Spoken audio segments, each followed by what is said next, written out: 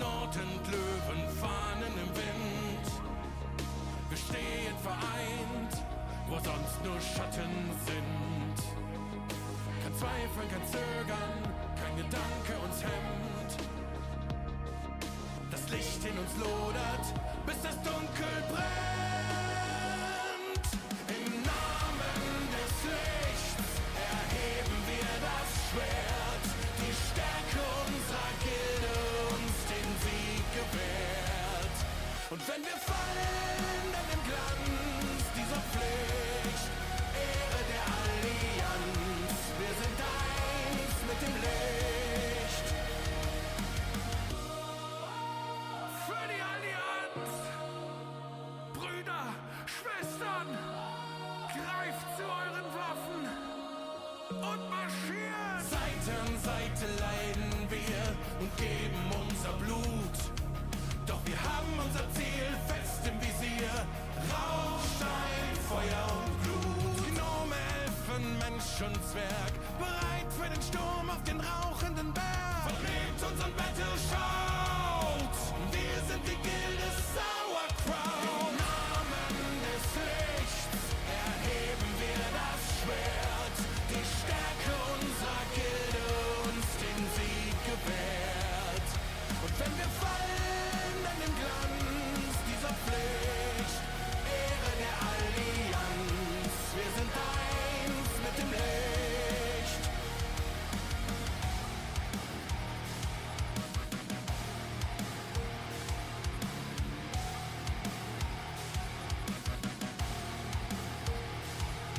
Im Namen des Lichts erheben wir das Schwert. Die Stärke unserer Gilde uns den Sieg gewährt. Und wenn wir fallen, dann im Glanz dieser Pflicht, Ehre der Allianz. Wir sind eins mit dem Licht.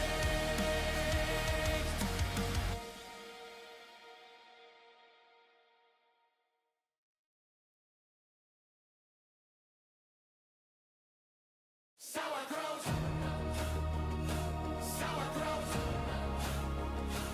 Sauerkraut! Sauerkraut. Seid ihr sauer, die Crowd? Bis Nordend Löwenfahnen im Wind. Wir stehen vereint, wo sonst nur Schatten sind. Kein Zweifel, kein Zögern, kein Gedanke uns hemmt. Das Licht in uns lodert, bis das Dunkel brennt. Sauerkraut. Man, there's Sauerkraut.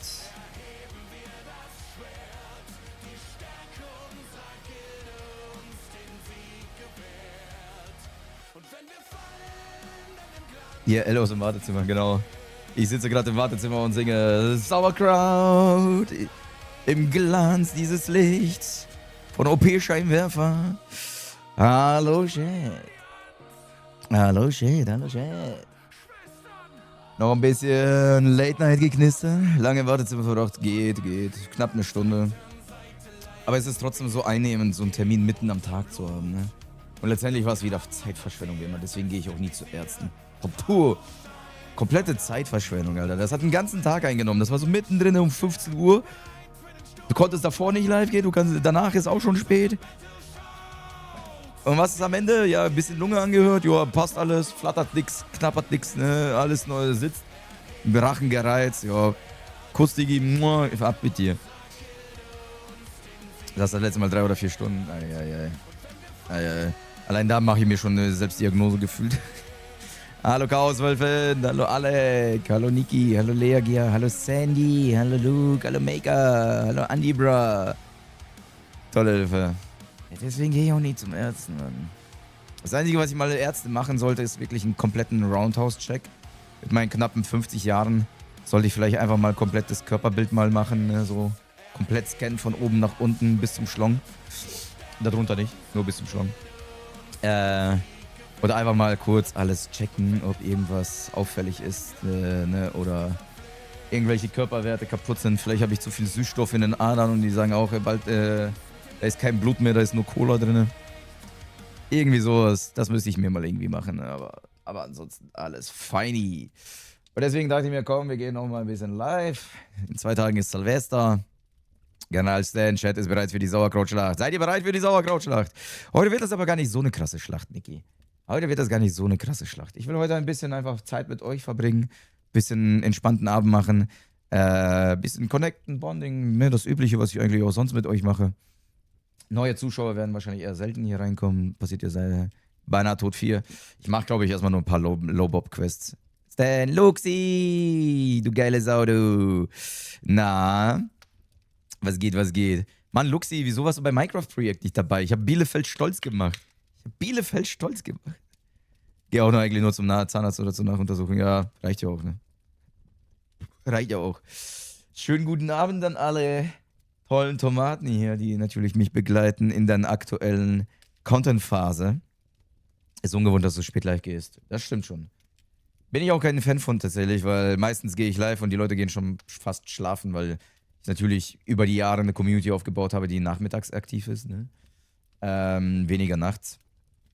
Obwohl ich eigentlich sehr viel nachts streame, wenn man das bedenkt. Ich streame eigentlich sehr viel nachts. Warum habe ich keine Leute, die nachts unterwegs sind? Moin moin ihr Tomaten. Tomate. Du machst mich auch immer stolz. Ah, das ist ja süß. Wie mache ich dich denn stolz? Was habe ich denn gemacht? Ich hoffe, dir geht's gut. Luxi. Wieder ein bisschen mehr auf Twitch unterwegs. Lässt das Leben das zu? Sogar ARD schreibt über euren WoW-Clan. Ja. Das ist ein Big Event, Haditz. Ich finde es nur so schade, wie viele Leute das alles so ignorieren oder... Was nicht ignorieren. Das liegt nicht mal an mir oder so. Ich weiß, dass für viele das Spiel einfach ein bisschen zu alt ist. Verstehe ich ja voll. Dann bin ich auch bei euch. Aber trotzdem ist es einfach so crazy zu sehen, einfach wie viele Leute gerade diesen Grind machen und diese Challenge versuchen, dass man da einfach ganze Zeit auch mitfiebert. Ja, Polo, merkt man das so sehr? Ah, der Urlaub ist es. Was heißt so sehr? Ich habe dich jetzt ein paar Mal bei Vera gesehen, jetzt bist du bei mir.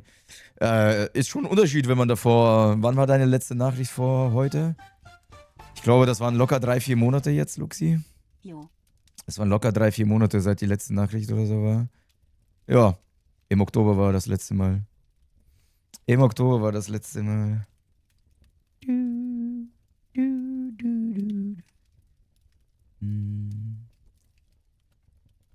Kaiser, Dankeschön. Bin oft am Lurken. Die Lurker-Army. Shaka-Stream für ins Bett. Aha, Niki. Niki und Shaka, das ist eine Liebe, die muss studiert werden. Ey. Ich hoffe, ich finde Leute, die sich genauso in mich verlieben. Wäre eigentlich im Silvester in Bielefeld. Ja. Warum? Eigentlich? Warum nicht? Hallöchen, Niki. Was sagt der Arzt? Nichts. Komplett draufgeschissen. Also wirklich draufgeschissen. Ich merke auch heute, dass es schon bei weitem nicht mehr so schlimm ist, der Husten. Also nicht mehr so regelmäßig. Aber vielleicht habe ich auch heute nicht so viel geredet. Vielleicht, weil ich heute nicht so viel geredet habe, ist vielleicht nicht so viel Bewegung im Kehlkopf und deswegen hustet man weniger. Das kann auch sein, ne? Heute Morgen campen Leute von Lidl für Böller. Vollidioten. Also, nee. Eigentlich bin ich schon sehr früh. Tatsächlich bin ich sehr früh reif geworden, was Böller angeht. Ich glaube, ich habe schon mal aufgehört, mit 15 Böller zu kaufen. Also, ich war nie jemand, der wirklich exzessiv. Und als ich noch jünger war, ja, hatte ich auch noch Spaß dran, aber als ich dann gemerkt habe, wie viel Taschengeld ich im Böller reinstecken musste und wie viel ich von einem eigenen Geld im Böller investieren musste, dachte ich mir, nö. Das ist absolute Geldverschwendung. So. Und natürlich kam dann auch irgendwann mal über die Jahre dann dazu natürlich auch eine Tierwohl und so weiter. Ne, ist ja auch immer ein großes Thema gewesen. Und umso glücklicher bin ich, dass ich eigentlich schon so früh mir gesagt habe, ich brauche keine Böller. Lieber eine Flasche Uso oder eine Spezi. Muss zugeben, ich habe heute welche gekauft, meine Männer sind brav. Ja, wenn man noch kleine Kinder hat, Kate, ist es ja auch vielleicht verständlich, ne? Die wollen ja auch das Ganze noch ausprobieren. Alles fein. Gibt aber genug Menschen, die da wirklich damit nicht umgehen können. Leider. Gibt genug Menschen, die damit nicht umgehen können, muss man sagen. Jung oder alt. Und da haben viele Eltern tatsächlich verkackt. Da haben wirklich viele Eltern verkackt, einfach zu sagen, nein, es wird nicht geböllert, bis nicht Neujahr ist. Und selbst da kann man auch einfach sagen, so, hey, so 2, 3 Raketen reicht auch vollkommen aus, wenn du gerade kleine Kinder hast und die wollen vielleicht gerade ein bisschen Spaß haben. 2, 3 Raketen oder was auch immer. Aber dass sich einige Leute dafür 2.000, 5.000 Euro was einkaufen oder sonst was. Junge, steck das Geld in Subs rein, Alter. Selbst das ist weniger Geldverschwendung, als in Böller reinzustecken, Mann. Bei Subs machst du wenigstens Menschen glücklich. Da hast du wenigstens werbefreien Content. Bei Böller hast du nix. So, macht ihr einen füllen Luftballon mit Luft auf, macht Puff. Das hat den gleichen Effekt, Mann. Und ist günstiger. Kauft ihr einfach 100er Pack Luftballons, Alter, und dann klatscht mal die zerplatzen. Ist so viel günstiger.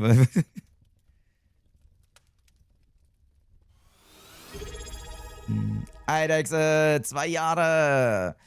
Bei mir in der Umgebung wird seit Anfang Dezember gebildet, so viel Geld jeder verpufft. Ja, ja. Gehört ein bisschen dazu. Klar, aber ich finde trotzdem, man kann das darauf verzichten, Kate. Ich weiß, dass es natürlich irgendwo Tradition ist und so weiter, aber ich glaube, in meinen Augen sollte einfach jede größere Stadt für sich einfach eine große Feuerwerksshow veranstalten. Ich glaube, das machen sie sogar in China, wenn ich mich nicht täusche. Irgendein Land macht das. Die verkaufen keine Böller und Feuerwerkskörper an Privatpersonen. Aber jede größere Stadt veranstaltet eine Feuerwerksshow, wo sich das alle angucken können oder sowas. Das finde ich reicht doch vollkommen aus. Lass eine kontrollierte Feuerwerksshow für alle einmal ordentlich reinfeiern, weil es eben auch noch Tradition ist und gut ist. Alle anderen Menschen können doch damit nicht umgehen. Ne, die gesamte Menschheit ist zu dumm, um mit sowas umzugehen. Punkt. Man sieht doch einfach, wie verblödet die Menschheit einfach ist und mit sowas nicht umgehen kann. Das Krankenwagen sagen, die wollen nachts keine Schicht machen, weil die ganze Zeit Böller auf ihre Autos geschmissen bekommen. Absolut braindead. Ich muss nebenbei was für die Schule machen, Lümmelchen ein bisschen blöd. Mach das, Luxi. Mach das, Luxi. Und komm mit dem Burger vorbei, wenn du fertig bist mit der Schule. Ich bin den ganzen Tag zu Hause. Machen wir Feuerwerksburger.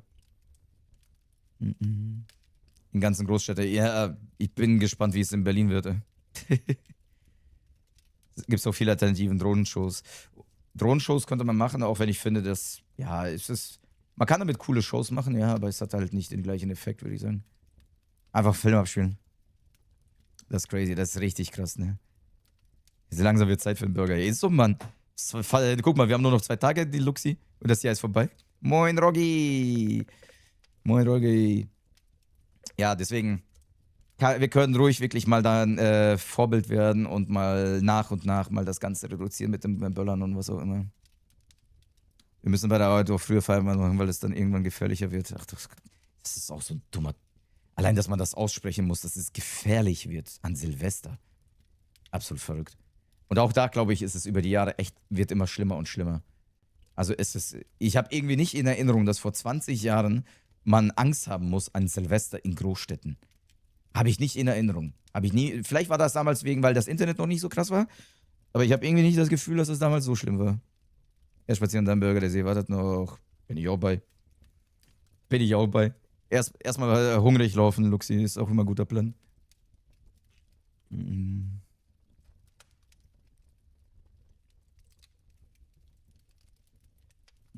Schon 21 Uhr muss man ausweichen auf Dörfern. Das ist verrückt. Oder kommt nur mir das so vor, dass das immer krasser wird in den letzten Jahren?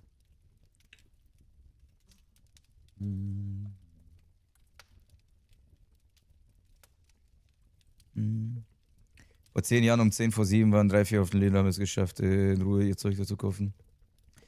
Ach, dann haben wir gedacht, ja, da werden wir rollen. Ja, deswegen erstmal hungrig laufen. Weißt du warum, Luxi? Wenn man sich erstmal schön durchspaziert hat, dann schmeckt der Burger einfach noch besser. Wenn man so richtig hungrig ist. 21 Uhr ist in Berlin schon landen und unter. Ja, deswegen bin ich schon um 18 Uhr bei Tom. Und das ist auch in Potsdam. Ich glaube, in Potsdam ist gar nicht so schlimm wie in Berlin. Der ist ja noch in der guten Nachbarschaft.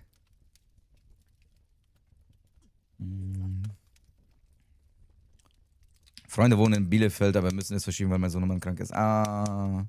Und Freundin ist schwanger, ja, verständlich. Slasher, vielleicht wird es am Anfang erstmal explodieren, aber es wird trotzdem, ich glaube, ein sehr großer Teil wird natürlich trotzdem nicht auf dem Schwarzmarkt irgendwas kaufen. Also keine Frage, Schwarzmarkt wird dadurch ein bisschen mehr. Keine Frage, kannst du nicht aufhalten, aber 80% der Bevölkerung wird sich nicht auf dem Schwarzmarkt rumtreiben, um Böller zu kaufen. Es bleiben dann nur noch die 20%, die auf Krampf versucht, das noch irgendwie zu machen. Ich glaube, im Overall wäre das trotzdem deutlich reduziert. Mein Hundi wird jeder so Angst haben. Ich drücke ganz doll die Daumen, Dragon Knight, dass er da gut durchkommt. Hallo Ryan, Dankeschön für den 7er Streak. Und Henry hat die 5er Streak. Henry, du gefällst mir. In den letzten 5 Tagen hast du gezeigt, dass du ein Sauerkrauter bist. Und eine Tomate. Tomate mit Sauerkraut. Yay, Luxi, Dankeschön für die Dinos. Dinos, Konfetti. Und Anna, die 10er-Serie. Henry direkt adoptiert. Ja, ja. Das ist das, was ich meine, Terry. So bei einigen Menschen merkst du wirklich ein aufrichtiges Interesse an dir. Und Henry hat mir das auf jeden Fall zumindest bewiesen. Nicht wie die ganzen Menschen, die wir bei den Codes dabei waren und so, ne, meinten, ja, ich werde mir vornehmen, jetzt wieder öfters da zu sein. Und zack, sind die schon wieder weg. Letztendlich ist es ja auch irgendwo hier eine persönliche Ebene zwischen uns. Ne? Hallo Poison. Meine liebste Krankenschwester, ich hoffe, alles fein bei dir. Sauerkraut-Tomate. Tomate mit Sauerkraut. Das ist ein interessanter Salat.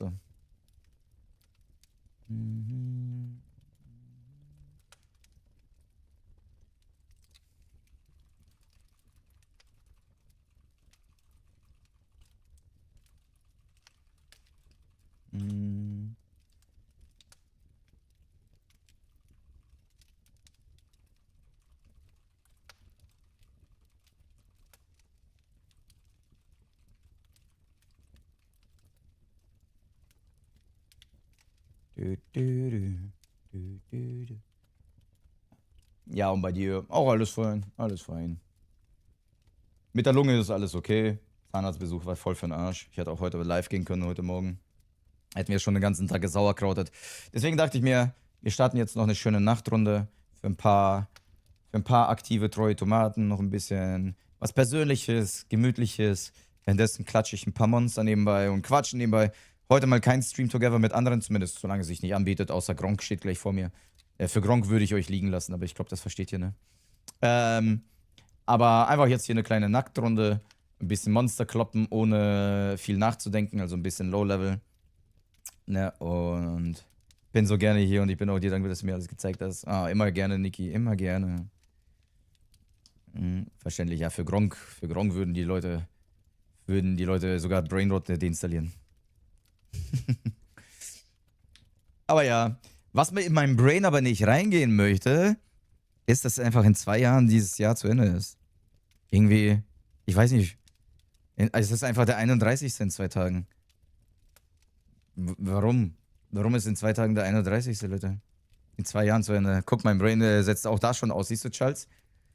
Siehst du, mein Gehirn will das einfach nicht comprehenden. Ich kann nicht mal sagen, dass es in 2 Tagen das Jahr zu Ende ist. Es will es einfach nicht begreifen. 5er Zuschauerserie, wo, Xomos? Wo? Der wilde Ellie hat eine 5er Zuschauerserie, ja. Und hallo Philipp, schön dich zu sehen. Aber zocke Until Dawn, das ist okay, Chaoswölfin. Wir zocken ja alle hier parallel geile Games. Außer Neo, der zockt Brainrot. Wann gibt es Beziehungsweise eigentlich Roblox. die Kanalpunkte für die Trophy wieder? Fluffy, wenn alles fertig ist. Wenn alles abgeschlossen ist. Immer noch die gleiche Aussage wie seit 3 Wochen. Sobald alle durch sind und alle ihre bekommen haben, werde ich eure Kanalpunkte geben. Dann ist die Liste gewiped und dann ist es finished. Dann kann keiner mehr ankommen und sagen, ja, aber ich habe eigentlich Kanalpunkte eingelöst. Wann kommt eigentlich diese Trophäe an? Bro, ist vorbei. Ist vorbei. Ich habe 3 Wochen lang nach euch gerufen. Ich habe 3 Wochen lang alle versucht zu informieren. Es ist alles rausgeschickt. Die Punkte sind zurückgegeben. It's over and out. It's over and out. Gibt keine Punkte. Ne? Die Liste ist geklärt. Ich kann nicht mehr kontrollieren, wer was eingelöst hat. Und dann ist vorbei. Weil sobald ich die Kanalpunkte weggebe, ist die Liste geleert. Und ich kann nicht mehr kontrollieren, ob jemals von euch jemand die Kanalpunkte eingelöst hat. Ist das frech? Neo! Ist das frech? Ja, ist frech, Neo. Weißt du, was ich hier von Geschichten höre? Weißt du, was ich hier für Geschichten höre? Dass du Bananensaft gezwungen hast, Roblox zu spielen? Mein Herz hat geblutet. Ohne Scheiß, Alter. Das ist so, als wenn mir eine Frau gesagt hat, ich mag dich nur als Freund. Noch sogar schlimmer. Da sticht mir doch gleich direkt da rein. Mit einer Lanze.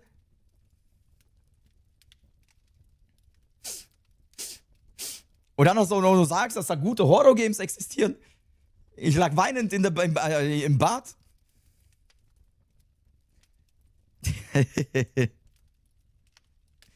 Hallo David.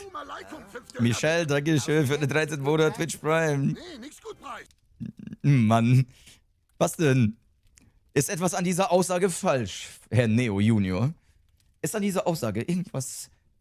Hat Bananensaft mich angeflunkert? Einmal ins Licht. Bung, bung, bung, bung, bung. Sam muss heute... Ja, ich war heute beim Arzt wegen gebrochenem Herzen. Er musste kurz reinhören. Leider alles richtig. Ich habe Bananensaft gesagt, Junge. Für Roblox-Verhältnisse vielleicht gute Horror-Maps, aber der Bray spielt doch auch richtige Spiele. Der braucht kein Roblox dafür. Lass uns dein Herz sein. Ja, Chat, seid mein Kleber. Seid mein Kleber. Klebt das zusammen. Das arme Ding wurde 2025 so oft gebrochen. Aber ehrlich mal dein Twitch. Hey, Emil, willkommen reinspaziert in die Abendrunde, du geiles Auto. Was war es? Nichts. Nichts. Einfach gereizte Atemwege, deswegen huste ich. Ansonsten ist nichts. Ich sag ja, der Körper ist nie krank. Ich habe nicht mal Medikamenten bekommen. Halt von selber. Hammer 1, Dankeschön für 38. Monat. Dankeschön, du geile Sau. 2025 endet in 2 Jahren. Ich sag's doch, mein Gehirn will es einfach nicht comprehenden aktuell. Es will einfach nicht comprehenden, dass das Jahr in 2 Tagen vorbei ist. Will es einfach nicht. Ey, das ist eigentlich eine geile Abendbeleuchtung, muss ich sagen. Wisst ihr warum? Facecam ist immer... Ah nee, weil das liegt daran, dass das mittlere Bild so hell ist. Ja, okay. Nevermind. Weil Facecam ist noch hell genug. Ne? Ist alles noch zu sehen. Aber ich werde von den Kieler jetzt nicht so crazy bestrahlt. Ich habe meine Punkte nicht zurückgehalten, hatte die eingelöst, aber dann ist es so... Pfingstwelle, spul mal 5 Minuten zurück. Oder 10 Minuten und hör mal den Stream von da wieder an. Ey, Mann. Könnt ihr alle mal schneller die Trophäen bekommen, damit ich das endlich abhaken kann? Täglich kommt einer rein und fragt danach. Aber ich vermisse. Hallo Edwix, Janika, Stufe 3, Dankeschön für 65. Monat. Aber die PS5 ist 5 Jahre alt. Ja, die ist im Dezember 5 Jahre alt geworden. Die PS5 ist bald tatsächlich eine alte Konsole. In 3 bis 4 Jahren ist die PlayStation 5 over. Krass, ne? Krass, ne? Ich freue mich jetzt schon auf die PS6.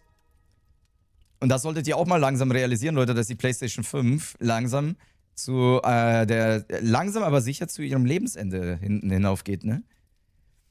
Trophäe 69, der Trophäe 69, Beauty Peachy, danke schön für 48 Monate. Du wunderschönes Pfirsich. Sag sowas nicht. Doch.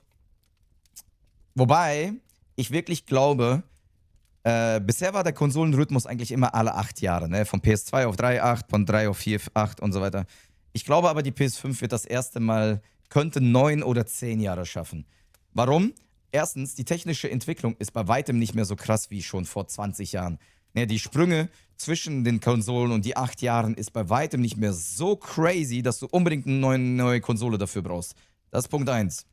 Ne, das heißt, wir müssen einfach noch warten, bis Grafikkarten und alles noch mal ein bisschen stärker wird, damit man dort auch einen definitiven Leistungssprung hat.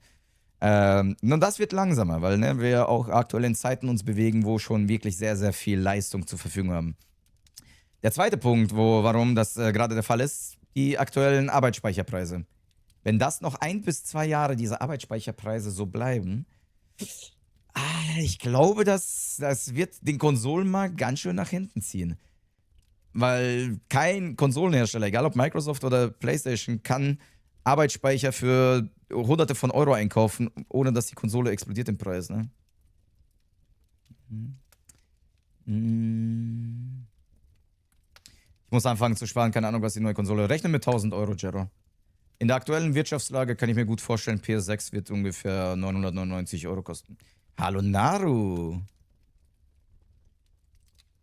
Preis einfach mal 4 gegangen, habe einen Riegel ausgebaut, das neue Bitcoin. Ey, no joke.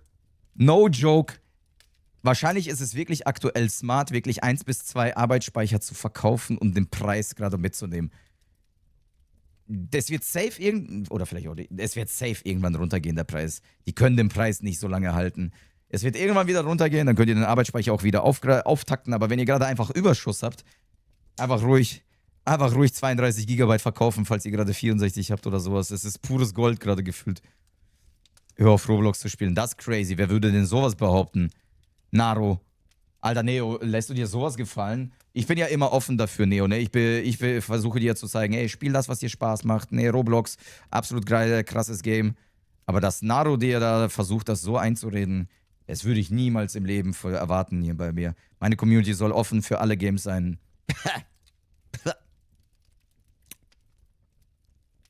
Solange diese Blase hält, schwierig. Ja, Charles, aber die Produktionen werden ja gerade angehoben. Die Produktionen für Arbeitsspeicher werden ja gerade komplett hochgefahren und das wird wahrscheinlich 1, 2 Jahre dauern, bis der Bedarf gedeckt ist und dann sollte es auch wieder okay sein. Plus, minus. Aber andererseits, Grafikkartenpreise haben sich auch nie erholt von den ganzen Bitcoins, ne? Hallo Puki, hallo Isa.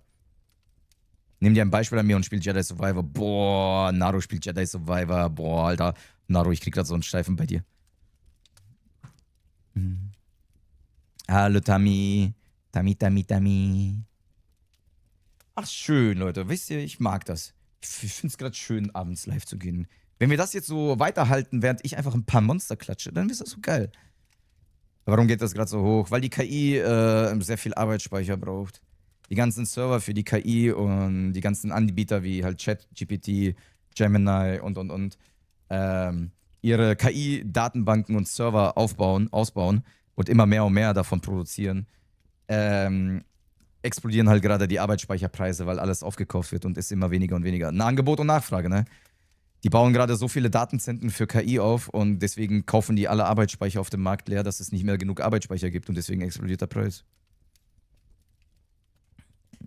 Es kann sogar bald sein, dass wir gar keine Arbeitsspeicher mehr lieferbar sind. Ne? War bei Grafikkarten auch so. Als Bitcoin so ein bisschen explodiert ist, wurden Grafikkarten ja auch komplett aufgekauft und es gab keine mehr. Für Monate. War ein Paw Patrol in WoW. Das dauert noch bis Level 40. Oder man muss Jäger spielen. Alles wegen Datenzentren. Immer diese Datenzentren da oben. Go! Und das wohl so vermutlich eh nie rentabel sein wird.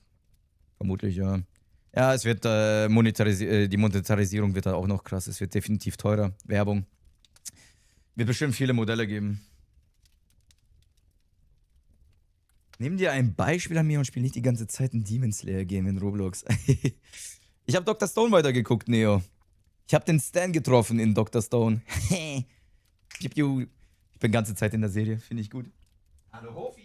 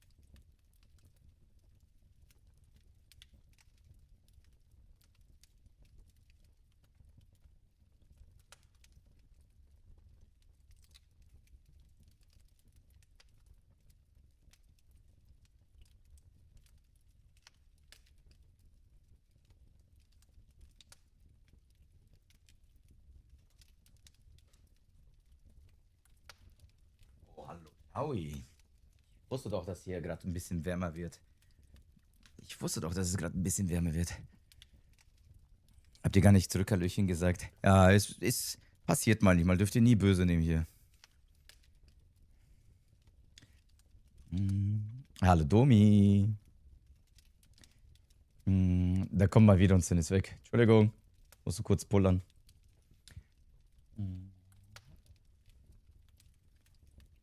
Mitte 26 wird dann DDR6 vorgestellt. Ja. Weiterentwicklung im Arbeitsspeicher. Assalamu alaikum, 5 Döner bitte. 1000 Yen, das ist gut Preis. Nee, nix gut Preis. Frag mal Stan, was Duma gemacht hat. Wer ist Duma?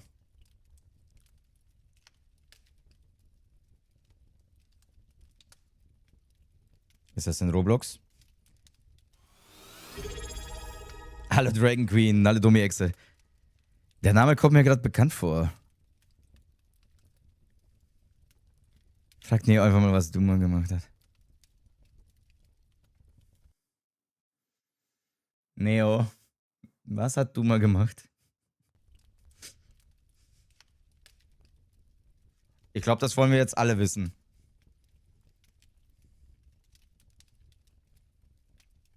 Chat, frag mal einfach alle Neo mal, was Duma gemacht hat.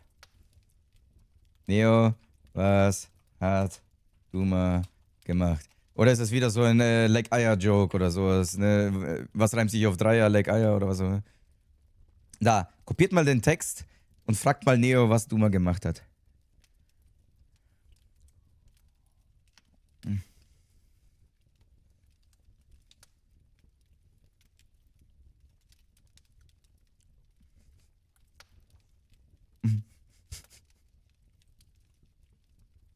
Duma aus Demon Slayer. Das habe ich verstanden. Wenn das gleich ein Filmspoiler ist,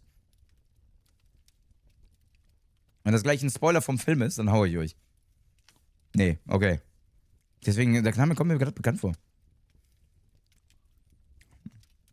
Lass das. Okay, Chat. Neo will das nicht. Ich respektiere es. Keine Ahnung, was dahinter steckt. Aber Neo will es nicht. Stop. Aber war trotzdem lustig. War trotzdem lustig.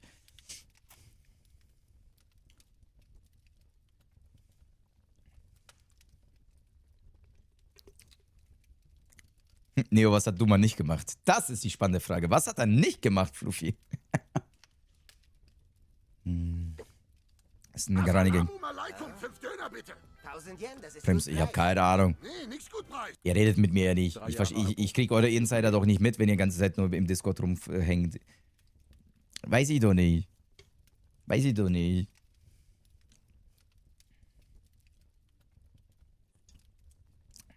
Hat er auf Duma gegunnt von Demon Slayer? Hat er auf Duma gegunnt von Demon Slayer? Auch. Das ist okay. Judge ich nicht. Judge ich nicht. Ist das der Typ mit den Trommeln? Ist das der Typ mit den Trommeln?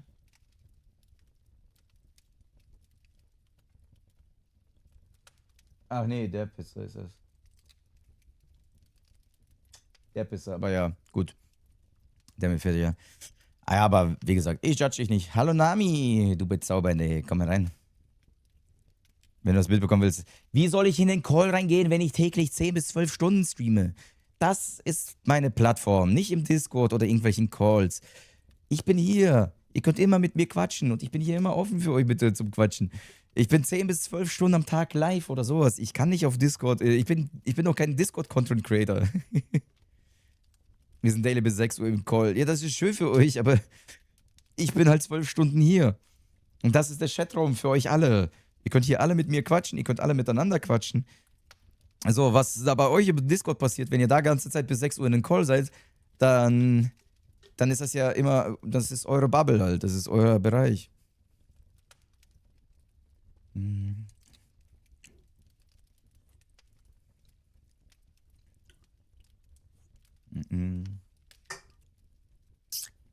Nee, meistens halt in Roblox. Wo war Neon noch drin, abseits von Roblox? Warte, irgendwas hat er doch vor kurzem auch angefangen zu zocken. Abseits von Roblox. David Diver, nee, irgendein anderes von diesen Trash-Games. Brainrot? War das Brainrot?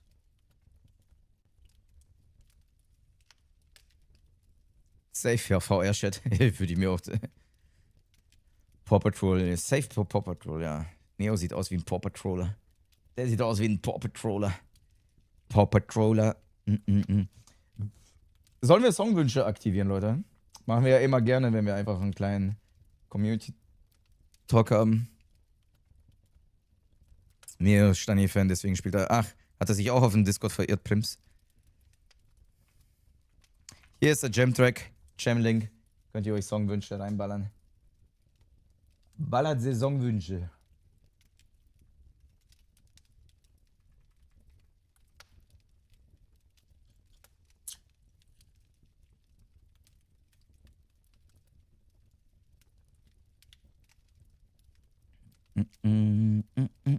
Oh, Banger-Song.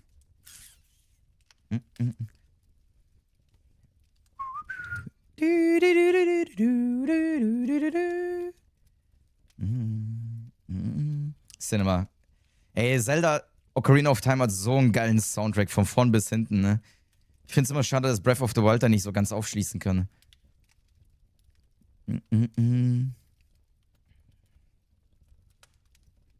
Liebe den Song. Wer nicht?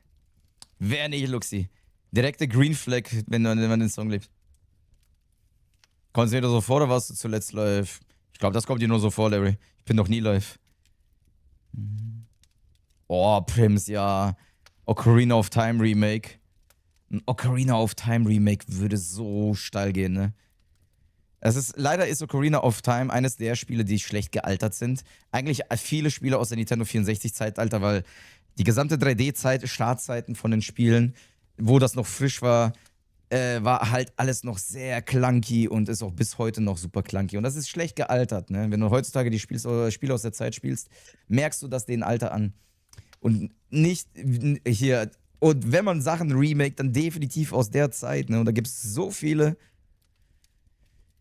Sauerkraut. Der perfekte Song für den Einlauf der Braut auf einer Hochzeit. Ey, da würde ich sogar die Braut heiraten, selbst wenn die gerade wegen der Hochzeit jemand anders da ist.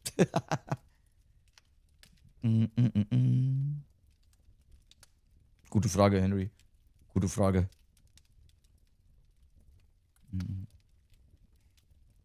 Ja, schauen wir mal, Slasher. Lasst auf jeden Fall, Leute, ein paar Songplätze mal für die anderen, ne? Ballert nicht irgendwie die Playliste mit 10 Songs von euch drin. Die andere Leute wollen ja auch ihre Songs hören. Einfach gesunder Menschenverstand. Bisschen fair aufteilen. Ihr könnt ja danach noch ein paar Songs wünschen, sobald ein bisschen was durchgespielt ist. Die müssen jetzt mal neue Zeldas basieren und die absoluten. Nintendo kann so viel remaken, ne? Die haben ja so viel Potenzial für die Remakes. Ocarina of Time. Ja, und okay, das war's. Ja, okay. Majora's Mask, keine Frage. Die zwei würden, glaube ich, von einem Remake besonders gut profitieren, ne? Wenn nicht sogar am besten. Donkey Kong 64 würde ein Remake absolut steil gehen. Conker ja theoretisch auch, aber Conker ist leider lizenztechnisch wahrscheinlich in der Versenkung. Das wird niemals wieder erweckt werden. Conker wäre aber richtig geil. Ein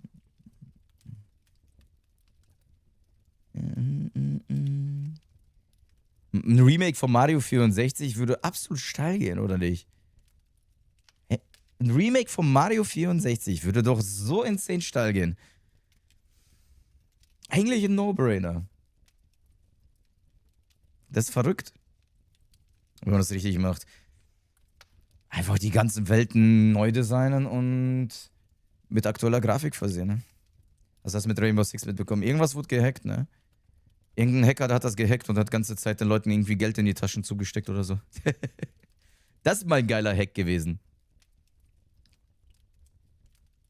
Des Lichts heben wir das Schwert. Rainbow Six wurde gehackt und in meinen Augen eines der geilsten Hacks, die man machen kann. Weil der Hacker hat, glaube ich, den Leuten ganze Zeit unendliche Ingame-Währung reingeballert, ganze Zeit irgendwelche Kill-Ban-Messages gespammt. Die haben so richtig getrollt. Das ist doch mal eines der Hacks, wo man sagt, jo, war eine coole Aktion, anstatt immer ganze Zeit so dieses Server lahmlegen, Daten klauen und was auch immer. Twilight Princess Remake würde ich mich freuen. Wäre auch geil, aber tatsächlich ist Twilight Princess in meinen Augen noch ein Spiel, was zeitlos ist und funktioniert. dadurch, dass es schon ein bisschen das modernere Zelda ist, brauchst du kein krasses Remake, um Spaß an dem Spiel zu haben. Und Wind Waker. Wind Waker ist so, glaube ich, wirst du noch in 20 Jahren spielen können. Und ungelogen, du wirst das Spiel einfach noch in 20 bis 30 Jahren spielen können und es wird immer noch geil sein. Es sieht weder veraltet aus, es sieht weder irgendwie, spielt sich veraltet. Die Grafik ist absolut zeitlos. Ne, das wirst du auch in 30 Jahren noch zocken können und dir sagen, hey, das ist ein geiler Grafikstil. Es sieht einfach toll aus. So, ne? Und dafür ist es perfekt gemacht. Twilight Princess braucht einfach Switch 2 Remaster. Ja. Switch 2 Remaster wäre, glaube ich, ganz fein, ne? Aber ja, viele Games aus dem N64-Zeitalter könnten ein Remake vertragen.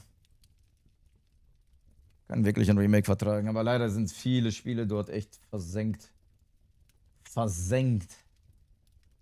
Sein Urgroßvater. Die ganzen alten Rare-Games sind leider tot. Dadurch, dass Rare zu Microsoft gehört, werden die nie im Leben die ganzen Remakes machen können für Banjo-Kazooie zum Beispiel.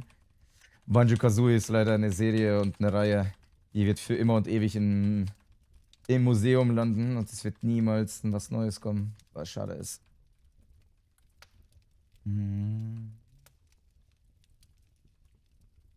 Ocarina of Time, Majora's Mask, in Mario 64. Oh, ein GoldenEye Remake.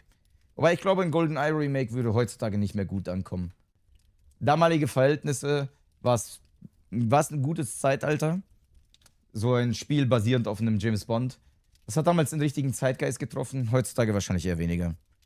Ich meine, guck mal, James Bond First Light wurde angekündigt und die Leute haben gesagt, das wäre eine schlechte Ankündigung gewesen, ne?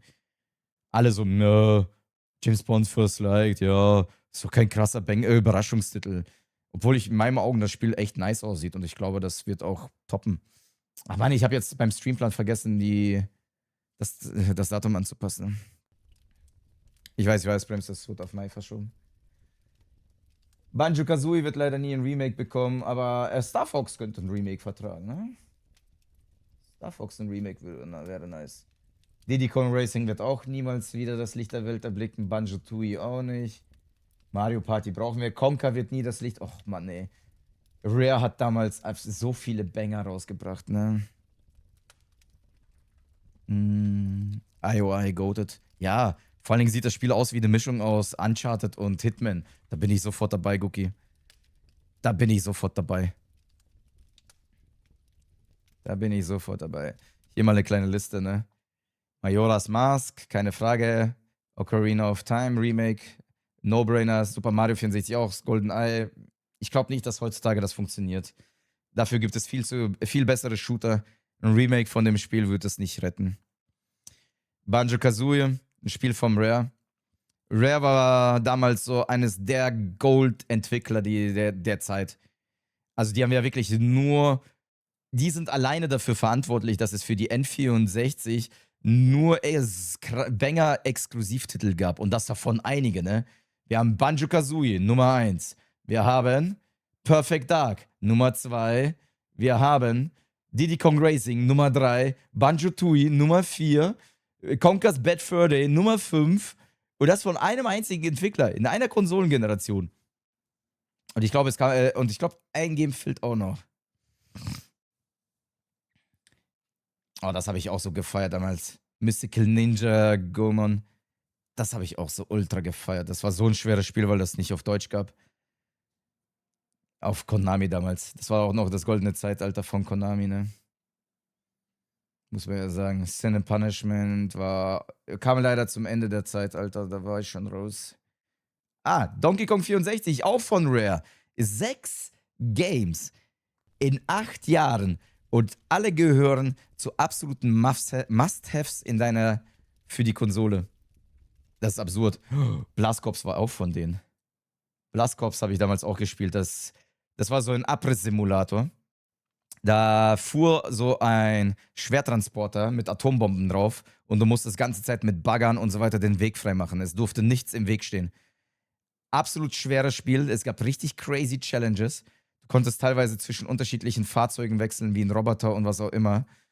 Und es gab so Challenges, das Ganze auf Zeit zu machen. Und ich habe das Game auf 100% geballert, ne? Boah, Alter, wenn es damals eine Platin-Trophäe gäbe, wäre das wahrscheinlich auf dem gleichen Level wie Silksong oder noch schwieriger. Oder sogar noch schwieriger. Ja, und dann hattest du hier einen Planeten und dann ging das auch noch auf den Mars, auf den Venus. Und da hattest du die unterschiedliche Gravitation noch. Das war absolut crazy, das Game. Es war absolut crazy. Es ist eines dieser Legendenspiele damals für die N64, die auch nur. Da musste man zu der Zeit gelebt haben, um das zu kennen und zu fühlen. Perfect Dark wurde eingestellt, das neue Remake. Das neue Perfect Dark wurde eingestellt, das Remake. Oh, Mischief Makers war auch so geil. I love it. Auch ein grandioses Spiel gewesen. Ah, Leute.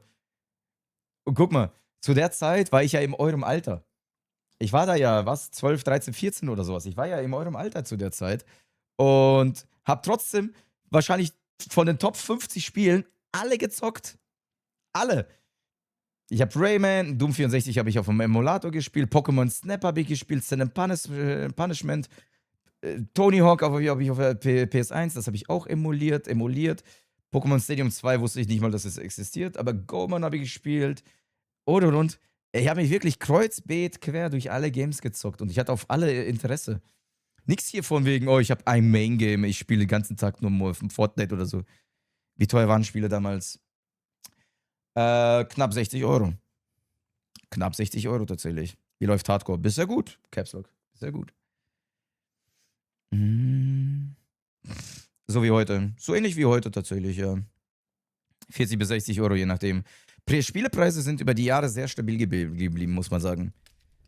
Sehr stabil gewesen. Und man muss sagen, 40 bis 60 Euro damals, vor 20 Jahren, war insane viel Geld. Insane viel Geld. Also Videospiele waren damals verhältnismäßig deutlich teurer, als es heutzutage der Fall ist, weil Spielepreise sehr stabil geblieben sind von dem Preis her, ne?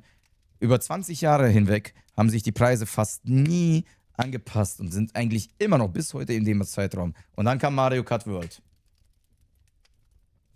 Irgendwann musste es passieren. Und dann kam Mario Kart World. Das kann sein, Animation. Ich weiß nicht, ob das ein 1:1 Remake ist oder einfach in der Rayman-Reihe. Ja, aber Slasher, man muss aber auch sagen, eine Preisentwicklung in 20 Jahren, wo da die Spielepreise 10 bis 20 Euro angehoben wurden, ist nicht so crazy im Vergleich zu allem anderen. Wisst ihr, was teuer geworden ist über die letzten 20 Jahren? Alles. Eine Konsole damals wie N64 oder die PlayStation 1 hat 250 Euro gekostet. Heutzutage bezahlst du für eine Konsole 800 Euro. Wenn die PS6 rauskommt, wahrscheinlich 1000 Euro. Das ist eine normale Preisentwicklung über die letzten 20 Jahre. Spielepreise sind gerade mal um 10 oder 20 Euro teurer geworden. Himmeler Gott, meine Wurst im Aldi ist prozentual teurer geworden als meine Spiele. Oder RAM-Preise. Bin auch dabei. Wie, du bist dabei? Bist du auch bei dem Hardcore-Projekt Caps oder was? Oder machst du als Community-Mitglied? Mario Kart wollte besonders sein. Ja, und GTA könnte den Preis tatsächlich auch anheben. Ich kann mir gut vorstellen, dass Rockstar bei 90 Euro ansetzen wird für GTA 6. Rockstar wird wahrscheinlich den Spielepreis für die nächsten Generationen anheben. Mach mit Freunden eigenen Stuff. Ah, geil. Ich hab noch eine PS1 mit Gran Turismo. Geil. Behalt die, Patrick. Behalt die. Oder 100. Oder sogar vielleicht 100. Wobei, ich kann mir gut vorstellen, dass Rockstar nicht so gierig sein wird und das bei 90 belassen ist. Terry, aber das ist Complete Edition, oder? Aber dürfen wir eh nichts machen. Nee, darf man nicht, aber ist ja wurscht, Caps Lock ist ja trotzdem. Man verbringt ja trotzdem gemeinsam die Zeit, ne? Ist ja overall trotzdem cool. Hab noch eine alte PSP, wo das Ladekabel aufgegeben hat. Und die hatten auch ein spezielles Ladekabel, ne? Das Skyline. Da musst du wahrscheinlich bei eBay was finden und kaufen.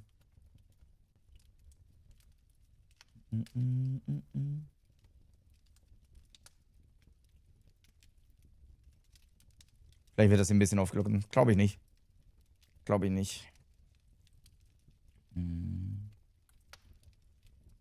Stan, würdest du sagen, es lohnt sich jetzt noch auf die PS5 Pro zu upgraden?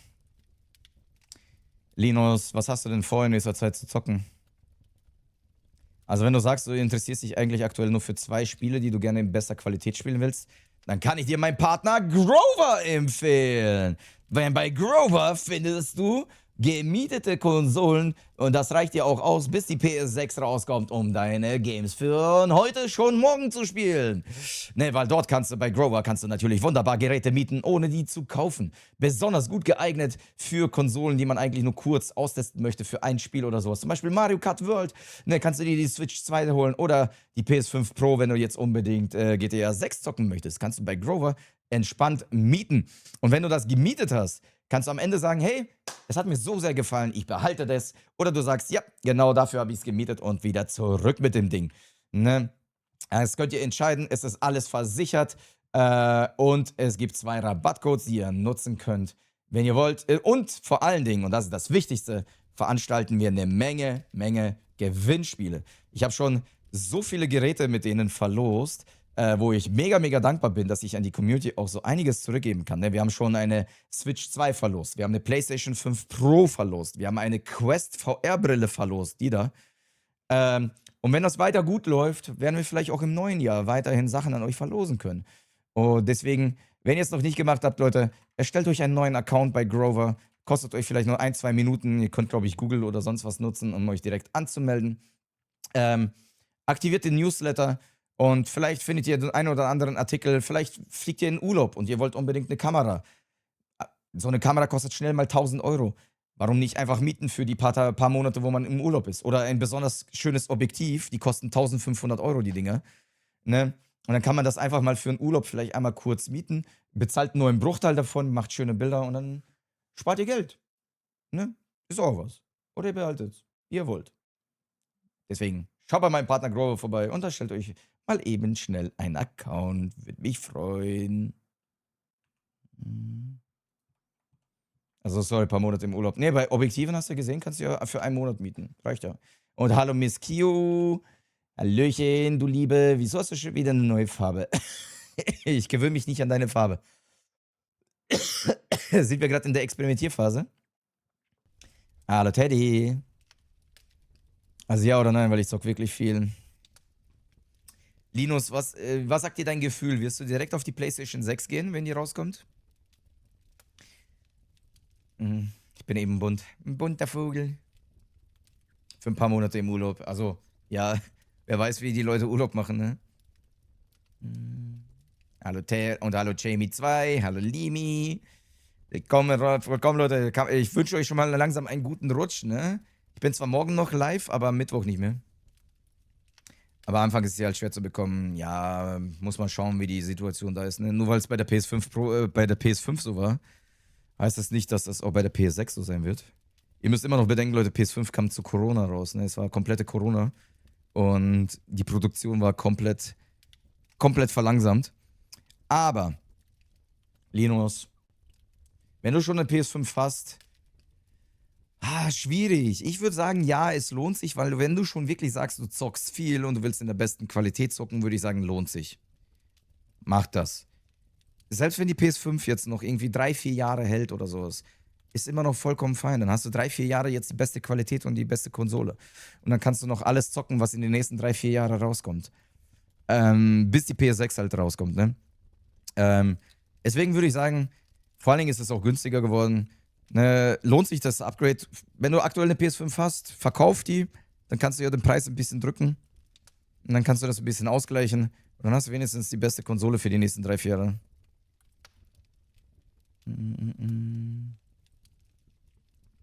Syntax, kommt ja auf dein Gaming-Verhalten an, ne? Aber vielleicht weißt du jetzt umso besser, ob du, was für Spiele du zocken willst und was nicht, ne? Also meine PS5 geht nie aus. Die brennt immer. Aber die Menge an Games, die ich auch zocke, ist ja auch verhältnismäßig viel. Moin, praktisch. Teddy, was hat Neo mit Duma gemacht? Außer, dass er drauf gegunt hat. Ey, Patrick, du geile Sau. Die letzten Last Minutes. Die letzten Last Minutes Subs. 5 Subs für 2025, Leute. Die letzten Abonnenten für 2025. Aber ich behalte lieber meine, die ich aktuell habe und stelle die zu meinen alten Konten. Oder so. Und wenn du die sammeln willst, why not? Aber ich finde, für mich macht die PS5 Pro schon Sinn. Dadurch kann ich die Spiele wirklich nochmal in bessere FPS. Ist auch gut für den Stream. Natürlich, ne? Man darf es auch nie vergessen, dass du hauptberuflich machst. Zocken? Ja. Auch wenn man fairerweise sagen muss, Story Games gehören wahrscheinlich eher weniger zu meinem Beruf. Also ich würde mehr Geld damit verdienen, wenn ich tagtäglich nur Hype-Games spielen würde. Halt tagtäglich Fortnite, vielleicht sogar Steal the Brainrot. Das wäre wahrscheinlich mehr mein Job, womit ich Geld verdienen würde, als wenn ich Story Games zocke. Story Games ist für mich einfach meine Comfortzone, mein Wohlfühlbereich, wo ich meine Leidenschaft ausleben kann. MacPad ist raus. MacPad? Bist du MacPad? Tschüss, MacPad. Aber Hype-Games sind nicht alles. Nee, definitiv nicht. Definitiv nicht. Und ich bin aus dem ganzen Trott und aus diesem Grind bin ich auch raus, ständig Content zu produzieren, der gefunden wird oder was auch immer. Ich versuche jetzt einfach nur die Zeit zu genießen, die ich jetzt hier mit euch habe, um mein Ding zu machen. Wenn die Leute keinen Spaß daran haben, so be it. Mich interessiert Fortnite weiterhin, wenn eine neue Season startet, wenn ein neues Chapter startet. Aber ich muss jetzt nicht konstant irgendwie gucken, was contenttechnisch viral geht oder die ganze Zeit Reels machen oder Tänze machen auf TikTok und Instagram und was auch immer. Habe ich alles nicht nötig. Ich will einfach mit euch eine geile Zeit genießen, mein Leben genießen. Alles andere habe ich schon hinter mir. Ich habe meinen Marathon schon gelaufen, Leute. Ich habe meinen Marathon schon gelaufen, das habe ich ja schon mal gesagt. Ne? Ich bin mit meinem Marathon schon fertig. Ich habe mehr als 8 Jahre wirklich komplett gegrindet, bin nachts aufgestanden, um Sachen aufzunehmen und immer auf Bereitschaft, ne, und Notifications, alles was aufploppt. Damit bin ich fertig. Ich hab's durchgespielt. Ich habe meine Lebenserfolge mit Twitch und YouTube erreicht, die ich jemals erreichen möchte. Bis auf die Millionen Abonnenten. Die habe ich leider nie geschafft. Ob ich die nochmal schaffe, weiß ich nicht. Aber alles, was ich mit YouTube jemals erreichen wollte, habe ich geschafft und genießt jetzt einfach die Zeit mit euch. Das ist auch okay, oder? Das ist doch auch okay. Und wenn ich dann jetzt sowas zum Beispiel wie Sauerkraut nochmal als Event habe, ist ja auch eine geile Challenge, dann nimmt man das einfach noch mit.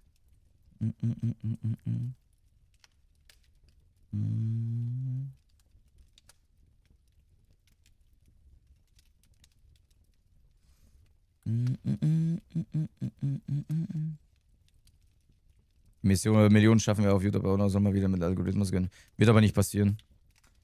Jero, solange ich da kein neues Hype-Game rauskommt, wo ich die ganze Zeit Videos für produziere, wird der Algorithmus da jetzt erstmal stuck sein.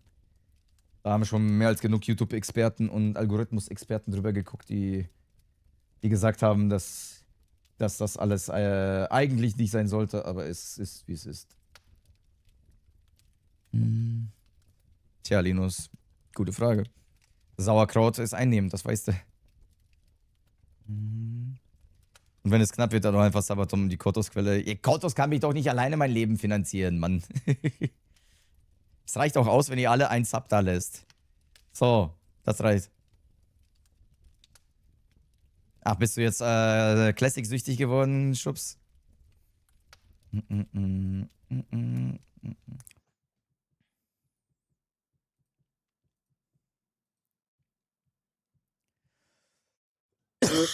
Ich krack Trockhülle mit 1% raus, mein Herz ist stehen geblieben, oh Gott. Ich hatte gestern auch mehr als genug Nahtoderfahrung. In 2 Jahren will ich ein paar mehr Tausender in den Ranking sehen. Ey, mein Overall-Ranking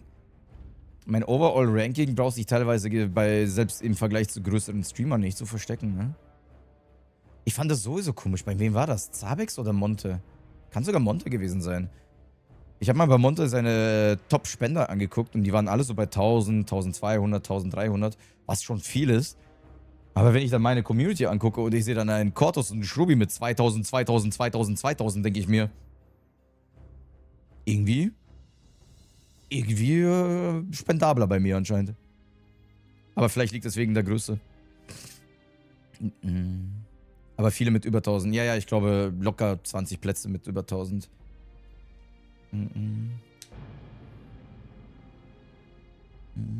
Quests jetzt im Westfall, die D4 sind auch übel. Ich gehe gleich auch ein bisschen in Low-Level-Gebiet, deswegen wollte ich ja heute live gehen mit euch. Und einfach mit euch quatschen die ganze Zeit. Ne? Ein bisschen Just Chatting, während ich hier ein paar Mobs Klatsch mache, ne? Oh, das ist aber deutlich leerer geworden hier. Na toll! Leon von Bonjwa ist tot. Here in Night City. So, Rested XP ist da. Ich korrigiere Kortos Schrubi-Quelle. Ja, früher hatte ich noch mehr Quellen, aber wie so ist, die Menschen haben das Interesse an mir verloren. Ich hole mir nächstes Jahr meinen ersten Gaming-PC. Gut.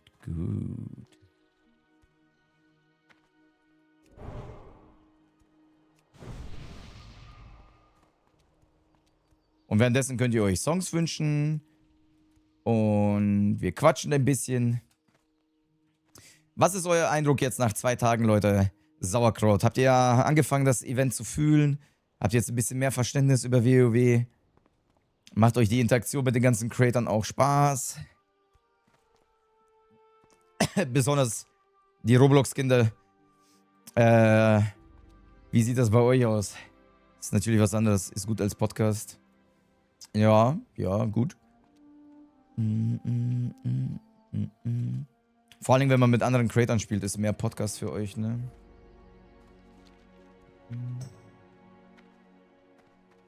Ich fühle es und kribbelt es, selbst anzufangen. Was spricht dagegen? Angst davor, zu tief zu verfallen? Ist wie böhmische Dörfer, ich check gar nichts im WoW. Aber das ist ja vollkommen okay, Isa. Als ich das angefangen habe, habe ich doch auch gar nichts verstanden. Ich war auch komplett aufgeschmissen. Jetzt so langsam weiß ich, was Loch Modan ist. Ich weiß, was Ironforge ist und. Ich bin ja auch reingestiegen hier und reingewachsen. Und ich wollte das ja auch mit euch machen, dass wir das alles zusammen erleben, damit ihr mehr Verständnis habt, ne, was das für Buffs sind und was auch immer.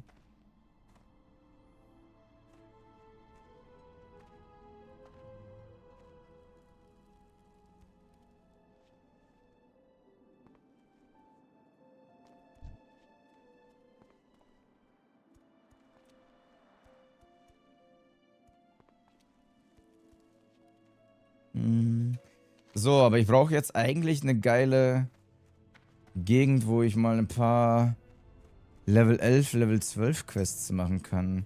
Idealerweise Level 13 Quests. Schubs, hast du eine Empfehlung? Weil irgendwie habe ich gerade einen krassen Sprung. Ich habe nur noch Level 11 und Level 15. Aber nichts dazwischen. Da ist Level 17. Ich habe auch nur eine Playsee zum Zocken, da ist WoW nichts meins. Muss es, wie gesagt, muss ja nicht, ne? Eigentlich musst du Westfall machen, aber ist echt risky. Wo wäre denn Westfall? Ist alles ein Loch Modan?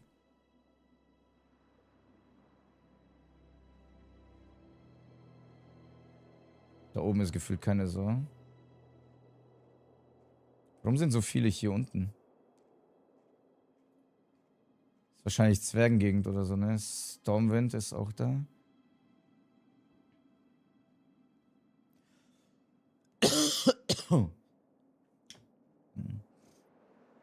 Gesuchter Hogger. Aber guck mal, da sind doch ein paar Level 14 Quests mit Westfall.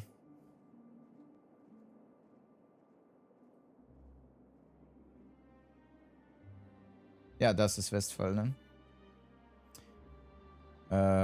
Level 14 Quest. Level 16 ist schon ein bisschen risky. Ist auch so ein crazy Sprung schon wieder. Alles für Level 16 irgendwie, ne? Ich habe das Gefühl, ich muss jetzt erstmal irgendwie Level 17 werden.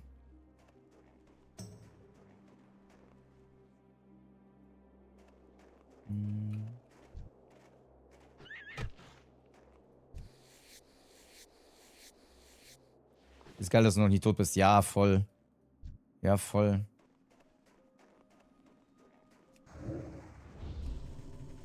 So, wie viel XP gibt mir jetzt so ein Level 12er? Ich glaube, das mit XP-Boost, ne? Also knapp 70. nicht so geil. Die sollte auf jeden Fall Level 13, 14 Viecher klatschen die ganze Zeit. Ich glaube, Loch Modan ist wirklich gerade noch die beste Call für mich, oder? Auch wenn ich nicht so viele Quests machen kann. Fast gar nichts tatsächlich. Machen wir diese eine Level 11er Quest da fertig. Die juckt mir in den Fingern. Angeblich kriege ich wenigstens so...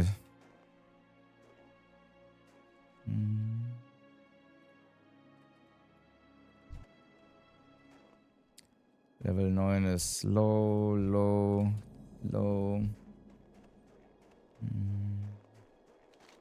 Willkommen zurück, Dicky.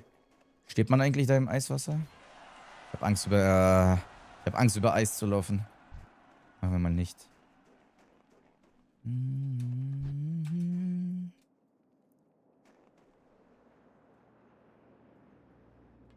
Ja, Schrubi, am besten nicht Hardcore spielen. Dann kannst du auch mit Jäger vielleicht ein bisschen Spaß machen. Schurke macht aber auch Spaß. Need me to be.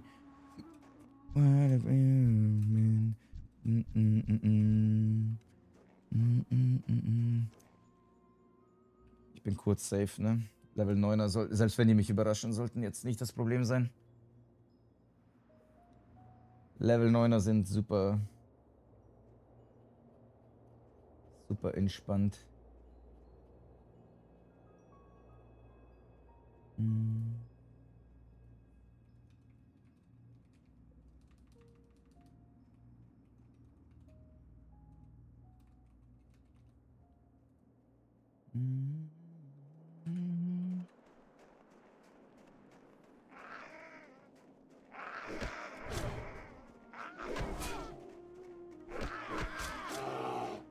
Bonk, bonk, bonk, bonk.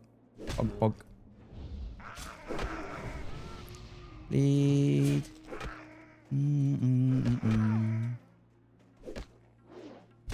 Hallo. Oh oh, ich sterbe gleich. Ich sterbe gleich. Die lassen nicht los. Warum nicht? Ich bin tot. Ich bin tot, Chat. What the fuck? Wieso sind die nicht losgelassen? Ich glaub's doch nicht. Ich glaub's doch nicht. Ich bin 100 Kilometer gelaufen. Also wirklich 100 Kilometer. Bin ich weggelaufen. Nichts. Hä? Ich bin komplett die ganze Zeit weggelaufen von denen und die haben nicht aufgehört. Hallo, Roddy. Ey, ich war komplett gebufft. Die waren Level 9. Ich bin 16. Ich check's nicht. Gibt's einen Clip? Nee, ich bin einfach durch ein paar Level 9er und 10er Viecher gelaufen. Dachte mir, ja, läufst du schon durch? Ich dachte mir, läufst du schon durch? Alles entspannt. Und dann habe ich auch noch 100 Kilometer zurückgelegt. Ich check's nicht.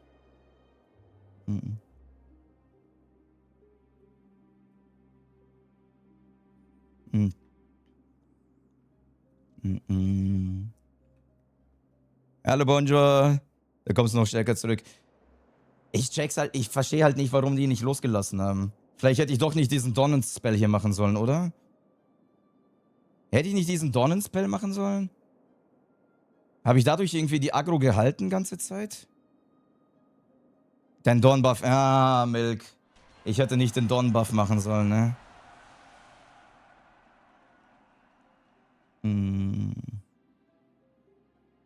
Ja, aber damit siehst du mit. Ach, Mann. Ich dachte, das wäre der Vorteil, dass sie dann vielleicht aufhören, weil 50% Wucherwurzeln.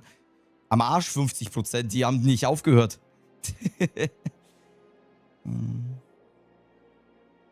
Hallo, Keksi. Der bekommt die Schaden, lassen nicht los. Och, Mann. Ich habe den falschen Buff gewählt, weil sonst wäre ich locker von dem weggekommen. Wie gesagt, Level 9 Viecher, ne?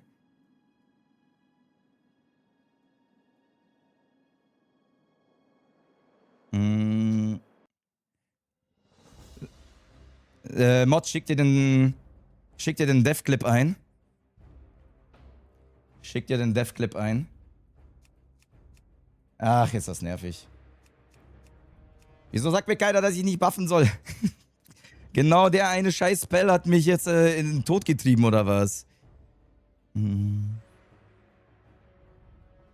Hm. Auf mich hörst du nicht. Ach, Bekannter. Halt doch die Fresse. Hallo Lassi übrigens. Ah.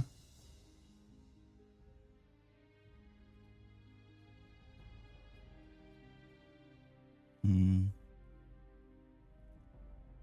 Warte mal, bevor ich wieder drauf kann, muss ich wieder den Namen in die Gilde reinpacken und bla bla. Ja, erstmal muss der Dev-Clip eingesendet werden, ne? Bro, weshalb bist du da durchgerannt? Weil halt Low-Mobs, was wollen die von mir? Kannst du glauben. Ich bin schon mehrmals durch solche Massen durchgelaufen, eigentlich komplett stressfrei, aber ich habe halt nie diesen Wurzelbuff gehabt. Ich hätte einfach nicht diesen scheiß Wurzelbuff machen sollen, dann hätten die auch losgelassen. Hm.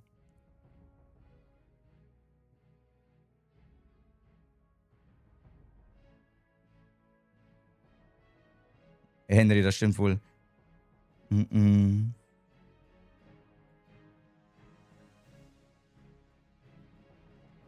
Mm-mm.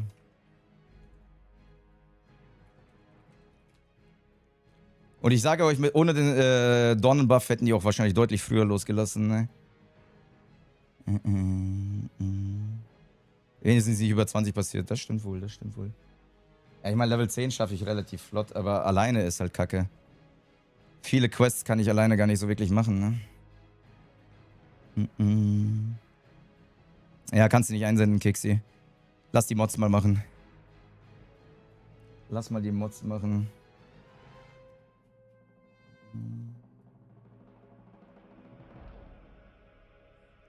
Irgendwann wurde es nicht für Kräuter verkauft. Warte, jemand wurde für Kräuter verkauft. Also.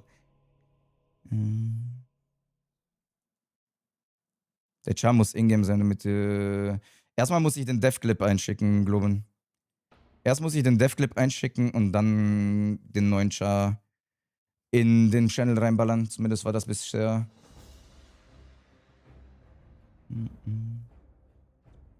Ich meine, ich kann ihn auch schon erstellen, das ist nicht das Problem, aber die Gildeneinladung kommt, kann erst gemacht werden, wenn der Dev-Clip durch ist.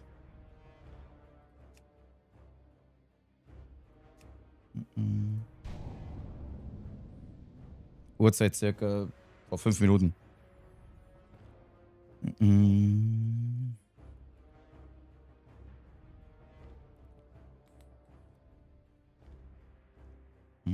Das einzige Doofe ist jetzt erstmal die Anfangsquest alleine zu machen, aber alleine geht's schon relativ schnell.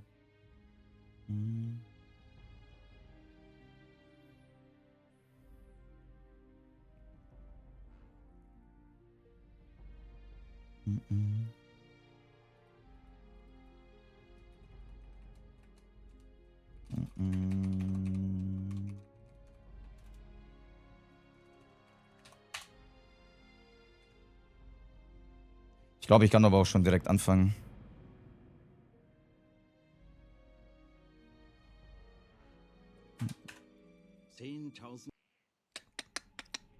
So, Gildeneinladung kommt ja gleich. Oh, ich habe einen Schurken gemacht.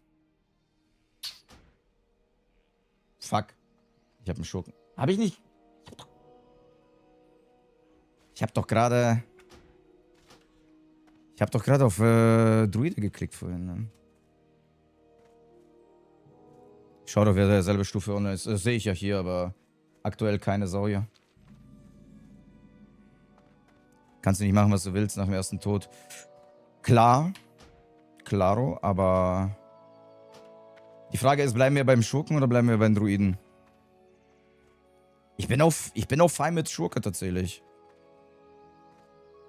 Kann ich behilflich sein?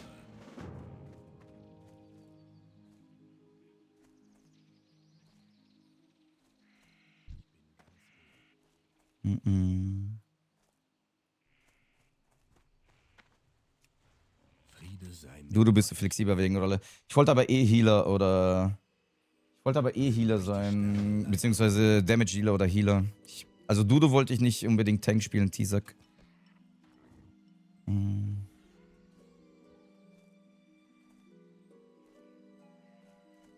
Gesunder Menschenverstand, Fluffy. Gesunder Menschenverstand, sagen wir mal so. Ja, ich überlege gerade. Ja doch, lass mal Schurke machen. Lass mal Schurke machen. Passt schon. Ich habe auch vorher schon Schurke auf Level 15 gebracht. I like. Ich mag die Klasse eh.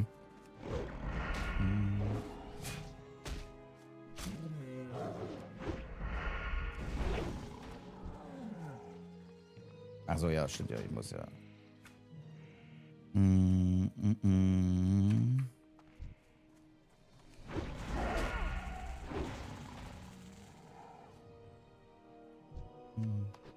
Legacy, du magst mich ja auch nicht, deswegen.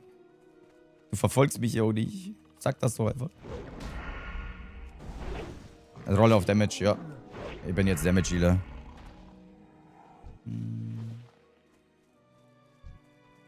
Hallo Vera. Lord Zoids aktuell laufen Community Songs. Das ist, glaube ich, Has-Been Hotel, wenn ich mich nicht täusche.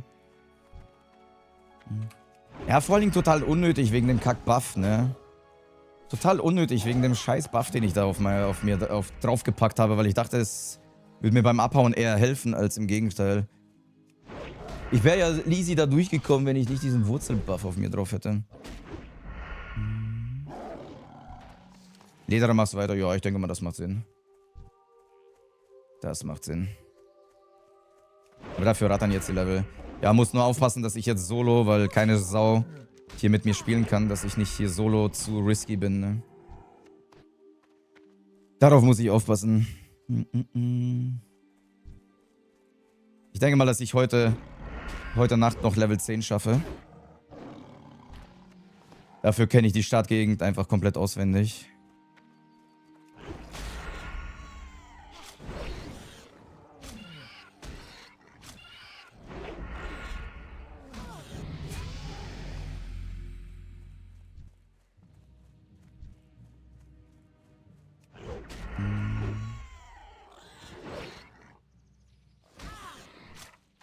War ja nicht so hoch. Ja, trotzdem 2 Tage umsonst, ne? Trotzdem 2 Tage umsonst. Weißt du, was ich in diesen 2 Tagen schon machen konnte? Ich hätte eine Familie gründen können, Legacy. Und Legacy, warum interessierst du dich für das Projekt? Ich dachte, du bist raus aus Twitch. Du sagst mir immer, du bist raus aus Twitch. Und auf einmal kriege ich mit, dass du überhaupt Bock auf das Projekt hast. Ja, wie gesagt, Level 10 schaffe ich easy. Dafür habe ich die Stadtgegend hier studiert. Ja, Luxi, viele sind hier früh aufgetaucht. Bonjour. Ronny Berger ist wieder aufgetaucht.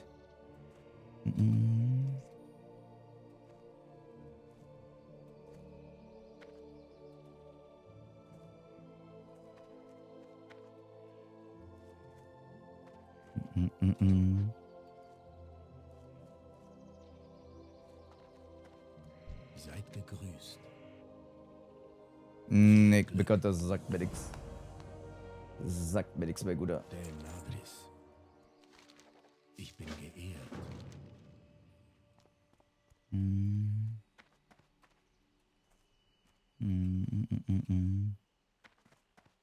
Gibt es Ärger? Die weite, weite Welt. So, gehen wir schon Gremlins klatschen? Nee, ne, ist noch zu früh.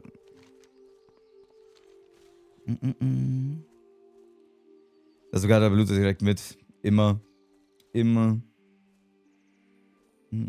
Dabei wollte ich heute entspannt einfach Low-Level-Mobs klatschen. Ne, ich wollte im Level 12er Gebiet so ein paar Low-Level-Mobs klatschen. Und dann die Kack-Level 9er da einfach vor mir gesehen, dachte ich mir, ja, passt schon. Ich bin schon vor schlimmeren Viechern weggerannt. Es war wirklich einfach nur dieser scheiß Wurzelbuff. Hätte ich diesen Wurzelbuff nicht gehabt, hätten die letzten 3 losgelassen. Oder letzten 2 Viecher, die mich verfolgt hatten. Alle anderen haben ja losgelassen, bis auf 2 Stück oder so. Oder 3. Die wollten einfach nicht.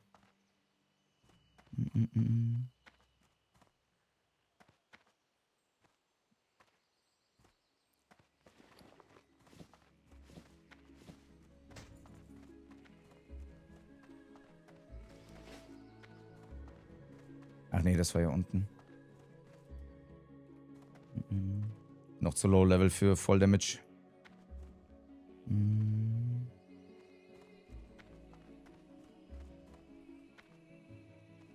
Acid, ich dachte, du findest das Projekt langweilig. Acid, ich dachte, du findest das Projekt langweilig. Acid ist schuld. Nein, Acid ist nicht schuld. Ich hätte auf sowas mega Lust, noch nie WoW gezockt. Was hindert dich daran, das zu probieren?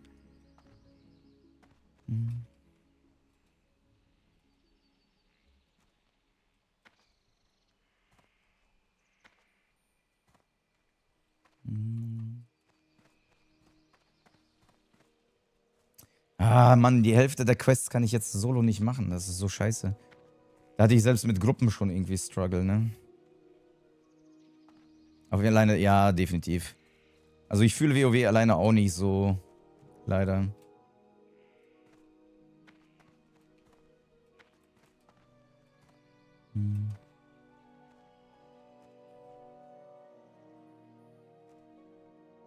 Das ist nicht ein Wurfmesser zum Pullen. Ja, aber einige Mobs sind ja trotzdem gelinkt. Und bis du die alle tötest, respawnen die auch schon wieder. Zum Beispiel den Krokodil-Quest-Slasher. Wie soll ich den alleine machen? Wie soll ich den Krokodil-Quest alleine machen? Komplett tot.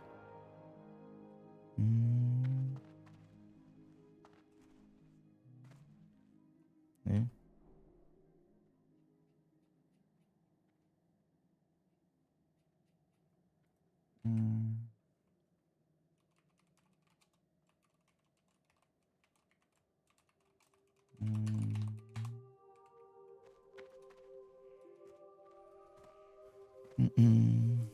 Gibt ja Stellen, wo Krokos alleine sind. Ja, und siehst du, genau das kostet alles Zeit und... Sieht man eigentlich irgendwo die XP-Bar da? Das Lila, ne? Leute, wenn ihr Fragen habt, fragt ruhig. Ich versuche euch das Spiel zu erklären.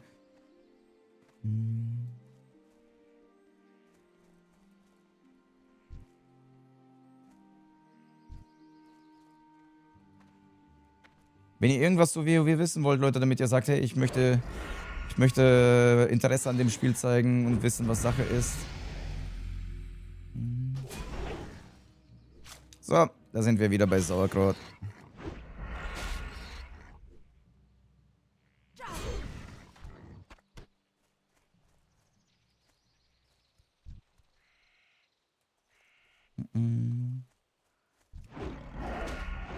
WB. Du machst heute Pause wieder? Oder gehst du Late Night rein? Oder bist du sogar schon vielleicht drin? Ne?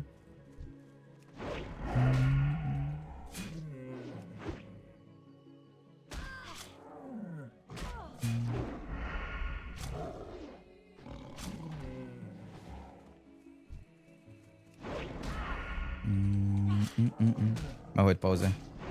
Macht Sinn, macht Sinn. Ich mach Silvesterpause. Da geht's für mich wieder nach Berlin. Berlin, Berlin. Schon wieder nach Berlin. Zweite Heimat. Morgen begrüße ich zurück im Chat. Wo? Ah, ja, ich sehe es. Ich weiß immer noch nicht, wie ich hier in der Gilde schreibe. At this point, I'm afraid to ask. So. Man zieht nach Berlin. Ey, früher oder später suche ich mir wirklich mit jemandem dort eine Wohnung, mit dem man sich teilen kann. Einfach /G.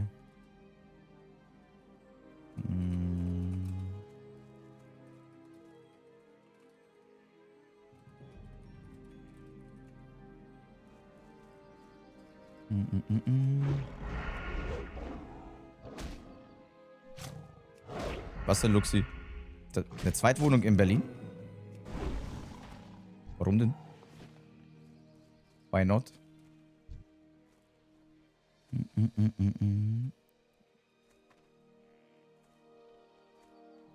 willst mich verlassen? Nein. Zweitwohnung heißt doch nicht, dass ich verlasse. Hauptwohnung bleibt doch hier.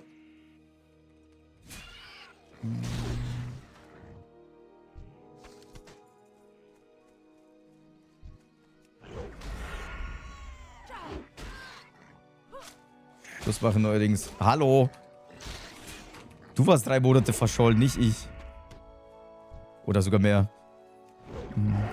Und dann rede ich hier von Schluss machen. Wie gesagt, wir haben noch einen Tag für Spaziergehen.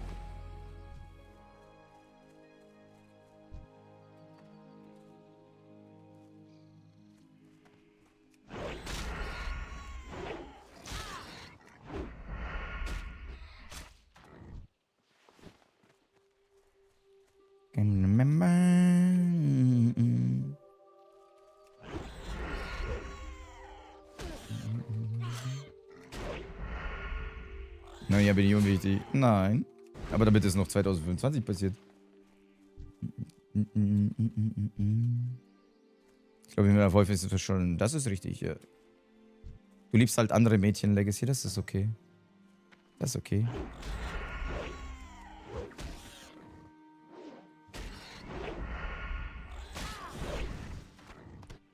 Ich möchte nur anmerken, dass ich für Luxi auch egal war die letzten 3 Monate. Ja. Oder unwichtig war.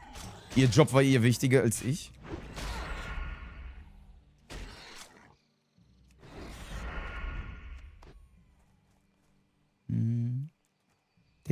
Dankeschön für dein Lurk, Kixi.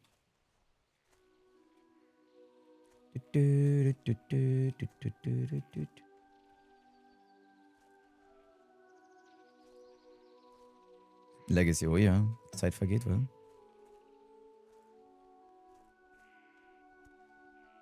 Jeden Tag hast du gewartet, Luxi. Warum weiß ich davon nichts? Ich glaube, wir müssen an unserer Kommunikation arbeiten.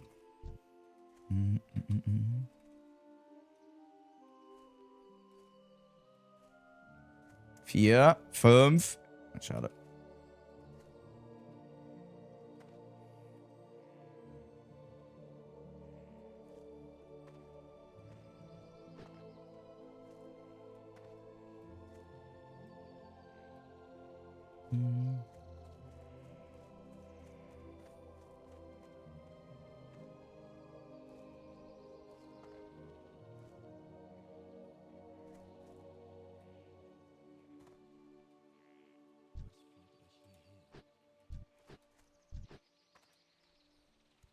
Ishnuala Geh weg mit deinem Ishnuala. geht in Frieden. Gib mir XP-Punkte. Give me XP-Points.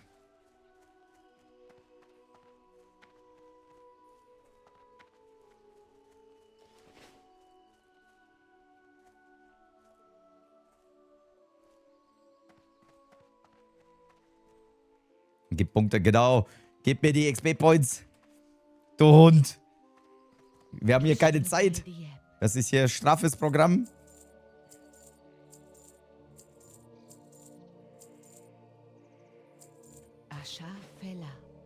Ashar-Fella. More XP. More. So, jetzt können wir die Gremlins klatschen. Marco, einmal bisher. Einmal und auch unnötigerweise war nicht mal wirklich gefährlich.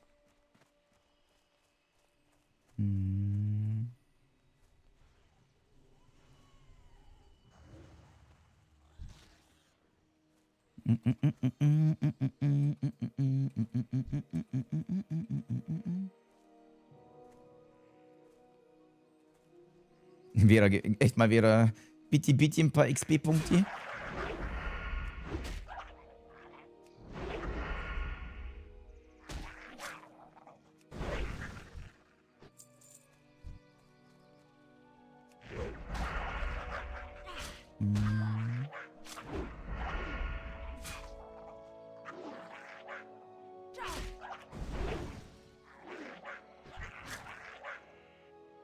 Kannst ja später die Bank für Ausrüstung nutzen. Ich habe nichts bei der Bank hinterlegt, Schubi.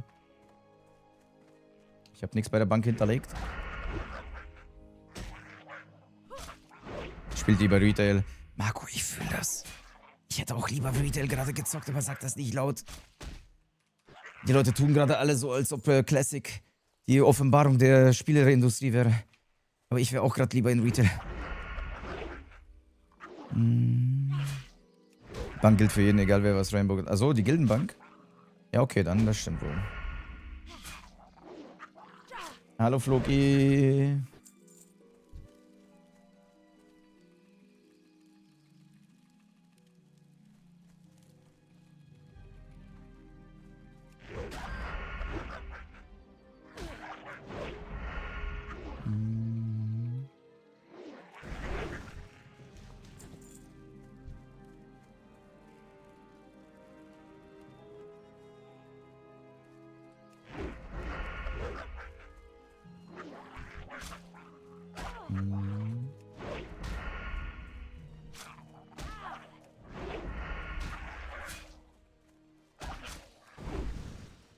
Ein bisschen Action ins Kampfsystem reinbringen, wa?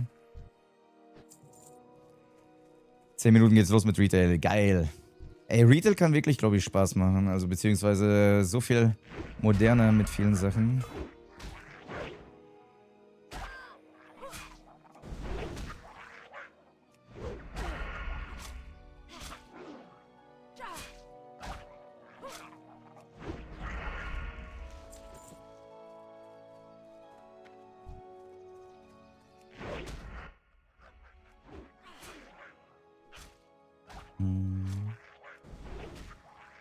Boah, Schubi, ich glaube, nach dem Projekt habe ich eine Zeit lang gar keinen Bock auf WoW.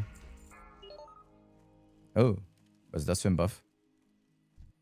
Was ist das für ein Buff und wo muss ich sein, um den zu bekommen? Schlachtruf der Drachentöter. Ja, her damit. Her damit. Kann ich gerade besonders gut gebrauchen. 2 Stunden mehr Damage, wa? Aber ich fahre nicht in der richtigen Region, richtig? Richtig?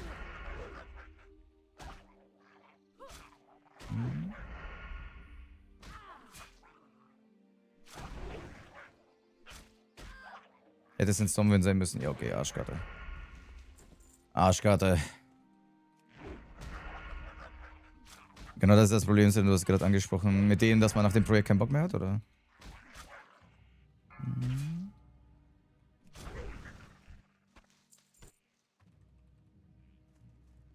Dann...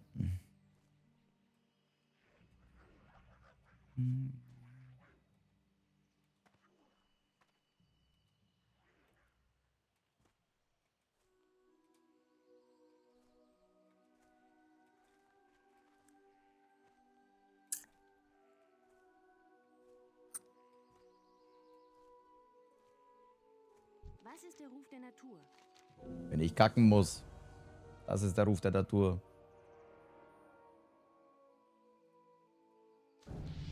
Level up.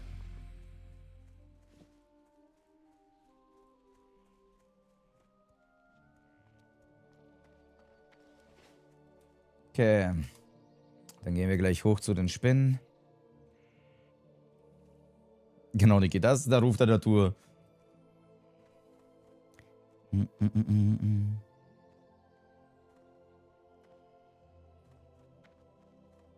euch ruhig um. Elun erleuchte euren Weg. Keiner. Keiner da, oder was?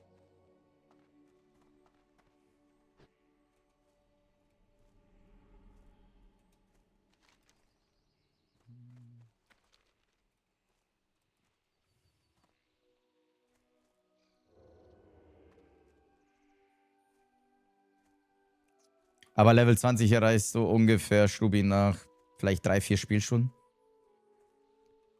Level 20 in Retail geht ungefähr nach 3 bis 4 Spielstunden. Level 20 in Classic brauchst du ungefähr 4 Tage oder so. Vielleicht 3, wenn du gut bist.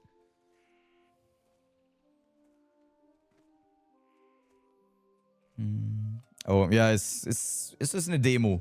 Es gibt dir den ersten Schwung so, ob du, und dann kannst du entscheiden, ob du Bock drauf hast oder nicht.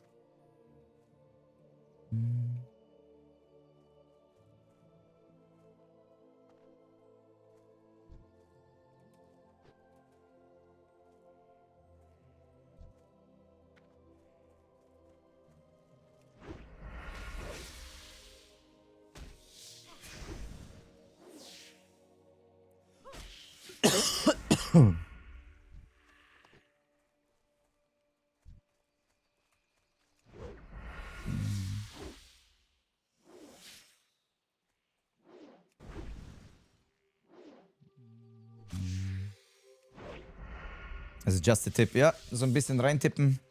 Und dann Blue Bolt dich das Spiel und dann denkst du dir, fuck, ich will eigentlich mehr.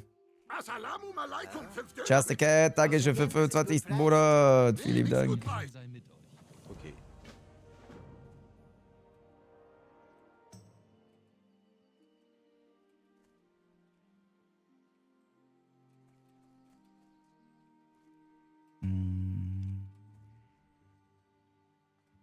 Der levelt mit 2 Stunden Maximum-Level. Das ist krass. Ist Maximum-Level nicht aktuell 90 sogar?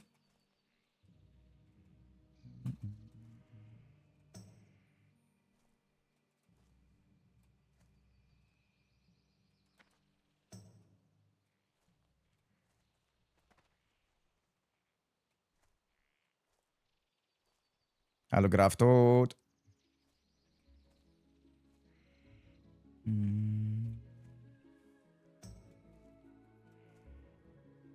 Ist 80? Okay. Haben Sie mit Midnight nicht auf 90 angehoben? Oder war das von 70 auf 80? Und ja, Midnight ist noch nicht raus. Hallo Spiele.de, komm mal rein.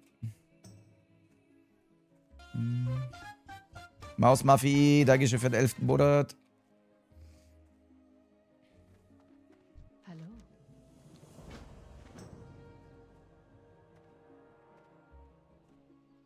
Midnight ist bis 90. Ah ja, siehst du. Wusste ich doch, da war was.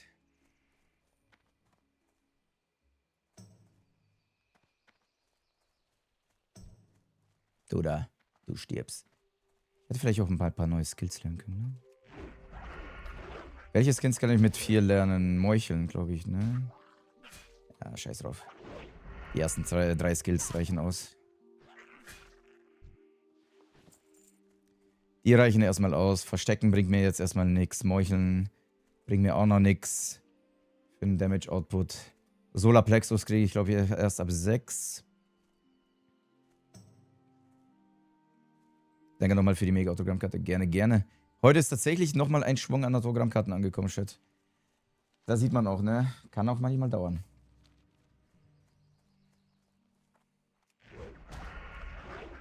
Beim Paw Patrol mit Stan. Vera muss noch Peppa Pig zocken. Vera muss noch Peppa Pig zocken.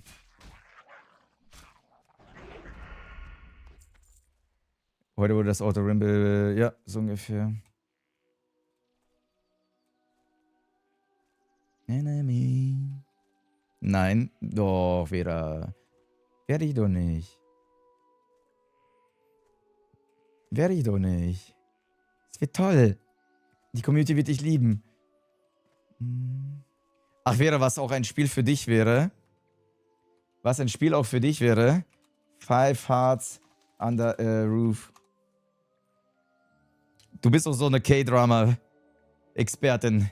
Ich glaube, das Spiel wäre was für dich. Das müssen wir auch noch spielen, Chat.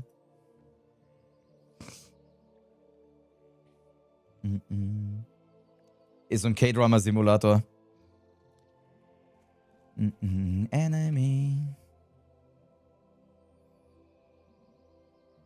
Ist ein gutes Game. Guck mal, Henry weiß sofort Bescheid.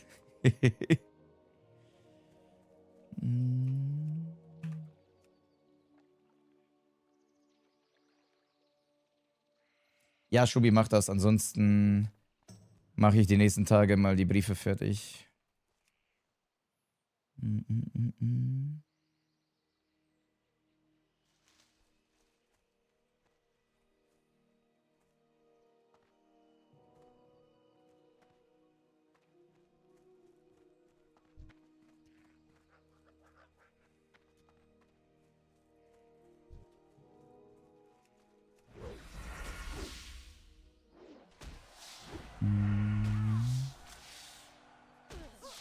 Veras, Dennis, ein anständiger junger Mann. Versau ihm nicht derlei Fuß-Content-Spiel. Ich glaube, Vera ist neugierig. Vera ist neugierig geworden. Schnipp, schnapp, Spielplatz. Messer rein, Gedämme raus. Messer rein, Gedämme raus. Schnipp, schnipp.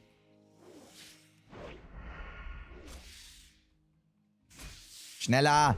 Mehr XP! Stirb schneller! Stirb schneller, ich brauche mehr XP! nimmt er mir auch noch weg.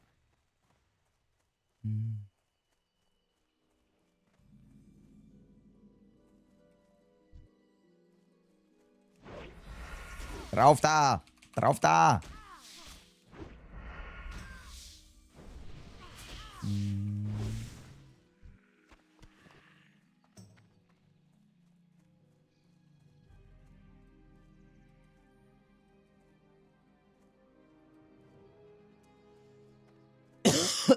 XP, schneller.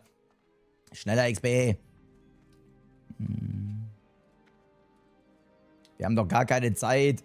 Die anderen hängen mich noch ab. Hey, ich wurde gebufft. Danke. Kuss, Digi. Junge, jetzt werden hier auch noch alle Spinnen geklaut, oder was? Moin, XP.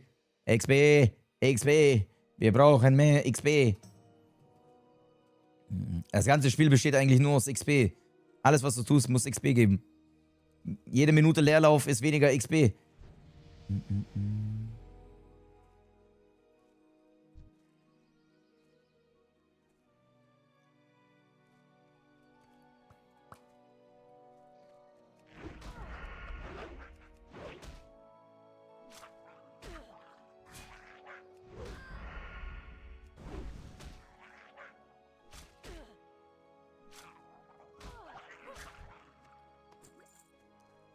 Hier, Pilz.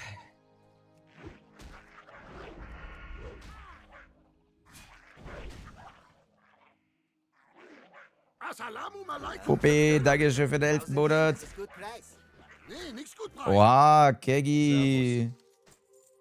Keggy, die geile Sau. Dankeschön für den Raid mit 287 Zuschauern. Die Pisseier kommen. Kuss, Lecky Army. Wieso stirbst du? Weil ich dumm bin, Keggy, Mann. Weil ich dumm bin, weil ich einen scheiß Wurzelbuff auf mich draufgepackt hat, der Damage machte. Weil ich ein dummer Hohenbock bin. Und guck mich jetzt an, Alter. Jetzt stehe ich hier alleine wie so ein kleiner verlassenes dummer Knecht im Wald, mit dem er nicht spielen wollte. Ich bin fucking Naruto gerade, der auf der Schaukel rumsitzt. Pisser-Army. Hallo Kloppo. Hallo Bonnie, hallo Kani. Die Pisseier-Leute sind da. Die geilen Pisseier sind da, Leute. Was hast du überhaupt da gemacht? Da waren einfach noch so ein paar Level 9 Mobs und ich wollte da durch. Dachte mir, ja, scheiß drauf. Ich bin schon vor Level 11 hindurchgerannt. War nichts passiert, ne? Und ich wäre auch weggekommen, wenn ich nicht meinen Wurzelbuff gemacht habe. Weil dieser Wurzelbuff gibt tatsächlich den Leuten Damage, wenn die mich angreifen. Und dadurch verlängere ich das Aggro halt quer über das ganze Land, ey.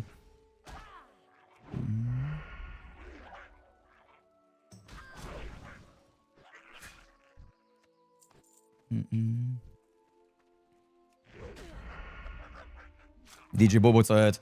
Wir haben hier eine Playlist, eine Jam-Track, wo ihr euch ganze Zeit was wünschen könnt. Mods, habt ihr den Link noch? Danke, Slasher.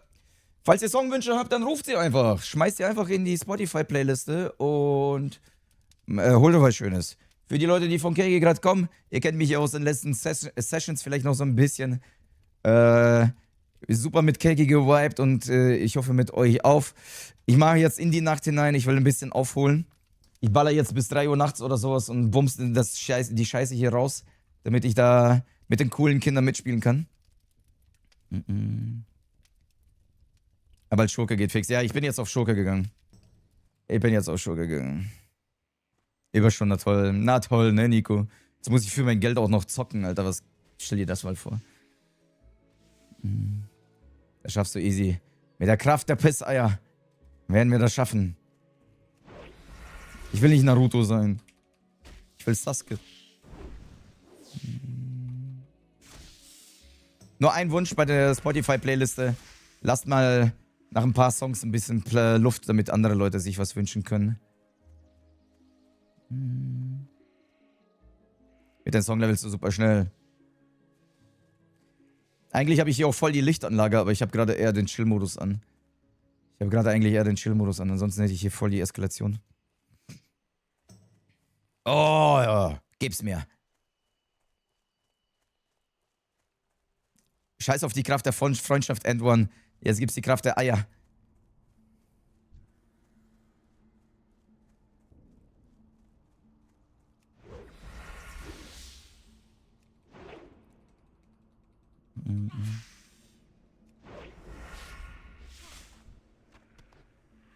Gebt mir eure Vaginalsekreten, ihr Schweine. Hinterher.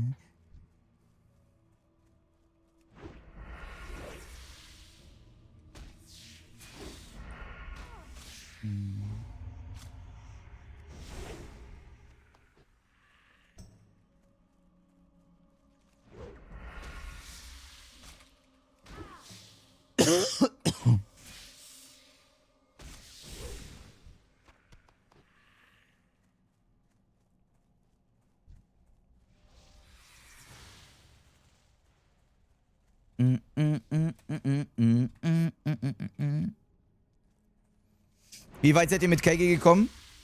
By the way. Wie weit seid ihr heute mit Keigi gekommen? Der Bro hat ja gestern auch nochmal sehr viel Solo gemacht, habe ich ja gesehen, ne?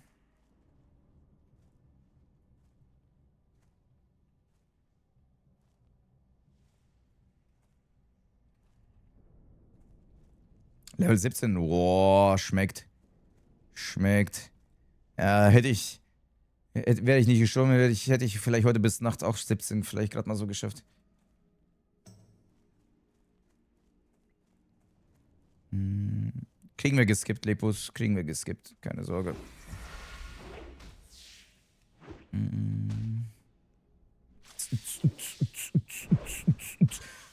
Klatsch, klatsch. Messer rein, Gedämme raus. Messer rein, Gedämme raus. Ganz simpel. Ja, ich denke mal, wenn ich jetzt die Nachtschicht schiebe und ein bisschen Überstunden baller, werde ich wahrscheinlich Level 8 oder vielleicht Mint 10 sogar schaffen. Vielleicht werde ich sogar Level 10 schaffen, wenn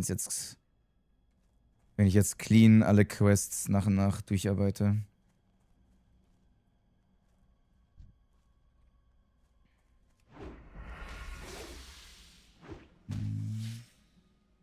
Ja, Charles, trotzdem kann ich viele Quests alleine nicht so schnell machen. Zum Beispiel Malenas Kopf kann ich erst mit Level 9 oder 10 machen. Alles andere wird mir wahrscheinlich zu risky.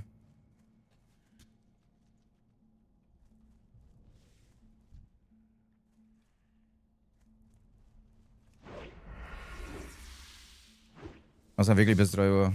Wahrscheinlich, ja. Ich muss jetzt aufholen. Überstunden. Nein, Spark auf Phoenix. Ihn hat's auch erwischt. Leute. Oh, Seven in the Chat. Das ist schon sein zweiter oder sogar dritter Tod, ne? Oh Gott. Hält er das noch aus? Hält er das auch?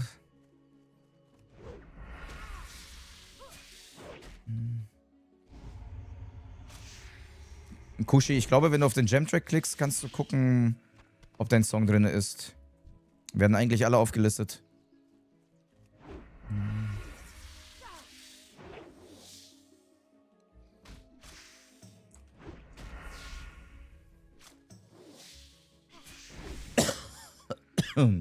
Jawohl. Quest abgeben. Level 5 werden. Spells lernen.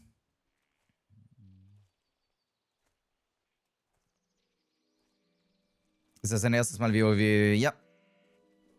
I love Suck. Das ist mein erstes Mal WoW.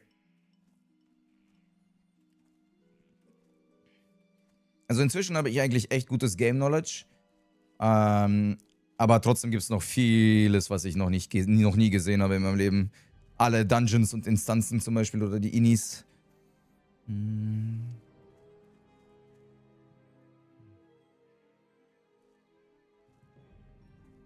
Bald machst Spark den Alte 4.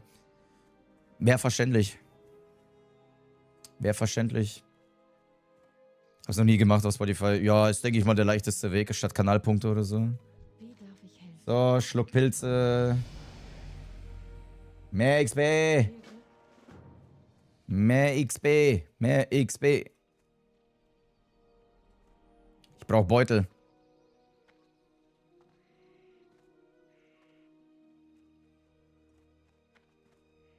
Seid gegrüßt.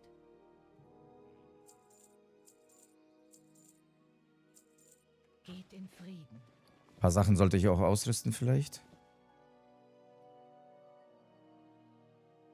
Paar Sachen sollte ich auch ausrüsten, Schütze verkaufen, wa? Führt euch hierher.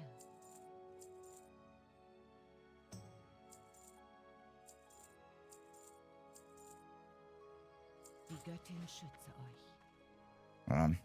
Wir gehen erstmal abgeben, bevor ich einkaufe. Weil man braucht 2 Minuten bis zu dem Dude.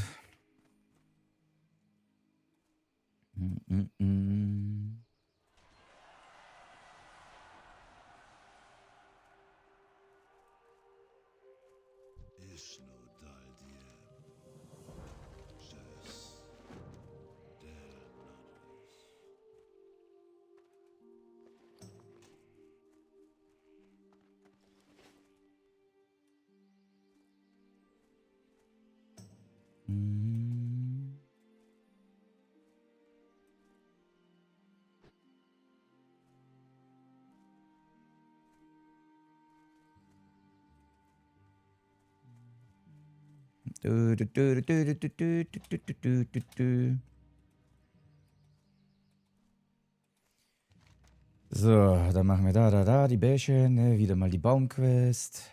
Ja, das kriegen wir alles gleich hin. Urkundenmann, wer ist das denn? Wer ist Urkundenmann? Könnte David sein. Hallo Max. Das ist lieb von dir, Henry. Das freut mich, dass ich dein Lieblingsstreamer bin. Und heute haben wir die Pisseier an unserer Seite.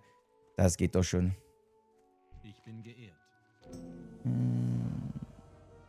Was?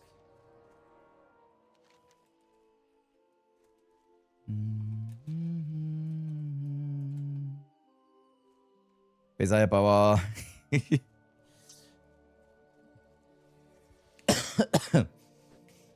Das habe ich schon nach dem ersten Stream, habe ich schon so ein bisschen Schleimerei bei betragen, ohne dass ihr es mitbekommen habt. Habe ich schon gesagt, dass ich solche Communities immer bei den Streamern feiern, die so mega engaged sind.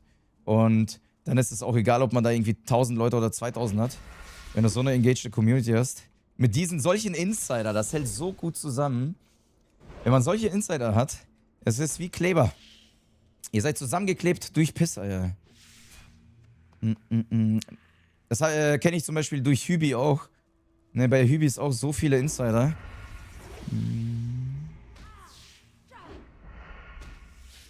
Wo kommt man das Shaker? Der war vorhin mit Level 25. Okay, Level 25 ist ein WoW-Profi. Ein Non-WoW-Profi wäre niemals im Leben 25. Wir haben auch viele Insider. Klar haben wir die. Keine Frage. Deswegen sage ich ja, ich lobe mir das, wenn die Leute sowas haben. Schwierig ist hier nicht, Shit. Wisst ihr Bescheid? Hallo MacRock. Spark of Phoenix hat den neuen Charakter gemacht. Der ist wieder drin.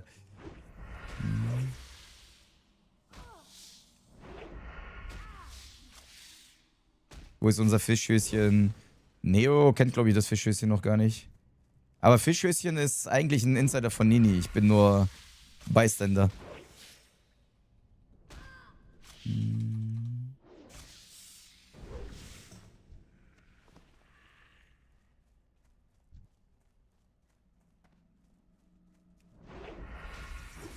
Hey, 5er-Streak. Nice. Atzam. Ramzam-zam. Ramzam-zam. Ramtadatam-tadatam-tam-tam.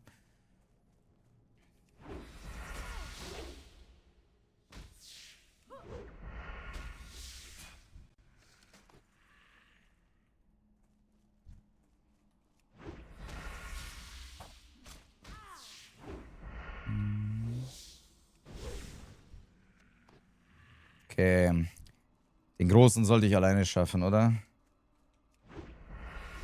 Den Großen sollte ich alleine schaffen. Aber machen wir trotzdem erstmal die Hilfsmog weg. Heute noch live. Ja, ja. Ich wollte mit der Community ein bisschen Zeit verbringen. Quality Time.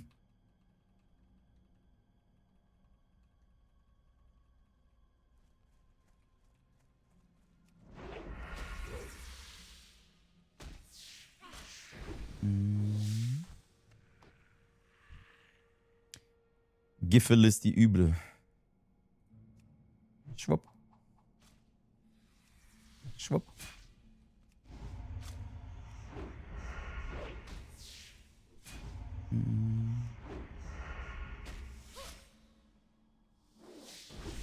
Oh, du.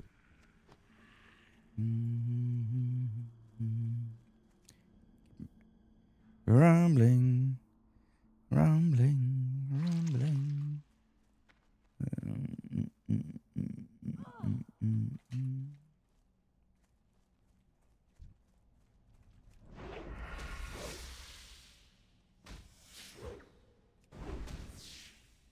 Willkommen einspaziert wegen. Willkommen, willkommen.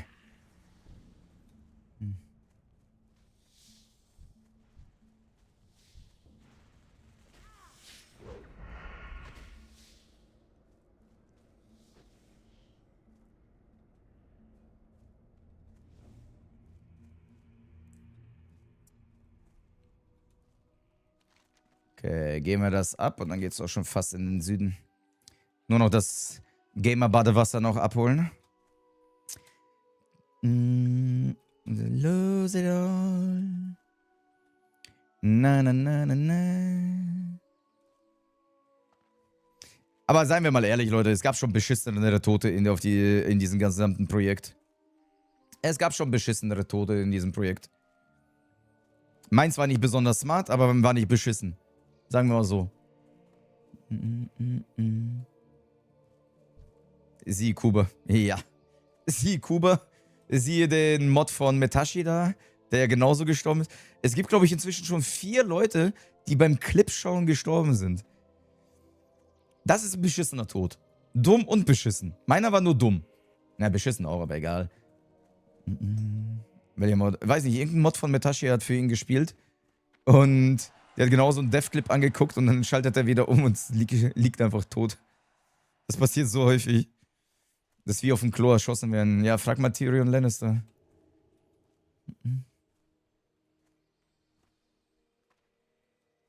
Und Fix wollte in Discord joinen, während er am Kämpfen war. Auch nicht smart gewesen. Auch nicht smart gewesen, sagen wir doch mal ehrlich.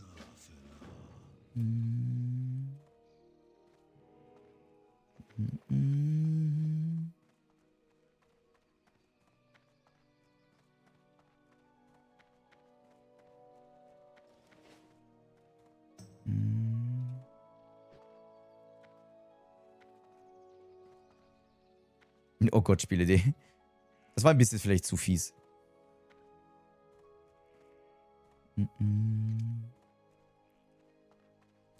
Lose it all.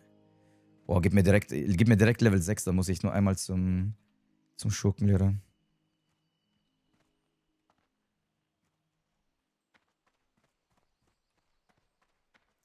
So, Gamerwasser, ne? Gamer-Badewasser.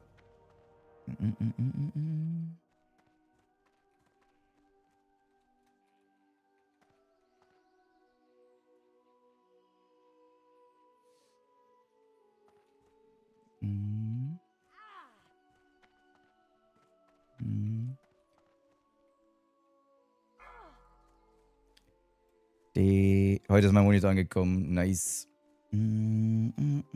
Heute ballern die Leute jetzt schon. Ja, ist wild. Wenn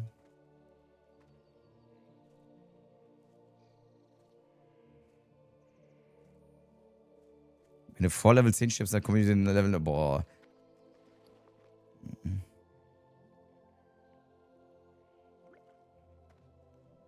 Das sind 2 Leute, die vermutlich die Quest abgeben wollten, zu ihr gerannt und hatten einen Mob im Schlepptau. Die stand AFK beim Questgeber. Okay. Und haben den Mob da einfach abgegeben, oder was? Das ist auch Arschkarte.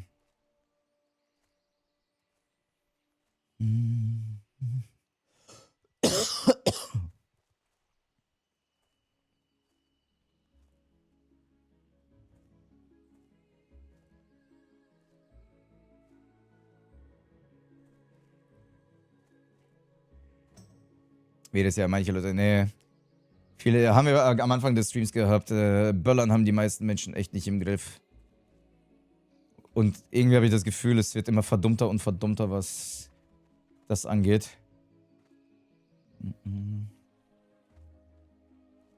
Von mir aus Redemption. Von mir aus. Aber von Level 5 auf 10 dauert es am längsten. Also eigentlich von Level 8. Ab Level 8 wird das zäher.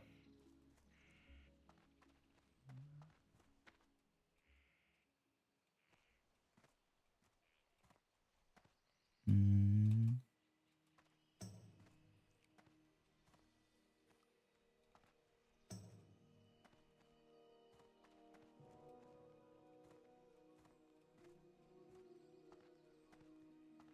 Grimjaw.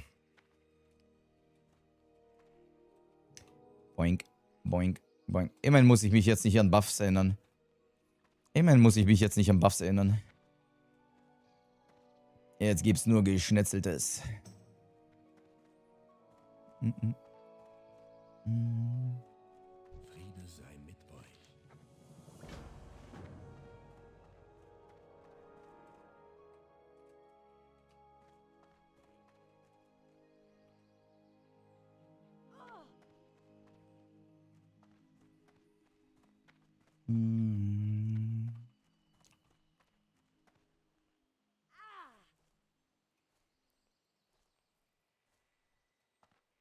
Leute, die schon um 4 Uhr morgens vorm Lidl stehen.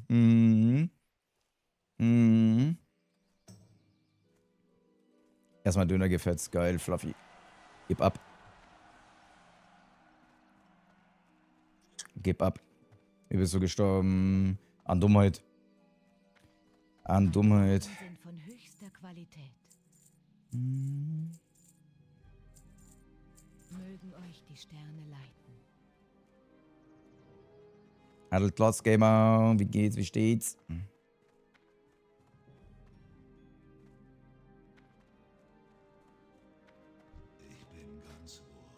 So, wir haben Meucheln. Yay. Wir haben Verstollenheit. Yay.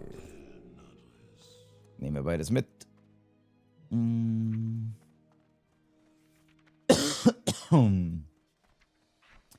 Meucheln, Verschollenheit, jawohl. Okay. Ab in den Süden, Gegend 1 geklärt. Du hast aber easy. Ich war ja Bär, Snowpirat. Ich habe ja extra den Bär gemacht, aber den Healpot halt nicht, ne? Ich hätte auch easy überlebt, wenn ich keine Dornenbuffs gehabt hätte, aber ja, da habe ich auch nicht dran gedacht, ne? Da habe ich auch nicht dran gedacht, dass ich dadurch die Agro länger pulle. Hallo Lepos. Weil die Hälfte der Viecher hat ja losgelassen, aber 2, 3 wollten einfach nicht aufhören. Leider. Deswegen bin ich da auch ja eigentlich so durchgerannt, weil ich mir dachte, ja, Level 9, bin ich schon mal durchgerannt. Alles easy. Hab 6 Level Vorteile. Hab dann den Bär gemacht und für mehr HP. Hab noch den Heal-Spell noch gemacht, hat auch nichts gebracht.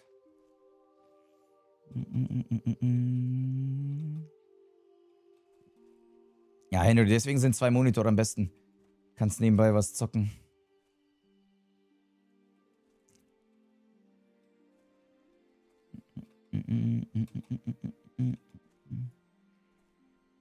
Kannst Buff entfernen mit Rechtsklick. Weiß ich ja auch nicht. Wusste ich auch nicht, dass ich... aber selbst wenn ich gewusst hätte, Mortis, in dem Moment hätte ich nicht dran gedacht, meinen Buff zu entfernen, während ich da durchlaufe. Das hätte ich... da hätte ich null dran gedacht in dem Moment wahrscheinlich.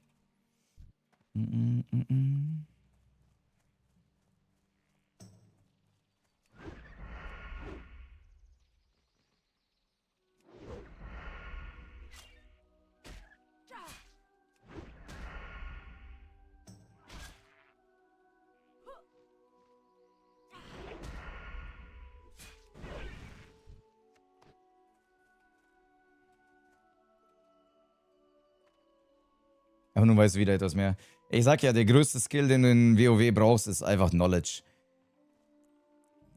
Desto mehr du weißt, mit allen Situationen oder was auch immer, desto besser ist es.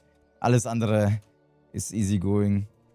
Friede sei mit euch. Aber dieses Knowledge ist halt verdammt groß, ne? Bis du alle Mobs und Innis und Dungeons mal auswendig weißt, vergehen ein paar Wochen, Monate. Was führt euch hierher? Aber sobald du alles auswendig weißt, weil guck mal, wie easy ich jetzt durch diese Stadt dagegen gehe. Einfach weil ich schon alles auswendig weiß und jeden Mob auswendig kenne, habe ich gar kein Problem mehr, hier einfach durchzurennen, ohne überhaupt nachzudenken.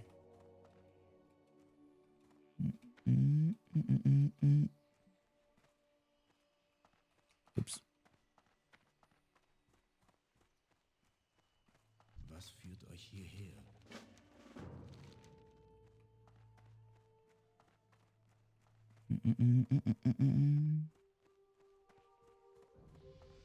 Wir spielen Hardcore mit Leuten, die schon seit 20 Jahren WoW spielen. Ja, vorhin ist ja ein Level 25er gestorben, ne? Ein Level 25er ist auch jemand, der schon sehr viel WoW-Erfahrung hat, auf jeden Fall. Das passiert, das passiert.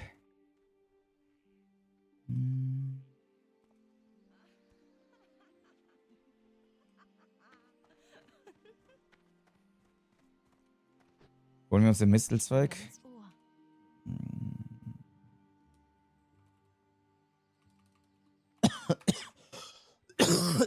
Wie kann ich eigentlich die Scheiße durchswitchen?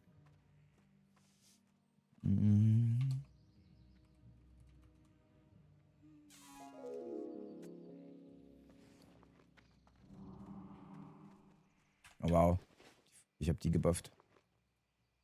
Ich kann mich nicht selber buffen, ne? Kann ich bitte? Free, everybody wants to be my enemy. Elun erleuchte euren Weg. Mögen euch die Sterne leiten.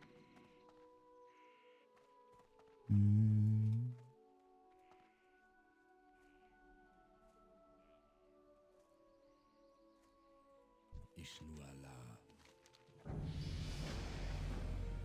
Level 6, gib mir den Solarplexus. Damit können wir jetzt arbeiten. Damit haben wir jetzt eine Combo.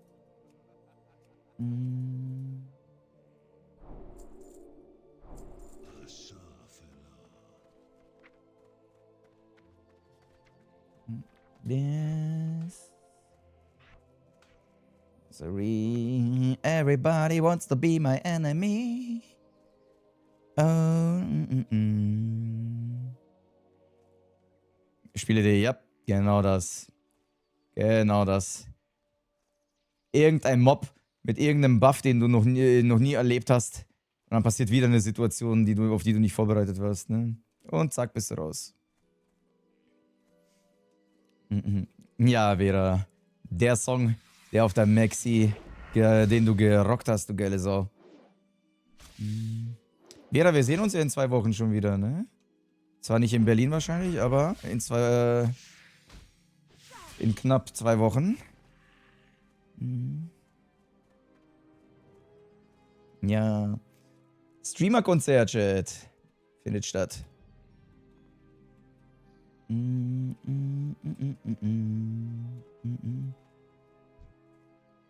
Freu mich auch. Wieder geile Zeit zusammen. Bleibst du eigentlich lange in Frankfurt?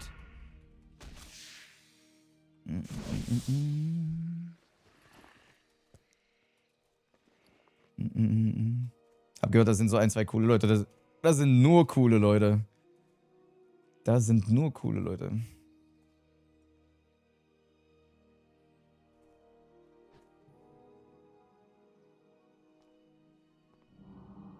Nee, Reise nächsten Tag dann ab. Ja, am nächsten Tag bin ich auch direkt raus. Yay, ich hab Mistelzweig bekommen. 20 Willenskraft.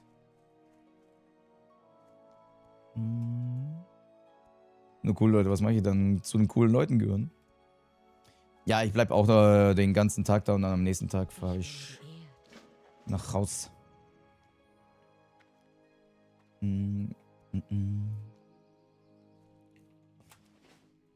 So. Ach nee, scheiß auf den Job. Kirschnerei kann ich später in Iron Forge. Da gibt es so viele Tiere zum Häuten. Lügen, Pfever. Nein, nein, nein. Pfever kann gar nicht lügen. Können zusammen Party machen. Ja, Party. Ja, vor allem nach dem Konzert wird ja safe noch irgendwie eine Aftershow-Sache geben, ne? Dann gibt's wieder Tequila. Was heißt wieder? Wir haben noch nie Tequila getrunken, aber egal, es gibt wieder Tequila. Wo in Frankfurt? Such mal nach Streamer-Konzert. Kannst du ticken, saufen, Satzfen, genau. Wir gehen Satzfen.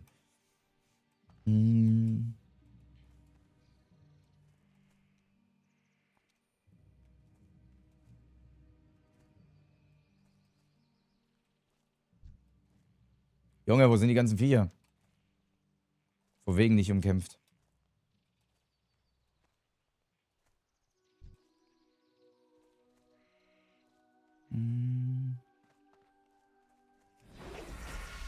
Jede Minute, wo ich dem Vieh nicht auf die Fresse gebe, ist eine Minute, wo ich kein Level kriege.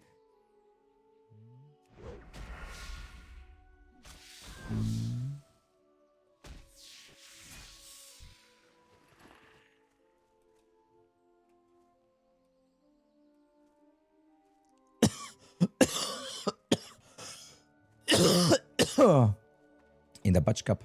Ich weiß selber nicht mal, wo das ist, um ehrlich zu sein. Gucke ich mir dann an, wenn es soweit ist.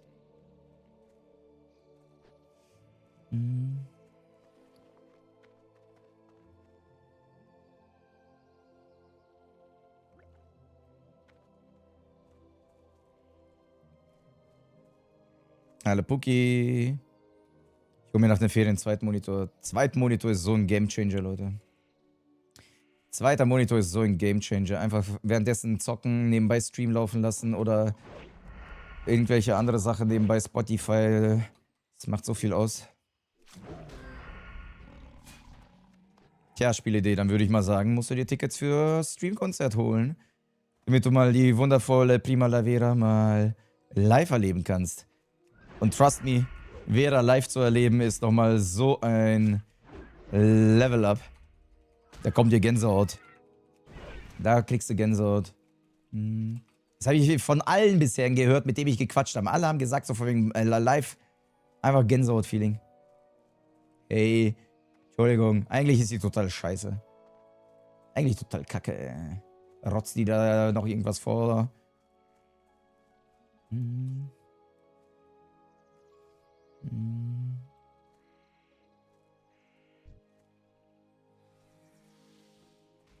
Wow. Nehm mir doch nicht weg.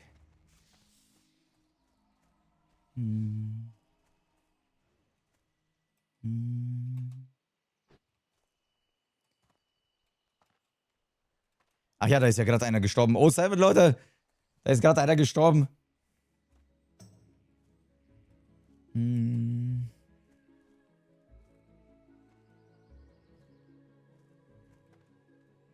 Ey, ihr habt gerade hier Mobmangel oder was? Stan ist wieder Schurke. Ja, ich bin als Druide versagt, als Schurke wiedergeboren. Könnte ein Anime sein. I died in the Isekai world and got incarnated als Schurke. Die neue Anime-Serie ist geboren.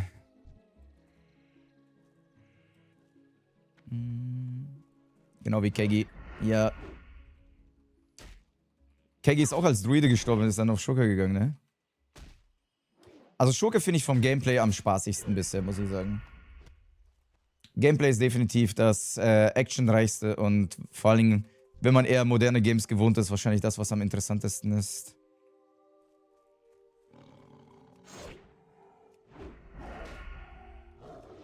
Ich klasse Jäger, Druide und Schurke.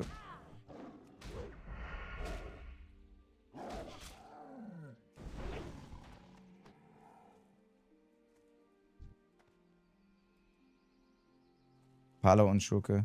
Ja, das glaube ich. Ich glaube, wenn du von allen Klassen einen hast, kannst du, glaube ich, echt geile Kombos fahren, oder?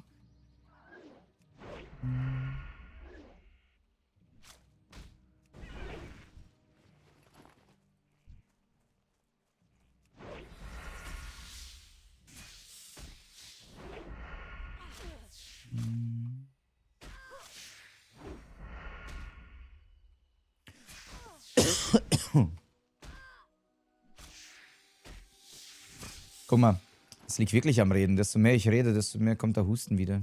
Ja, ist halt wirklich Kehlkopf, ne?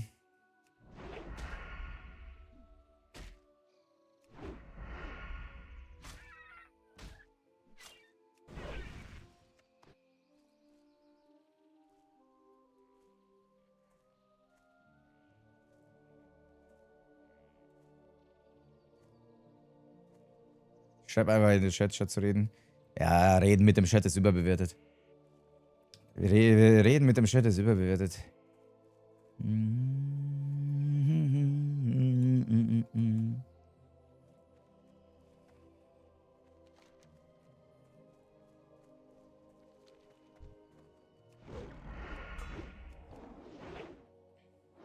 Der Chat hat keinen Husten. Sicher.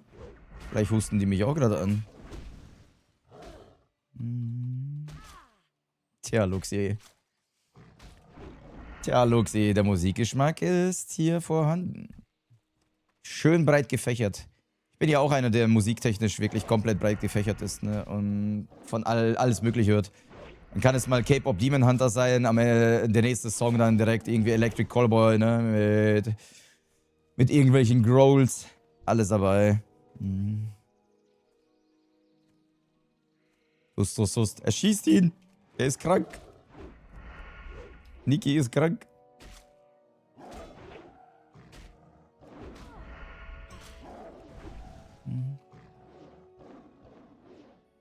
Rate mal, was ich in meinem Postfach gefunden habe. Diablo? Streamer-Konzert? Warte mal. Okay, ist irgendwas Lustiges. Welche Nummer? Nee, ich glaube nicht, dass wir da Post bekommen hat, oder?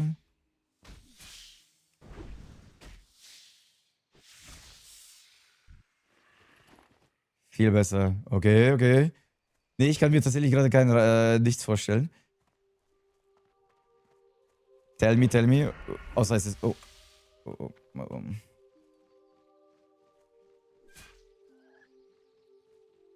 Zwei gleichzeitig.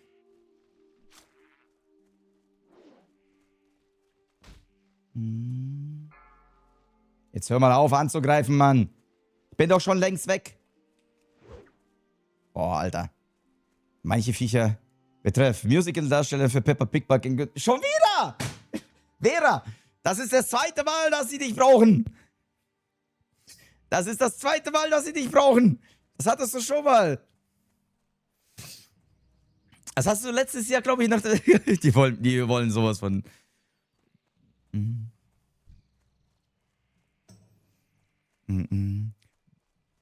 Vera, sie wollen erstens, dass du das spielst und zweitens, sie brauchen einfach die Peppa Pig.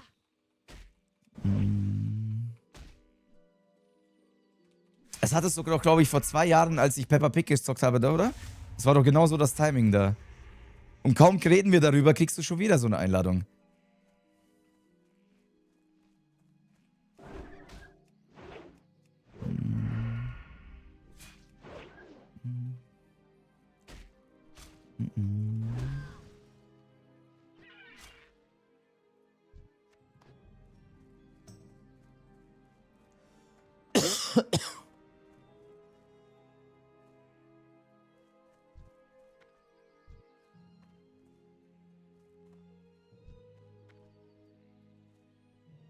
Und als Vorbereitung neues Spiel spielen. Ist ein Zeichen. Vera.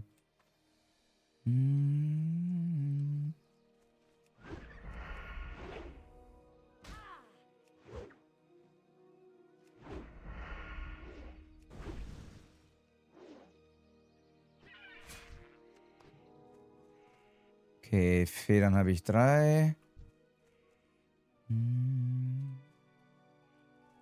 Ich muss an tanzen, Ganzkörperkostüm. Kennst du diesen tanzenden Hai? So stelle ich mir das vor bei dir.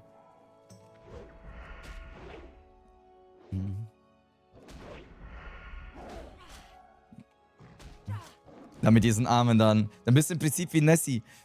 Dann kannst du den Nessie machen, Vera. Du kannst ja die Nessie verkörpern. Du kannst zeigen, was der Welt Nessie näher bringen. Genauso.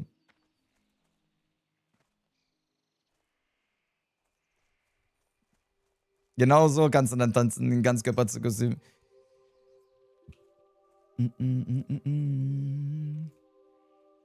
Ey, Spinnen haben legit die schlechteste Droprate von allen Mobs, wenn ihr mich fragt. Wo Nessie Musical. Zu schade, dass du ja schon bei K-Pop Demon Hunters das Musical mitmachst, ne? Sonst wärst du ja safe dabei gewesen, Vera.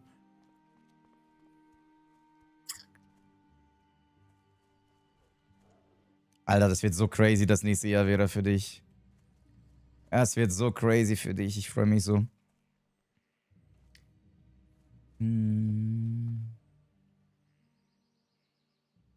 Gibt noch ätzende Quests. Boah, Alter, wir hatten ja schon später so ätzende Quests, wo die Spinnen nichts gedroppt haben. Na, geht auch auf Spinnen? Ja, der geht auch auf Spinnen. Keine Chance. Schluck doch. So, schaffe ich schon eine Level 6er Quest? Nee, ne? Ist noch ein Ticken, glaube ich, zu Kritik. Ja, ich sollte schon die Spinnen killen. Dann kann ich Level 7 sein. Chaos, Mann, danke schön für 37 Monate, du geile Ich Sau. hoffe, du hattest eine schöne Weihnachtszeit und ich wünsche dir einen guten Rutsch ins Nun, ich wurde auch gerade auch zum Casting für Disney ist die Schön und das Biest eingeladen, glaube ich. Ich mag lieber das. What? Ja, okay, ist nur Casting, ne? Aber die Schöne und das Biest, Vera? Disney? Du bist die geborene Bella. Als das Biest auch. Falls das als Bella nicht klappt, dann als Biest. Wobei, Bella war eigentlich eher schon sehr brunettig, ne? Sie ist das Biest. Vielleicht ist sie der Kerzenständer oder so. Ich sehe Vera als Kerzenständer.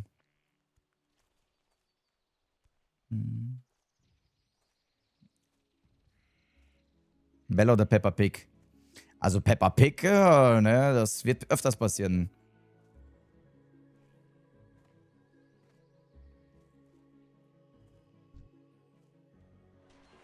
Der Kerzenständer, ja.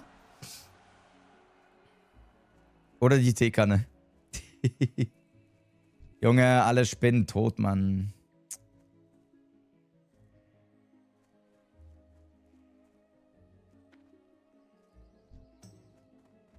Ach komm, du Hund.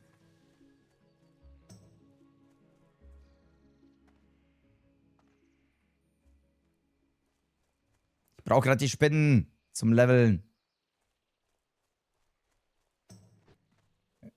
Aber hier sind gerade zu viele andere Mitläufer. Gut. Menschen sind schlecht und alt ist, aber alles wird gut. Mit Hut. Nein, Timorus. Oh, 7 Leute für Timorus. Oh, scheiße. Warte. Ich kann gerade keine O7 machen. Ich muss weg. Warum kommen 2 von denen an?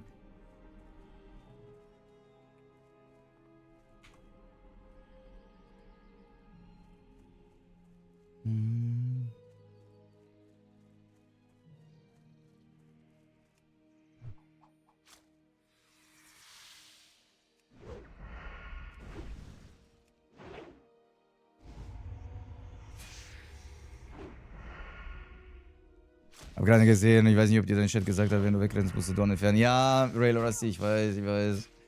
Es ist mir sogar selber nachher eingefallen, als ich tot da lag, in meinen Eigengeweiden aufgeschlitzt, habe ich auch gesagt, es lag an den Dornen, ne? Aber in dem Moment habe ich nicht nachgedacht, dass ich die Dornen auch entfernen kann, den Buff. Aber trotzdem lieb von dir, vorbeizukommen und zu helfen. Mega, mega nett von dir.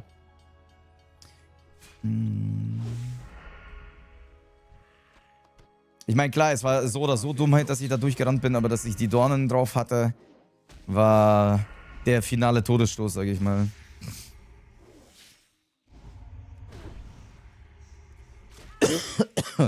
Ich hätte auch noch einen Heiltrank nehmen können, glaube ich. Hätte vielleicht auch geholfen. Vielleicht hätte ich sogar kämpfen können. Vielleicht hätte ich die wegklatschen können die ganze Zeit. Wahrscheinlich hätte ich sogar kämpfen können und die alle wegballern.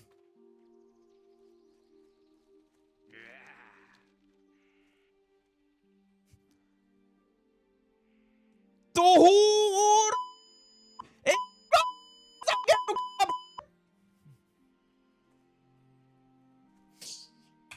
Junge, das kostet mich eine Minute Levelzeit, Mann.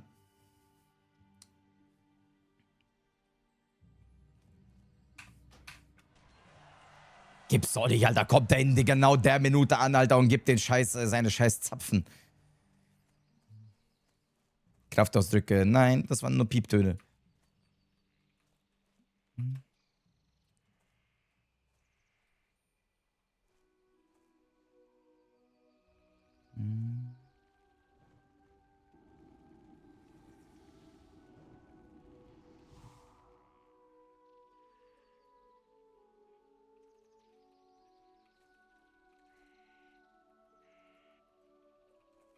Kraftpieper. Du bist gestorben, Esor. Ja. Ihr schon wieder? Ja. Machst du nix. Machst du nix. Jetzt muss ich zu den coolen Kindern aufholen. Das heißt, heute gibt es Überstunden. Die Nachtschicht. Die Nachtschicht ballert. Ich will Level 10 werden heute wenigstens, damit ich ein bisschen aufhole. Nächstes Mal brauchen wir die Delfine. Oh, Delfine kann ich nicht nachahmen. Nein, lassen wir das lieber. Hallo Div. Hallo Div. Nacktschicht. Nacktschicht als Nacktelf. Elun sei mit euch.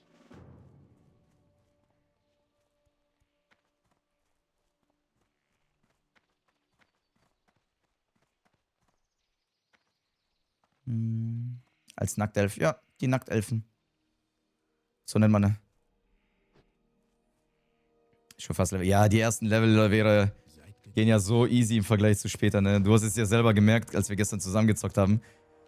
Der Progress ist ja so viel langsamer geworden, dass man sich denkt, hä, da läuft doch was falsch. Aber ja, nimmt prozentual halt extremst. Ein Baumschmuser.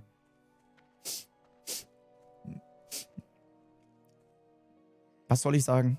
Was soll ich sagen? Bäume sind halt schon sehr verlockend. Ich meine, guck sie dir an, wie groß und stämmig sie sind, Lepus.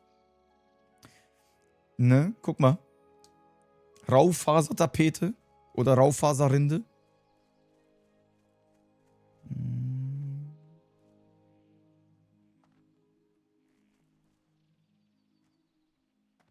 Du stehst auf einem Riesenbaum, das stimmt. Die gesamte Gegend, Leute, ist tatsächlich ein einziger Riesenbaum, ne? Ein ausgehöhlter Baum. Was crazy ist irgendwo, wenn man so lore-technisch das bedenkt, dass das ein riesiger Baum sein soll, auf dem wir gerade stehen, der eigentlich ein Loch ist, ne?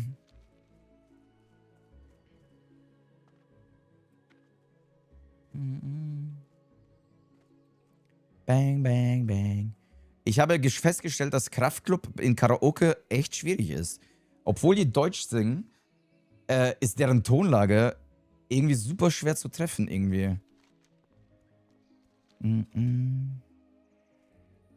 Schwerden über Kraft, 3 Schüsse in die Luft. Ich hätte die Katze noch gegönnt. Bis zur Katze kam es leider nie. Die Katze wird nie vergessen.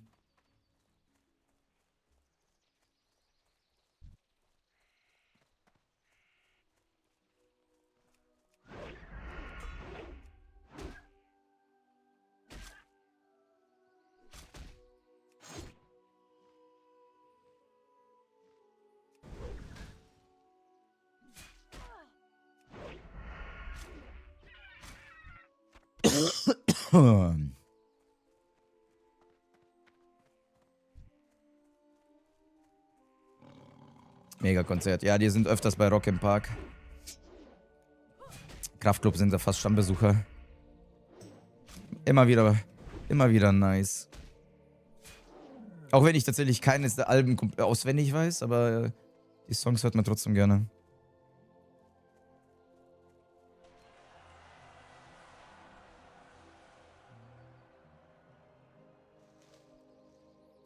Was lese ich da gerade von Noisy? Sie hat zu einem Anfänger in WoW gesagt, ich soll Rechtsklick auf einen Oni-Buff machen. Ich hab's gemacht, jetzt ist er weg. Ist das assi, Alter. Ist das assi. Der Oni-Buff ist halt dieser mega krasse World-Buff gewesen, den wir gestern hatten zum Beispiel. Und wenn du Rechtsklicks machst, dann wird er weggemacht, wie wir vorhin festgestellt haben.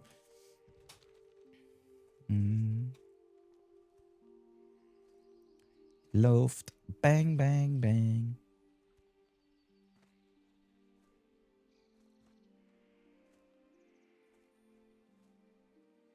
Dann ist leider wieder ich.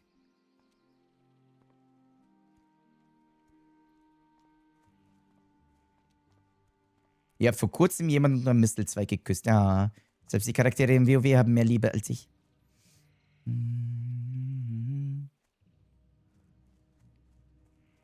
Fasst mich nicht an.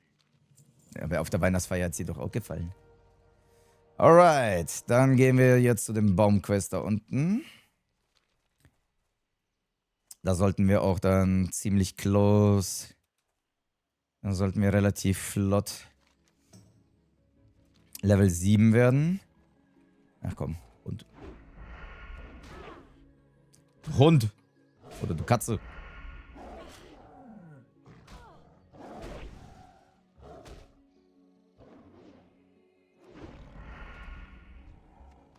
Oh.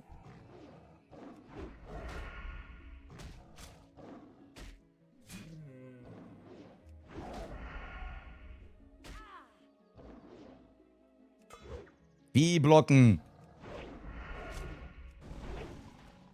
Immer dieses Blong. Scheiß. Schlimmste Sound, den du hören kannst, Alter. Blong.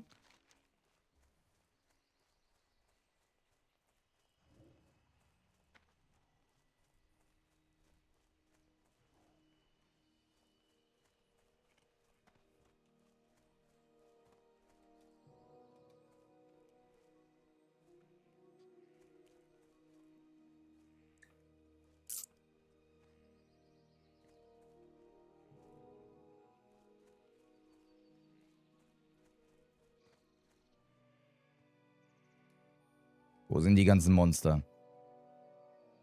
Wenn ich da jetzt reinrenne, laufe ich doch volle Kanne in die Respawn-Trap, oder? Wenn ich da jetzt reingehe, um den Quest abzuholen, lande ich doch volle Kanne in der Respawn-Trap, oder? Ja, okay, wenigstens einer dabei hier. Komm, wir gehen zum... Warte, Full Fokus. Full Fokus. Schnell rein. Abholen. Level 7. Aber das... Wieso sind die so clean tot gerade? Also wirklich clean. Kein einziger, ne?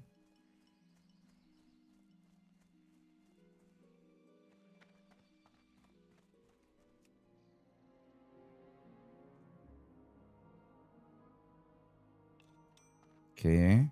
Schnell rein und raus. Operation Quick-Tipp. Operation Just the Tip, Leute. Schnell rein und raus. Abgeholt. So, am besten nicht zu lange hier verweilen. Alright, Level 7. Auf welches Spiel von den Game Awards, die hier Anfang des Monats war, freust du dich am meisten? Boah, Leisinho. Von den Game Awards. Auf jeden Fall auf Divinity. Auf dieses Onsat oder wie das heißt. Oder von dem Macher von Soma. Ja.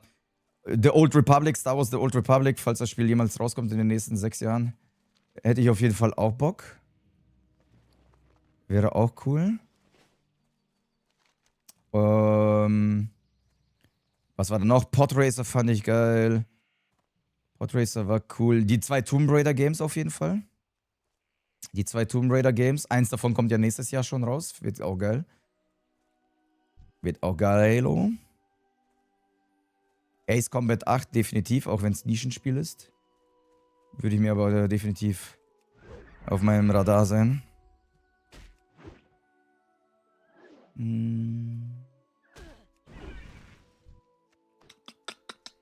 Lords of the Fallen 2. Ach, gibt's so viele Games.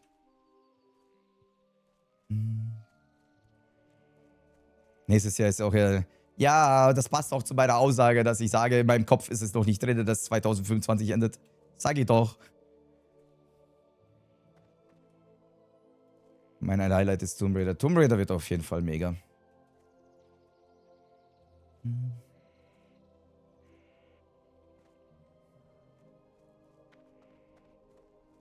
Hallo.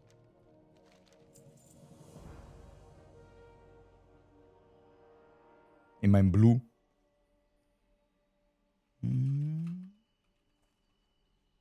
Ist denn der DLC für 25 gekauft? Gefühlt brauche ich einen DLC. Was führt euch hierher? Echt jetzt? Echt jetzt? Der bringt seinen Schimmerwedel hier hin, ne? Kann ich behilflich sein? Seid vorsichtig. Bis bald.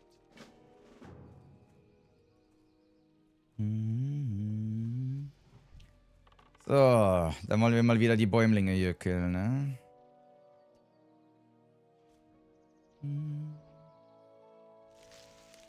Ist aber ein Level 6er Quest. Und definitiv machbar.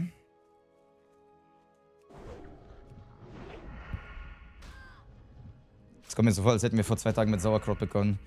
Fühlt sich so an, als ob wir schon seit 3 Monaten spielen, ne?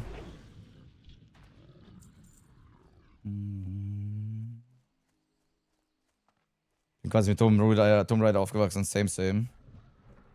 Same, same. Ich bin ja auch mit Tomb Raider aufgewachsen.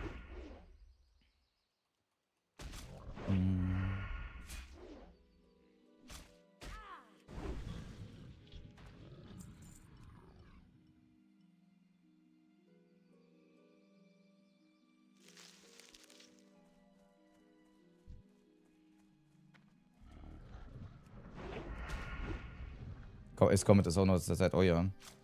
Ace Combat ist noch eines dieser klassischen Bandai-Games.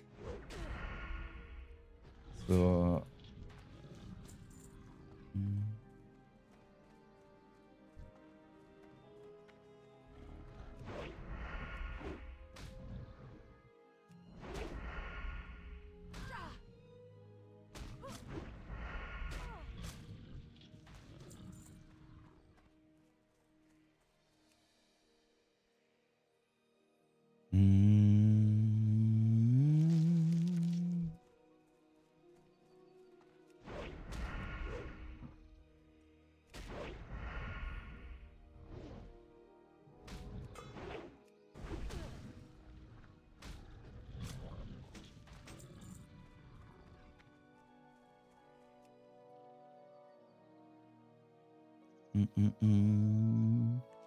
Aber nächstes Jahr wird sowieso gaming-technisch mein absolutes Highlight.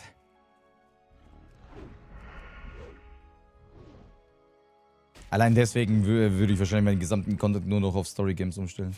Einfach nur um die ganzen Games irgendwie zu zocken und durchzuzocken. Vor allen Dingen auf Platin bringen dauert ja auch seine Zeit, ne? Und apropos Platin, ich muss dieses Horror-Game in den nächsten 1-2 Tagen machen, sonst vergesse ich alles, was ich da mache. Das ist nicht gut. Da muss ich definitiv noch den Speedrun machen. Gechippt. Ja, die gechippten. PS2 gechippt war noch geiler. Die PS2 mit Chip war noch besser.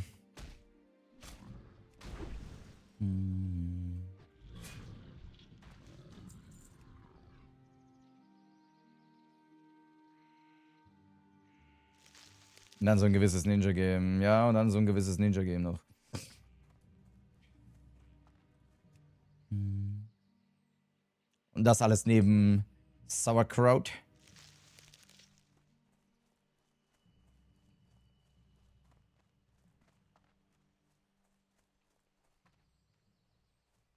Ja, Duplo, nice Duplo. Gönnt euch die längste Praline.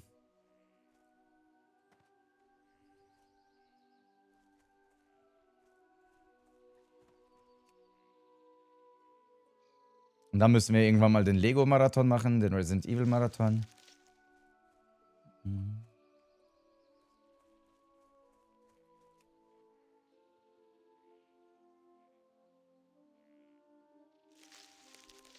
Also die Monster sind definitiv wichtiger. Wow. Geil verfehlt.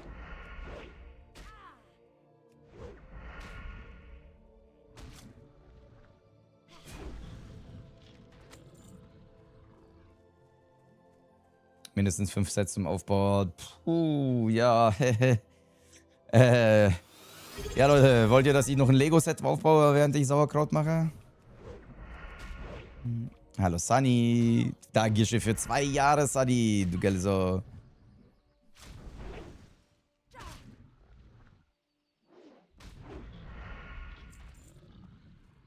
Ich biete eigentlich meinen Gästen immer an, Lego aufzubauen. Ne? Vera, Nini, Tom.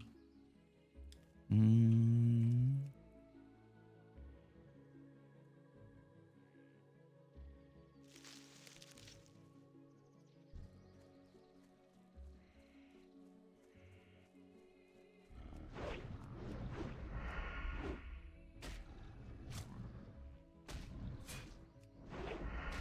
Bin immer gerne hier. Das ist schön.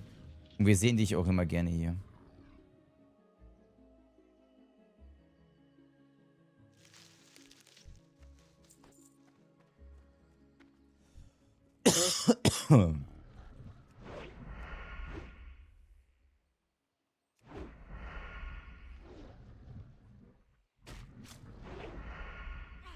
Nur für dich, Kate. Laura.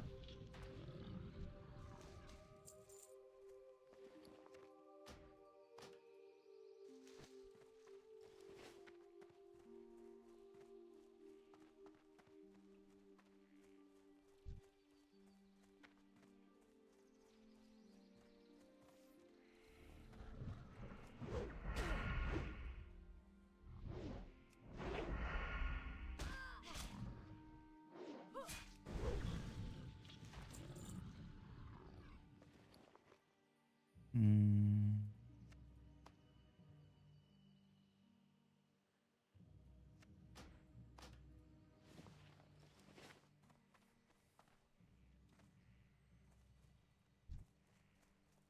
Okay, ein Korn noch, dann haben wir die Quests auch schon. Dann gehen wir schon mit guten Steps Richtung Level 8.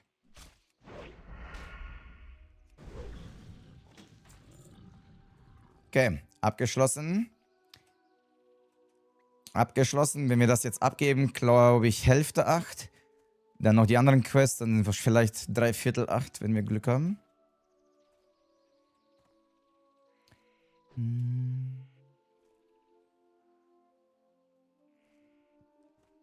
Melenas Kopf mache ich safe erst mit Level 9 oder 10. Die eine Höhle, da kann ich alleine nicht machen mit den Knatzklauern. Die ganzen Seid Pisse. gegrüßt. Die Göttin schütze euch.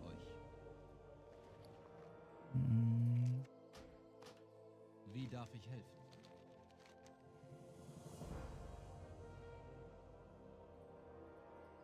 Mögen euch die Sterne leiten.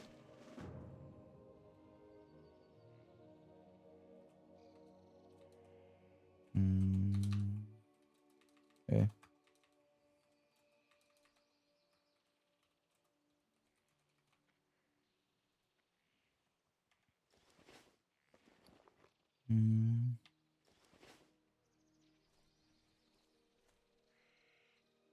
Viel Spaß mit dem Topf.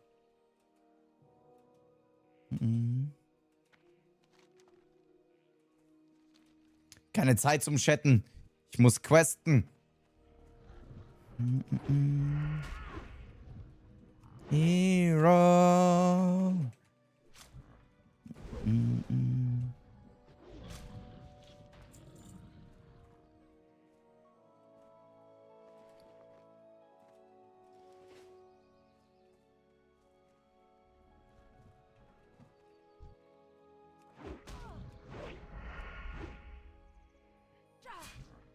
Die Siegelinde hat Level 30 erreicht. Crazy. Crazy. Und du hast auch keine selbstgeschriebene Nachricht, oder? Hero.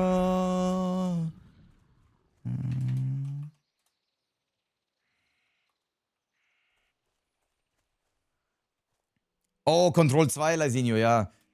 Klar, Control 2 ist auch eines meiner absoluten Must-Have-Games nächstes Jahr. Level 30 ist crazy. Vor allem das Tempo, ne, ist ja auch krass. Das musst du ja auch erstmal aufrechterhalten. Schwer steht GZ. Gratulation. G für Grat und Talulation. Halt das Z aus dem Talulation. Gratulation. Obwohl da kein Z drin ist, ist da eine Gratulation drin. Congratulations, GZ.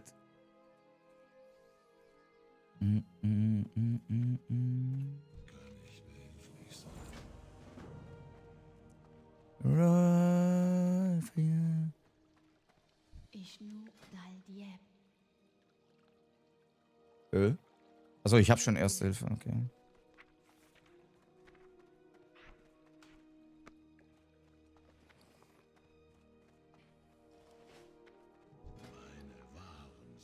Verkauf, Verkauf, Rüstung, Verkauf, Verkauf, kann ich nicht. Verkaufen, verkaufen, verkaufen. Verkaufen. Kann ich nicht, verkaufen. Scheiß auf den Käse, scheiß auf die Klauen, alles weg. Auch wenn mir die Buffs wahrscheinlich echt helfen.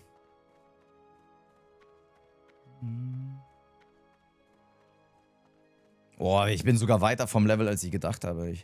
Geil. Geil, geil, geil. Dann bin ich jetzt schon fast 8, wenn ich das jetzt abgebe. Der kriegt erstmal einen Anfall.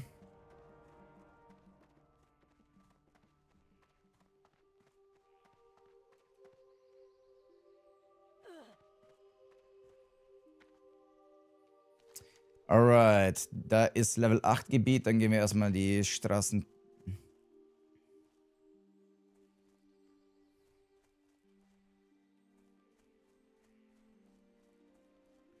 Dann gehen wir mal die Bärchen klatschen. Und dann geht es auch schon fast nach Danassos. Warum ist die Minimap eigentlich aktuell aufgedeckt? War doch eigentlich immer verdeckt, oder?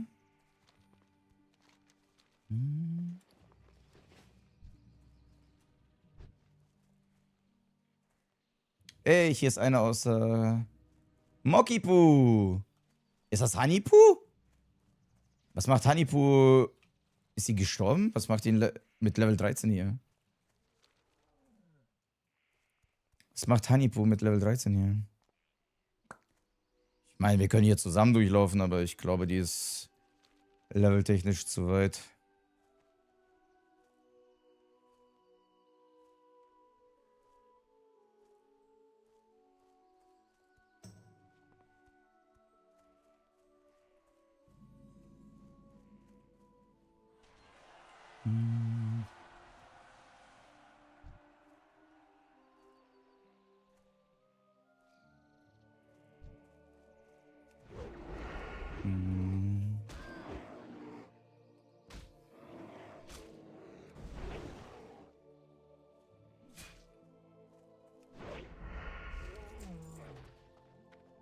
Junge, hier ist ja alles ausgeräuchert. Die haben Teddybären. Die haben Teddybären hier. Was ist mit euch?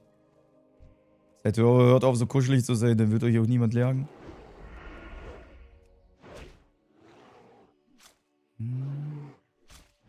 Was kriege ich mit Level 8? Mit Level 8 habe ich, glaube ich, keinen geilen Spell bekommen, oder? Ich glaube, höchst Entrinnen. War das Entrinnen?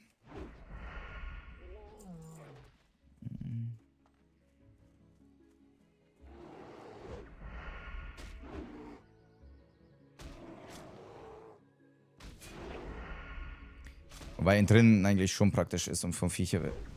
Ach nee, den Dodge-Skill kriege ich, ne? 50% zu dodgen, das kriege ich durch. So spät.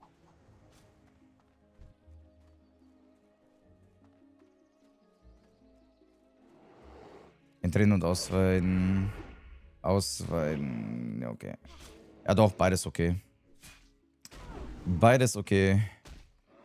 Mehr Damage durch Ausweiten, immer gut.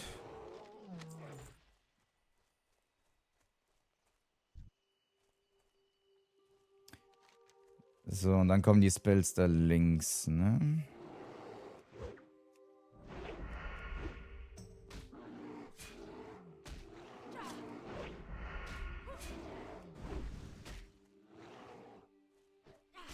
Oh Gott, Charles. Keiner von der Gilde, sondern irgendein Random?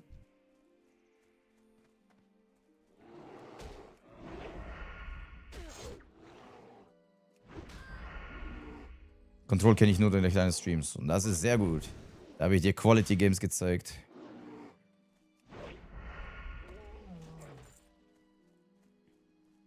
Nessie, Nessie, Nessie, Nessie. Ihr macht Vera sehr stolz.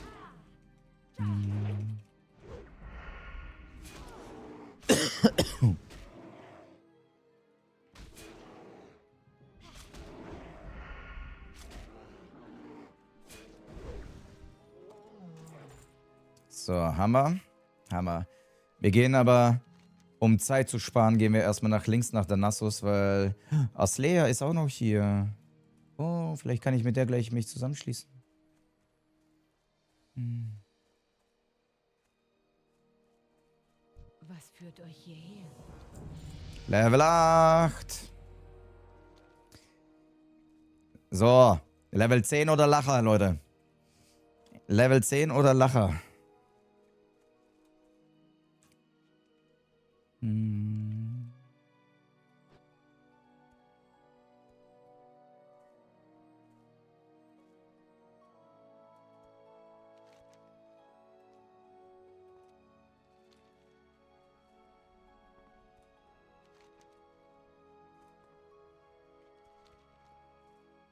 Hm. So, aber welcher nächste Quest ist denn machbar gewesen? Das ist Level 10, Level 10.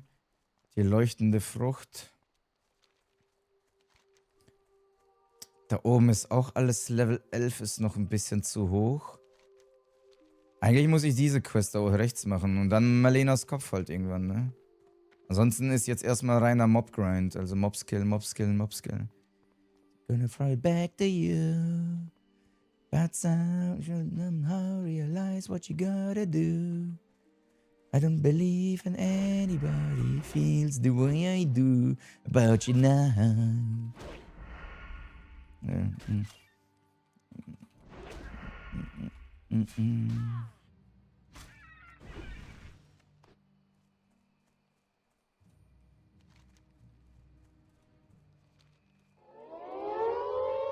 Der Kati, Dankeschön für den Level 17 Raid mit 17 Zuschauern. Hallo Kitty hat gerade mit Citalicious. 17 Zuschauern gerätet. Hallo Gianluca und Astrio.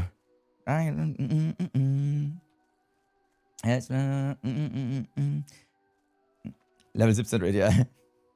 Believe that anybody feels the way I do, but you know.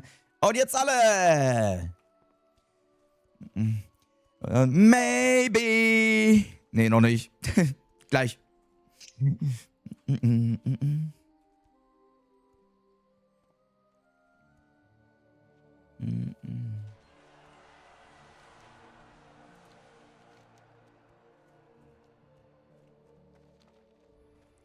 Maybe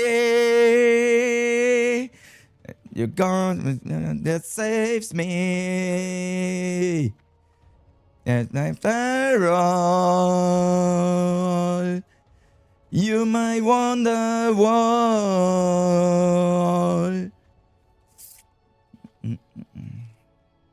It's gonna be the day to you.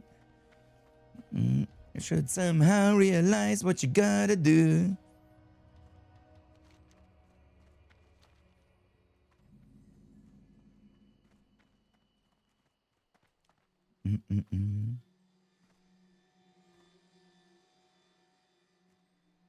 Ja, Floji, die Trophäkermann. Welche Nummer hast du? Welche Nummer hast du? Ja, ging gestern ein bisschen unter. Henry, danke schön für 53 Monate. 226. Ey, die 1 ist einfach verschollen, ne? Blockdance, Blockdance, Blockdance. You gotta be the sun that saves me. And after all, you might wonder why.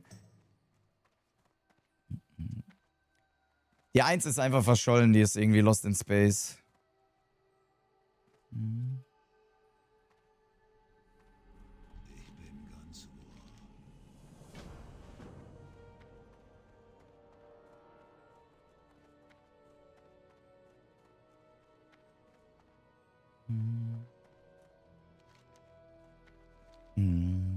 Gonna be the one that saves me. Wäre interessant gewesen, ja. Nicht die 1, doch. Und die 10 ist auch, glaube ich, verschollen, ne? Die 10 haben wir auch noch nicht gesehen.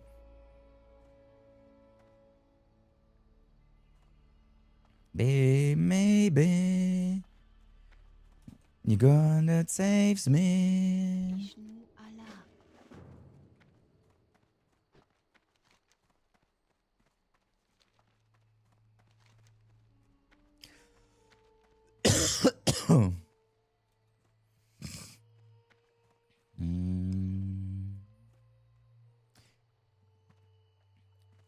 gonna be the one that saves me. Hat gerade jemand den zufällig den Clip parat, safe. Aber der ist dumm, der Clip, Floji. Es war ein Drama in 2 Akten. Einmal dumm da durchzurennen. Wäre zwar noch okay gewesen, dumm mit Buffs da durchzurennen, die Gegner triggern.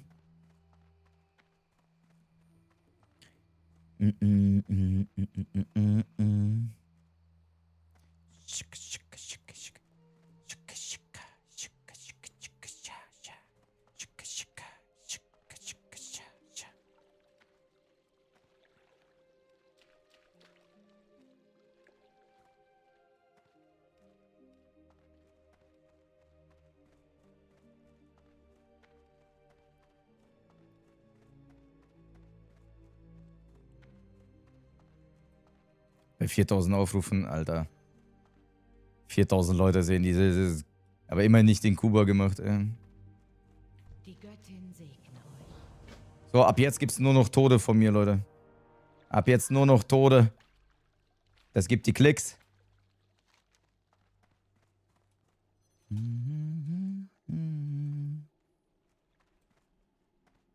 Clip Farming hier.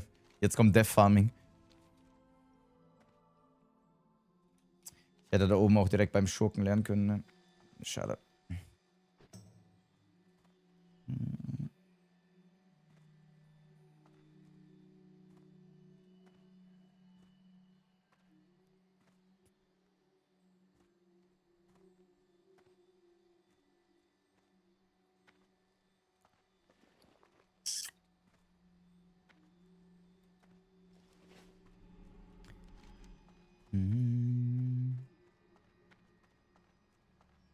So, da ist der Tumor, das ist aber Level 9.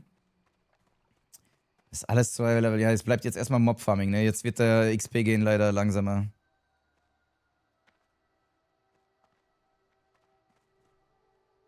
Zweimal sogar Bilder Floji, ne? Das benommen. Ich wurde, glaube ich, zweimal benommen. Sonst wäre ich auch noch weiter weggekommen.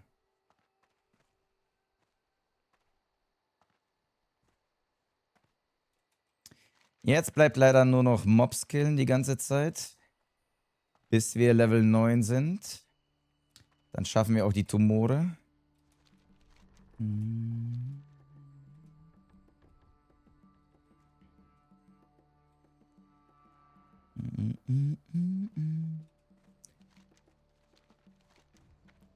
Vielleicht schaffe ich hier unten das Gamer Girl Wasser.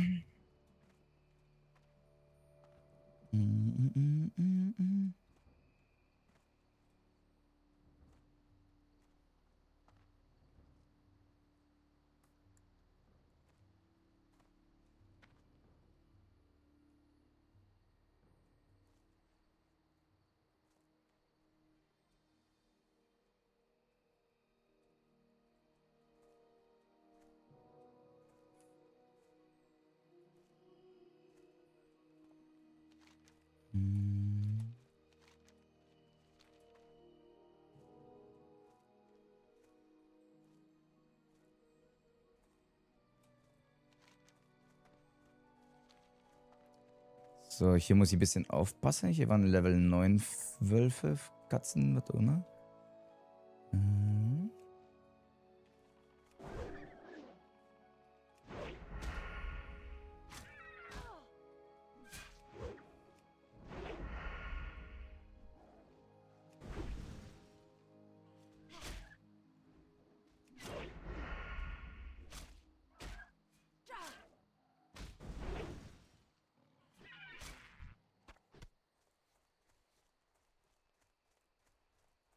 Ja, die Viecher.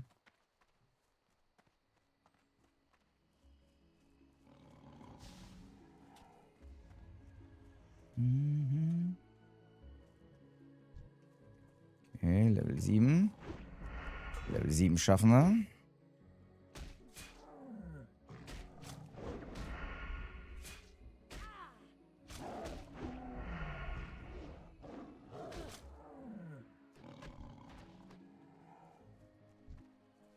Hier ist noch ein Level 7er, schaffen wir auch.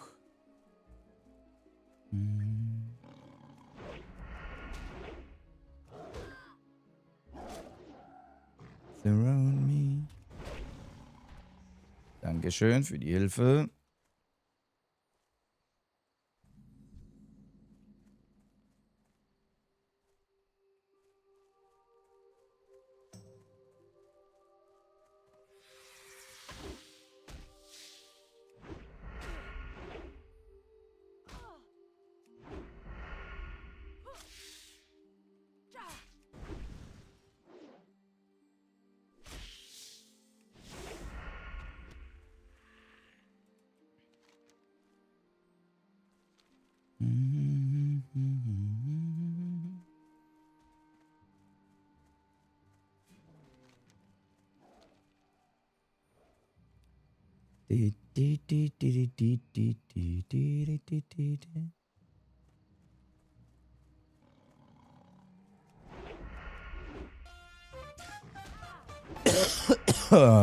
Miokek, Dankeschön für den 6. Monat.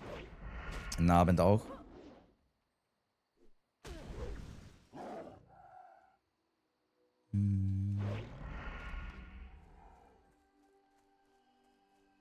Oh, noch Level 12. Boah, Level 12 wäre big. Heute noch Level 12 wäre big, aber wir haben ja noch ein bisschen Zeit. Ne? Der Abend ist noch jung. Das ist eine entspannte Feierabendrunde. Das ist gerade wirklich eine entspannte Feierabendrunde.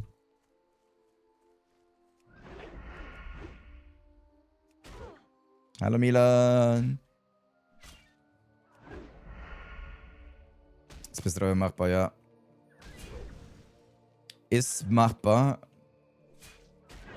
Mit ein paar Quests dann in Ironforge, die dann auch so roundabout Level 10 sind. Kriegen wir das schön.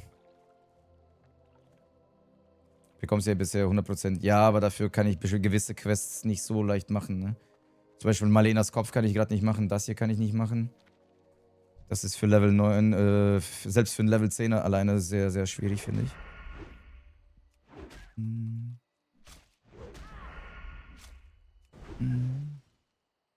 Habe ich was verpasst? Mein Tod hast du verpasst, Vortex.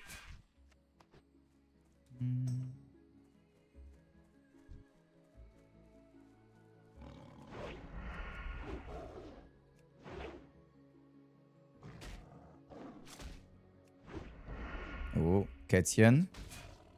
Kätzchen Nummer 2. Bleiben Sie ganz entspannt.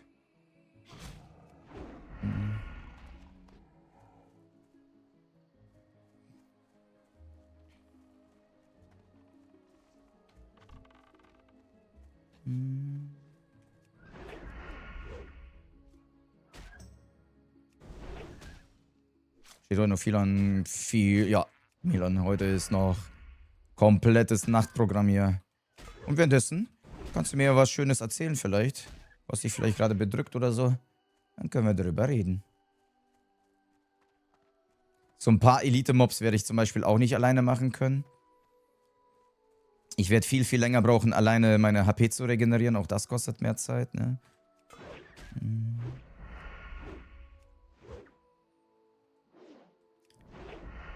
Auch wenn die Leute das mal sagen, alleine levelt man schneller. Ich finde trotzdem, man hat viel mehr Leerlauf und Downphasen, weil man gerade sich heilen muss. Man muss Mana aufladen und das kostet alles viel, viel mehr Zeit, als ganze Zeit Mobs zu klatschen.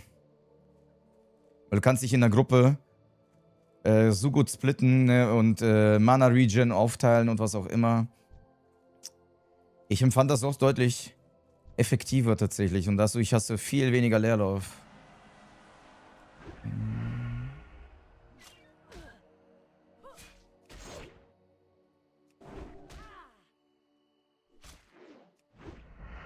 Sieht nach einem blöden Tod aus. Yep. Ist es. Hast du gut beurteilt. Hast du gut beurteilt.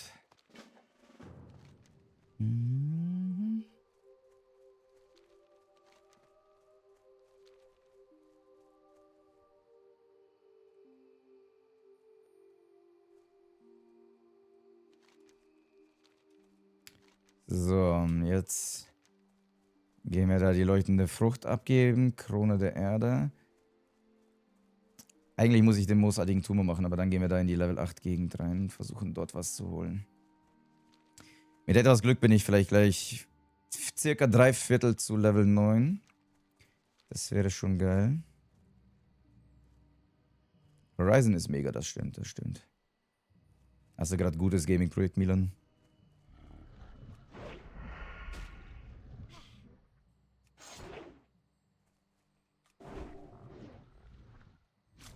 Hm.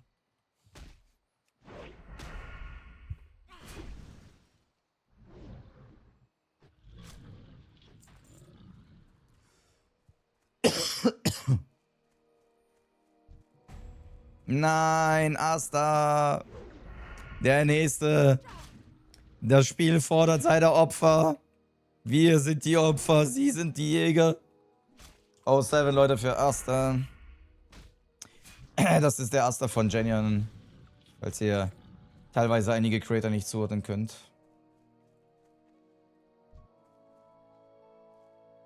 Auch wenn ich das nicht mag, Personen quasi als Schatten von einer anderen Person darzustellen, aber manchmal können die Leute vielleicht gewisse Namen nicht zuordnen.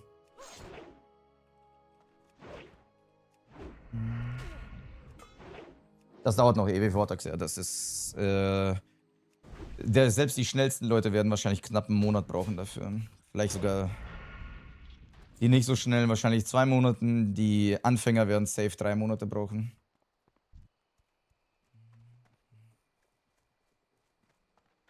Kommt nicht auch Monster Hunter in der Horizon-Welt? Ja, dieses MMO, aber nur für PC.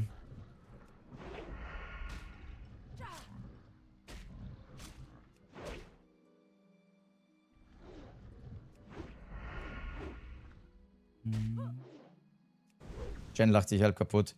Das wäre fies. Ich würde meinen Partner nicht auslachen bei so einem Projekt. Vielleicht erstmal trösten, dann darüber lachen. Eigentlich diese Reihenfolge. Es ist immer in so einem Frustmoment noch einen draufzukippen, ist immer gemein, egal wie gut befreundet man ist. Nachdem der Schmerz gelegt ist, darüber kann man dann lachen. Dann kann man ankommen und sagen, ja, was auch doof, du.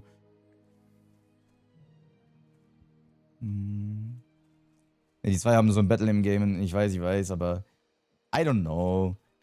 Ich bin ja auch dafür, dass man auch in der Partnerschaft sich ein bisschen gegenseitig trollt oder sonst was, aber wenn man sichtlich sieht, dass jemand dadurch verletzt ist oder niedergeschlagen ist, nicht noch einmal drauftreten. You know what I mean?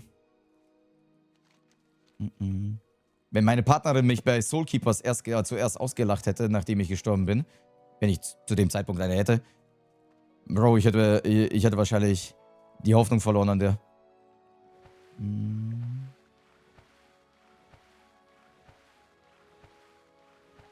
30er Streak, Schnorrs. Vielleicht ihre Art in der Beziehung, womit sie zufrieden sind. Wenn die damit klarkommen, klar, keine Frage. Solange beide offen und ehrlich darüber reden, ob das wirklich... Und nicht einfach runterschlucken. Weil selbst wenn sowas manchmal geklärt ist, kann es einen trotzdem verletzen. Und manche Leute sprechen das dann nicht an, weißt du? Muss ich euch ja nicht erzählen.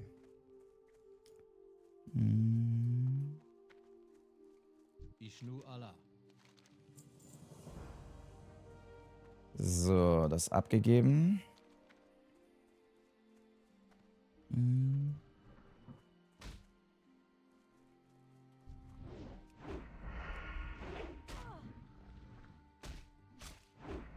Geh weg, du Lobob. Bringst mir zu wenig XP für die Zeit. Questen. XP.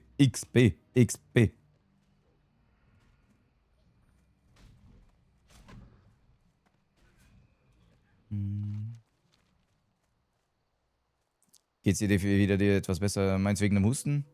Ich hoffe mal. Also, da ist er noch.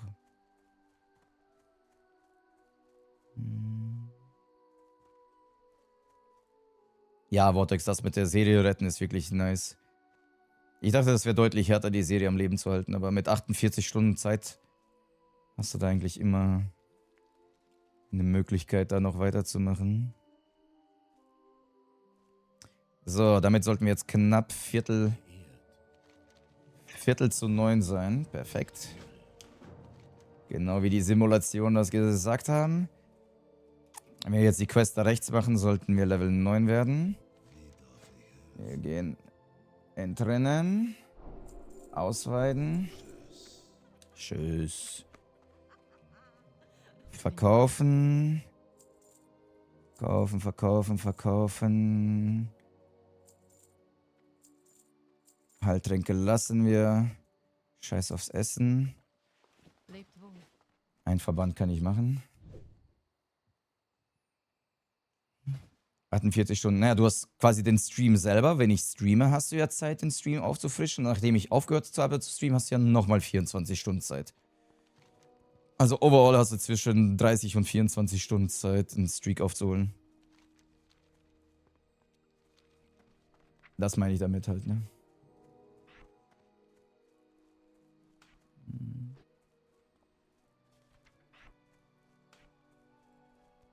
Okay. Ausweiten ist jetzt auf 2. Ich habe Entrinnen, falls es doch mal brenzlig wird.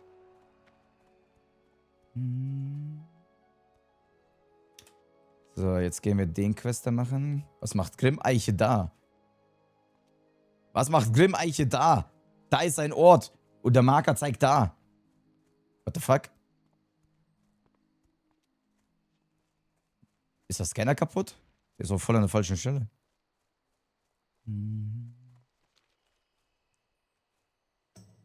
Dann ist morgen die ersten 30er-Streak. Schnorz hatte gerade seine 30er-Streak. So, die Quest ist leider etwas trickiger als Schurke.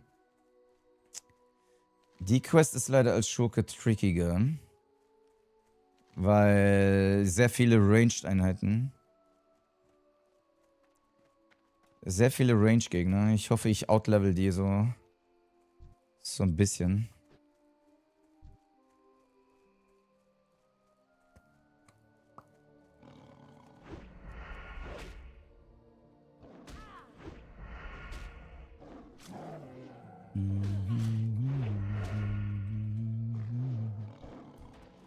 Oh, Beutel. Schmeckt direkt anziehen. Geil. Okay, da ist zumindest ein anderer, der rumläuft. Das ist okay. Damit kann man sich die Respawns ein bisschen vom Hals halten. Hallo, Visco.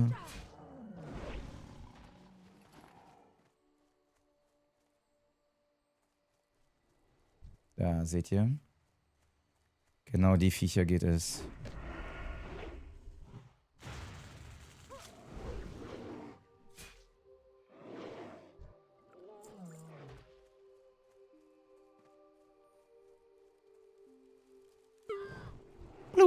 Boah, kurz Jumpscare.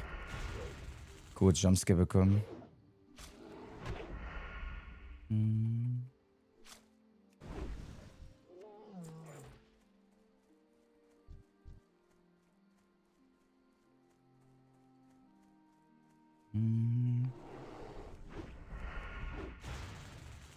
Hier bin ich als Jäger so oft gestorben.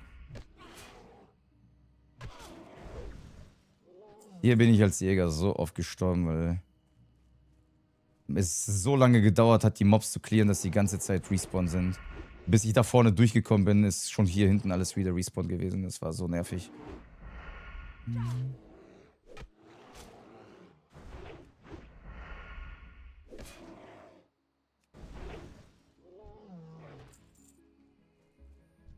So, die 2 Sechser sind auch tricky. Vor allem alleine. Aber die respawnen auch immer zusammen, die Schweine.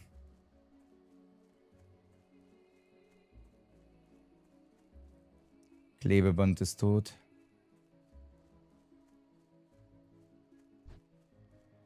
Ah, nice. Wird weggetankt. Perfekt. Ja, beide leider. Boom.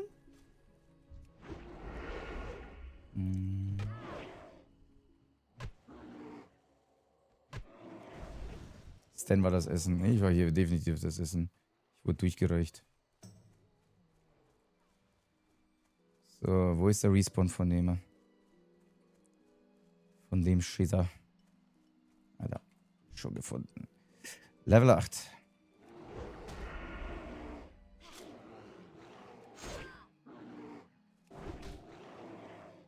Alles, was die Skill-Trick-Kiste bietet.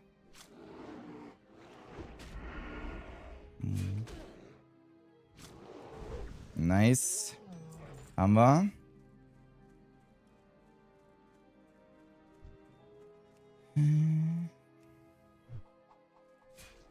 Oh shit. Gott sei Dank.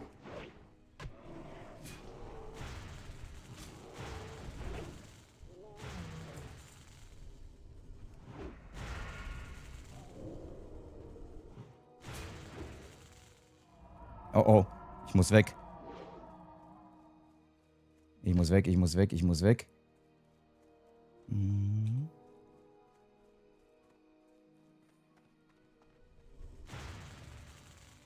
Am Rand der Welt. Okay, Agro verloren.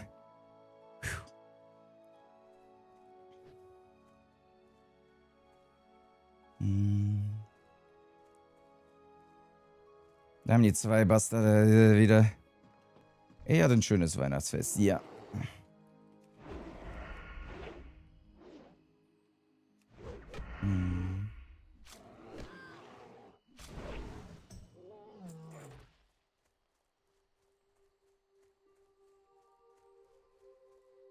So.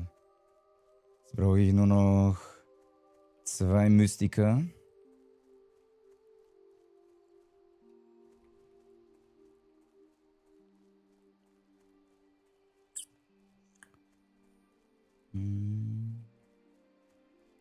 Die machen wir hier am Rand am besten.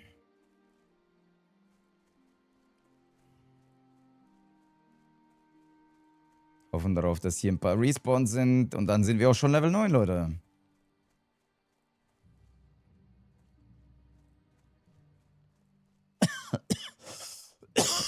Den töten wir mal. Falls wir abhauen müssen. Nicht, dass er im Rücken ist.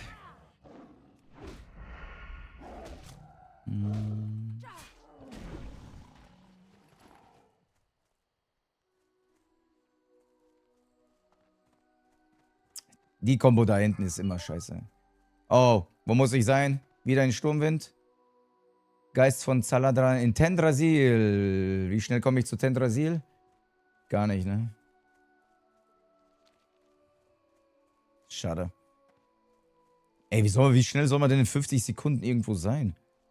Könnt ihr das mal ein bisschen mehr Info raushauen? Der Buff ist im Booty Bay. Er ist im Booty Bay.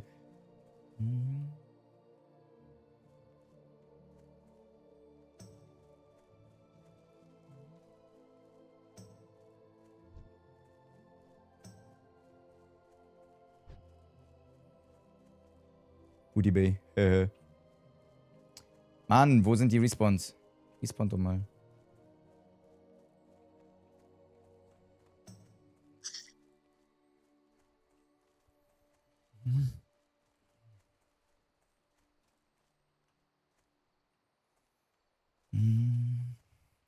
Was für GZ? Irgendjemand Level 20 erreicht? Sehe ich nicht.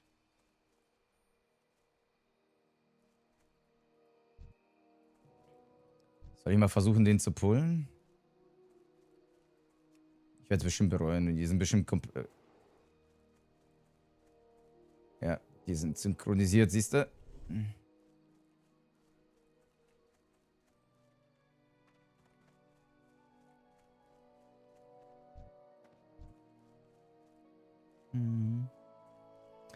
Da pulst du immer beide, leider.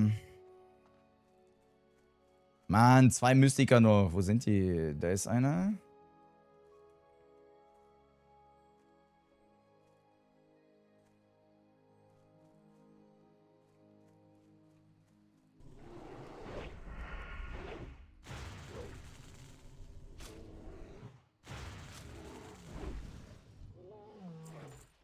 Okay, einen noch. Oh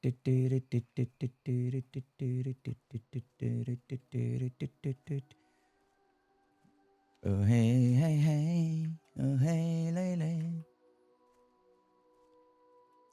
Alleine ist schon deutlich gefährlicher überall, finde ich. Deutlich, deutlich gefährlicher. Really good time. Ich glaube, hier respawnt irgendwie nichts gerade.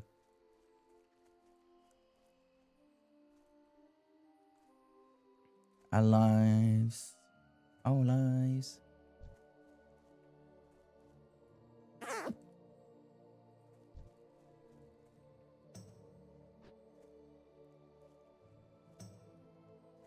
Hä, wo sind die? Müsste hier nicht hier einer respawnen? Die Leiche ist ja auch gerade verschwunden. Da müsste einer respawnen.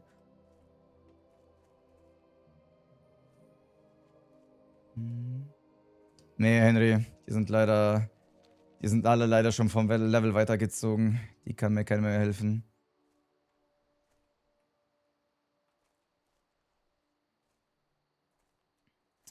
Leider, leider. Right on really, really good time. So, mal ein bisschen XP-Leerlauf vermeiden.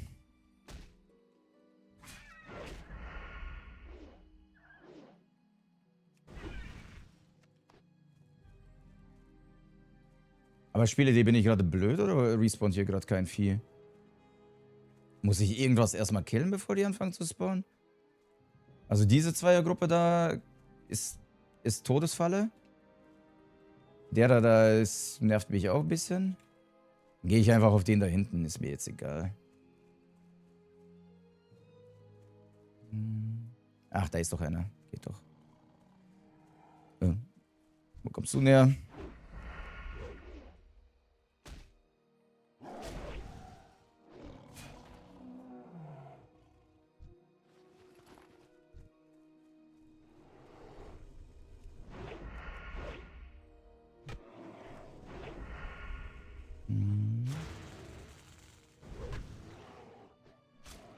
Und abgeschlossen. So. Das geben wir jetzt ab. Und werden Level 9. Hallo Dike. Wie geht's dir, du Knuddelmaus?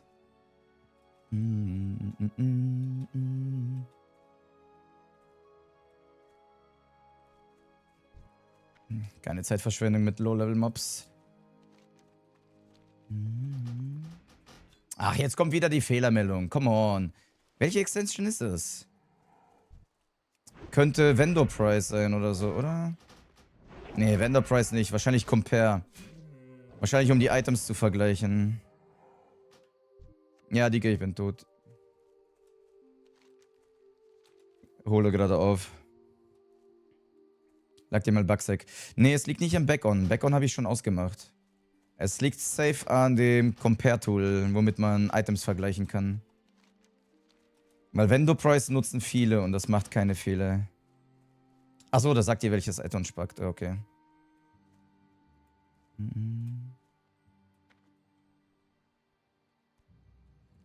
Really good time.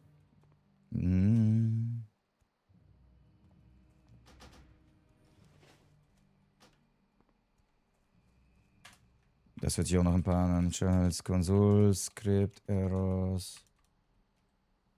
One.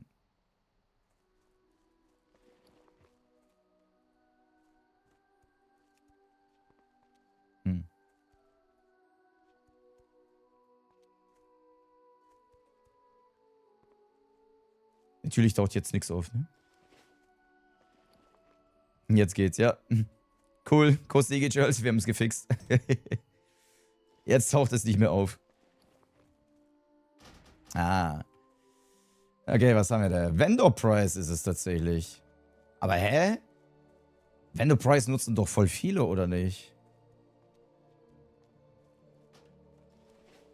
Vendor Price nutzen doch voll viele.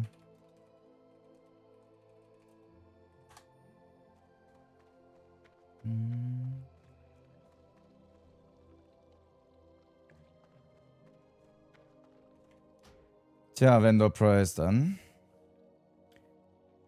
Dann ist das wohl aus mit uns.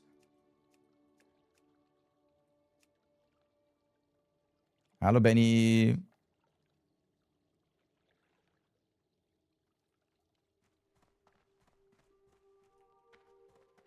Aber gerade Vendor Price ist eigentlich voll nice. Aber gerade Vendor Price ist eigentlich voll nice, weil instant zu sehen, was Wert hat, ist cool. Was führt euch hierher? Bam, Level 9. Let's go, boys.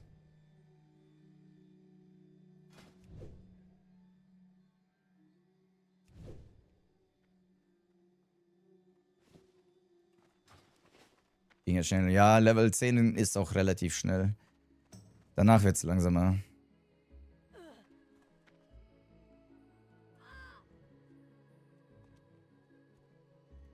Oder gibt es vom Vendor Price auch zwei Versionen, Charles? Einmal Retail, einmal Classic.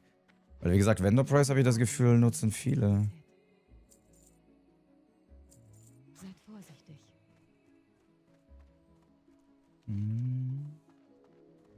El Guni.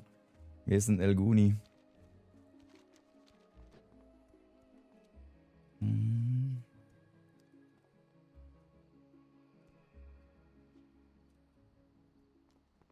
Jetzt ein Captain Morgan. Jetzt einmal ordentlich reinbuttern. So, Energy Watch.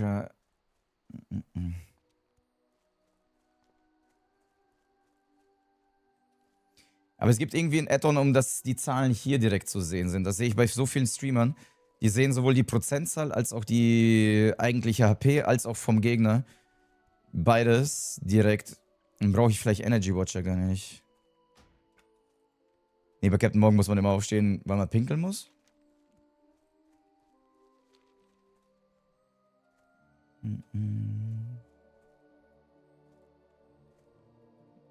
Luxi meldet sich bei Captain Morgan. Interesting.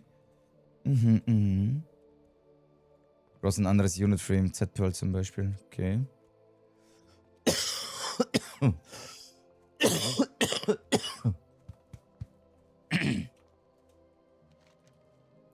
Schleimig ist gut. Wenn Schleim rauskommt, heißt es kommt aus der Lunge. Dann kam die Gastro aus mir raus. Ah. Hallo, Iken. Was fällt dir ein, heute einfach so mein Herz gebrochen? Es tut mir leid, mein Herz. Ich war jung, ich war töricht. Ich hab nicht gedacht, dass die Wurzeln mich selber in den Arsch kneifen. Aber guck mal, ich bin schon Level 9. Ich will wieder mit den coolen Kindern mitspielen, deswegen.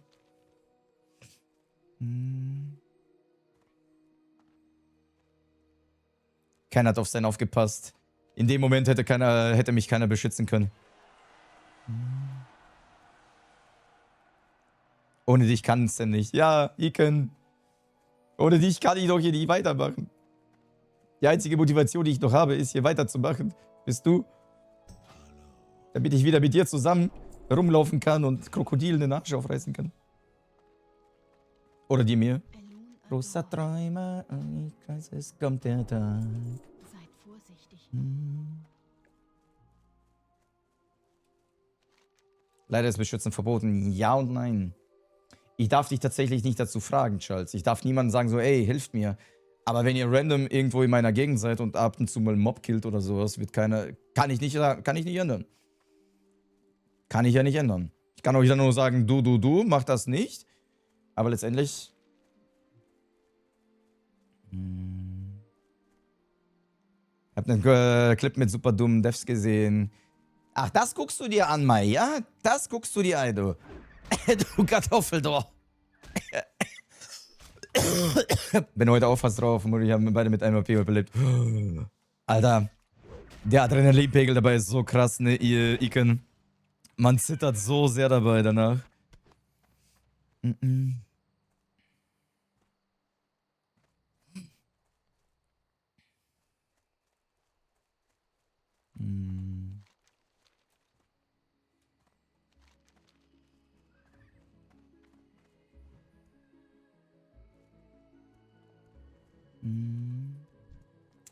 So, Level 8er sollte ich schaffen mit Level 9, ne?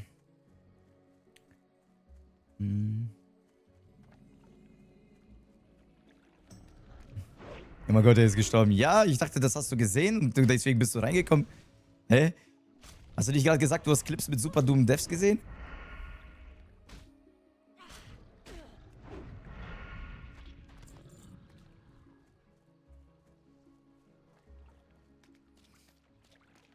Ja, Clip-Hilfe. Ja, nicht anschauen, Iken, bitte nicht.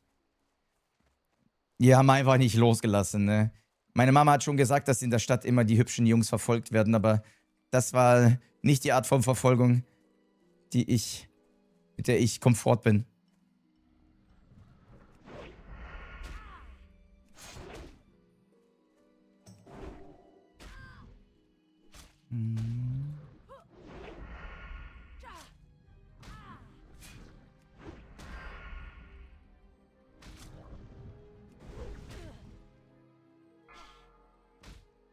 Na komm, ist auch schon knapper, als es sein sollte. Oh, ich habe ein Cape. Nice. Ich habe gerade den Clip angeschaut. Ah. Hab schon geguckt. Schande auf mein Haupt. Schande auf mein Haupt.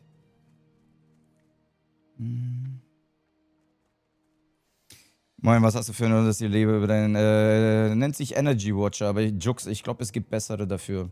Außer du findest das cool, dann heißt das Energy Watcher. Dann heißt das Energy Watcher.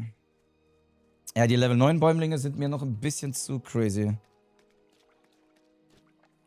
Dann suchen wir uns lieber mal die Level 8er Bäumlinge, ne?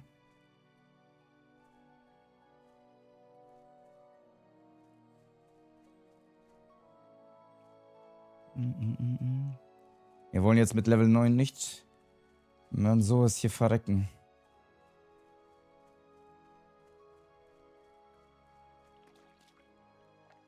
Wie geht's der Mama Söhne? Gut, gut. Gut, gut. Hat sich jetzt noch einen entspannten Tage zu Silvester.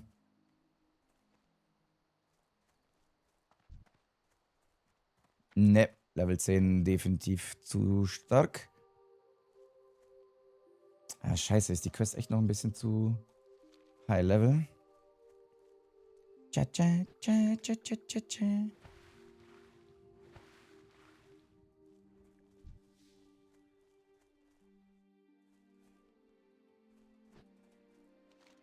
Sonst bleibt mir Marlenas Kopf, aber als Schurke alleine. Machen wir was jetzt Leckeres zu Silvester. Nee, ich bin ja eh in Berlin zu Silvester.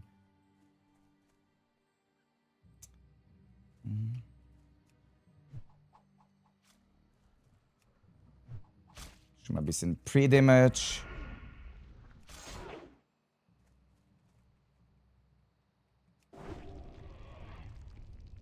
Okay, die nicht-blauen sind leichter. Die blauen sind deutlich stärker, warum auch immer. Die sind nicht so knapp, auch wenn die Level 9 sind. Aber auch sind sehr dumm AFK tot gesehen, einfach im Wasser ersoffen. Was? Jemand ist im Wasser? Oh mein Gott. Also ich habe ja schon diverse Leute gesehen, die sich einen Death-Clip nebenbei angeschaut haben, wie jemand anders stirbt. Und währenddessen sind die gestorben. Und das komischerweise nicht so selten, wie man das eigentlich denkt. Aber im Wasser ersaufen ist ja nochmal Next Level. Cha, cha, cha, cha, cha, cha. Cha, cha, cha, cha, cha, cha, cha.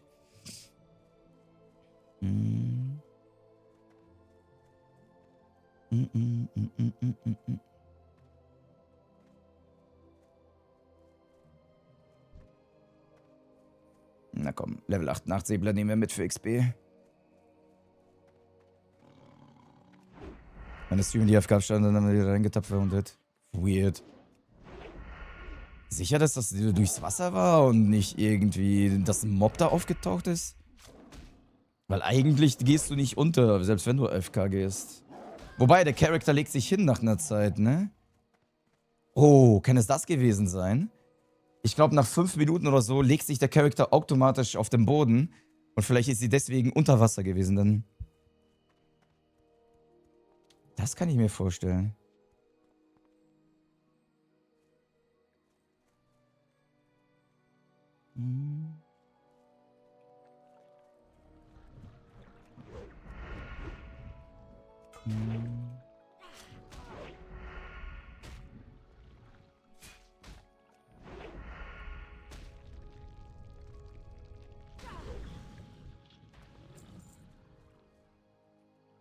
Da ist noch einer.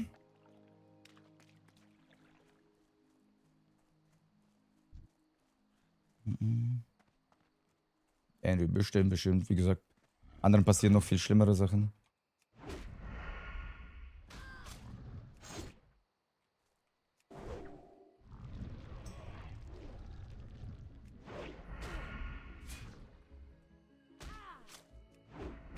Größer Träume.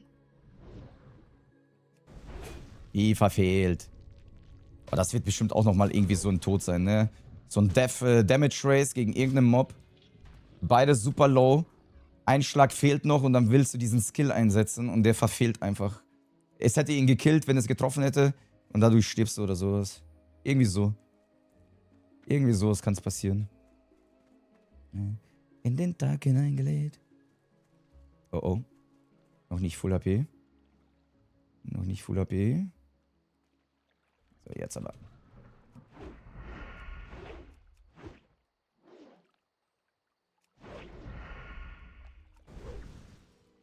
Oder der Mob hat Pech, so wie der da, und trifft mich die ganze Zeit nicht. Ne? Das kann auch sein.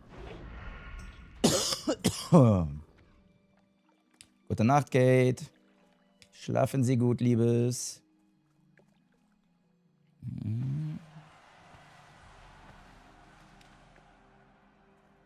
Schade.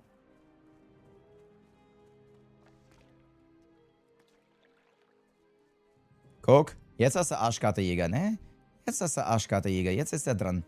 Jetzt klatscht er dich.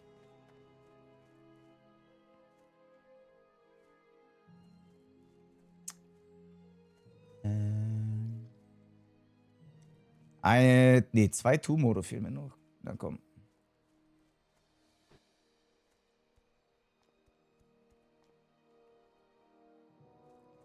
Sollte vielleicht auch mal den T-Shirt das Fell abziehen, ne?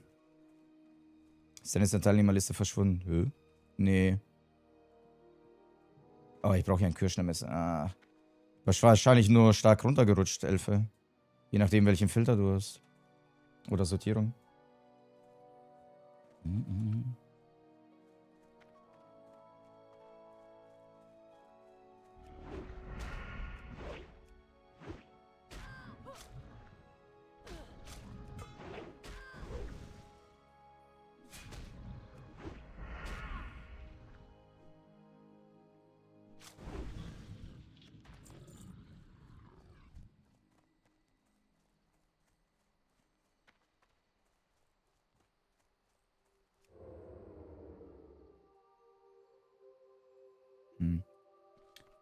Vielleicht sollte mal Meucheln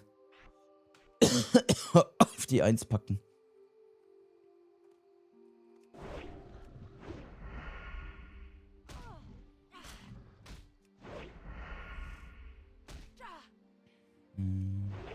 Es geht ja schon wieder um iFrame Man. One Frame Man.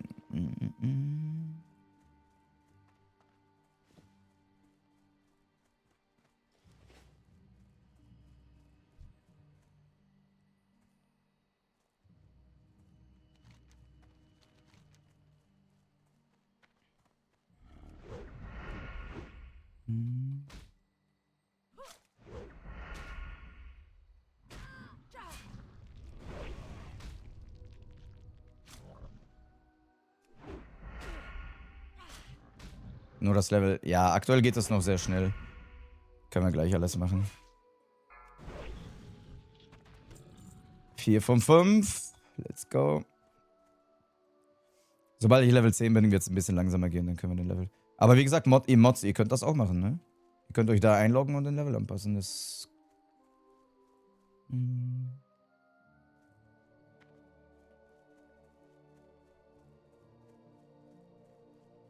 Oh. Hat jemand sein Pet?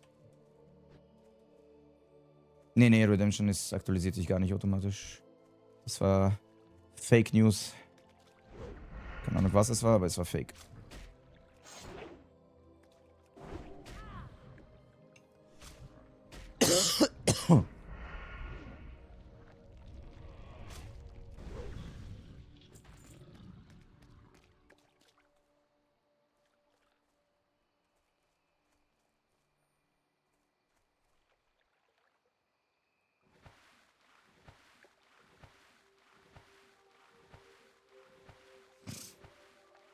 Aber Respekt an die Beinmuskulatur, Alter. So hoch übers Wasser zu springen, ist schon sportlich, Boy.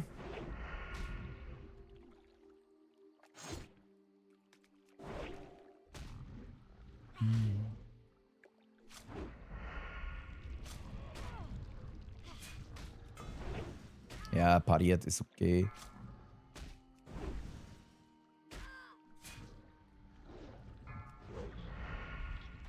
Alter. Das war gerade closer, als es sein sollte, muss ich sagen. Das war gerade knapper, als es sein sollte, finde ich. Dafür, dass er levelgleich war.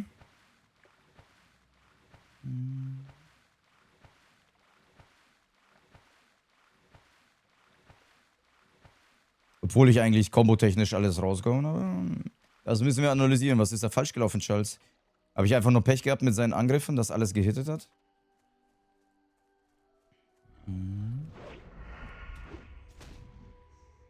Groß Digi.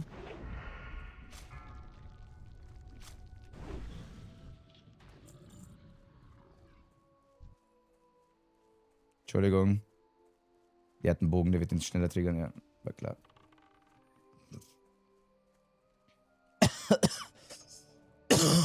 Eventuell Crits.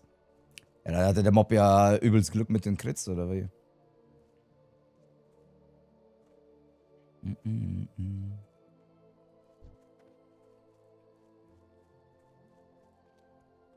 Komm, ein Turmo noch. Ein Turmo. Komm vor, ja. Auch leider etwas, was man nicht wirklich kontrollieren kann, ne?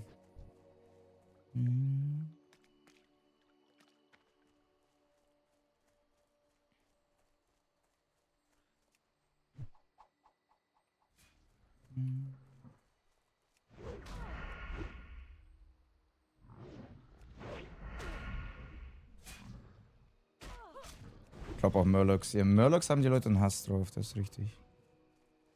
Okay, haben wir. Mit etwas Glück könnte ich sogar die...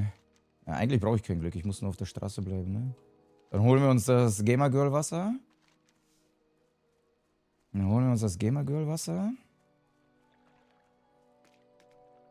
Und dann, wenn wir die Quest abgeben, sind wir schon fast Hälfte Level 10.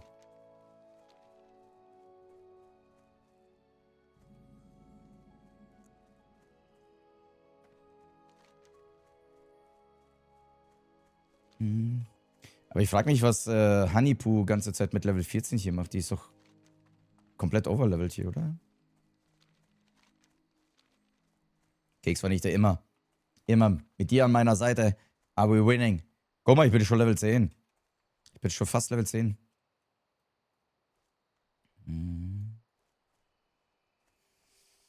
Henry. Ich glaube 25 wird mein höchstes Level sein.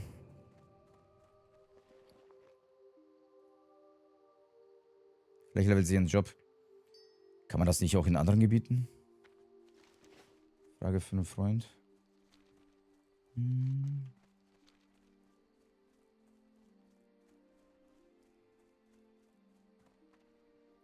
So, die Hapyren. Die Harpies sind zwar... Ah, Mine in Westfall. Unlucky.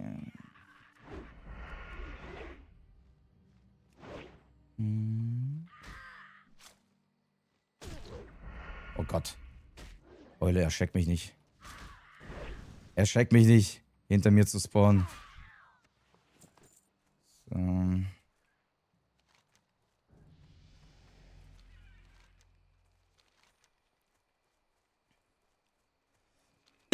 So.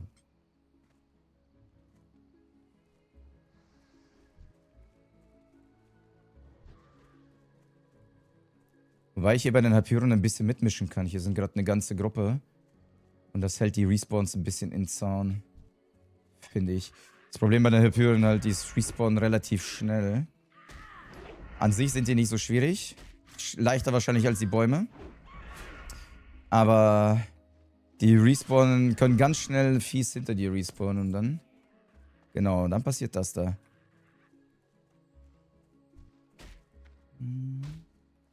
Aber das mit dem Abhauen, ne, und seitlich laufen, halte ich für Bullshit. Halte ich für Bullshit, ey. Hallo Neoplay. Irgendwie haben mir so viele Leute den Tipp gegeben, wie man richtig abhauen soll, aber das hat bisher noch nie funktioniert. Hallo Neoplay, willkommen in Sauerkraut. Ich hoffe, du hast ein bisschen Rotkraut. Blaukraut. Ey, danke für den Buff. Strong.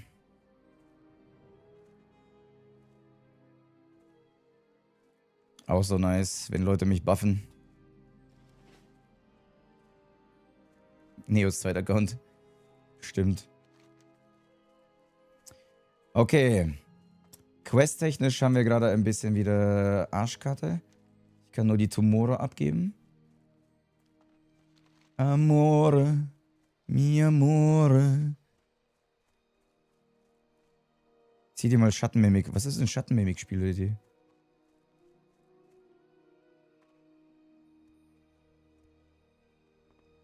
Die Volksfähigkeit. Warum weiß ich nichts davon? Meinst du das hier?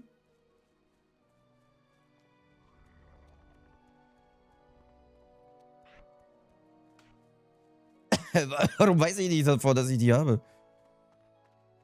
Hm.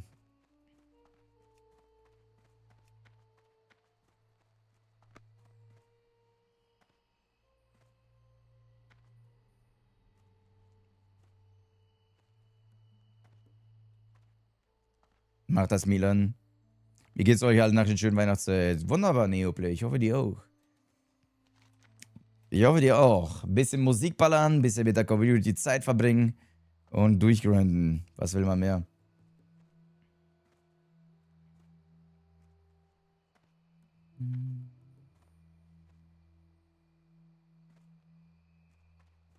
Einfach die WoW ist auf... Ach, ey. Oh mein Gott. Das wusste ich schon gar nicht mehr.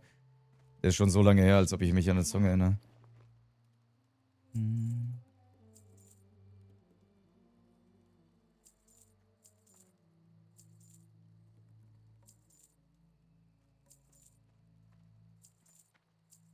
Lebt wohl.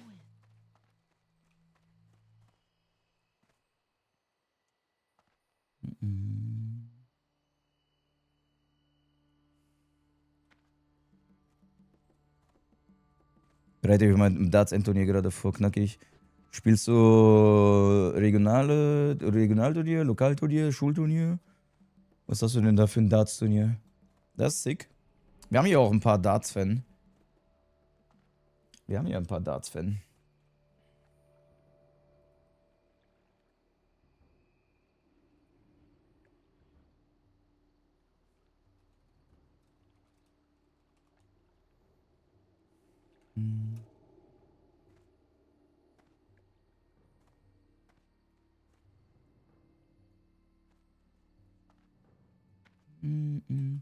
So, mit dieser Quest sollte ich jetzt Hälfte Level 9 sein. Die restliche Hälfte müssen wir mal gucken, wie wir die machen.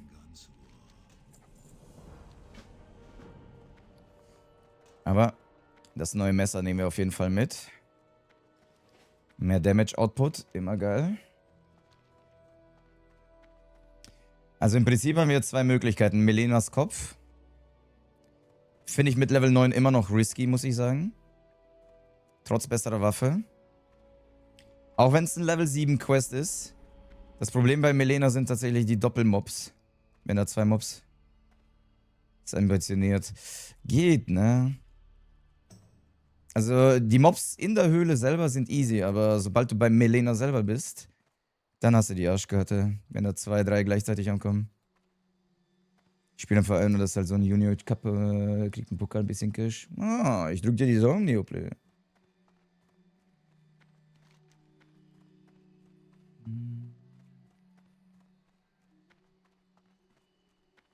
So, dann machen wir erstmal ein bisschen Fußweg. Gehen mal dort Krone der Erde abgeben und drücke zu Denalan. Der will wahrscheinlich dann den schimmernden Wedel haben, der ist dann da oben. Ja, eigentlich unser bester Gast sind gerade tatsächlich die Harpien, ne?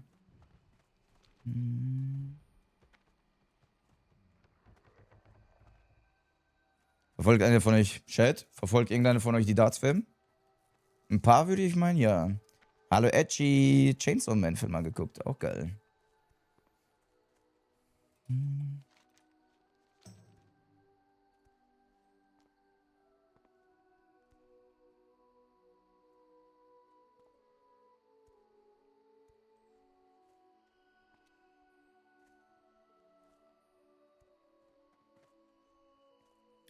Nicht so wirklich, kein Plan. Dieses Jahr nicht so. Schade. Aber guck mal, Visco.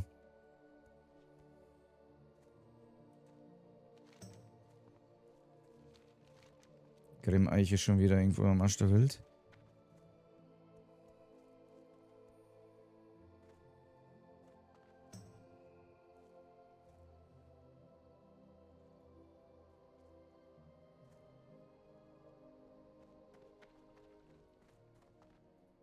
Hallo? Kein Händler hier? Scheiße.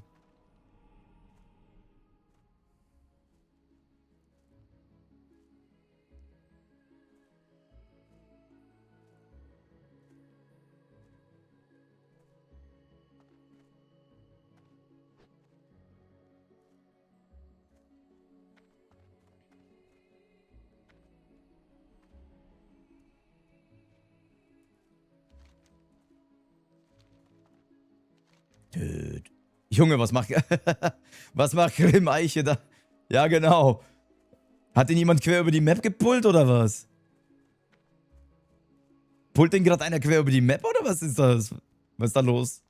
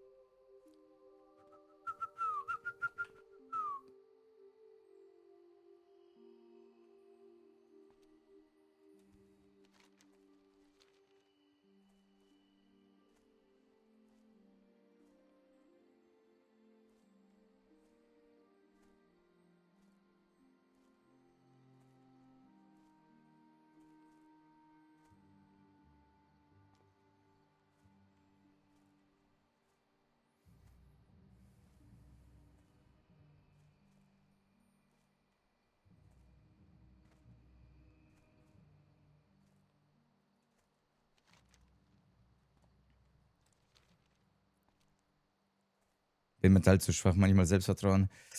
Das kommt auch immer mit der Erfahrung und auch der Reife. Ist aber nicht immer einfach.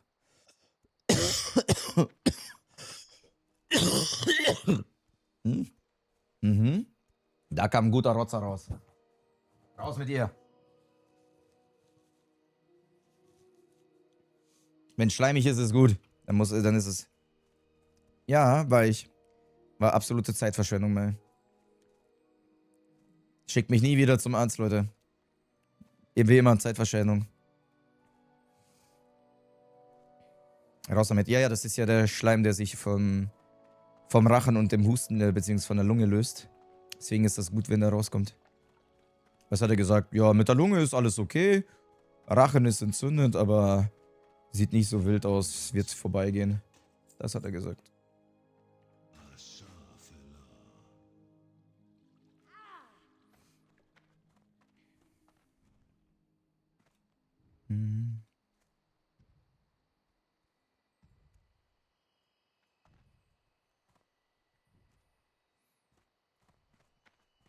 Seht euch ruhig um.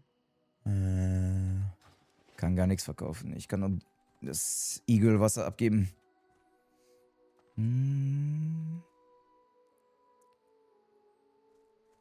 Ja, trotzdem, weil das war so mitten am Tag, was mich blockiert hat. Mitten am Tag, was mich blockiert hat und ich nichts machen konnte, weder Stream noch sonst was, aber dafür haben wir jetzt einen schönen Nachtstream. Und Nacktstream.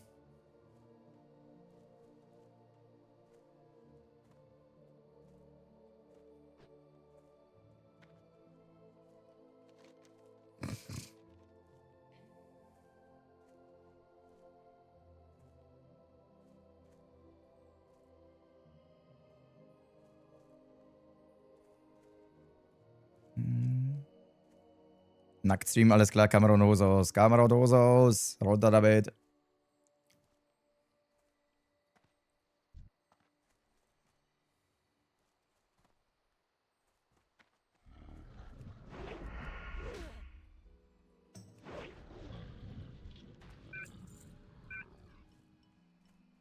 Junge! Was für Grimmeiche, Alter? Mach mir keine Angst hier. Vor 8 Sekunden zuletzt gesehen, Alter. Das Add-on ballert, diese Rasse doch gerade komplett aus, oder? Ich bin geehrt. Das rastet doch gerade komplett aus hier. Jetzt kommt der Wunsch von der KG-Community. Jetzt erst. Oh, shit. Ey, Pisseier. Der Song ist endlich da. Das hat ja gedauert. Okay.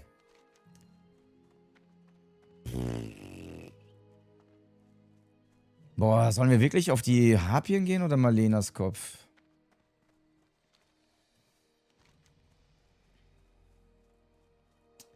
Scheiße, das ist jetzt ein bisschen viel rumgelaufen. Ist auch keiner aus der Gilde hier gerade, ne? Mir fehlen 2500 XP. Das sind ungefähr 30 Mobs.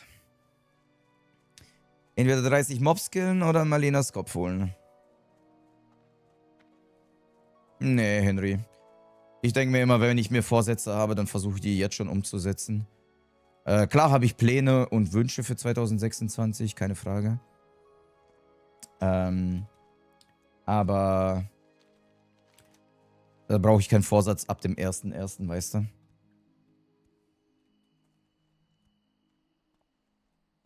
Alle Games auf Platin bringen, das sowieso. Ja, in der Zeit, wo ich gerade WoW zocke, Leute, hätte ich schon ein neues Game komplett auf Platin bringen können. So viel Zeit haben wir schon reingesteckt.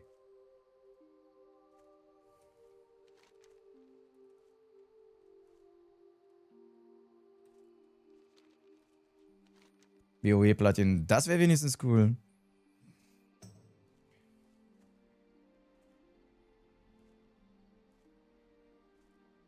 Ja, spiele die Volllängen Solo, ne? Volllängen Solo, trotz Levelvorteil. Mit Level 10 habe ich einen höheren Damage Output unten drin. Vielleicht wird das besser. Hallo Marlon.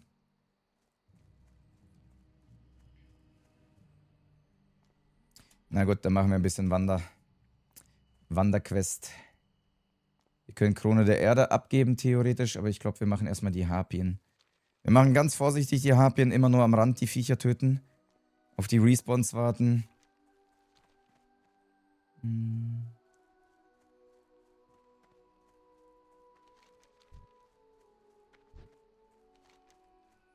Zwei Gürtel habe ich ja schon. Deswegen nicht Tim schon wieder. Ach, come on, Tim. Nein, ey, der ist zu risky gerade wahrscheinlich, ne? Eine schöne Feierabendrunde, Alec, ne? Oh, 7 in den Chat, Leute. Für Tim Horos.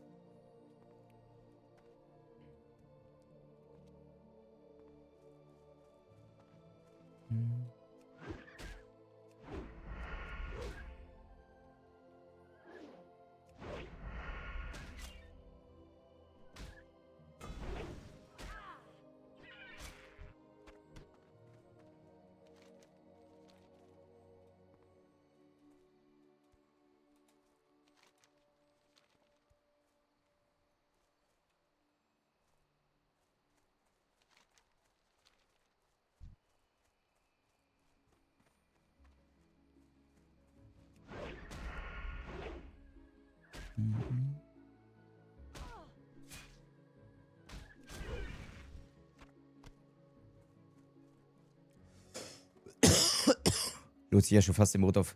Dafür lohnt sich ein Stream Deck zu holen. Dafür lohnt sich ja schon fast ein Stream Deck zu holen.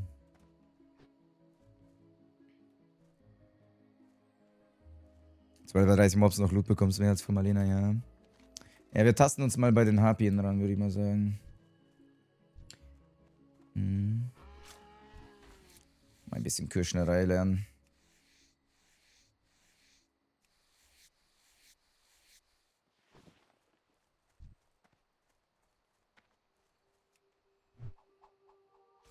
Einzige Probleme sind tatsächlich die Range-Viecher eigentlich. Alles andere schwierig ist hier nichts. Guck mal, wie die fallen. Die haben nicht so viel AP.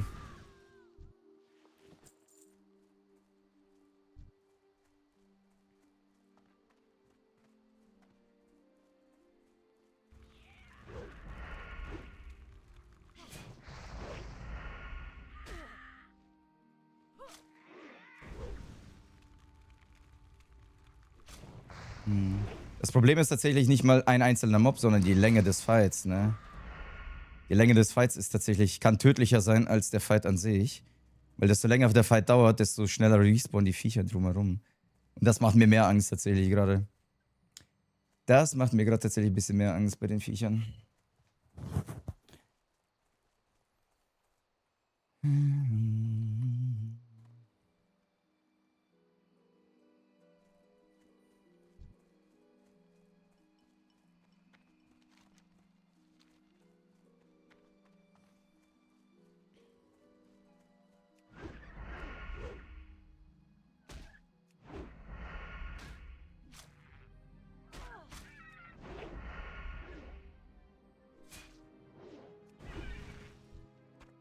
So, die Flugviecher hier.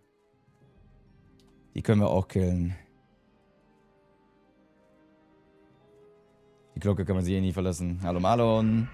Hat Twitch wieder nicht Bescheid gesagt?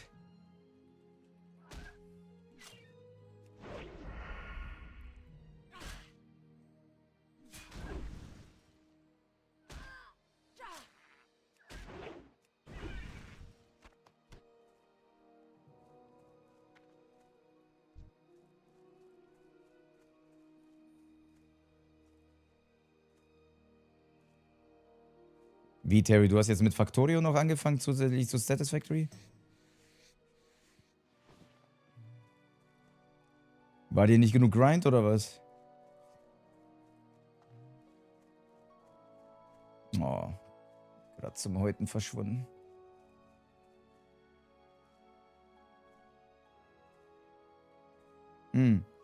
So schnell respawnen die gar nicht, oder?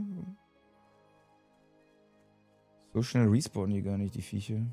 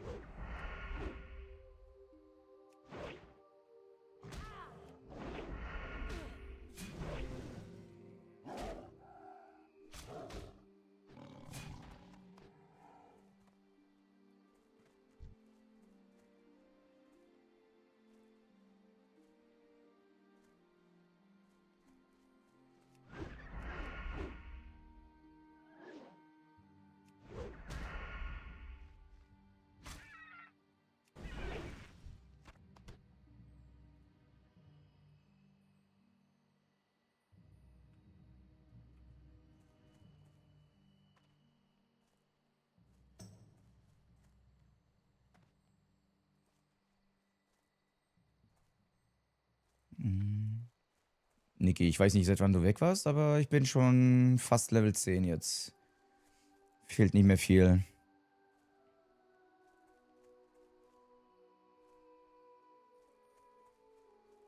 Irgendwie respawnen die Harpien gerade nicht, oder? Bin ich blöd?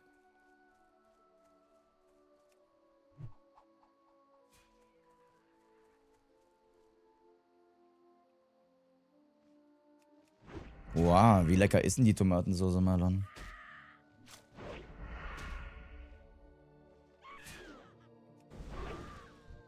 Scheint ja eine sehr leckere Tomatensauce zu sein.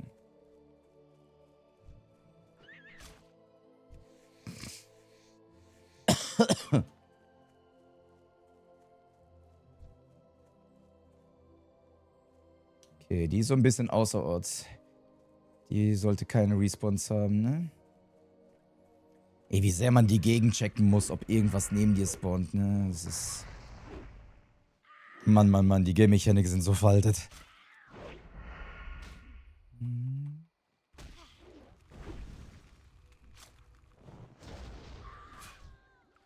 Okay, 5 von 6. Sehr schön. Dann können wir gleich sogar die HP-Quest abgeben. Das ist gut. Und dann sind wir Level 10.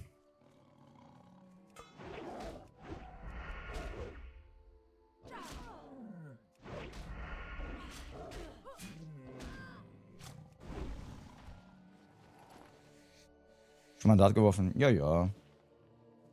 Aber ich bin nie crazy gut darin, also immer wieder mal Vielleicht, wenn man mit Freunden gerade unterwegs ist, einfach mal so ein bisschen Dart werfen. Irgendwelchen Geburtstagsfeiern. So ein Hausdart.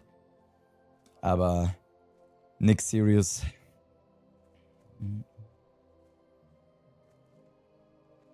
Okay, da ist eine Harpie. Schon mal Curling gespielt. Curling? Auf einer Eisfläche? Ist doch das auf dem Eis, oder? Nee.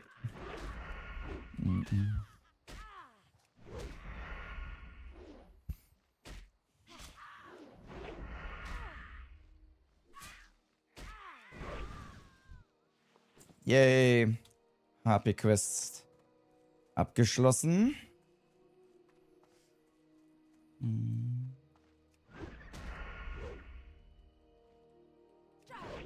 Schon mal Cricket. Cricket wird wahrscheinlich die wenigsten von uns irgendwie spielen, oder? Der muss nach England in den Cricket Club.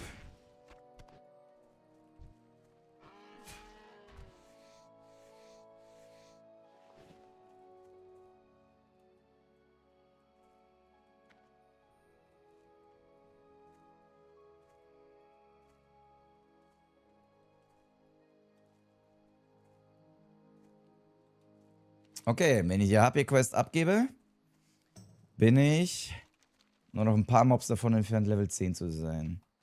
Und dann haben wir auch schon Level 10 geknackt, Leute. An einem Abend. So, leider dauert es von Level 10 auf Level 16 fast genauso lange, wie wir jetzt für Level 10 gebracht haben. Ist das nicht schön? Ist das nicht schön?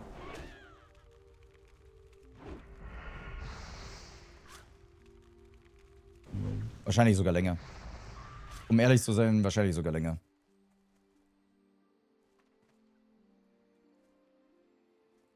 Ich glaube, Level 16 dauert wirklich länger als Level 10, ne? Ja. Für Level 16 werde ich wahrscheinlich so 8 Stunden brauchen. Alleine levelst du jedoch schneller. Ja, das ist jetzt noch. Das ist jetzt noch. Lass dich nicht täuschen.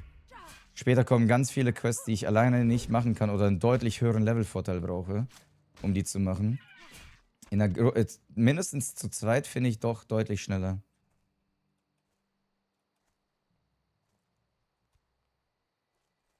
Ja, da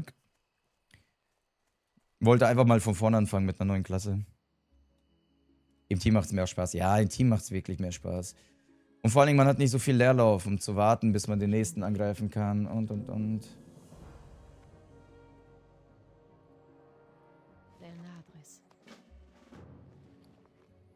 Neues Cape.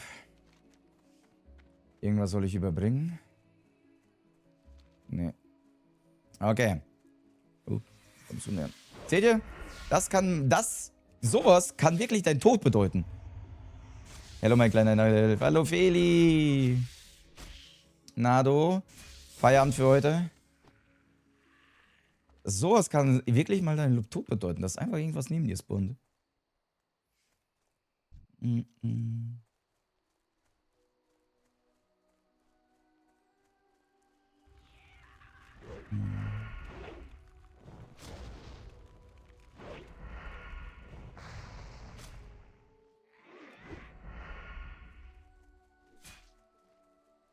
Ich find's geil, wenn Mobs wegrennen von mir. Nicht immer nur ich von denen. Ba, ba, ba, ba, ba, ba, ba, ba, ba, ba, ba, ba, ba.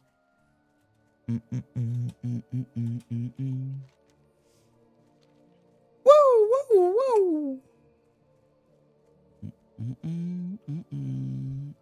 Everybody's just having good time. Ich glaube, mal sehen. Ich glaube, Feli hat's mitbekommen. Ich glaube, Feli hat's mitbekommen, dass ich gestorben bin.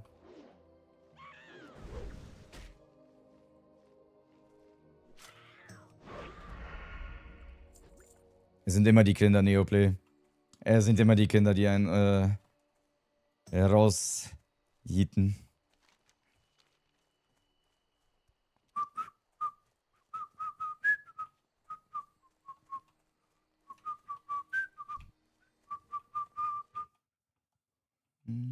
Musiker fallen, Kameraden ehren. Das ist lieb von dir.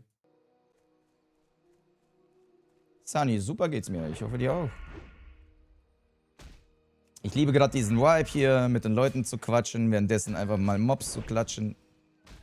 Ich finde heute deutlich, die Leute sind heute deutlich interaktiver und engageder als die letzten Tage in WoW. Finde ich schön.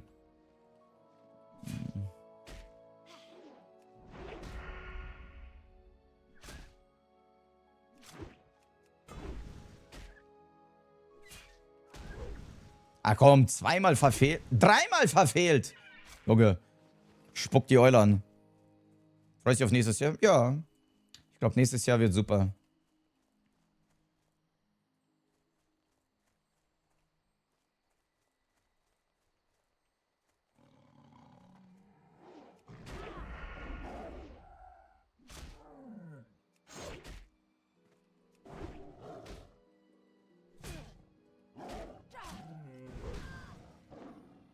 Auch wenn die Deadmines jetzt schon?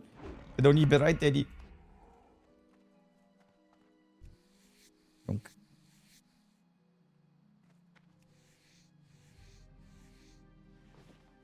kann ich den nicht häuten? Hm?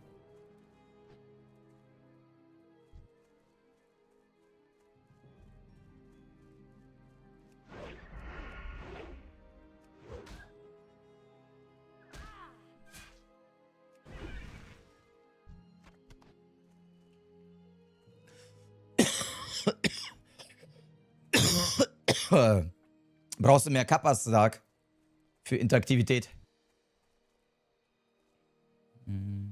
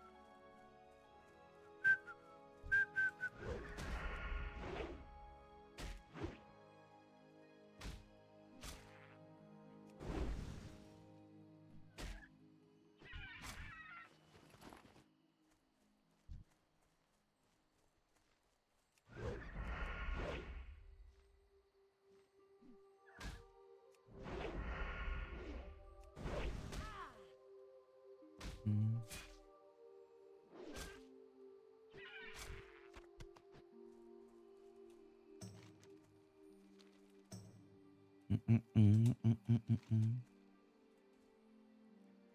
Ja, dann bin ich questtechnisch hier eigentlich fast durch, ne? Schimmernder Wesel könnte ich natürlich noch holen. Damit könnte ich mich vielleicht noch auf Level 11 boosten.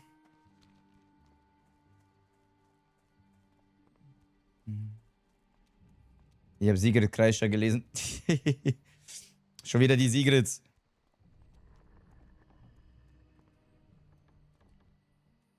Level 10, Leute. Wir kommen.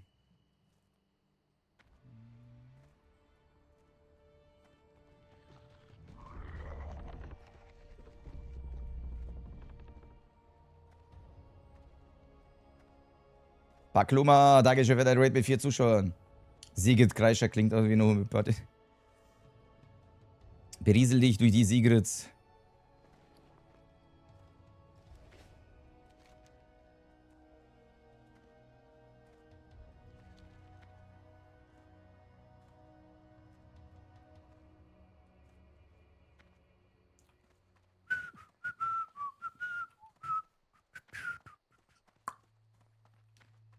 Expedition hat wieder mal gezaubert mit ihrem Soundtrack.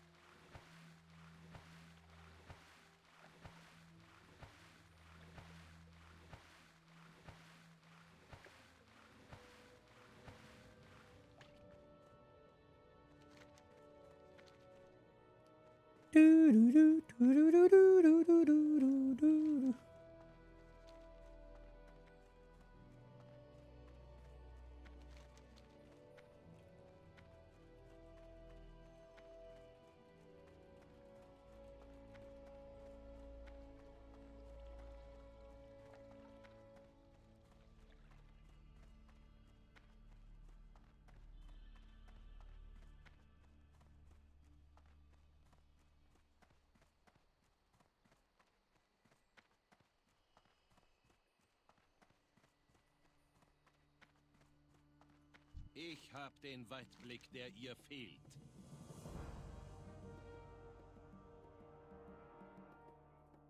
Miranda versteht die Level 10. Sprecht rasch, junges Wesen.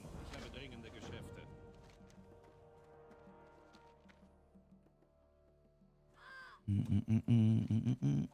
Toll. Wo bin ich jetzt runtergefallen?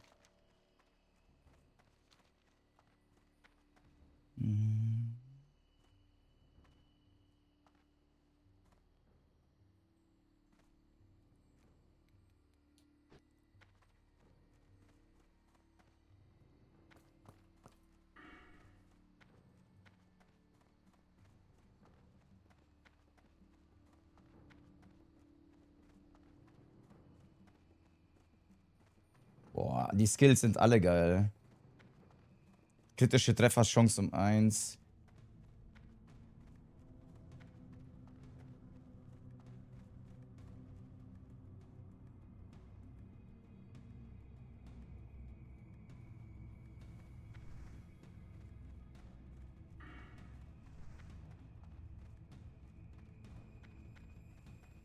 Was führt euch hierher? So, beidhändig. Sprinten. Kopfnuss soll auch empfehlenswert sein. Kopfnuss soll auch empfehlenswert sein, aber dafür muss man ganze Zeit verstohlen sein. Was sagt der Hive-Mind? Was sagt der Hive-Mind?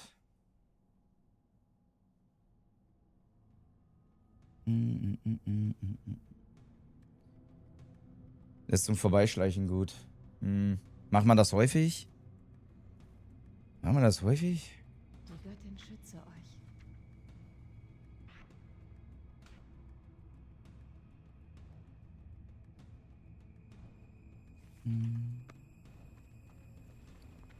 Ja, auch wenn mehrere Mobs stehen. Ach, Ich bin wie oft passiert es, dass mehrere Mobs vor dir stehen und du dich an denen vorbeischleichen musst?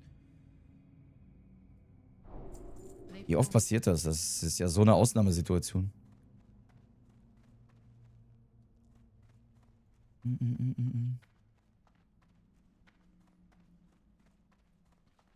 Ist wie Sheep. Aha, aha, aha. Okay, das kommt an den verschollenen Reiter. Sprinten haben wir. Okay, und zweites Messer ausrüsten, ne?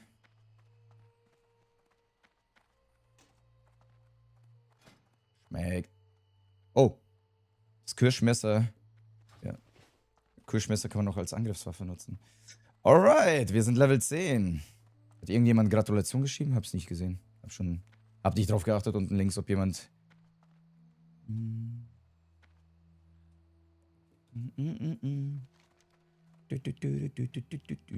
So. Dann können wir diese Insel eigentlich schon fast verlassen, weil die anderen Quests sind leider alleine echt scheiße. Die sind echt scheiße alleine.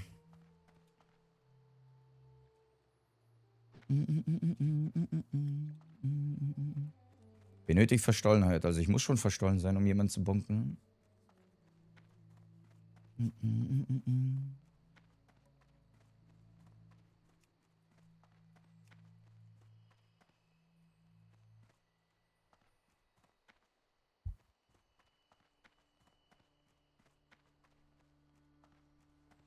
Utility vom Schurken musst du viel öfters nutzen.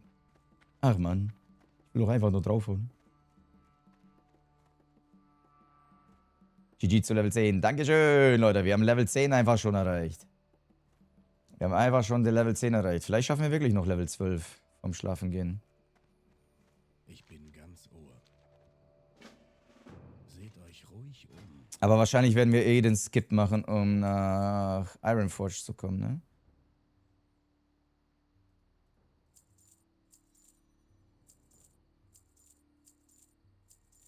Geht in Frieden. Ist das krass im WoW? Nö, aber der erste Step. Der erste Step und je nach Tempo kann es halt krass sein. Der Apfel fällt. Wieso hast du jetzt einen Quest, du Arsch? Ich meine, klar, ich kann Malenas Höhle probieren jetzt mit Level 10. Hallo Elias, willkommen hereinspaziert. Was sagt ihr jetzt, Malenas Höhle mit Level 10? Doppelte Waffen haben wir. Talentpunkt ist drin. Besten Skills.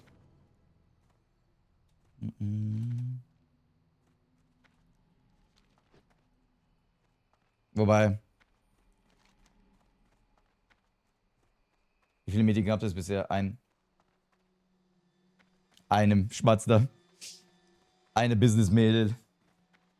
Better safe than sorry. Na komm, ein Level machen wir noch. Ein Level machen wir noch. Aber dann bringt auch Marlena tatsächlich fast nichts an XP. Wir haben 5 Level Vorteil, dann das Level 7.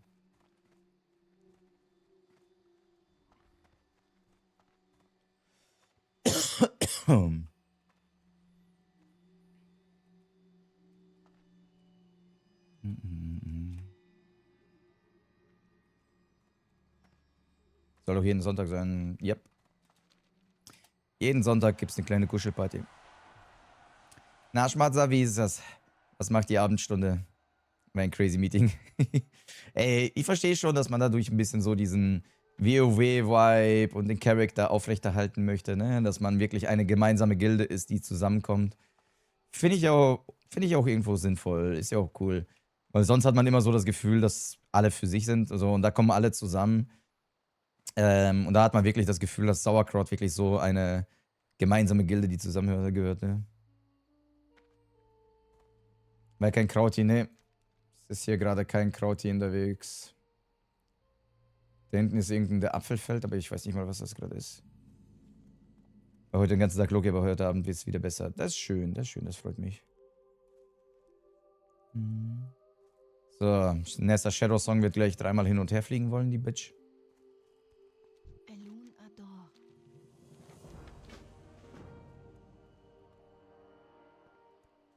Es geht mehr um das Community-Ding. Genau, es geht um das Community-Ding. Damit man wieder einfach diesen WoW-Spirit hat mit der Gilde. Das haben ja Leute damals auch ohne Streamer und Creator, haben die ja genau sowas gemacht. Die haben sich versammelt, haben besprochen, zusammengespielt. Viel Glück. Mhm.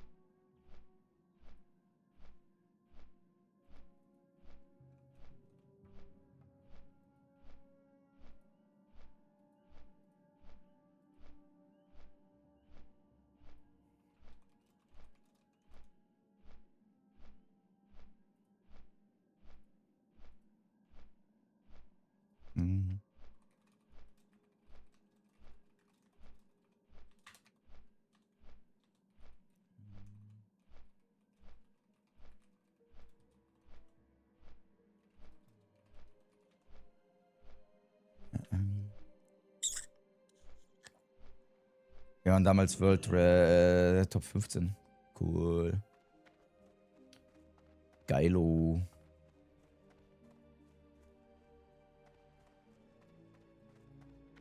Seht euch ruhig um. Elun erleuchte euren Weg. Die Göttin schütze euch. Kirschnerei. Ja. Vielleicht mal ein paar Rüstungssets machen.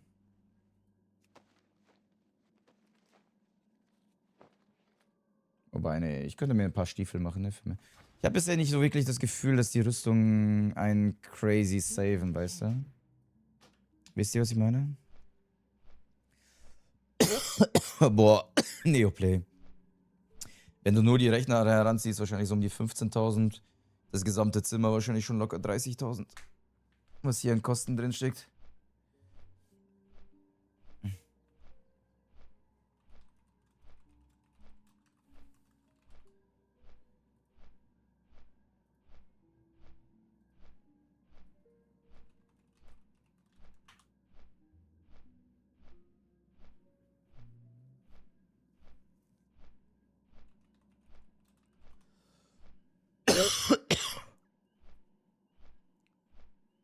kann man machen. Naja, ist halt schwierig. Was zählst du jetzt zu einem Streaming-Setup, ne? Zählst du diesen Schrank dazu? Vielleicht. Die Lampen? Ja. Die Wandpaneele da hinten? Ja, klar, ne? Es ist alles Möbel und Sachen, die das Zimmer hier, die das Ganze voll machen. Ne, nur die reine Technik hier mit der Playstation, PCs und was auch immer, kommt da genauso dazu. Den Dobby zählen wir jetzt auch dazu? Man fängt nicht direkt. Nee, das ist es ja. Als ich anfing, war mein Setup nur eine GoPro-Kamera. Das war 500 Euro. Und dann hast du dir eine andere Kamera geholt und dann noch einen zweiten Monitor und dann einen besseren Rechner und irgendwann einen zweiten Rechner und dann ein Mischpult und einen besseren Mikrofonarm und noch ein besseres Mikrofon. Jetzt habe ich noch ein besseres Mikrofon gesponsert bekommen. Dankeschön, Neo. Braucht man das alles? Nö. Nö, aber weißt du, ich sag mir immer, ich verbringe hier mein halbes Leben in diesem Zimmer mit Streaming und was auch immer. Und ich will, dass es mir hier gut geht und ich will, dass ich hier jedes Mal Spaß habe, konstant Spaß habe. Und deswegen investiere ich auch entsprechend das Geld dafür, um es zu genießen zu können, so, weißt du? Damit es schön gemütlich aussieht, gut eingerichtet ist, dass alles funktioniert, dass die Technik funktioniert. Da investiere ich auch dann natürlich die ganzen Gelder, die ich durch Subs und sonst was bekomme, natürlich dann auch wieder rein. Ich bin ganz Ne, zum Beispiel im Sabaton ist mir der Rechner abgeschmiert. Ein Rechner abgeschmiert. Und hätte ich keinen zweiten Rechner zur Verfügung, hätte ich den Sabaton dort abbrechen müssen. Ich hätte dort den Sabaton abbrechen müssen und hätte wahrscheinlich 2 Tage warten müssen, bis ich eine neue SSD bekommen hätte. So, aber ich hatte Gott sei Dank einen zweiten Rechner und konnte dafür switchen und das Ganze übernehmen. Und währenddessen weiter streamen, während das andere Problem gefixt wird, you know? Aber in der Dunkelküste sind echt noch viele unterwegs, ne? Machen wir jetzt den Skip nach... Machen wir jetzt den Skip nach Ironforge? Was sagt ihr? Können höchstens noch den Dröhnkisten-Quest machen, ne? Mit den Krabben. Das wäre hart gearbeitet gezogen. Ja, klar. Ist ja immer noch...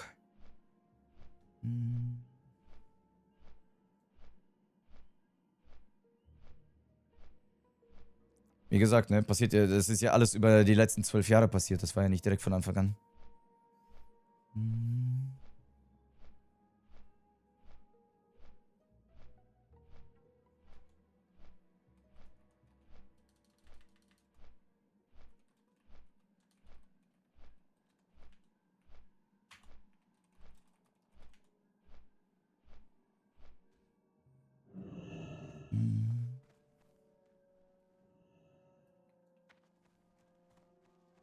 Das Gebiet ist schöner zum Leveln, abgesehen von Westfall. Check ich. Ja, dann lass noch die Krabbis machen.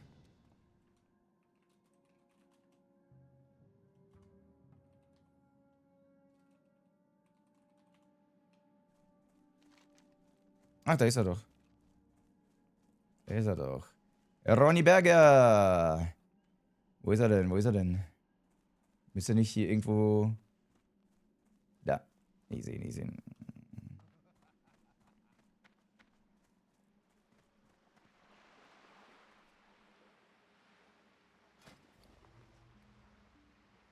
Boah. Kuss, Diggi, Leute. Ein GG an Ronny Berger. Ein GG an Ronny Berger, Leute. Welches Level hat er eigentlich? Oh, 18. Ja, nee, da bin ich. Da bin ich zu Low Level. Ronny Zwerger. Geilo. Damit mir kann ich mir... Okay, 1 habe ich zu viel, aber egal. Kann man natürlich einheitlich machen. Jetzt haben wir unendlich viel Platz für Loot gefühlt. Hallo Luna.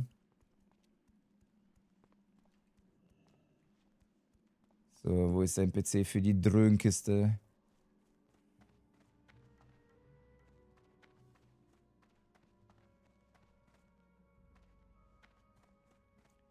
Wenn wir das machen, sind wir schon fast zu Viertel Level 11. Zu Viertel Bisschen mehr als die Hälfte zu Level 11.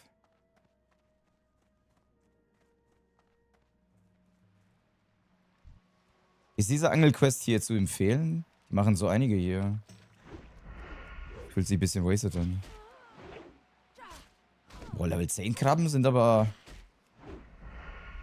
Habe ich unterschätzt. Die sind gar nicht so easy.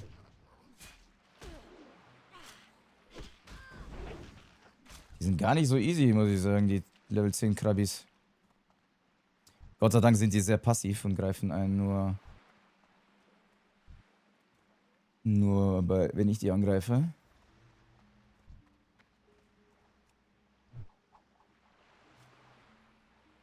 Wenn man stirbt, ist man raus. Muss komplett neu anfangen dann. Du kannst weiterspielen, aber du musst komplett mit Level 1 wieder anfangen, Malon. Ist Permadeath.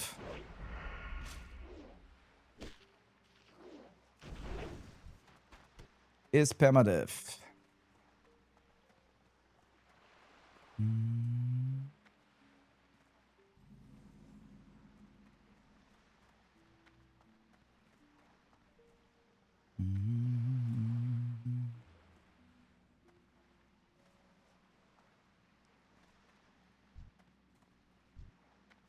Ah, der bringt den.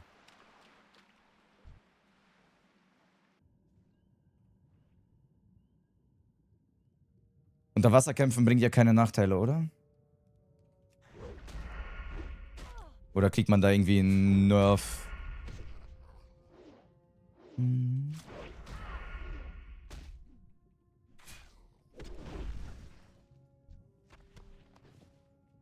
3 von 6. Wenn der Atem komplett weg ist, Insta-Death oder tickt das runter, Charles? Auch gut zu wissen. Wäre auch wichtig, gut zu wissen.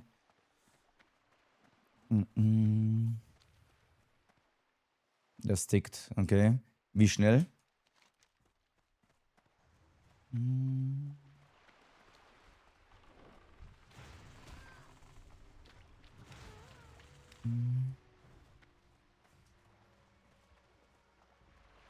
hast du noch 4, 5 Sekunden. Okay, okay. Damit ich einfach... Dann weiß ich ein bisschen wenigstens so, wie knapp das Timing dann ist, ne?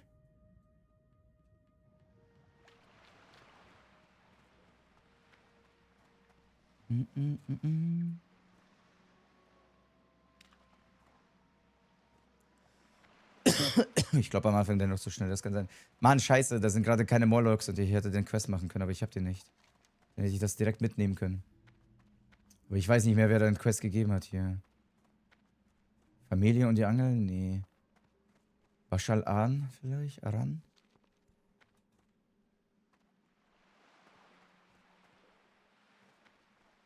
Ach, die Krabbenquest ist scheiße.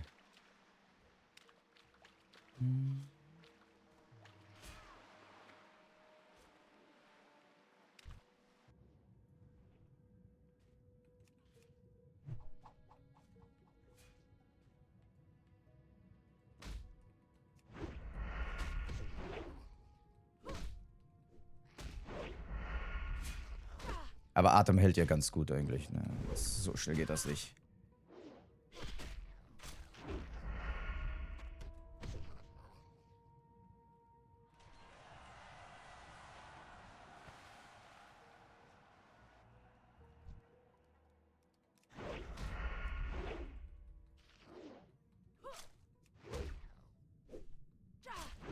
Fehlt noch eine Wurfwaffe. Ich habe die Wurfmesser. Nicht geil, aber... Und die Range ist auch nicht so geil. Aber vielleicht ja irgendwann... Bogen. Hallo? Oh mein Gott. Das war schon wieder zu knapp. Was ist das denn gewesen? Das war schon wieder zu knapp, Mann. Schon wieder Dreckskrabbe. Schon wieder so eine Dreckskrabbe. Beziehungsweise... Schon wieder eine Dreckskrabbe, die zu viel Glück hat mit Crit-Chance. Ne?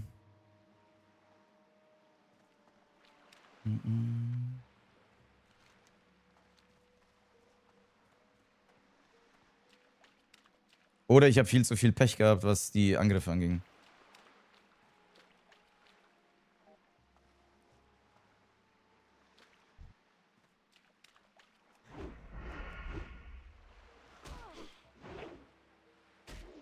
Ich glaube, ich hatte viel Pech, was die Angriffe angeht. Ne? Na, guck mal. Guck mal den Unterschied. Wenn man nicht Pech hat, wie gut das läuft. Oder wenn man einmal Pech hat oder ganze Zeit auf die Fresse kriegt. Aber 6 von 6. Die Loot-Chancen, die Loot-Drops waren gerade köstlich.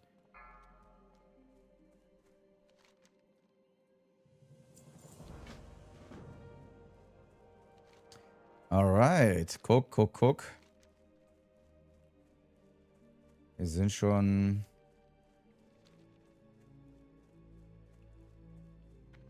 Okay. Dann machen wir den Skip zu Ironforge, ne?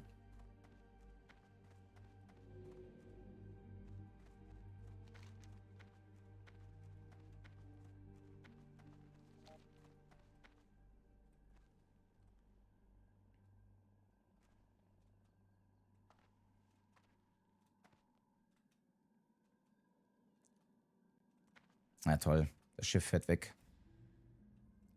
Das Schiff fährt weg. Hallo Koinuki, du Schnucki.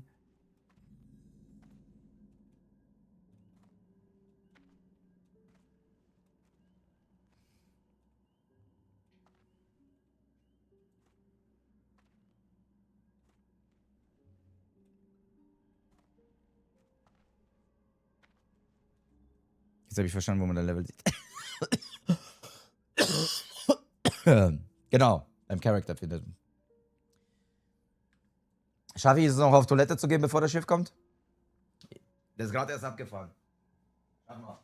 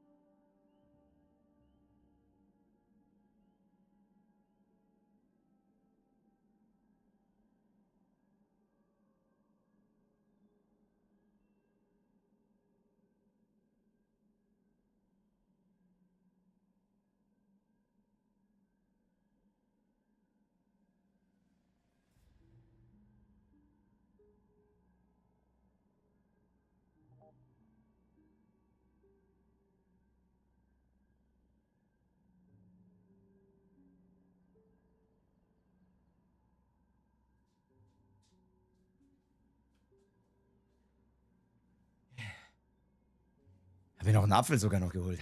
Haha. Good one.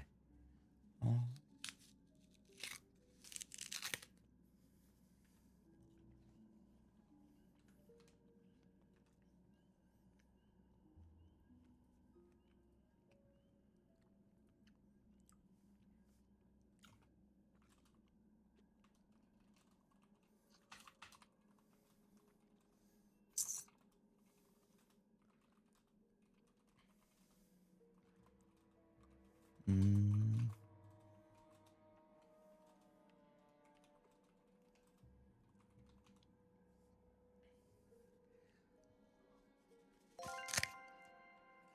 Oh. Erdbeersaft. Dankeschön für 5 verschenkte Subs. Erdbeersaft 07 hat ein 5-Abo geschenkt. Ein 5-Abo. Dankeschön. Die letzten Subs in 2025.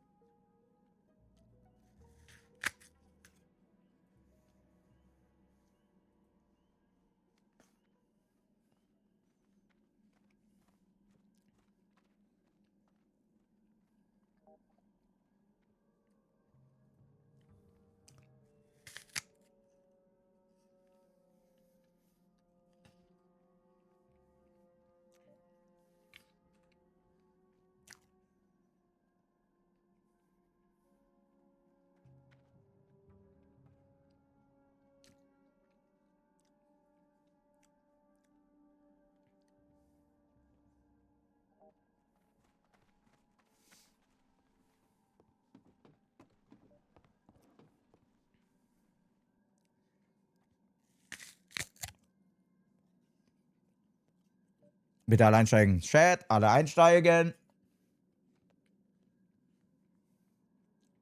Schäfchen legt gleich ab.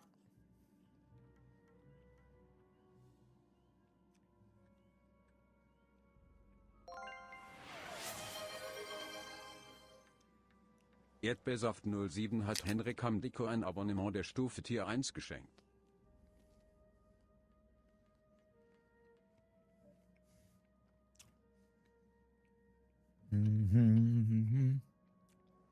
Dankeschön, Erdbeersaft. Dankeschön.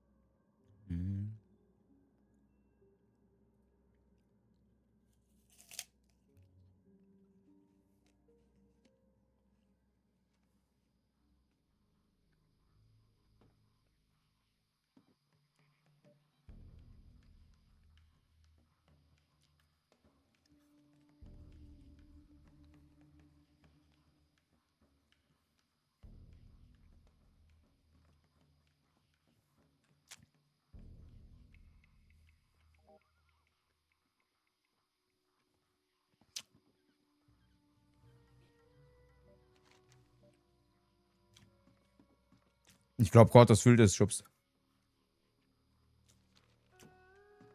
Nicht vom Boot fallen. Ich glaube, Kortos fühlt es.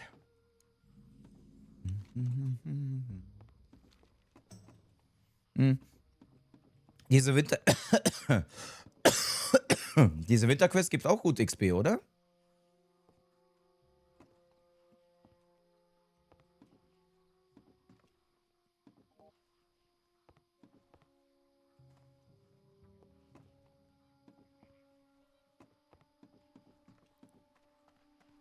Dafür, dass man fast nichts machen muss, kriegt man irgendwie 600, 700 XP. Habt, was ihr braucht.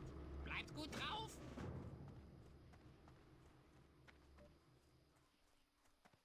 Kann ich euch helfen?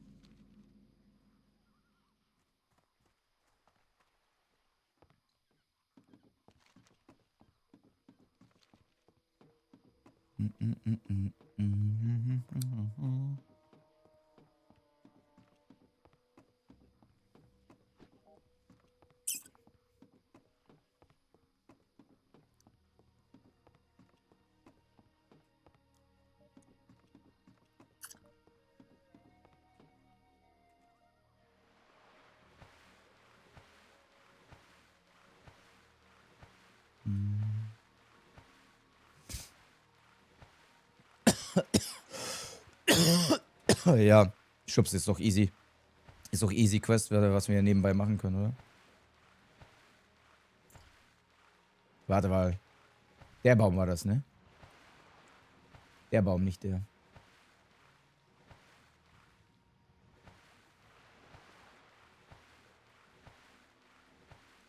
Ah, guck, dann schaffen wir auch schon Instant Level 11. Level 12 schaffen wir auch noch.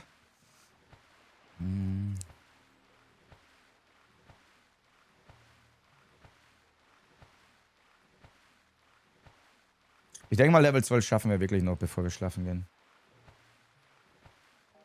Haben wir doch gut aufgeholt dann wieder.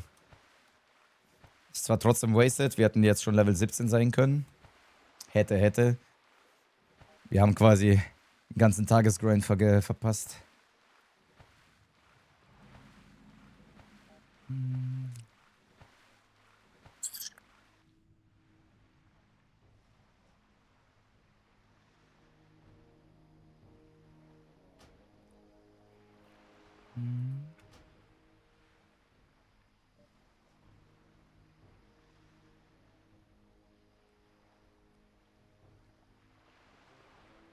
Wenn wir jetzt noch ein paar Level 9 Quest in Ironforge finden, wäre auch geil.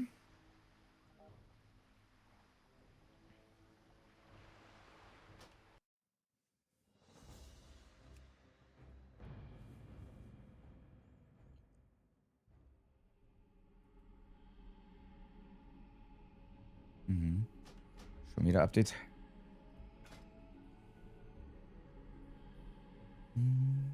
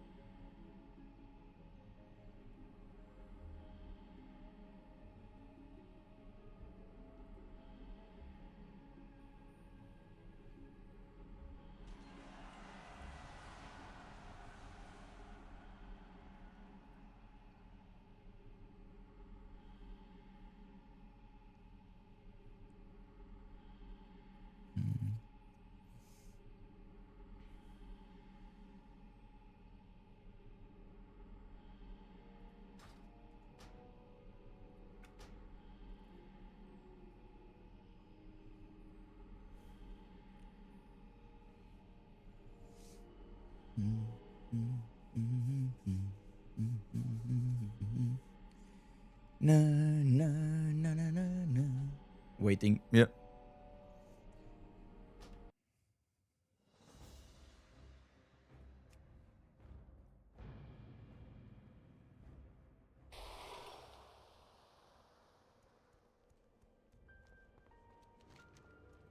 So. Portskip geschafft.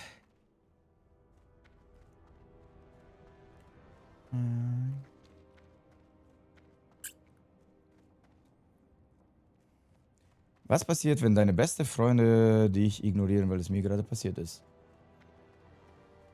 Erstmal 1, 2 Tage warten. Wenn die das immer noch ignorieren, dann kann man ja gucken, ob das wiederholt ist. Und wenn doch, je nachdem wie erwachsen die sind, kann man fragen, was los ist. Wenn auch das nicht respektiert wird, neue Freunde suchen. Durch den Kopf. Man sieht sie. Ich bin ganz Ohr. Fort mit euch.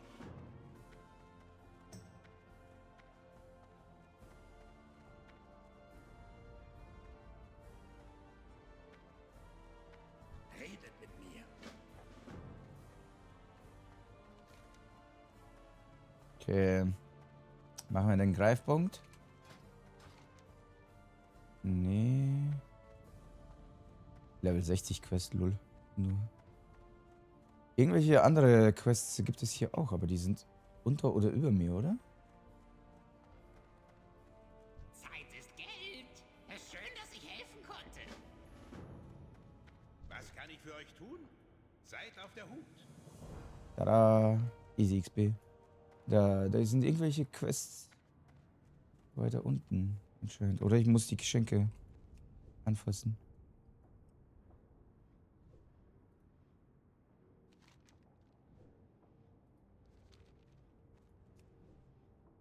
Oder muss ich jetzt das richtige, ein leicht geschütteltes Geschenk? Muss ich das richtige?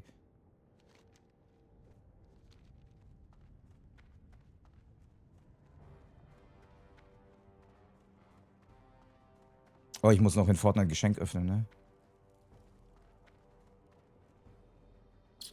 Links am Baum anfangen.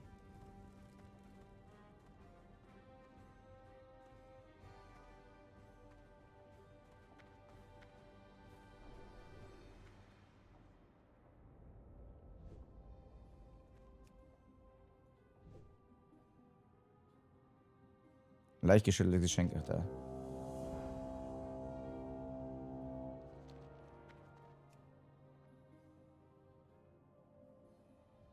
Stimmt, die Geschenke abgeneut.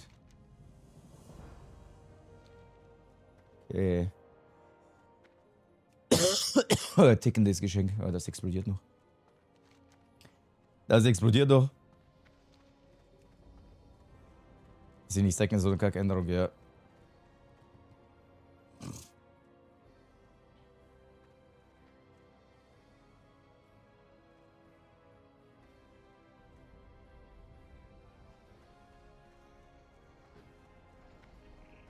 Guck mal, schon fast Level 11, shit. Ne, einfach nur um die Sachen hier abzuholen. Einfach durchgeklickt. Und schon. Wie viele Menschen sind eigentlich schon hier gestorben? Weil die nicht aufgepasst haben? Ist das schon einen aus der Gilde passiert? Ist das die andere Frage? Da ist ein Level 10 Quest. Von irgendeinem Schurke.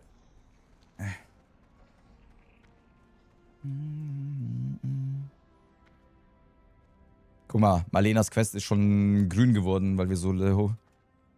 Ist ja der erste.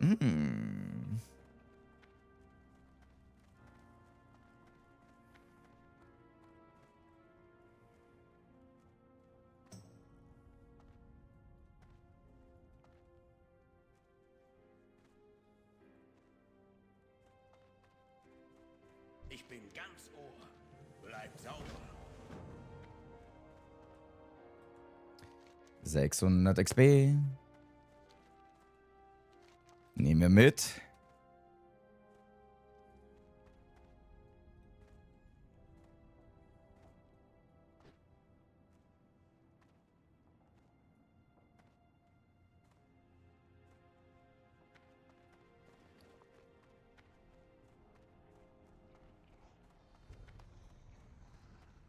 Wow. Ein paar Muscheln bekommen oder was?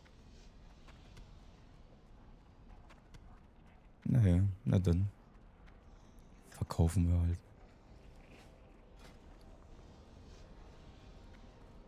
Okay, ich sollte mir vielleicht mal Faden machen, um die bessere Rüstung herzustellen, ne? Vor allen Dingen Füße. Plus 26 Rüstung ist schon ein Unterschied.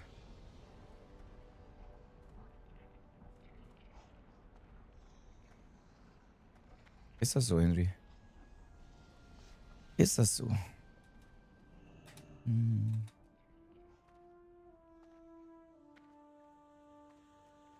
Was sucht ihr unter dem Berg? Deine Mutter. Deine Mutter geht immer.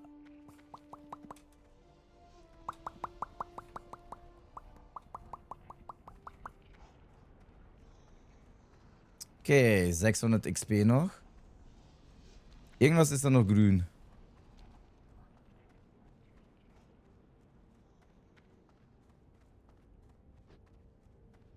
Hat eigentlich schon irgendjemand mal versucht, so eine City auszuräuchern und die ganzen Mobs, die ganzen NPCs zu killen? Oder sind das zu viele Level 60er? Pop, pop, pop.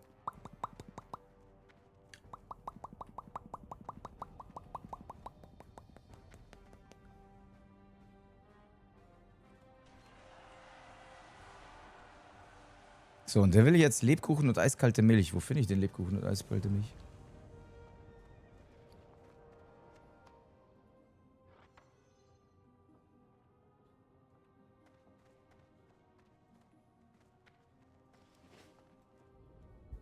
Das war damals Standard in Vanilla, die Städte-Raids. Aha, aha. Hallo Hexe! Aber es gab regelmäßig Raids auf die Hauptstädte der Horde, Ali. Krass. War ein bisschen lustige Zeiten. Stimmt, mit ganz vielen anderen Fraktionen, wenn du Max-Level hast. Und war das easy oder ist das super schwer? Weil die meisten sind da ja wirklich maximal Level, ne?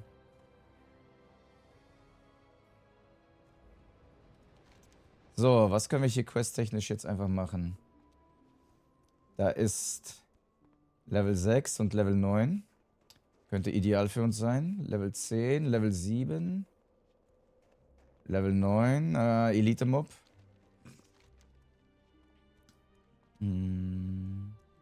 Sehr viele Level 7 und Level 6 Quests, aber nehmen wir mit, oder? Solange wir noch nicht zu High-Level sind, nehmen wir mal die ganzen Lows. Meine Hardcore ist generell nicht schwieriger von der Stufe her, also es ist, die Mobs machen nicht mehr Damage oder so. Es ist nur halt der Permadeath.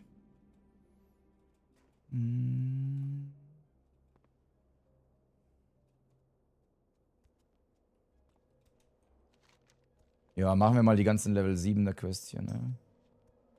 Level 6, Level 7. Auch wenn ich gleich außerhalb der Belohnungsreichweite bin.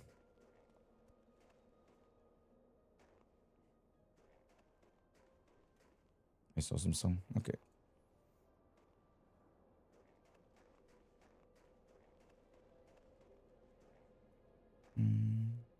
Oh, Hexe, machst du mit, ja? Geilo. Bonk.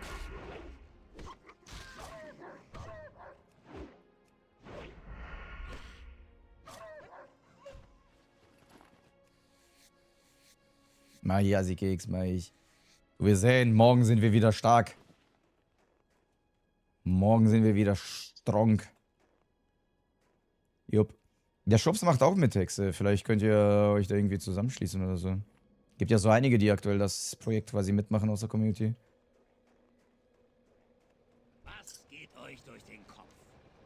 Bleibt sauber. Ich bleib immer sauber. Was geht euch durch den Kopf? Deine Mutter. Das kann ich heute. Wie viel deine Mutter-Jokes können wir heute noch runterbringen? Ich bin ganz Ohr. Alle. Mögen eure Reisen sicher sein. Ha.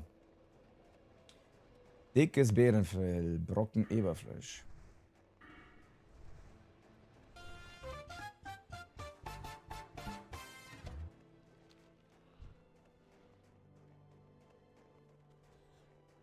Die Gilde, in der ich unterwegs bin, ist Süßkraut. Ach, von der habe ich schon ein paar gesehen.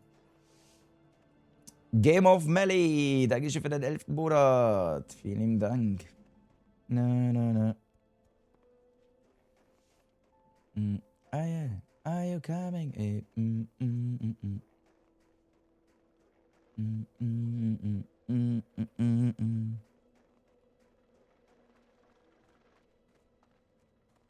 Ja, ist auch noch einer aus der Sauerkraut-Community.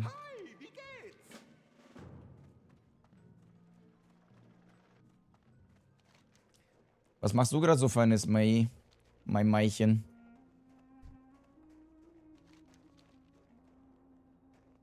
Gibt unzählige Community-Gilden. Yep. Finde ich cool. Finde ich cool.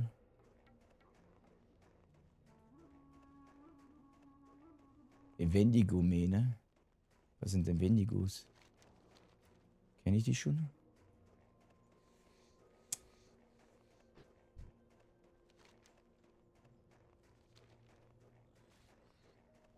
Genieße ein Party Getalk und Trigger dabei. Ah, schön. Schön.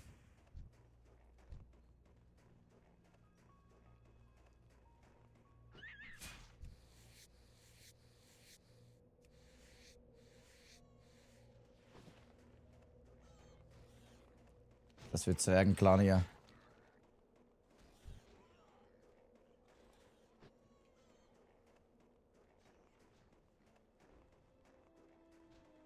Kaminsau gemacht, oh je.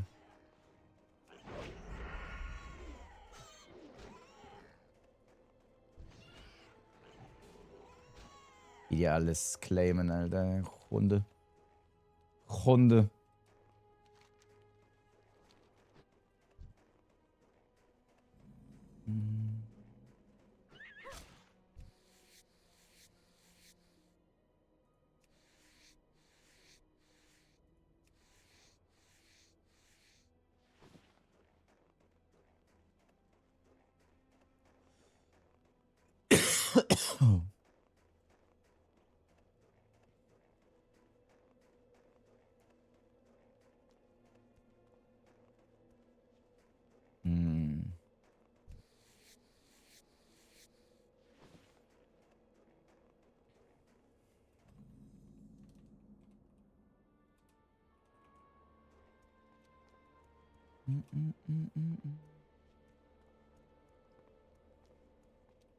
Oh nein, Checker. Ja. Das passiert sehr, sehr schnell in dem Spiel. Man unterschätzt das, wie sehr das Spiel eigentlich einen Tod haben möchte.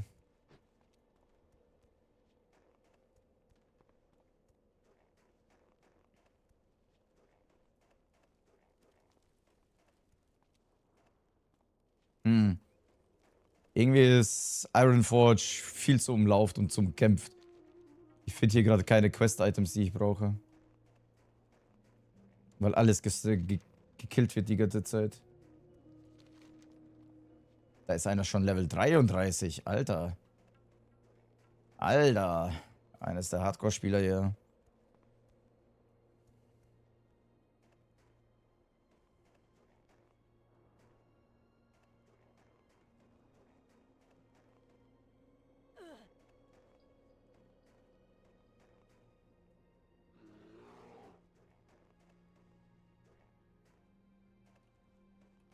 Ah, da bist du. Sag das doch.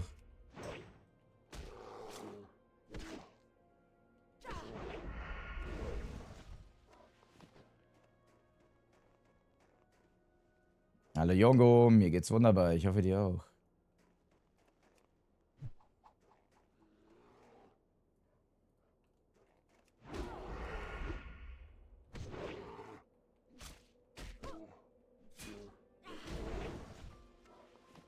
Okay, 2 von 2.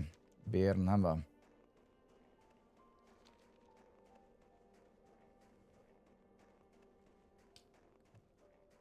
Wendigo ist wahrscheinlich die Wildschweine, oder?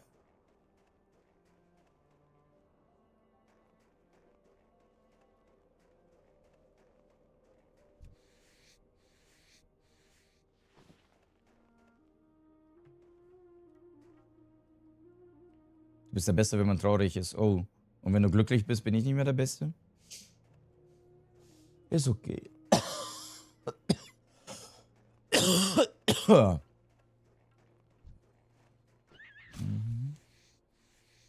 Aber ich hoffe, ich kann dich ablenken, egal was dich traurig macht.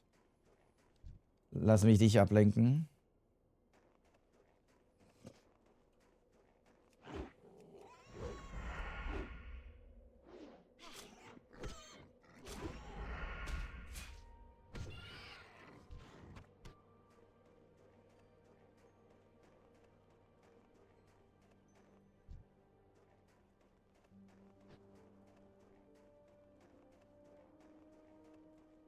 Ich sag ja, hier laufen echt so viele Leute rum.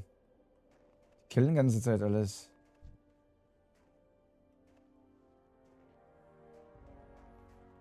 Deine Mutter ist Rufer, selbst die Drachen fragen nach dir. Was für Rufe? Tickt die Rufis oder was?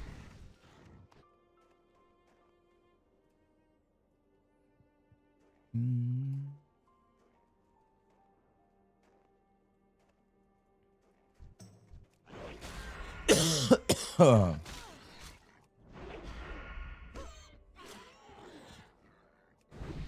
Level 11, Chat.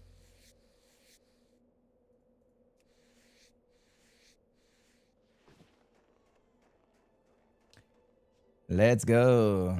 Na, jetzt mal Lenas Kopf machen?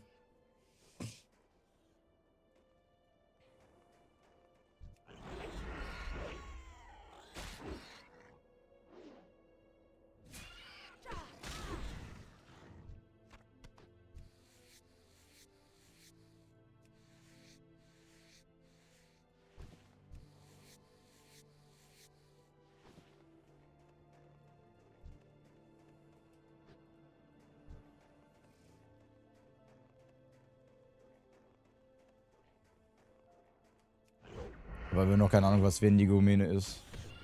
Wenn ich dafür killen muss.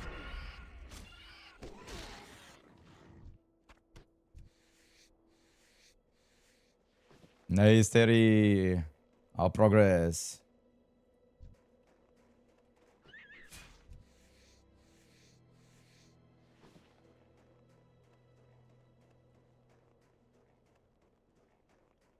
Na na na na na na na na na na.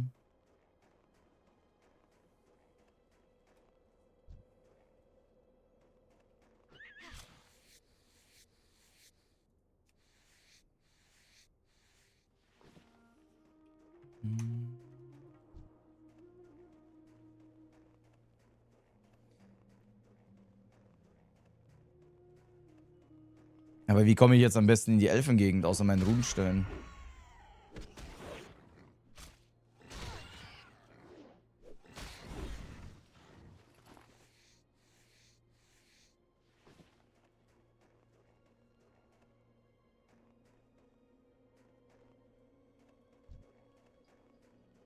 Wecker klingelt 5. Ui, völlig gedrückte Schubs. Eigentlich schön, dass du dabei warst. Viel Erfolg, Bock auf der Arbeit.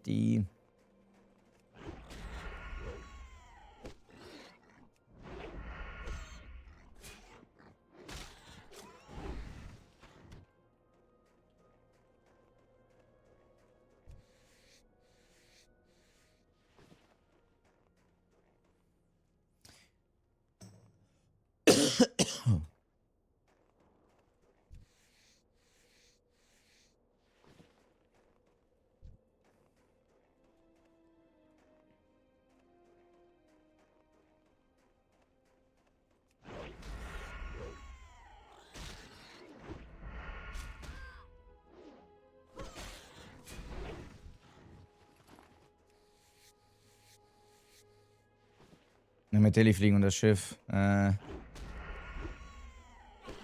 Nee. Das hört sich nach viel Lauferei an.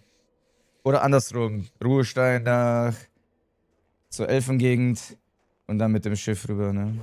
Und dann fliegen.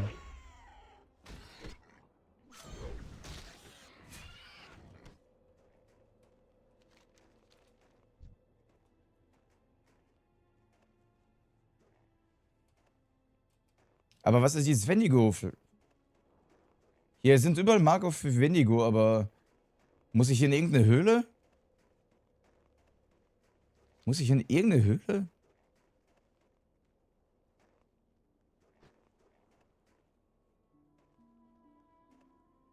Ach, Checker, check ich. Fühle den Schmerz.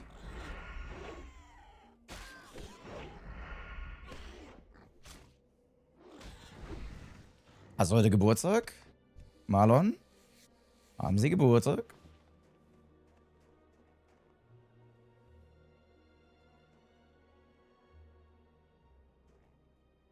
Nein, okay. Die Wendigo sind in der Höhle. Und wo ist der Eingang dazu? Unterhalb von den K. Danke, Floji.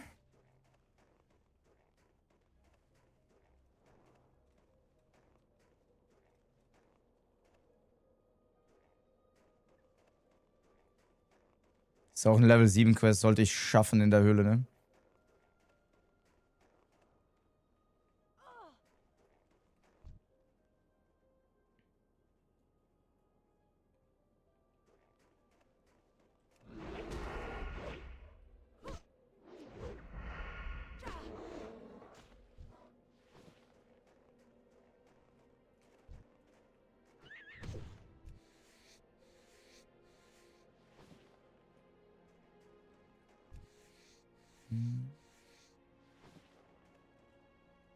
So, das müsste die Höhle sein, richtig?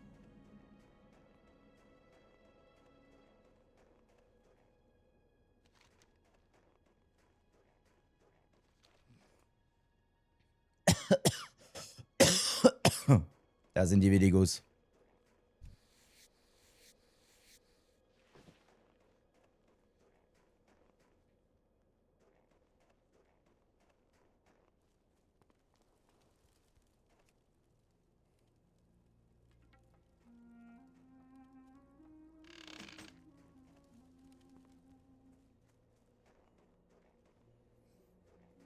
Oh Gott. Oh Gott. Was wurde hier abgeschlachtet?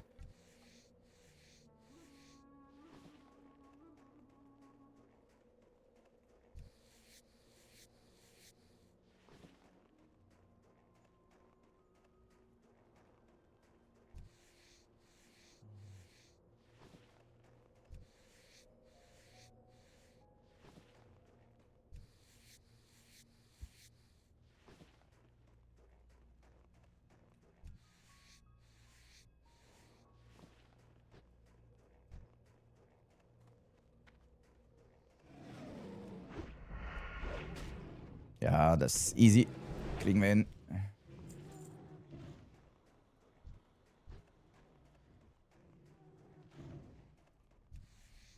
Scheinen aber echt viele zu sein, die hier spawnen, ne?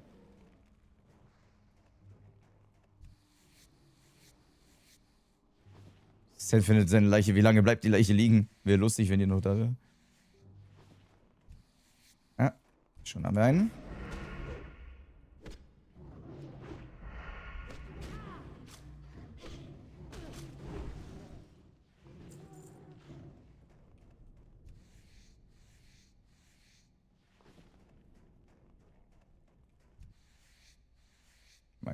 Mal Kirschnerei zwischendurch mal leveln.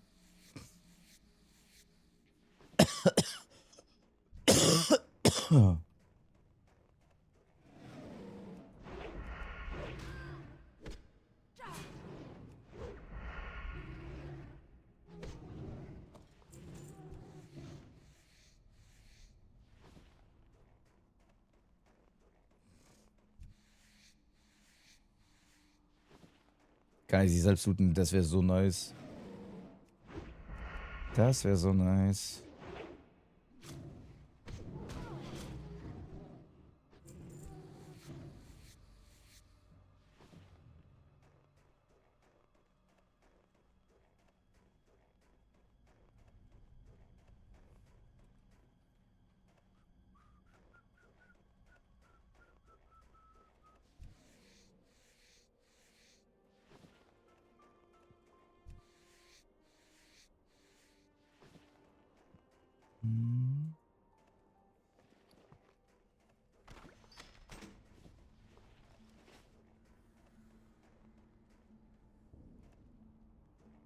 Junge, ich sollte nicht so tief in diese Höhle rein, wa?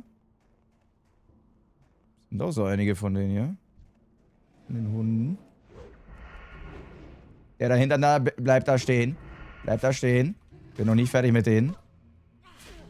So.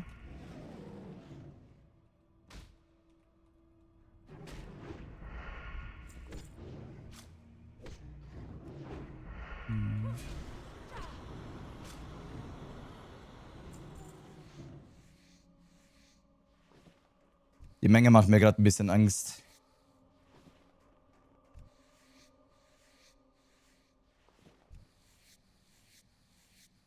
Irgendwie aber... Irgendwie braucht keine Sau ein Lederer, irgendwie, habe ich das Gefühl. Keiner braucht Rüstungen, die man nicht so per Drops bekommt, ne?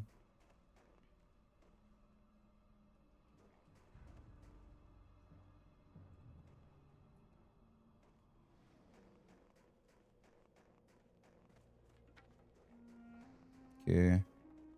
Das sind die Schisser, die bleiben dran. Das sind die Schisser, die bleiben draußen.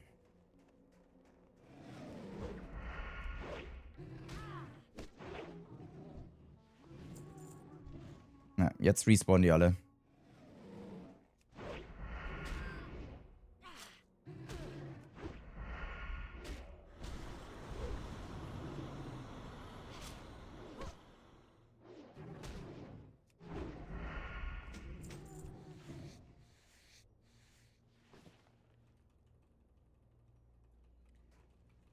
Vier brauche ich noch.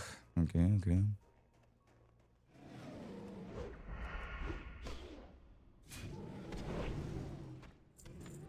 Ah, die droppen aber auch Items, ey.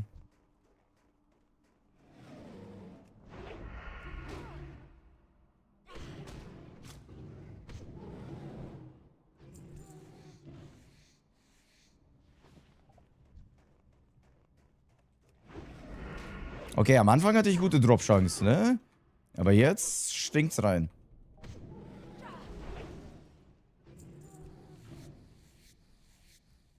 Jetzt stinkt das rein. Jetzt wollen die nicht.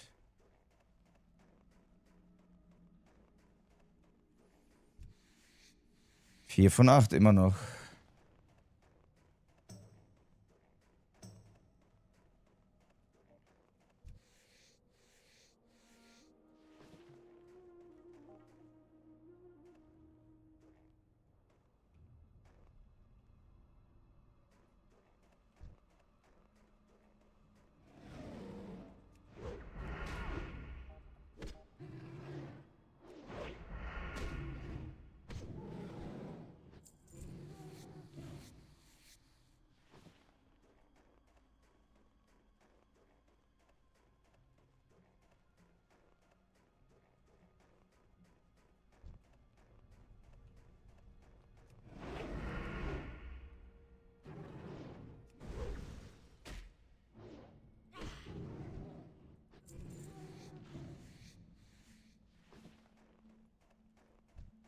Die wollen nichts droppen, die Schweine.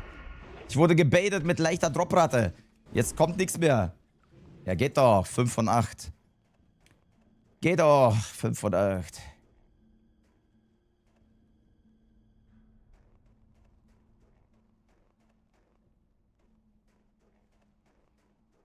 Hat er gerade Huren so geschrieben?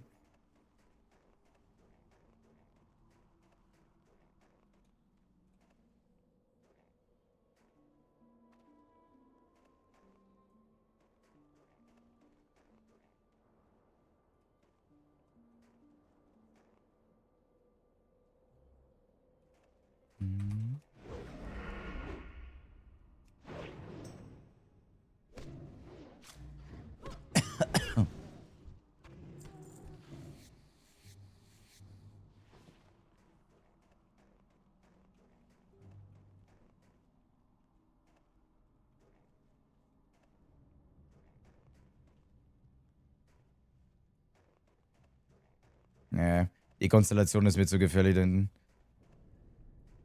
2 Stück würde ich wahrscheinlich schaffen. 3 wird zu viel.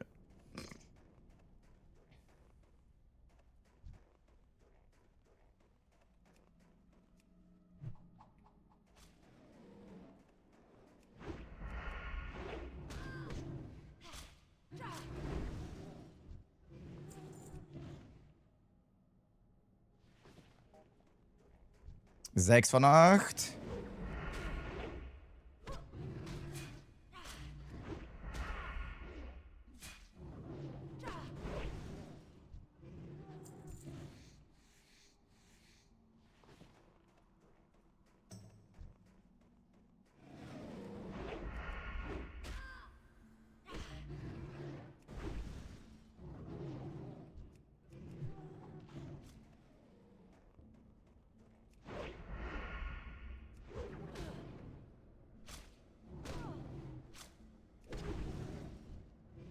Sieben von 8.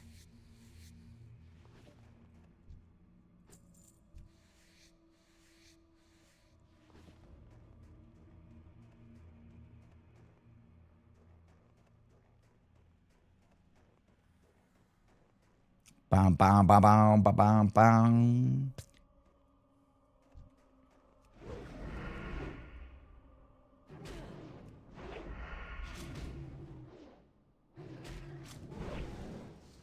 Und 8 von 8. Abgeschlossen.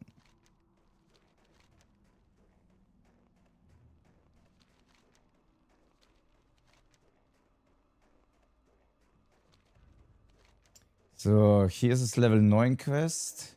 Level 10 Quests. Ja, Level 9 und 10 nehmen wir an. Aber Level 9 war, glaube ich, der Elite-Mob, ne? Ich glaube, das war der Elite-Mob.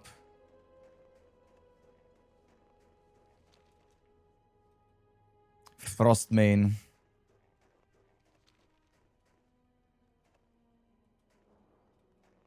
Ich könnte Grimm-Eiche machen alleine. Was meint ihr? Spielidee, was sagst du? Grimm-Eiche alleine? Level 9 Elite-Mob? Mit Level 11? Nee, ich glaube, das war selbst mit... Nee, nee. Ich habe das schon mal mit Level 11 probiert, der war immer noch zu krass. Der war immer noch zu krass, selbst mit Level 12 sogar, glaube ich.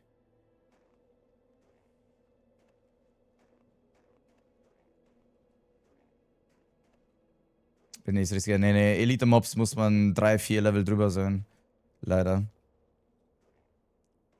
Oder halt mit Gruppe. Was kann ich für euch tun? Man sieht sich. Schön, euch zu sehen.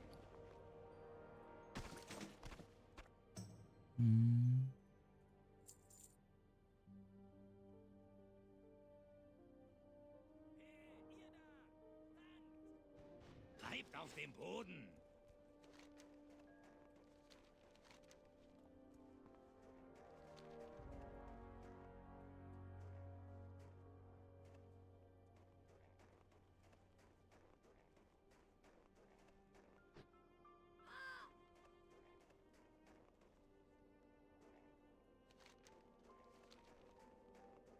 Waking up, waking up, waking up.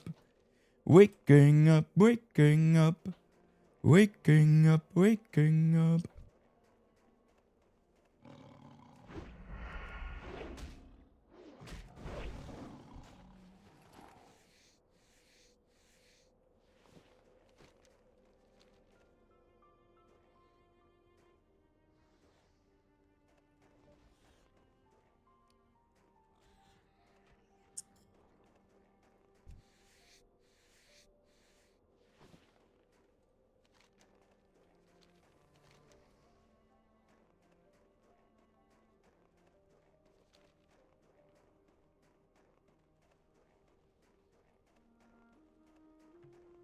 Da komm ich nicht hoch, oder? Ja, fuck. Musst du mal rumlaufen.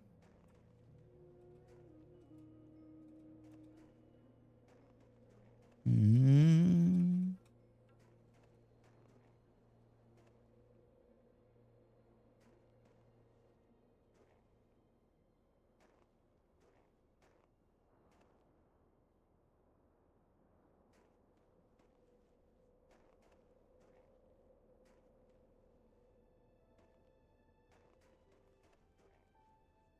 Okay, Höhle des Frostmain und Straßenrettung. Nehmen wir mal die zwei. Wie geht's? Seid auf der Hut.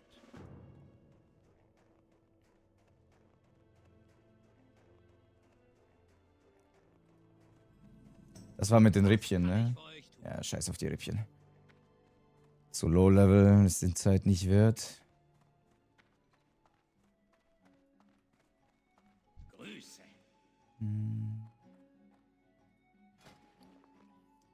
So, der eine Typ, der wollte eiskalte Milch und Lebkuchen. Wo finde ich Was kann ich Lebkuchen? heute für euch tun? Man sieht sich. Weil eiskalte Milch. Bleibt auf dem Boden. Genau, Henry, morgen der letzte Stream. Morgen gibt's ein 2025 Recap. Lust auf ein Glas? Seid auf der Hut. Fort mit euch. Wie geht's? Seid auf der Hut.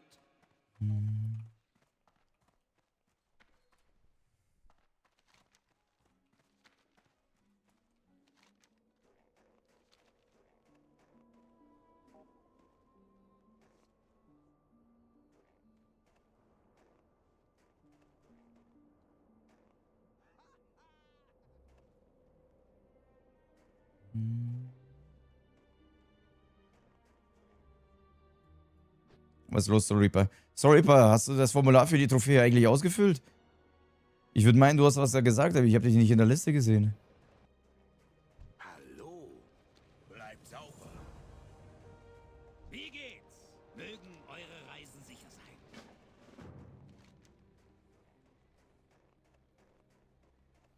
Das ist ein Level 9 Quest, das ist gut. Das machen wir.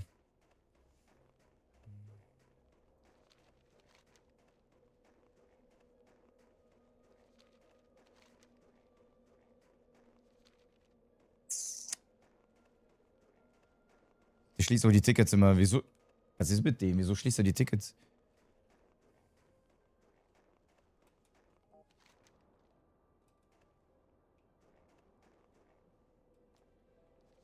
Wer es sich ausfüllen kann. Naja, hat man dir, glaube ich, doch auf Discord geschrieben. In deinem Ticket, oder? I think.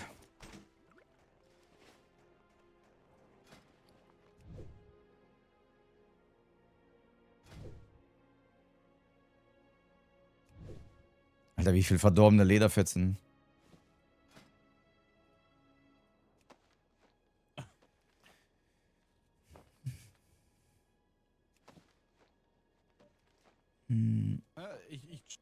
Nee, Edgy, es geht mir um... Es geht mir um... Lebkuchen, die ich kaufen muss. Nicht eiskalt. Eiskalte Milch habe ich, aber ich brauche Lebkuchen.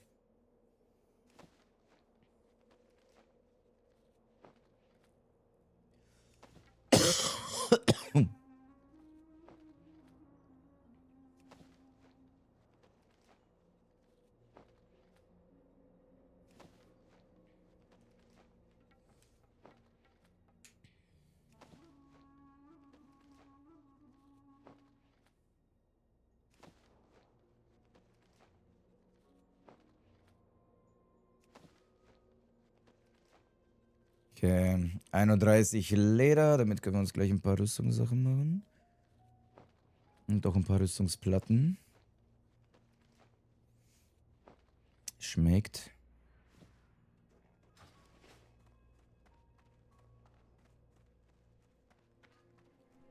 So, Was geht euch durch? den Rest kannst du haben. Verkaufen, verkaufen, verkaufen.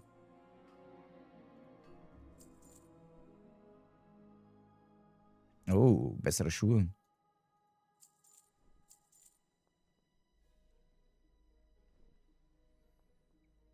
S, Jude, S, Jude, S, Jude, S, Jude, S, Jude, S. Wie geht's?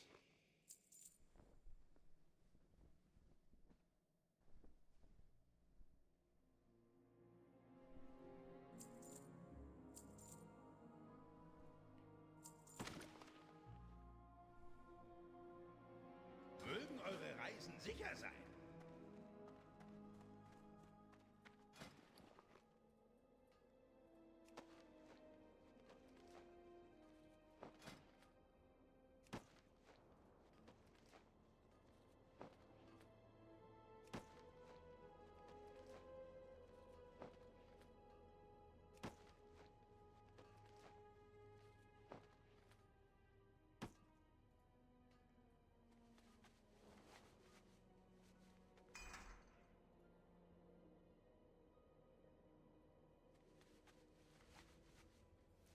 Ass. Bin stolz auf euch, Chat. Kultur ist hier ganz groß.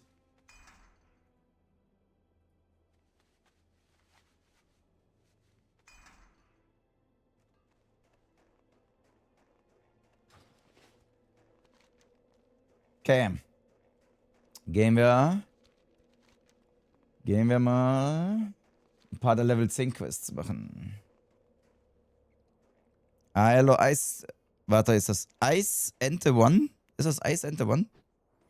Hello. Ach, geht nicht viel. Nächtlicher WoW-Grind.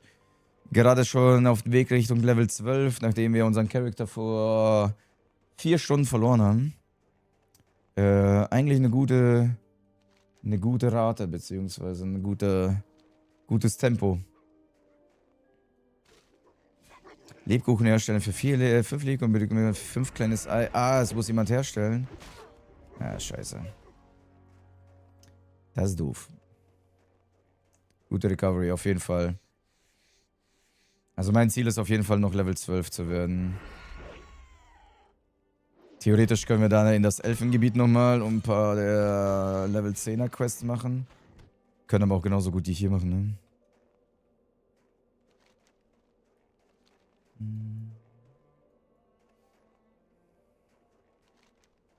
Höhle der Frostmähnen. Ah, alleine weiß ich ja nicht.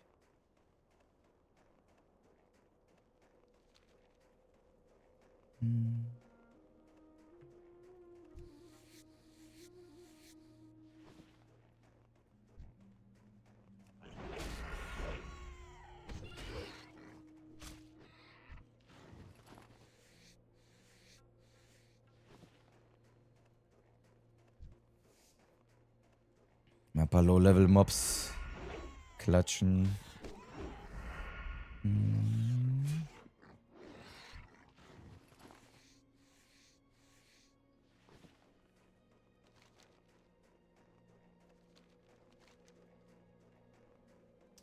Da die Lepra-Gnome, die sind wahrscheinlich wieder komplett tot gefarmt, oder?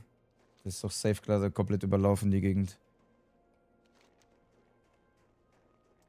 Können wir die Frostmains machen? Ich weiß nicht, ob ich das alleine schaffe. Level 9 Höhle. Mit Level 11.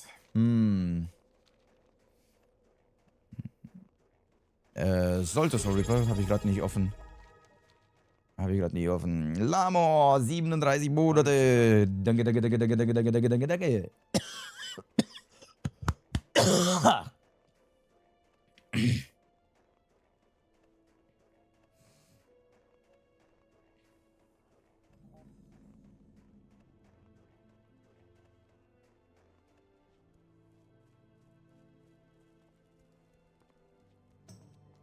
Was geht euch durch den Kopf?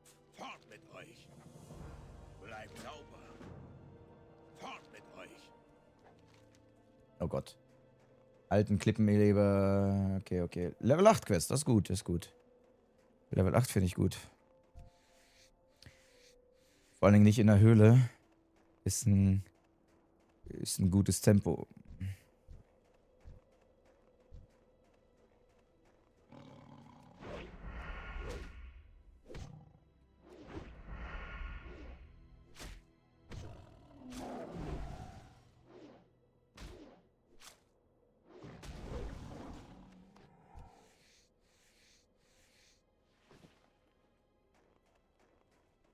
Währenddessen noch ein bisschen Leder zusammenkratzen.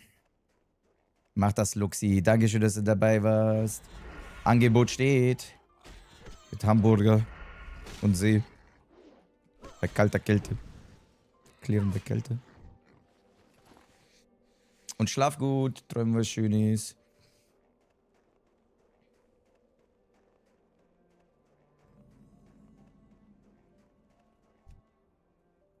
Welches Angebot? Ja, mit Hamburger und Spaziergang und Essen und so. Du Nase. Auch in 2026.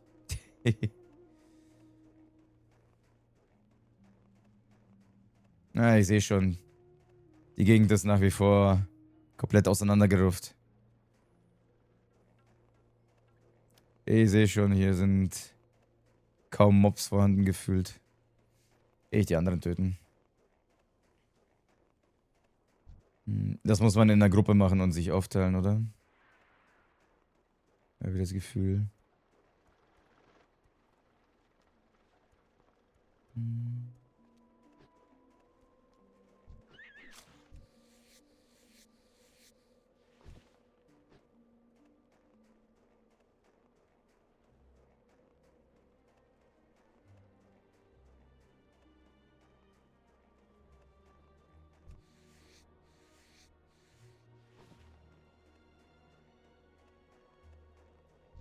Ach, Eisbären auch töten? 6 Eisbären, Klippeneber und Leoparden. Boah. Kein Wunder, dass ich hier so gekillt werden. Ist ja...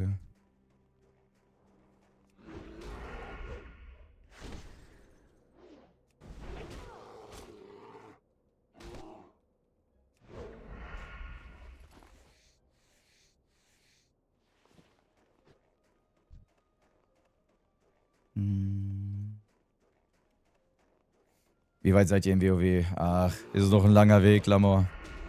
Ist noch ein langer Weg.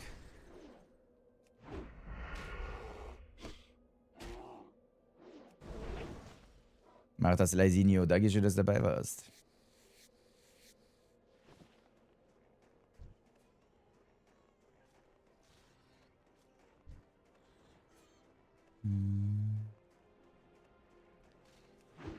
Was ist los, Reaper? Stell dir vor, wir würden jetzt einfach 20 Tage lang jeden Tag Customs machen. So musst du das vorstellen. Und schon hast du viel mehr Spaß daran.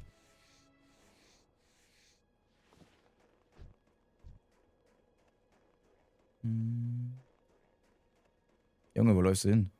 Danke.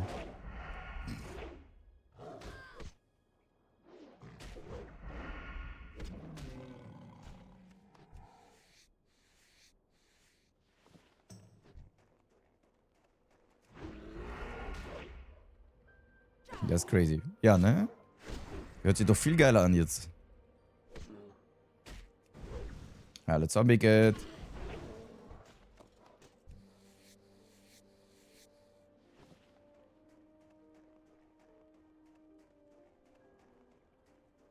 Gucken wir mal die Lepra-Gnome. Können doch nicht so selten sein hier, oder? Es scheint ja wohl eine beschissene Quest zu sein, wenn so viele... Ah, der hat die alle gepullt, okay.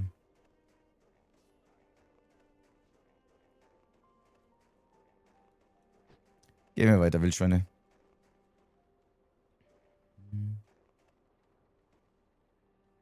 Ja, Lamo, das wird safe ein Loch sein, ne? Das wird safe ein Loch sein.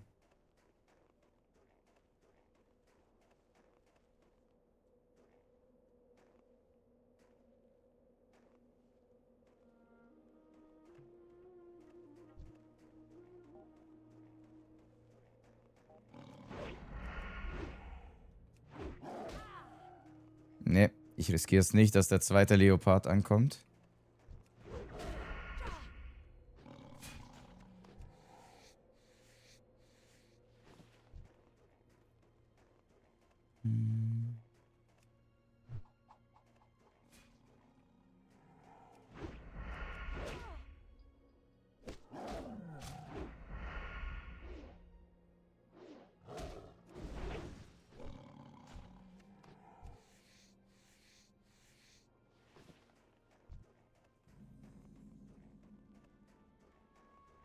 Höhle der Frostmähne entdeckt. Das ist aber sehr großzügige Entdeckungsrate.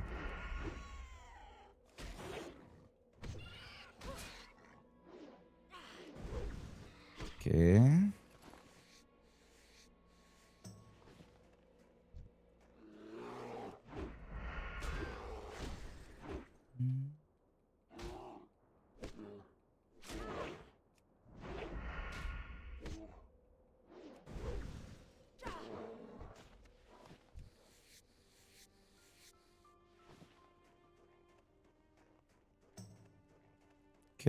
Okay. Noch ein Bär, Leoparden und noch ganz viele Eber. Kannst du kurz... Oh, Proximity-Chat schon wieder. Proximity-Chat sickert wieder durch.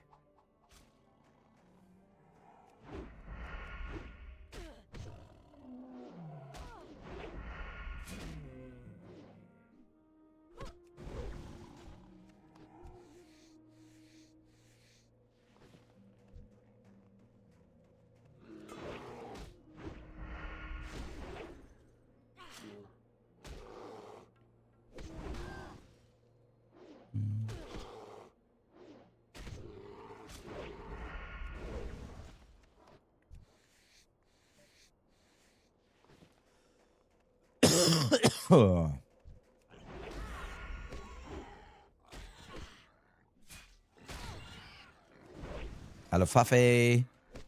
Willkommen in WoW Grind. Komm rein in die Schnitzelstube.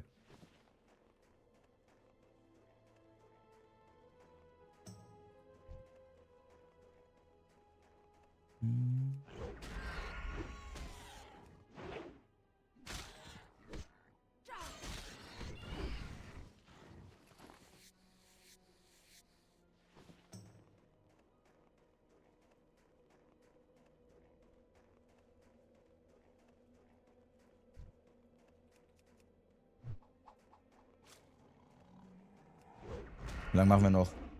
Ach, ich habe noch Zeit, Chat. Ich weiß nicht, wie es bei euch aussieht. Ich habe noch Zeit.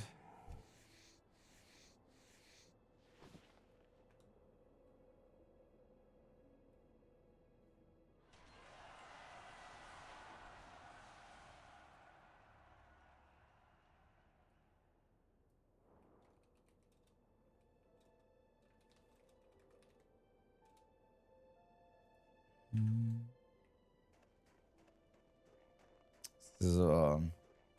Heute dann also noch Level 15. Boah, nee. Also Level 13, wenn wir das noch schaffen, das wäre krass. Mit dem Stream jetzt noch. Also Level 13 wäre noch cool, aber Level 15 ist crazy.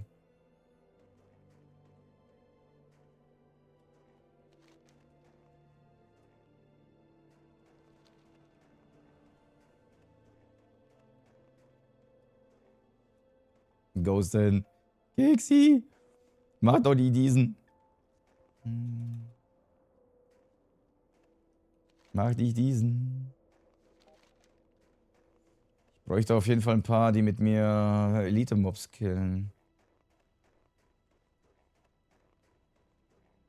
Aber Lepra-Gnom-Gebiet sieht gerade eigentlich cool aus, oder?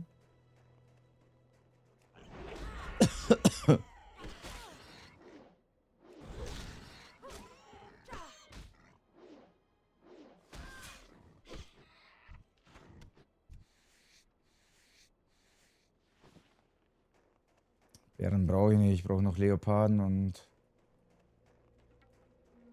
Ja, hier dampft es so crazy, aber kein einziger Gnom, ne?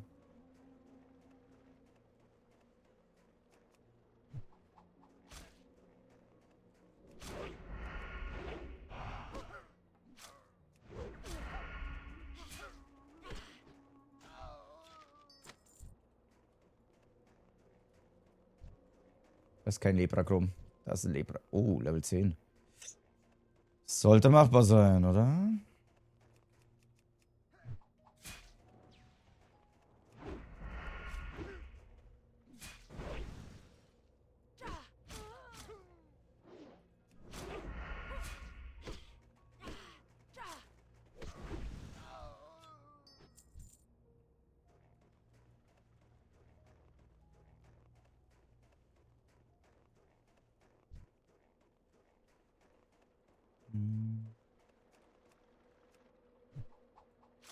Hey, sag dir, hey, Tarek. Mein Lieblingsdönervernichter. Wie geht's, wie steht's? Mein Gott, ich hoffe, irgendwann wird meine Trefferrate mit Waffen, Alter, 100%. Da wird nichts mehr verfehlt. Ganze Zeit nur aufs Maul.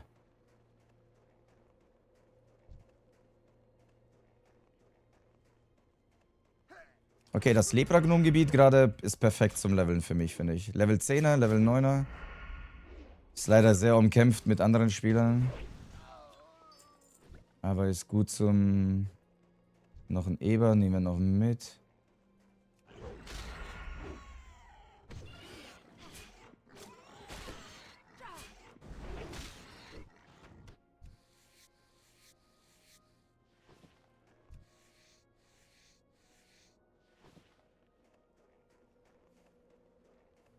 Tarek, wie fühlst du das Projekt eigentlich? Verfolgst du das so halbwegs oder ist das für dich so eine schlaffe Nummer, dass bei dir sich nichts regt?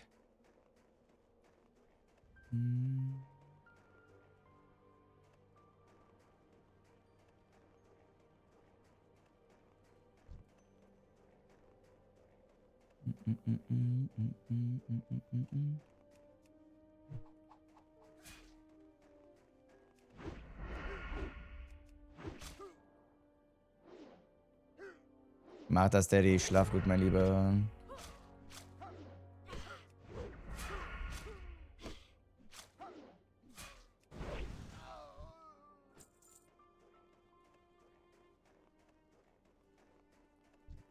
Den Eber nehme ich noch mit. Den brauche ich eh.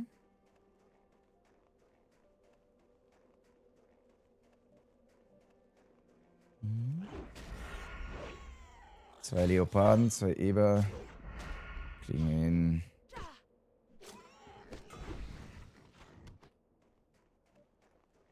Schade. Die hat den Respawn bekommen. Ja, aber die Gegend hat braucht's. Die Gegend bräuchte wirklich 10-mal so viel von den Lepra-Viecher hier.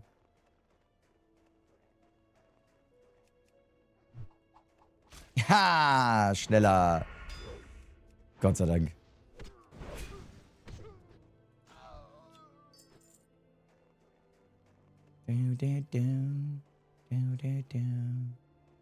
Manche haben echt gute Augen. Die sehen die echt um Ecken.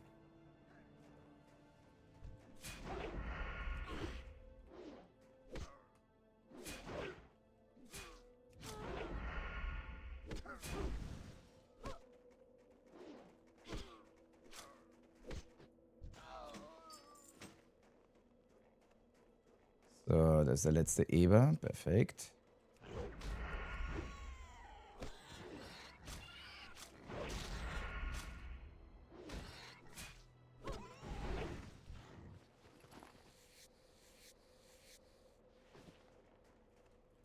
Perfekt, respawned. Aufs Maul.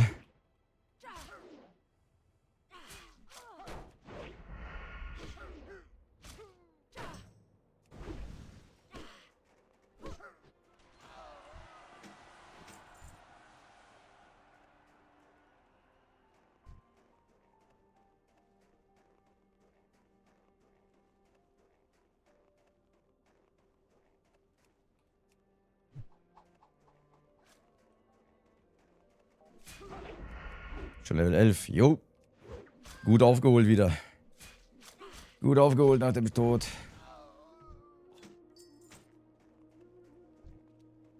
Kurz healen. Und rein da.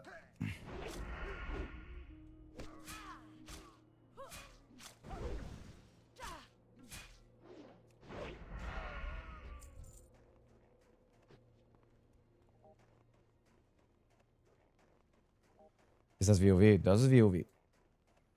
Wie es leibt und lebt. So wie es alle feiern und lieben. Und tagtäglich zockeln.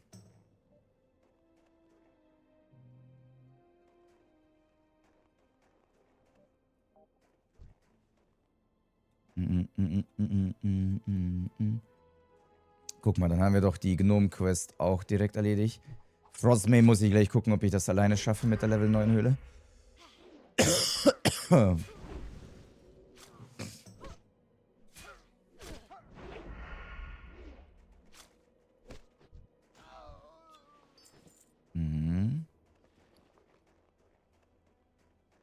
Viele Items zu verkaufen. Schmeckt.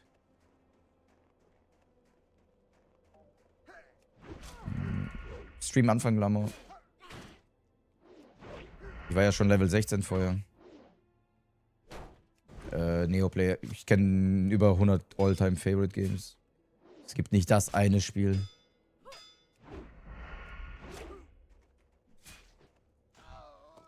Oh, ein grünes Schwert. Schade. Ein grüner Dolch wäre geil. Grüner Dolch wäre geil.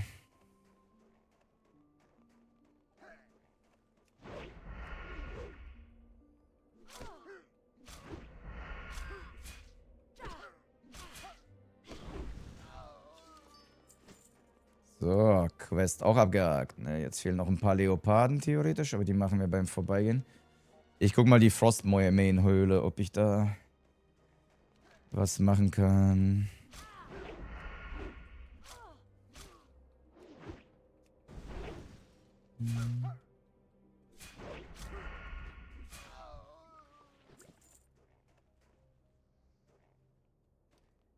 Tja, sorry, aber jetzt erlebst du mal ein richtiges Spiel. Nicht sowas wie Fortnite. Hier werden noch Sachen gewürfelt. Schade. Kannst ja noch die Schurkenquest machen. Alleine, Tisak? Du meinst, sie auf dem Baum da von irgendeinem Typen was klauen, ne? Traue ich mich ehrlich gesagt nicht. Ich traue mich da legit ehrlich nicht dran. Weil wenn die Tarnung verkackt, stehe ich alleine auf dem Baum. Wie ein dummer Wichser. Wie so ein gieriger Pleb, der irgendwas klauen wollte und dann die mit Hosen und jemand mir die Hosen runtergezogen hat und ich stehe dann da. Ist da nicht jemand... Nee, das war das, wo bei uns so knapp war. Das ist das, wo bei uns es so knapp war.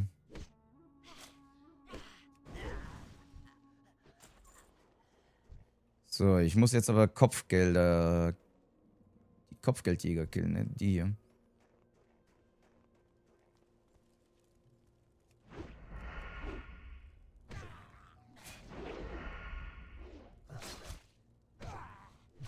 Das will ich sehen. Wie ich mit ohne Hosen da stehe. Das müssen wir privat klären. Das könnte Toss schwierig werden. Mann, wieso gibt es so viele Varianten von denen?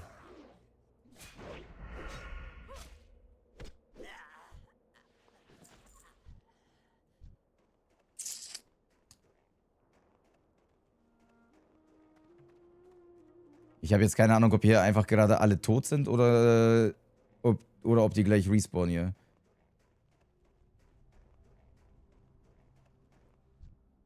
Nee. Ist mir zu risky, ehrlich gesagt. Alleine zumindest. Kannst ja schauen, wer online ist. Also in Danassus war vorhin gar keine Sau mehr, hat Tisak. In Danassus war wirklich gar keine Sau. Aber ich muss die Höhle ja erkunden für eine Quest, ne? Scheiße.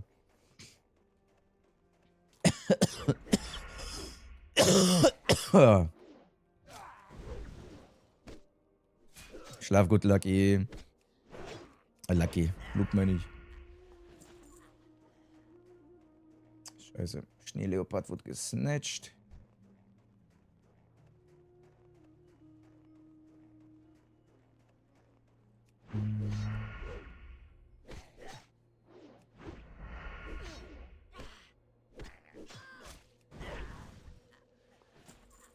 Ich meine, schön und gut, wenn ich jetzt ein paar Kopfgeldjäger finde, ne? Aber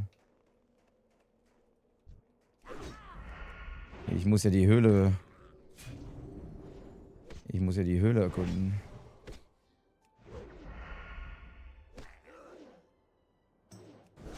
Feenfeuer ist ja fies. Rüstung um 216 reduziert.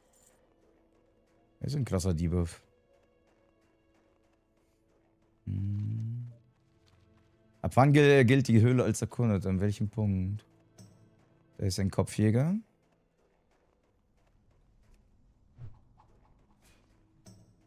Ah, der Schmeißsperre. Kommt er mit, oder?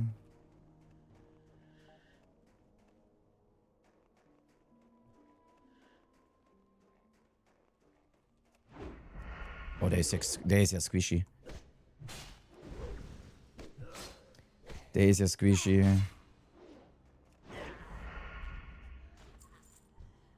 Noch einer.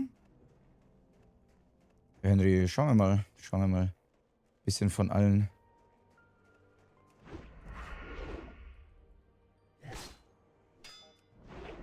Junge, ich hatte gerade Schiss, dass einer von denen hinter mir aufgetaucht ist.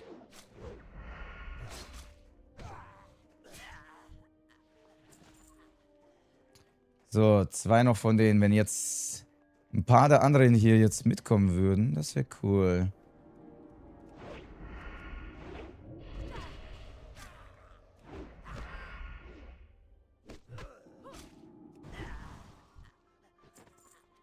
Wenn die jetzt mit mir in die Höhle kommen würden, wäre es geil. Wir müssen nicht zusammen questen, aber zumindest, dass man nicht ganz alleine ist. Ne? Die können von mir aus auch die Mobs haben. Ich brauche die nicht. Aber irgendwie habe ich das Gefühl, die werden mich verkaufen hier. Danke für Segen der Macht. Sehr strong.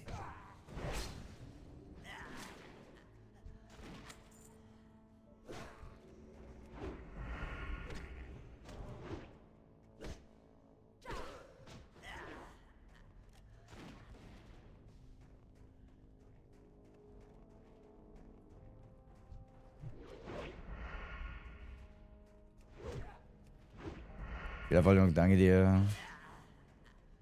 Danke dir. So, ich glaube, wenn ich jetzt hier vorlaufe, gilt die Höhle als erkundet, richtig? Oh. Wo kam der denn jetzt her?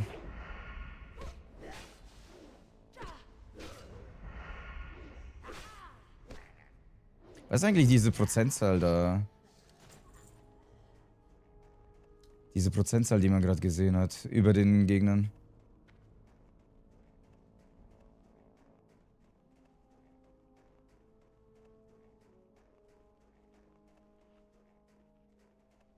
Ja, Höhle erkundet.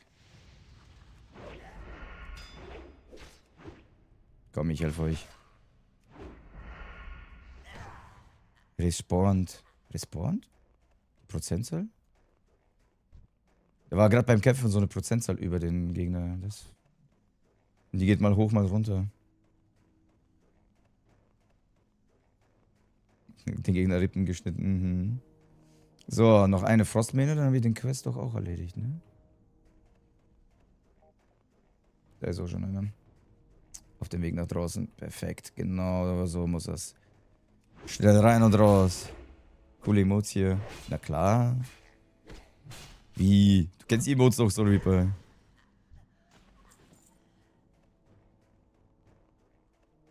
Alright. Noch 2 Schneeleoparden. Und wir haben einen Haufen Quests erledigt und werden Level 12. I like. Und dann muss ich mir noch gucken, wie ich das hier skille. Ich habe Talentpunkte und ich weiß, alle Spells hören sich gerade eigentlich richtig geil an. 20% erhöhte Chance, nachdem man Gegner gekillt hat. Erhöhte kritische Chance um 1%. Das hört sich auch strong an. Die sagt, schlaf gut, mein Bester. Mach's dir bequem.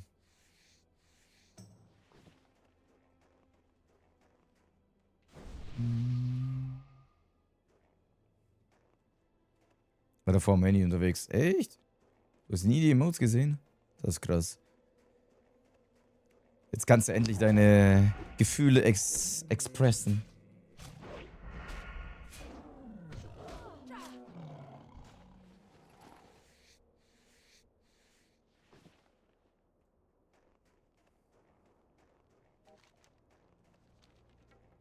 So, ein Leopard noch.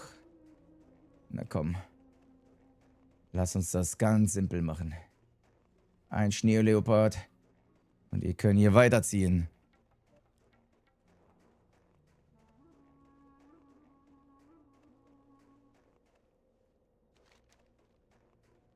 Aber da hinten scheinen ja auch welche zu sein, von daher.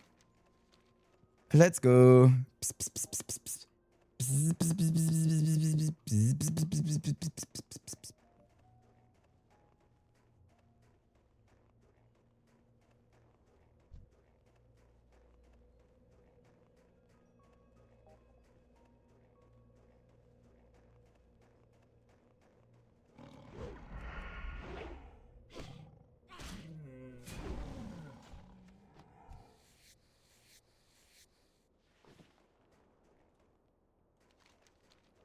Alright.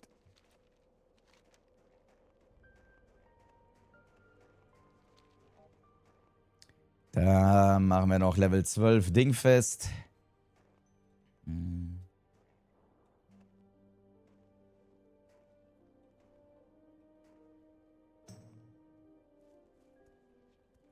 Lust auf ein Glas? Seid auf der Hut. Oh. Neues Messer. Langsames Tempo, aber 3,2 Schaden. Definitiv. Fort mit euch. Was willst du eigentlich von Schön, mir? euch zu sehen. Bleibt sauber. Na klar, Diggi. Wir bleiben sauber. Dann geht's morgen weiter. Mal gucken, ich will auf jeden Fall, auch wenn ich gerade mega Bock gerade auf den Grind habe, ich will auch ein bisschen natürlich meine Story Games grinden, keine Frage. Butter bei die Fisch. Butter bei die Fisch und the Lachs. Ich will dann natürlich auch meine Story Games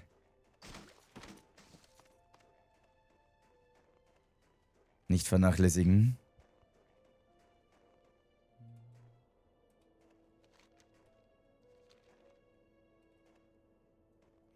Hat gar nicht so viele XP gebracht, wie ich gehofft habe.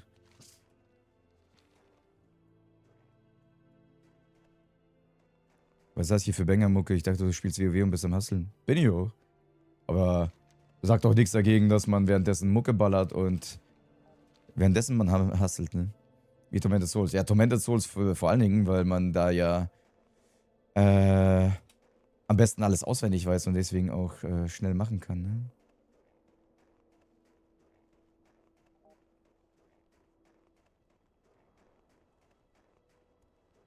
Turbo, ich bin sogar schon fast Level 12.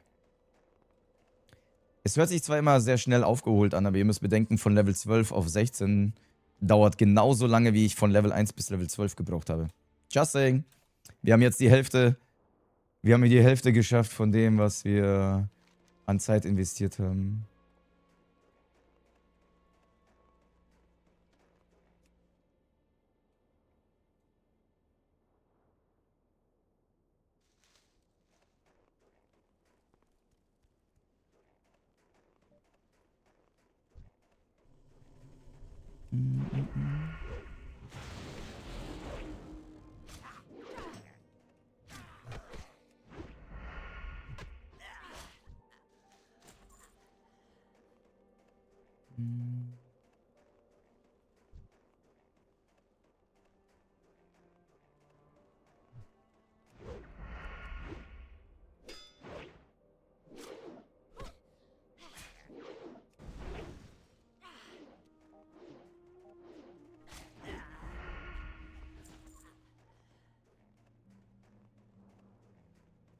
Also laut Karte ist hier noch irgendwo eine Kiste.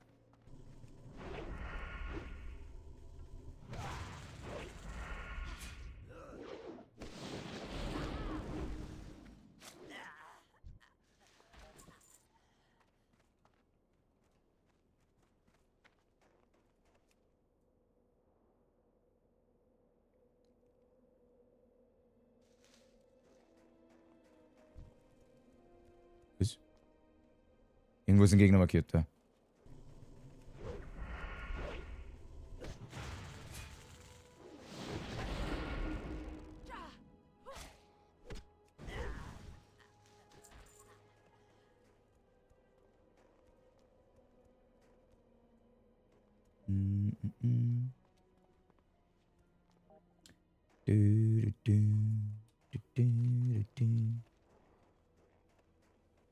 Na komm, ein Schimmerkraut noch. Ein Schimmerkraut. Ist vielleicht was im Wasserfass? Nein. Wasserfass war wirklich ein Wasserfass. Wer hätte gedacht? Ba, ba, ba. Ba, ba.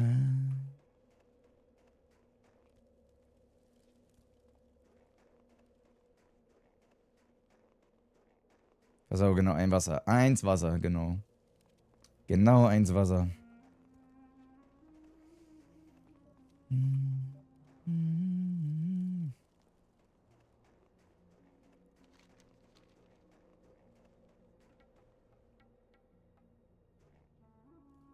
Na komm. Eine Kiste muss respawnen. Also laut Minimap ist da noch irgendwas, aber da ist nix. Da ist nix. Das ist witzig, dass Soul Reaper jetzt die ganzen Emotes entdeckt. Ist schon irgendwie funny.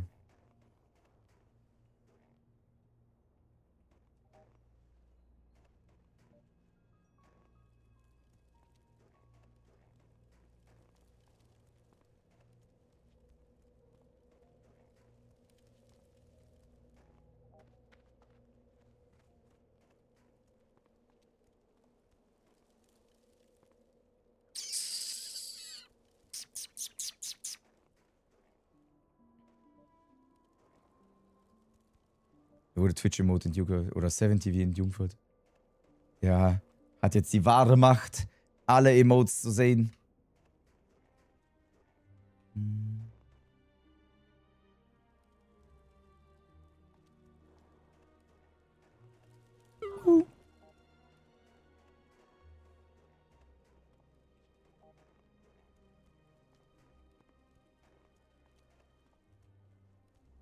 Ach komm, jetzt ein einziges Schimmerkraut. Jetzt respawn doch mal irgendwas.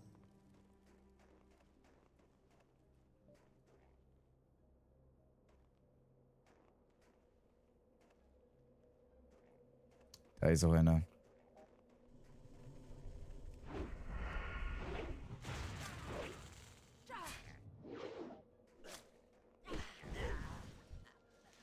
Let's go. Mama. Muss ich wieder dahin, ne? Machen wir später.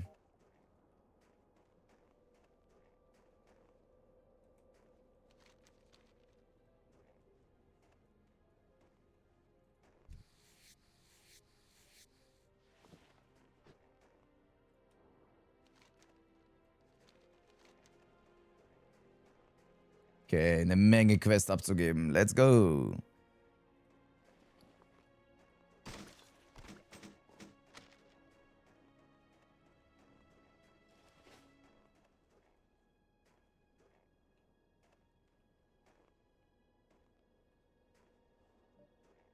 Like gravity.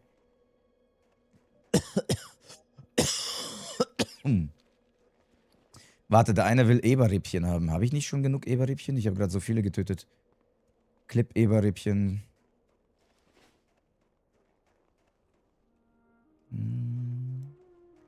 Hallo Jonas. Schön euch zu sehen.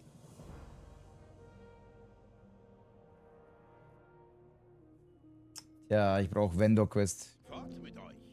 Damit ich weiß, was wie viel kostet. Hallo? Mögen eure Reisen sicher sein. Erstmal verkaufen.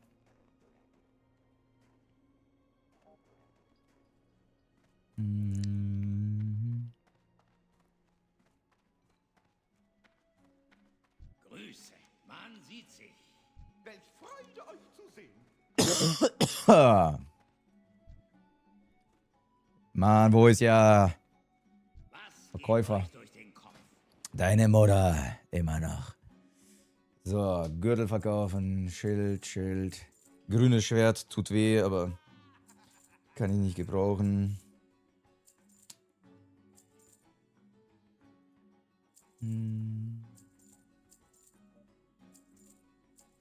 Okay. Jetzt erstmal wieder abgeben. Wohl schon, also, ja. Ja.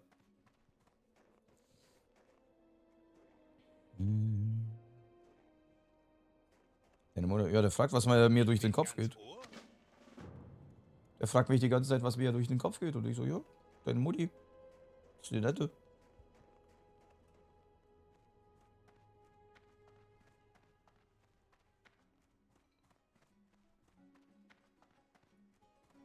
Ich bin ganz Ohr. Bleibt sauber.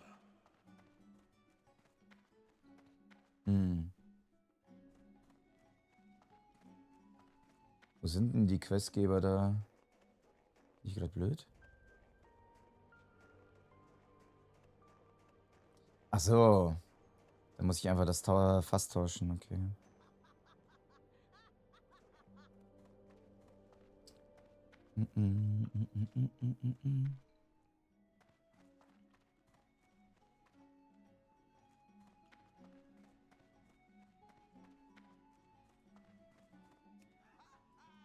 Schön euch zu sehen. Man sieht sie. Ich brauche Donnerbier. Was kann ich für euch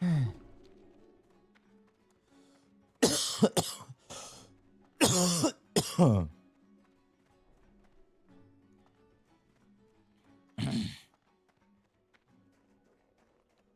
Donnerbier kann ich doch safe beim Gastwirt kaufen, wenn die Gaststätte schon Donnerbräu heißt, ne?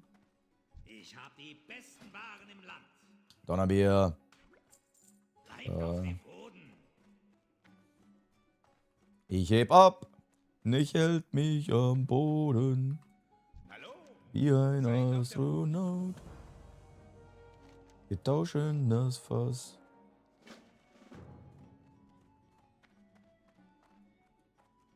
Wie geht's?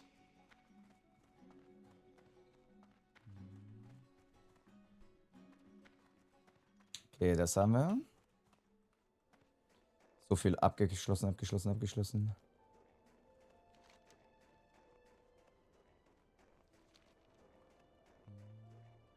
So, und hier ist auch ein Questgeber, aber... Wo ist denn dein Eingang? Wo ist denn dein Eingang, du Hund? Da ist es.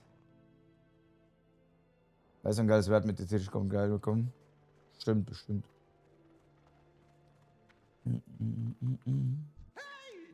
Hinfort, hinfort! Oh. Handschuhe mit 8 Rüstung mehr. Level 12.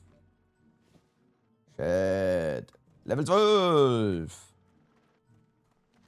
Kriegen wir ein GG's.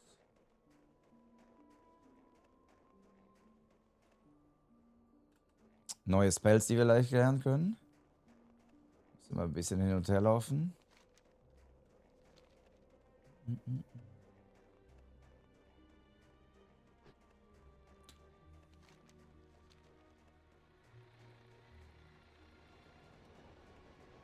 Schön, euch zu sehen. Mögen eure Reisen sicher sein. Definitiv das bessere Messer genommen.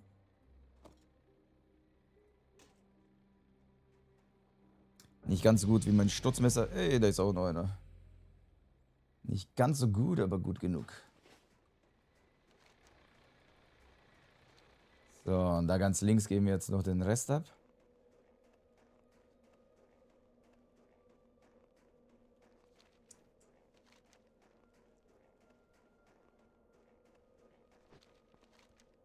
Ja. Ja, machen wir so. Da können wir auch irgendwas abgeben. Straße der Rettung. Berichte.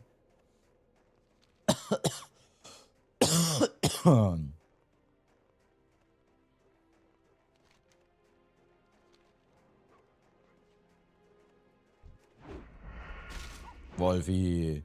Du bist Level 6, mein Guter. Adi diesen.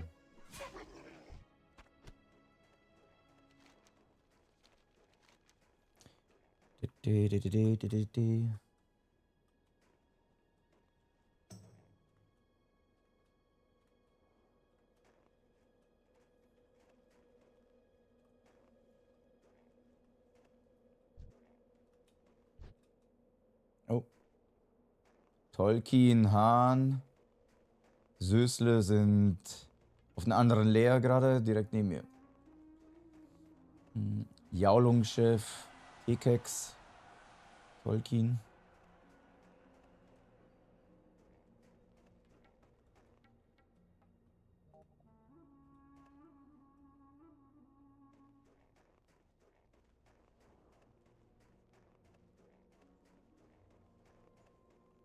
Bam, bam, bam, bam, bam.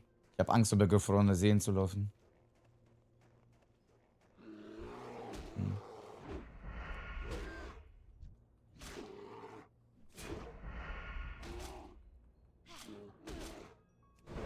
Nachher versinke ich da und komme nicht mehr aus dem Eis raus. Oder sowas. Würde ich dem Spiel zutrauen. Das oder was? Wahrscheinlich nicht, aber willst du es garantieren, Soul Reaper? Willst du es garantieren?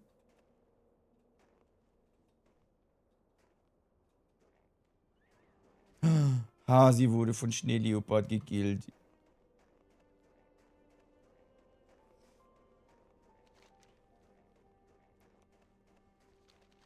Alter, die sind schon Level 30. Komplette Level 30er Gruppe unterwegs.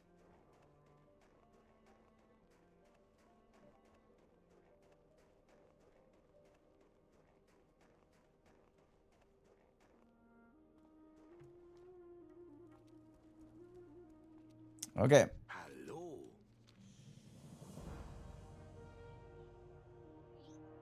Fuck, beides. Seid auf der Hut. Schon wieder irgendein Fass. Willkommen. Bleibt auf dem Boden. Okay.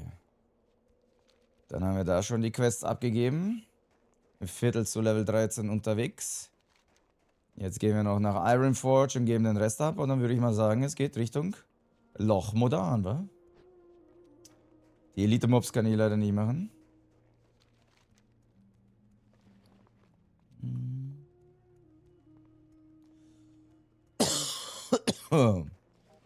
Federico, wunderbar geht's. No, was passiert? Habe ich eine Death Message verpasst? Was passiert? Wieso 07? Wieso 07? Habe ich eine Death Message verpasst?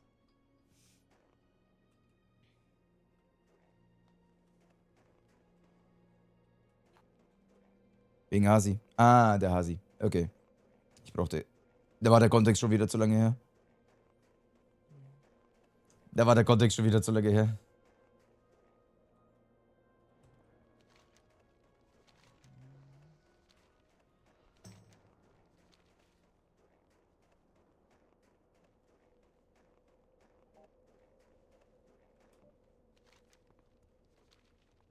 Sorry, ich bin alt und langsam. Ja, ja, du und alt. Am Arsch bist du alt.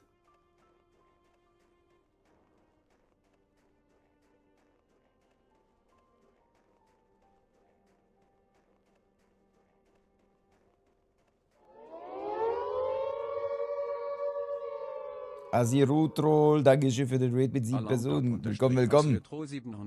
Willkommen in Sauerkraut. Willkommen in Sauerkraut. Wir sind hier besonders sauer.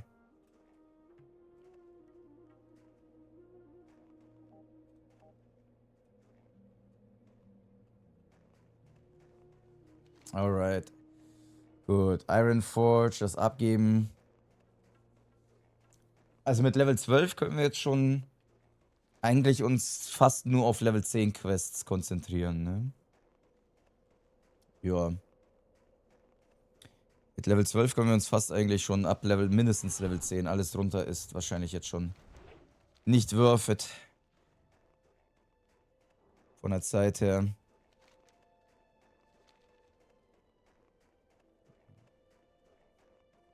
%2 Akku. Nein, Federico. Wo ist die Steckdose?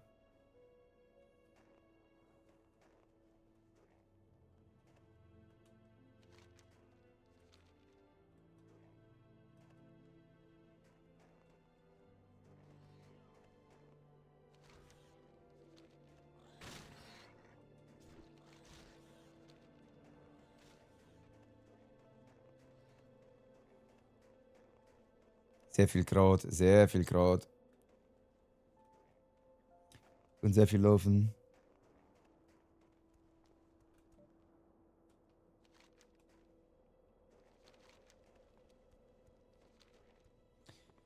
Ja, Melenas Kopf und diese Quest.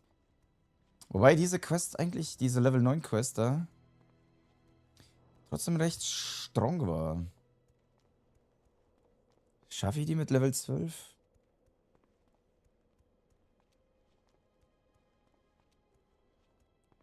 Da waren mehrere Quests in einer Region, da hat man recht schnell 1000 XP bekommen. Ah, wenn ich jetzt einen zweiten Mate hätte da in der Nähe, hätte ich die easy machen können.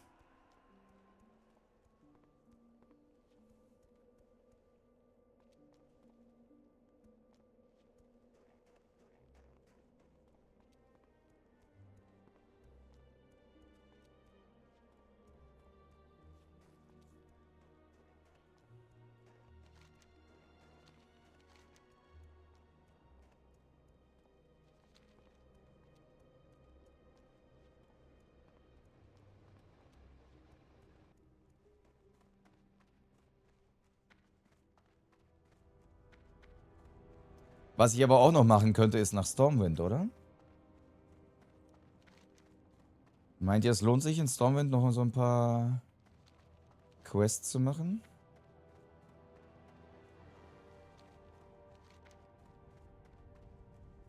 So, hier mal aufpassen, nicht, dass ich hier runterfalle.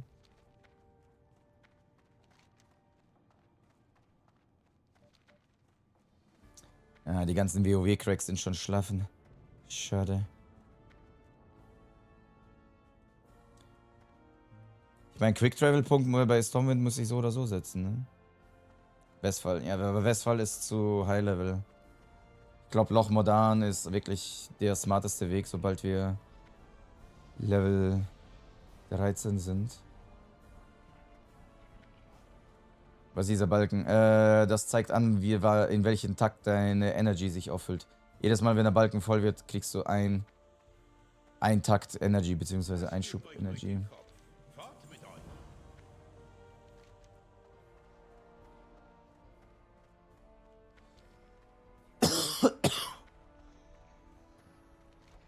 Die meisten im Westfall gestorben. Ja, Westfall sah mir nach einer Level 15, Level 16 Gegend aus. Deswegen.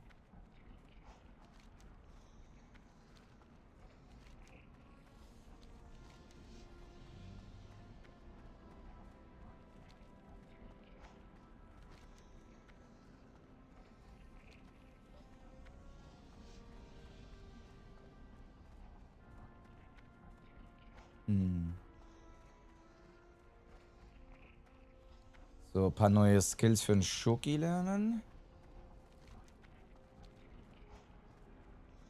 Der einzige Vorteil jetzt von Stormwind wäre, glaube ich, dass wir einfach Quick-Trail-Punkt machen, oder?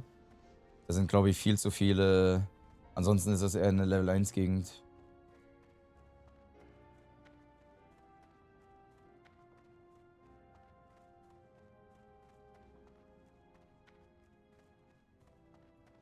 Ansonsten würde ich sagen, Loch Modan ist jetzt wirklich der nächste Punkt, den wir anlaufen sollen. Juhu.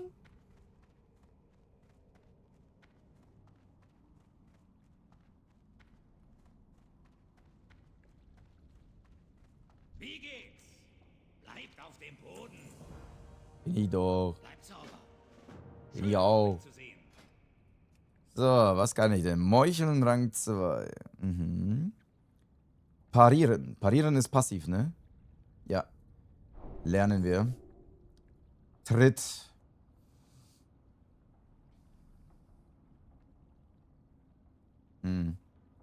Tritt lasse ich erstmal. Machen wir Meucheln. Machen wir Meucheln. Ja, Skillpunkte muss ich mal die... Tritt war doch dann... Nee, Bonk war's dann. Tritt macht nur Spells anscheinend Unterbrechung.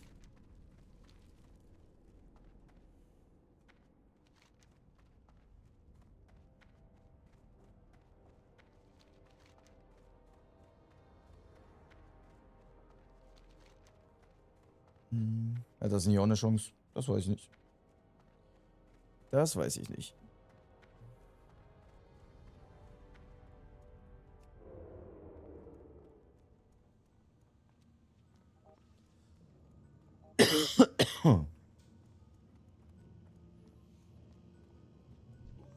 Seid ihr aber groß. Braucht ihr Hilfe? Das ist in Loch Modan, glaube ich, mit Biggles. Hier ist eine Level 12 Quest. Könnte vielleicht passend sein für mich.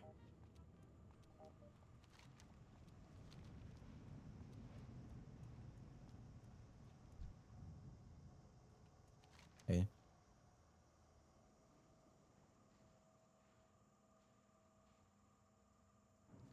Muss ich jetzt die Ratten hier killen, oder was? Ist das die Level 12 Quest? Weil ich sehe hier kein... Ach, da hinten. Mai ist heute voll aktiv hier. Ja, die hat Urlaub. Kann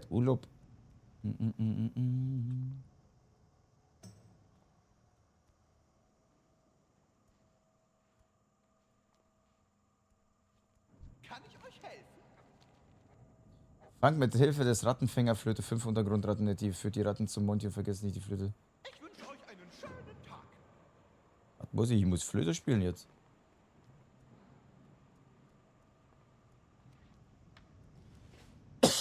Und wo ist Monty? Wer ist Monty?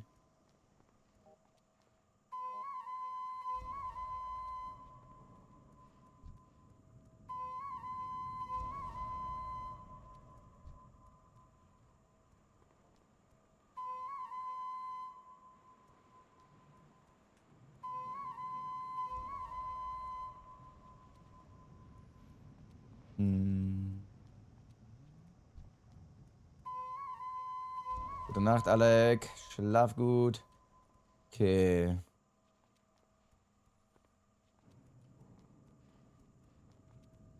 Vier Ratten habe ich. Bist du Monty? Der ist Monty, okay. Er will, dass ich ihm Monty bringe. Das soll eine Level 12 Quest sein? Passe ich gerade was? Vor allen Dingen, es liegen hier so viele tote Ratten. Da war gerade Weiner, glaube ich, ja.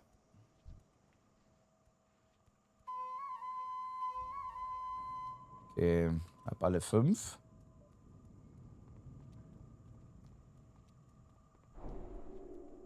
Danke.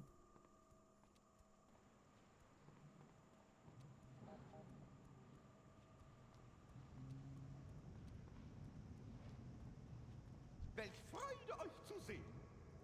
Man sieht sich. Ich wünsche Dafür gab es 900 XP? Für das bisschen? Hat da gerade der Ratte einer geklatscht? Der hat gerade der Ratte einer gebackpfeift. aber groß. Hi, wie geht's? Man sieht sich.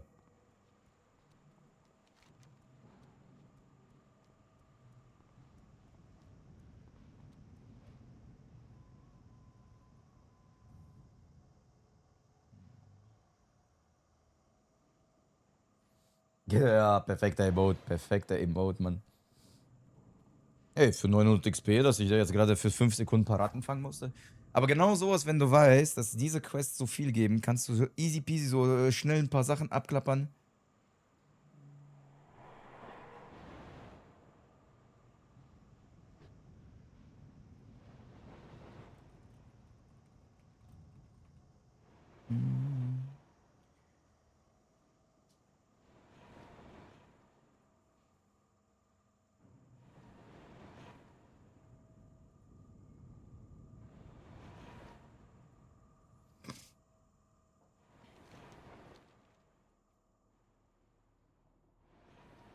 Solche Bahnen habe ich damals in Minecraft auch gebaut, unter Wasser und so.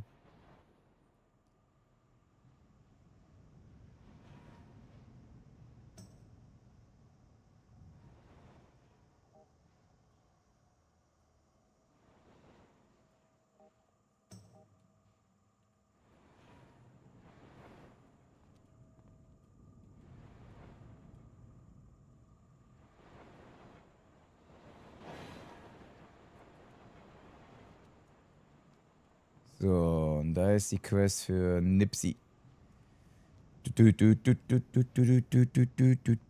Schon fast 1 Uhr. Yeah. Yeah. Wenn wir jetzt noch Level 13 werden bis 1 Uhr, strong. Wäre richtig stark.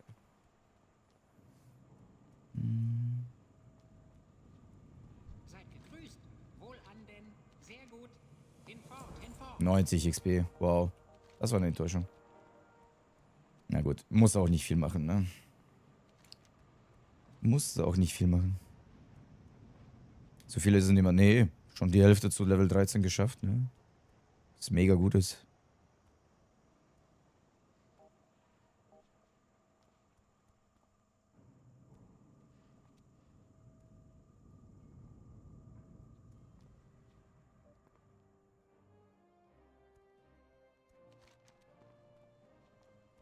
So. Wie viel Geld habe ich eigentlich? Oh, scheiße, ich habe nicht mal 1 Gold. Ich habe nicht mal 1 Gold bisher gesammelt. Scheiße, und ich bin schon Level 13. Level 13 sonst Lacher. Oh, jetzt kommt der Druck. Jetzt kommt der Druck.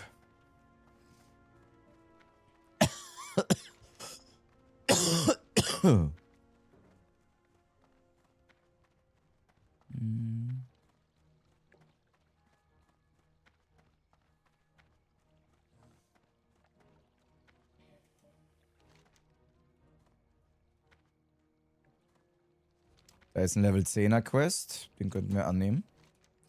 Ist noch gut in Level Range. Solange ich nicht weit laufen muss.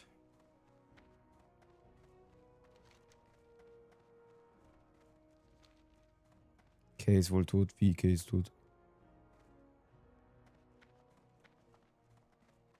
Ist Streamer oder was? Aber was? Wie? Was? Ich bin verwirrt. Gerade im Gildenchat, aber wieso habe ich gerade. Wieso habe ich kein Pop-Up? Wieso habe ich kein Pop-Up?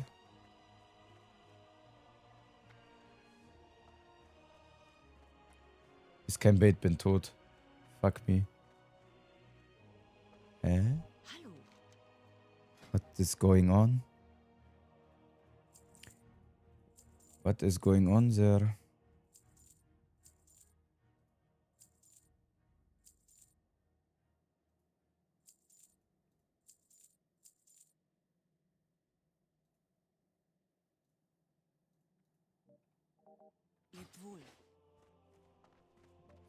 Was macht er da für ein RP?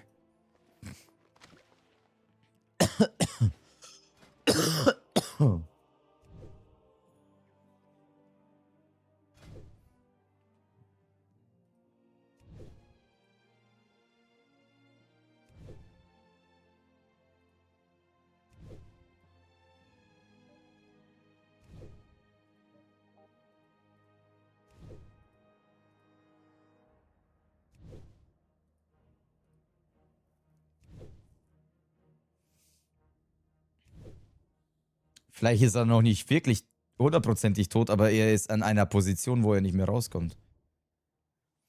Weißt du, der ist gerade in irgendeiner Ecke steht und 5 Mobs gerade vor ihm und der weiß, er kommt nicht durch. Vielleicht sowas. Mm.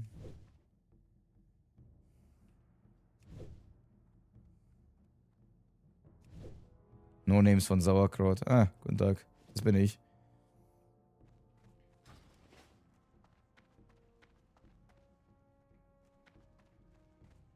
Wie komme ich da jetzt hoch?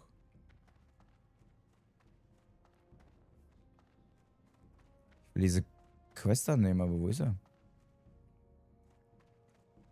Ach, da.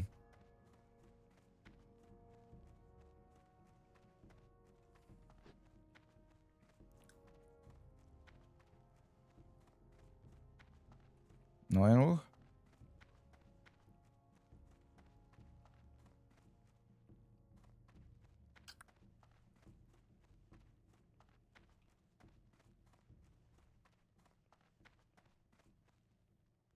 Hä? Wo ist der Questgeber, Mann? Wo ist Meister Matthias Shaw? Shaw! Wo ist die Arschgeige?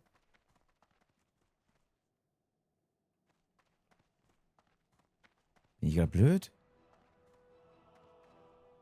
Der ist im Keller. Es gibt noch einen Keller. Auch nicht! Ich brech gleich ab. Ich brech gleich ab.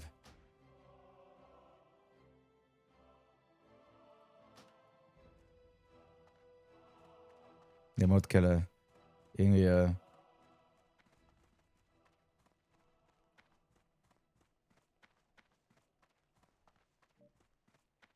Er sagt K, Level 21 tot, Add-on bugged. Hm. Tja, nicht gefunden. Den Questgeber.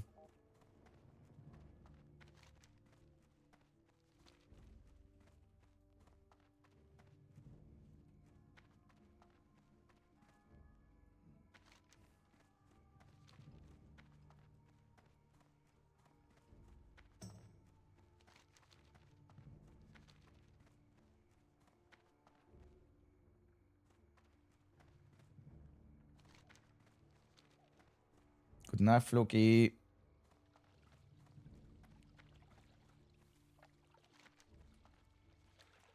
Papa, papa, papa.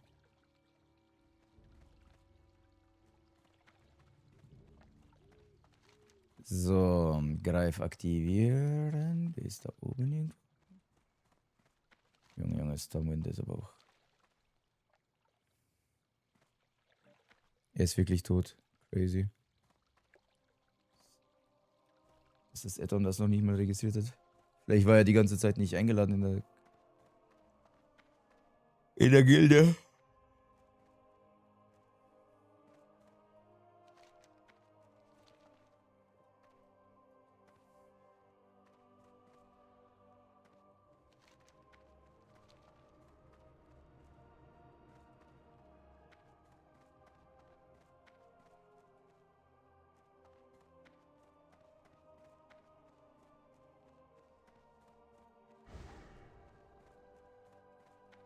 Was kann ich für euch tun? Okay. Quick Travel Punkte ist gesetzt. Dann ab nach Ironforge.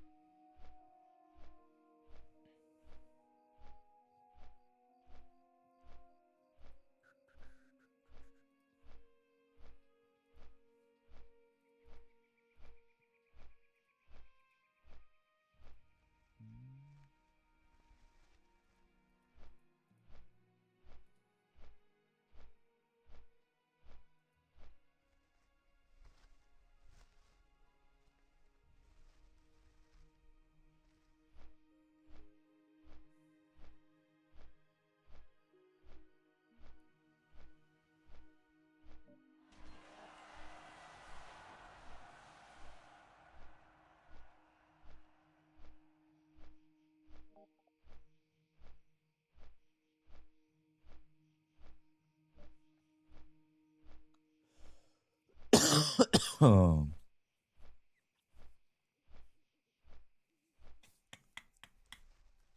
Der Drache sieht gefährlich aus.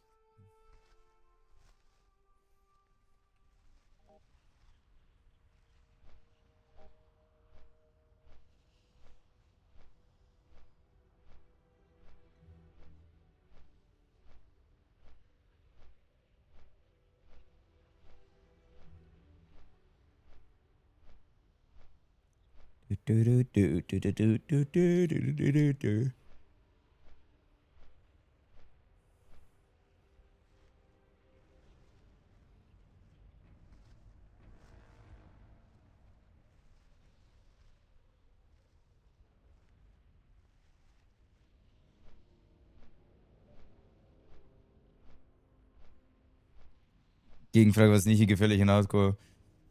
Ist ja egal, ob Hardcore oder nicht, ist gefühlt alles gefährlich. Elementar, Lederverarbeitungsmeister, Gott, da kommen ja noch so viele Sachen dazu, ne? Elementare Resistenz und so weiter, da kommen ja noch so viele Mechanics, ne?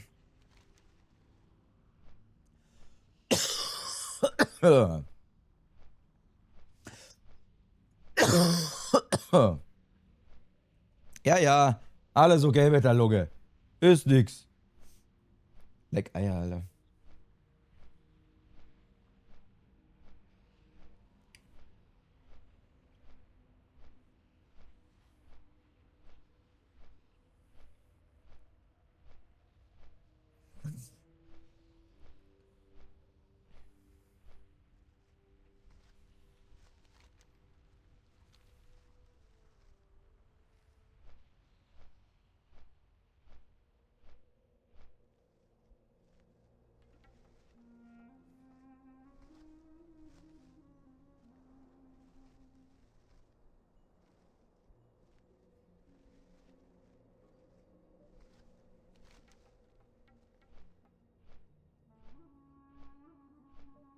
Och. Kann ich hier abspringen? Ich muss nach links.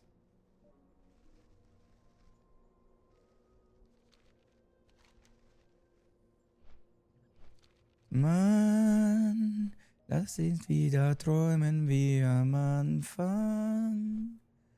Und heulen.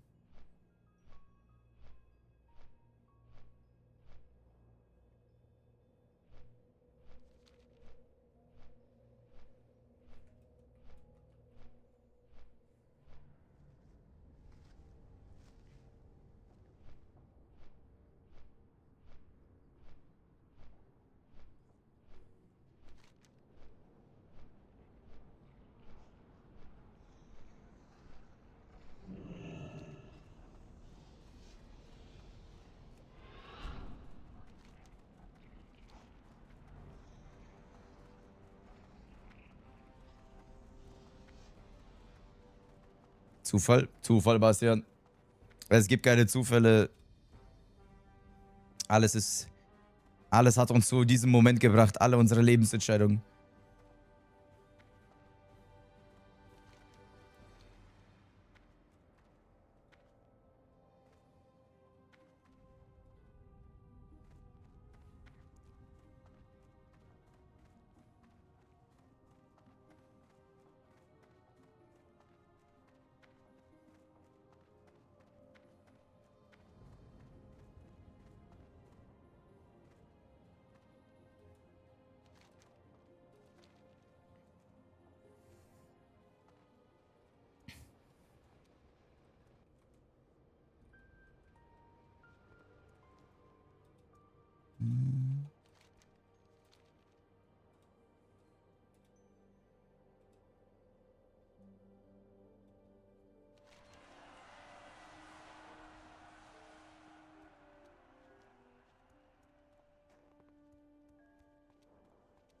Ah,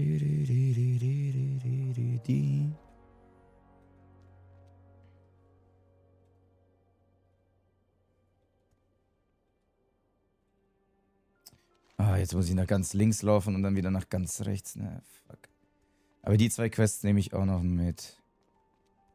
Die zwei Quests nehme ich auch noch mit. Level 9 und Level 11. Das ist noch ganz okay, bevor ich 13 werde.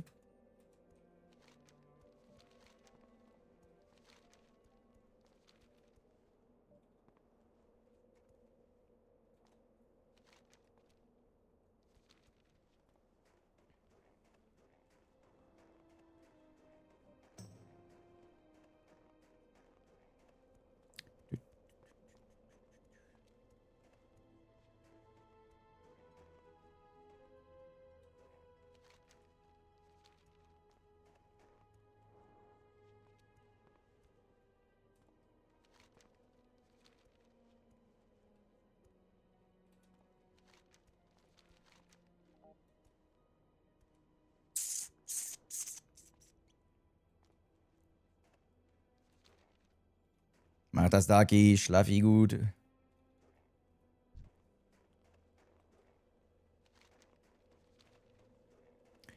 Schlafi gut, schlafi well. In your bed gestell.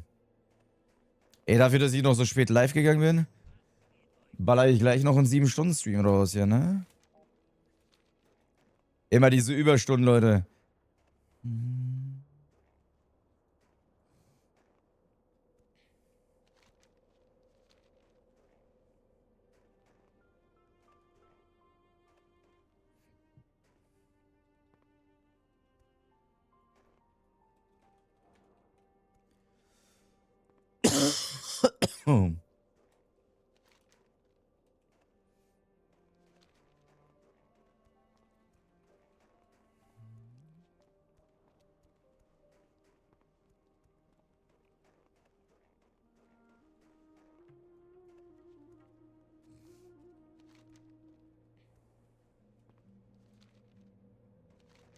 Scheiße, in Stormwind werde ich auch Leder hochleveln können, ne?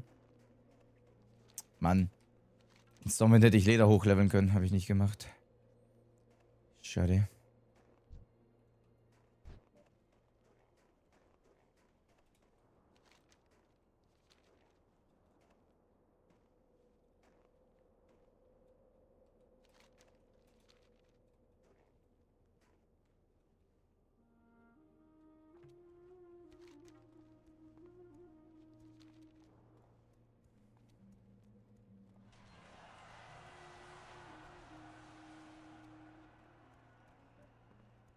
Ist das so scheiße, ist Soul Reaper der Rhythmus? Chat, schmeiß mal irgendwelche Themen rein. Wir können auch über irgendwelche Sachen quatschen. Gerade ist nichts los.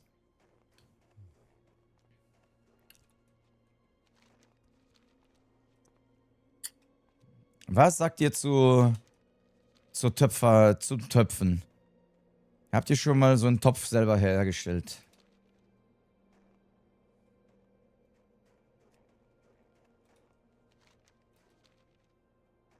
Nope, sehr gut. Haben wir das Thema auch besprochen.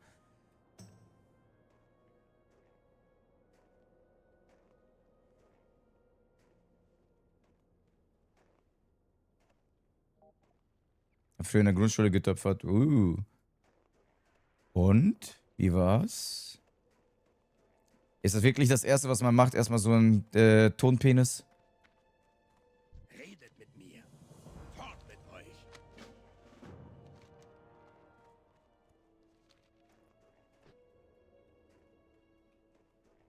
An sich geilo.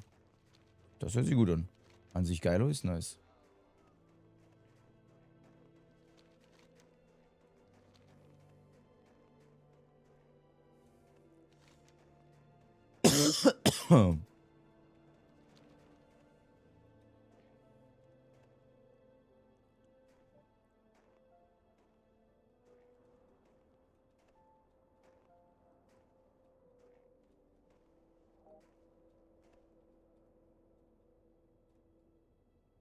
Ist an sich interessant, wenn das rauskommt, was man will.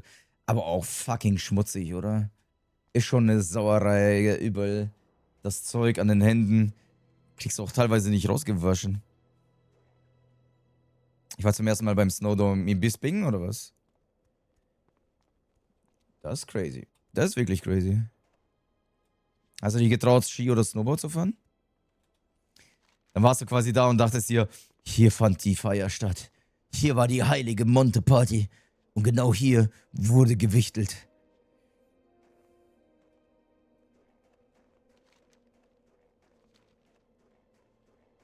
Das weiß ich noch nicht, Henry, wenn ich morgen live gehe.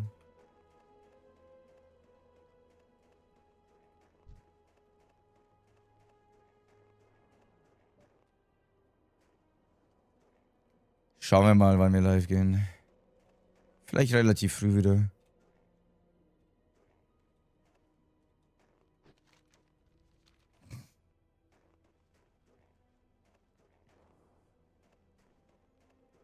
Bin Ski auf an und hab mir nichts gebrochen. Nice. Ja, dass man sich was bricht, ist aber auch eigentlich selten. Kann passieren. Aber eigentlich fällt man immer weich auf den Schnee.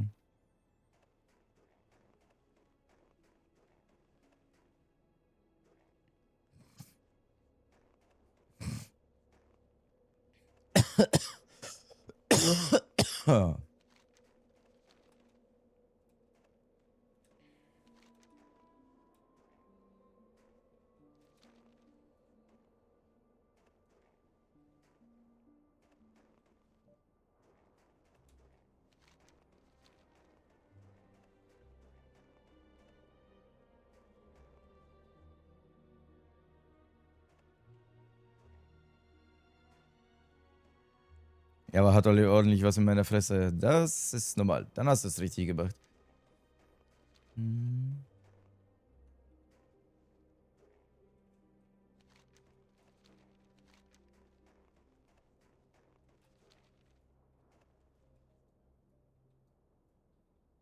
Moin, Stuckbread.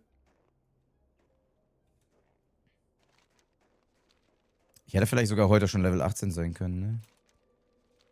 Ich glaube, ich hätte sogar Level 18 sein können heute. Das war ein guter Grind. Schlittschuhlaufen auch voll geil. Boah, Schlittschuhlaufen kann ich mich nicht begeistern. Das letzte Mal, wo ich Schlittschuhlaufen war, war vor 25 Jahren. Und das war gefühlt 4 Stunden lang versuchen, nicht ganze Zeit auf harten Eis aufzuschlagen oder sich irgendwie hinzulegen. Und das war mehr anstrengend, als dass es Spaß gemacht hat.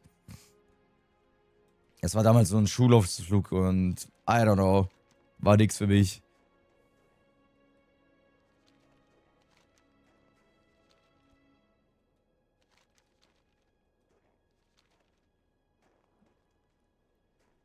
Läuft der Gym immer noch? Na klar. Na claro. Noch nie Schlittschuh laufen. Probier es aus, mal im Leben auszuprobieren, ne? Vielleicht müsste ich mich auch mal wieder rantrauen, aber es fühlt sich einfach nicht... In meinem Kopf fühlt sich das nicht so satisfying an, wenn man ganze Zeit nicht wirklich stabil steht und auf Eis aufknallt. Ist ja noch schlimmer, als beim Snowboard die ganze Zeit runterzufallen, da fällst du wenigstens auf weichen Schnee.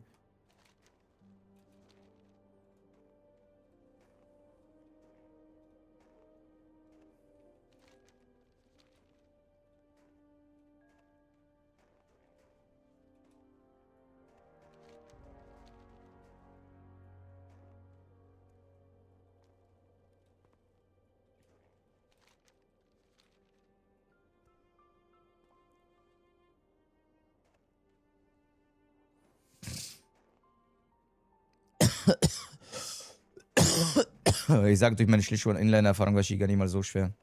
Maybe. Hat ja viel mit Gleichgewicht zu tun. Oder auch immer die Hilfe beim Schlittschuhlaufen. Die Hilfe, glaube ich, gab es damals da vor 20 Jahren nicht. Zumindest hat mir niemand gesagt, dass es... Es ist wie so ein... Ist wie so ein Rentnerrollator, ne, den du vor dir hältst und dann kannst du Schlittschuh laufen. Ich erinnere mich nicht daran, dass es vor 20 Jahren mal gab, als ich Schlittschuh gelaufen war.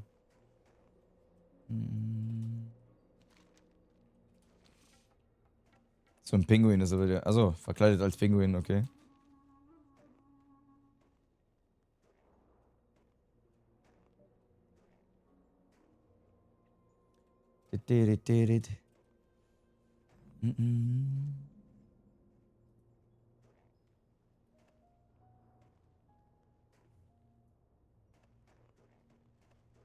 Hat Crystal Level 20 erreicht, oder was? Das wäre crazy. Was kann ich für euch tun?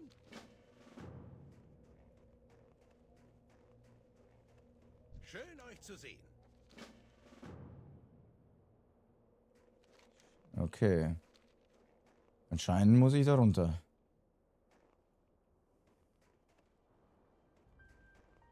Hey, Jonas. Ja, ohne Permadeath. Ohne Soulkeepers Permadeath kommst du da easy.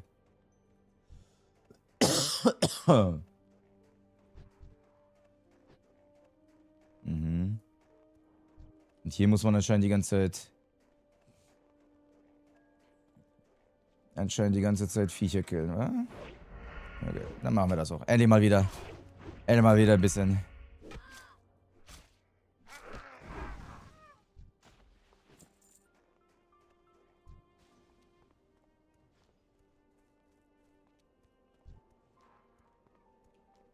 Hm.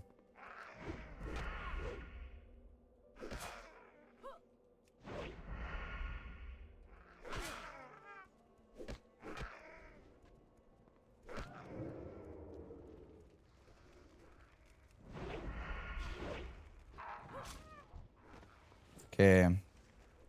Haben doch einen echt hohen Damage-Output, muss man sagen.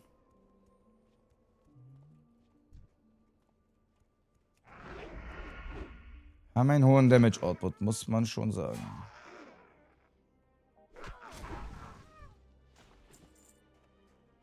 Hm.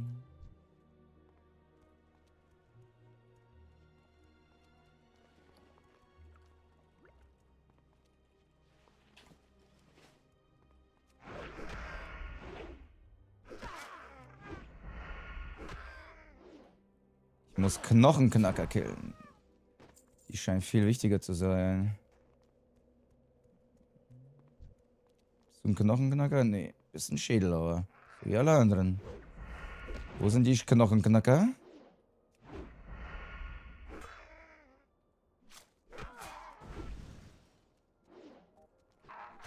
Fünf von 6. 9er. Knochenknacker scheinen in einer anderen Region zu sein, ne? Schwierig ist hier nichts. Eine entspannte Feierabendrunde.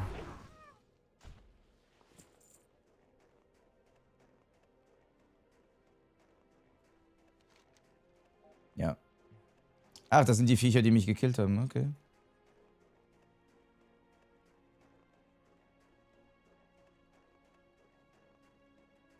Ich bin ganz Ohr. So, easy peasy. 600 XP plus die Kills, die ich gemacht habe. Nimmt mal mit, ne? Nimmt mal mit beim Vorbeigehen. Ein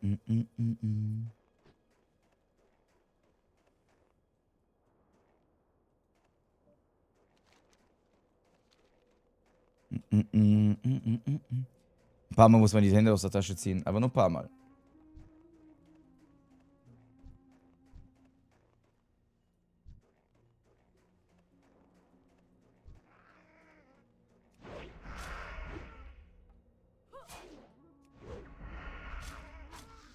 Was laufen die da so? Macht mich nie nervös. Da ist ein Knochenknacker dabei.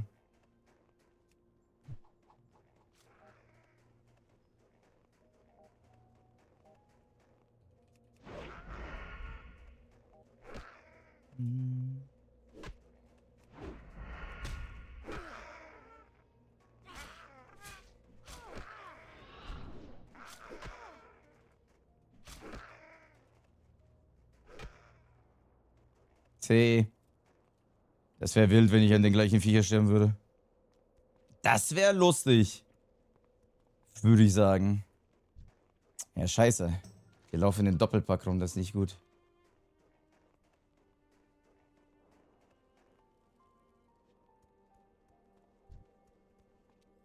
Die laufen Doppelpack rum, das ist nicht funny.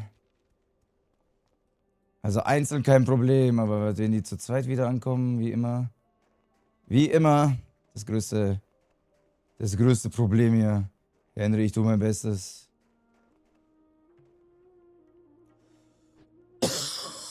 Keine dumme Sachen machen. Ich mach doch nichts Dummes. Ich habe gerade versucht, den einzeln zu kiten und die laufen aber trotzdem immer zu zweit, die Schweine. Ne?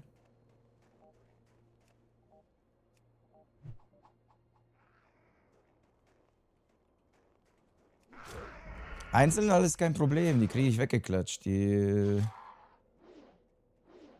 Aber die patrouillieren auch teilweise da echt crazy.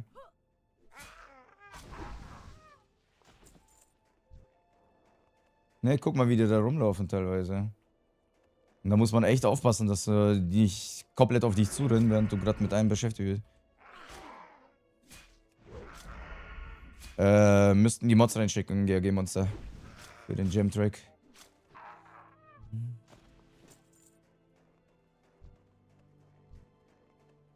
Und gerade die Knochenknacker brauche ich 10 Stück von, während die rumrennen wie kleine Pisser die ganze Zeit. Ist fast wie eine Höhle hier tatsächlich.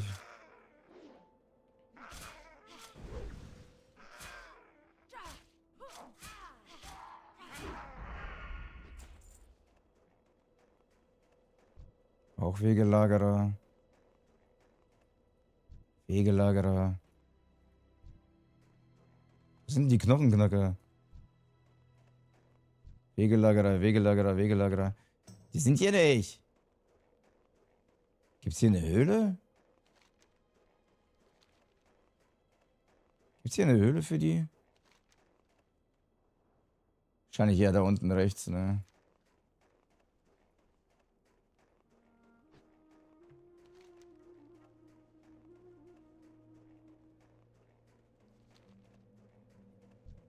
Da ist einer, aber die laufen zu zweit rum. Ja, toll. Seht ihr, das meine ich. Solo hört sich zwar erstmal ganz nice an, dass man schneller levelt. Aber genau so eine Quest kann ich schon wieder solo nie machen. Weil die ganze Zeit zu zweit patrouillieren.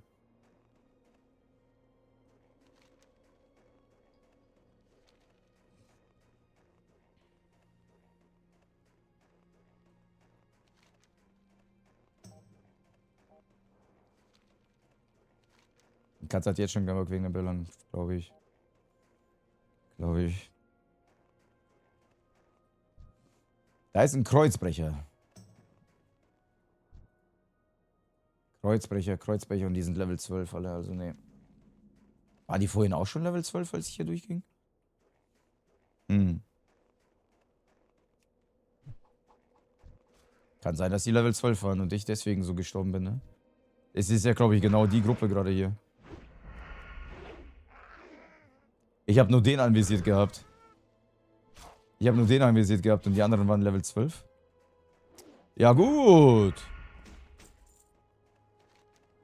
Ja gut. Das könnte es natürlich auch erklären, warum wir da so schnell gestorben sind, ne?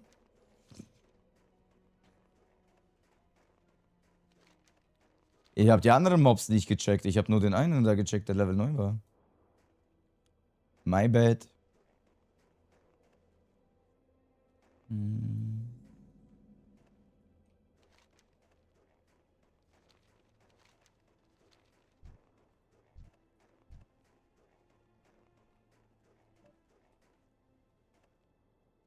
Man bräuchte so ein Köder-Item. Ja, man kann mit Bogen teilweise Viecher anlocken, aber manche Mobs sind auch hier gekoppelt, gelinkt.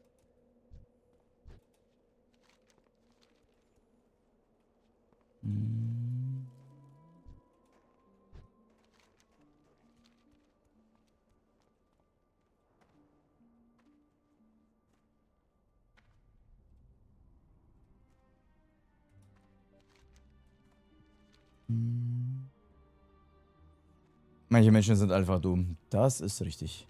Kann man dann einfach so stehen lassen. Manche Menschen sind einfach nur dumm. Punkt.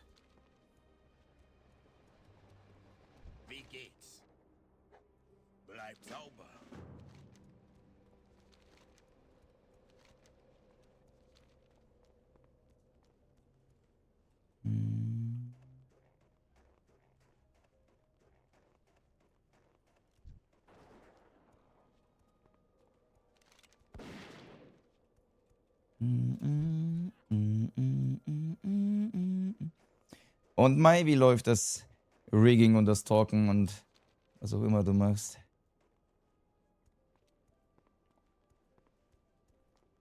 Hm.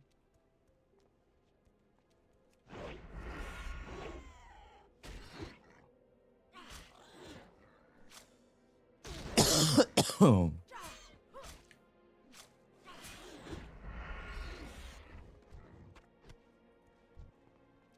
Level 11 Bären, okay.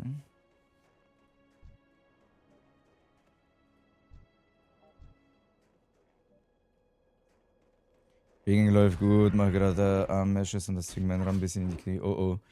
Ja, schade, dass Ram aktuell gefühlt Gold ist, ne? So, angeblich ist hier irgendwo der Pilot. Bist du das? Das bist du. Töte Marterklaue. Ah. Das ist der Bär. Okay. Das ist der Bär.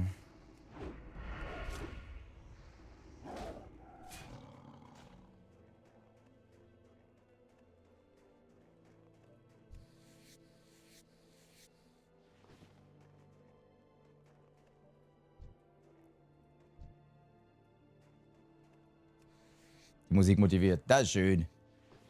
Oder ihr habt die auf... kann ich nicht. Kann ich nicht. Hm.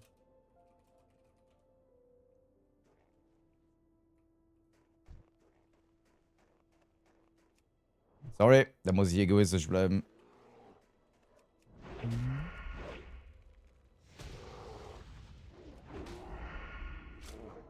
Was ist diese Prozentanzahl hier?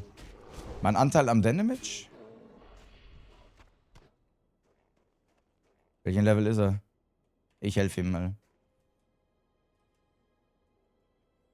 Aber das ist ja auch geleckt, als ich noch 4 Rammelige hatte. Dual. Ja, der Neukaufen ist wirklich zu teuer. Ihr könnt überlegen, ob ihr die vielleicht sogar verkauft. Kriegt ihr vielleicht sogar noch gut Geld dafür. Und später irgendwann kaufen. Ja, okay. Die können ja zusammen machen. Die können ja zusammen machen. Moonwalking Leopard.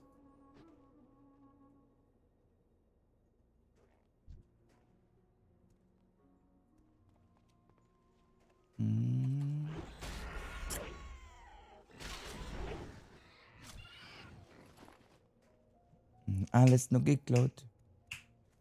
Hallo Markus. Eyo. Alles nur geklaut. Eyo, eyo.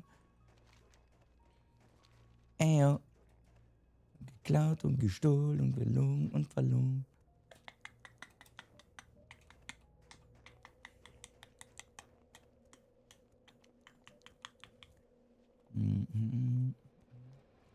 Redet mit mir.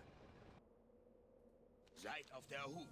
Oh, neuer Dolch mit 8. Oh mein Gott, ist das ein Upgrade. Das hat sich ja mega gelohnt, die Quest. Oh, ist das cool. Das hat sich ja mega gelohnt, die Quest. Plus eine Beweglichkeit fast. Damage verdoppelt. Sexy, das ist geil. Das war Wurf. Plus 600 XP. Ich bin jetzt schon wieder fast bei Level 13. Ha! Die ganzen Leute werden morgen gucken, Alter, wenn ich mit Level 15 wieder da stehe. Was sagt ihr, Leute? Level 15 sonst Lacher? Scheiße, nee. Nee, Level 15 wird zu lange dauern. Also, das Höchste, was ich mir noch zumute, ist Level 14. Level 14 ist noch das höchste der Gefühle, ne? Weil Level 13 habe ich gleich. Dann nochmal 10k XP.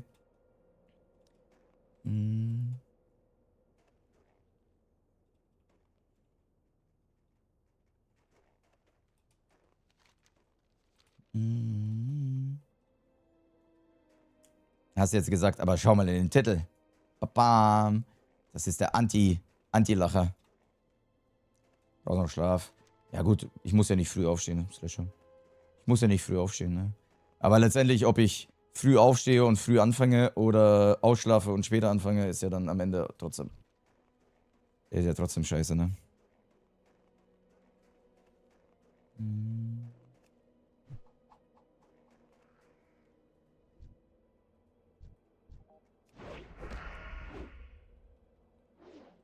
Testen wir unseren neuen Damage Output.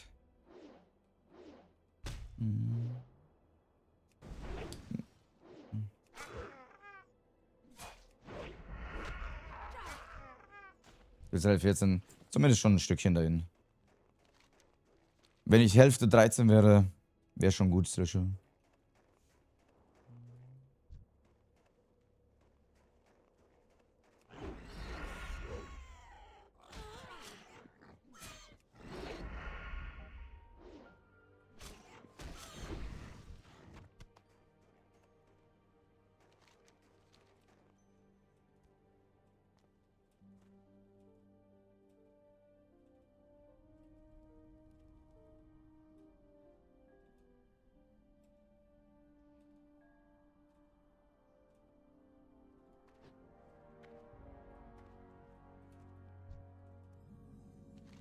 Okay, hier gehen wir noch eine Quest ab, das ist gut.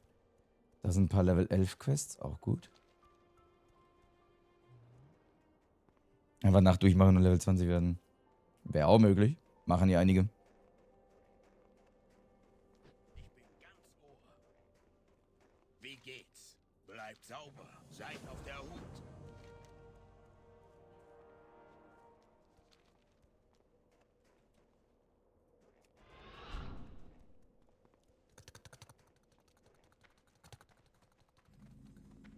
Mal ein bisschen Zeit sparen, ein bisschen Tempo. Da sind wir wieder. Loch Modal, Leute. Seria.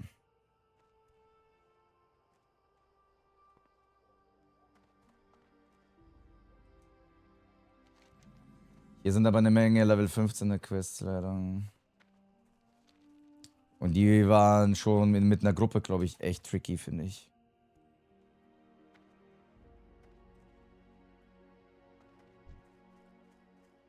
Zum Beispiel diese alte Schwarzbär.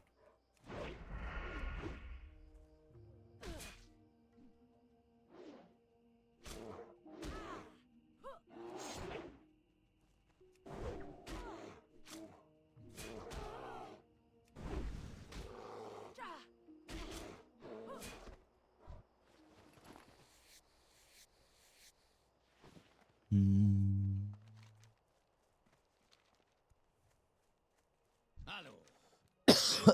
Alleine könnte es krachen, yep. Yep. Splitterstein-Trox. Level 12. Wir sind immerhin gleich Level 13, das ist gut. Quest ein Level unter mir zu machen, ist immer nice. Was kann ich für euch tun?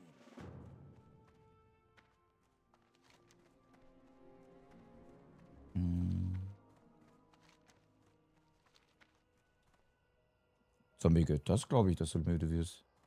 Ist ja auch schon spät. Ja, das ist genau diese Region, wo man alleine echt aufpassen muss. Ist auch Level 12 alles, ne? Da muss ich definitiv Level 14 werden. Ich guck mal, ob ich da oben die Rocks machen kann.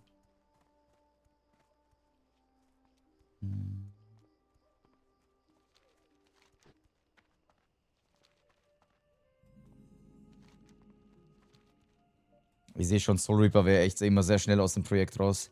Der würde zu viele Experimente machen.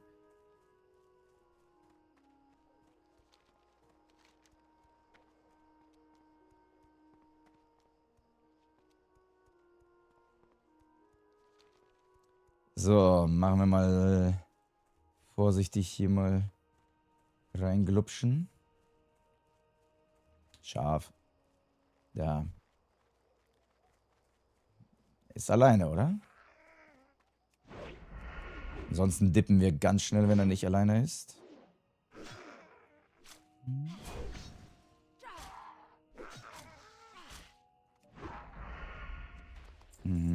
Doch, das ist gut, das ist gut. Da ist noch einer. Auf einmal neben mir.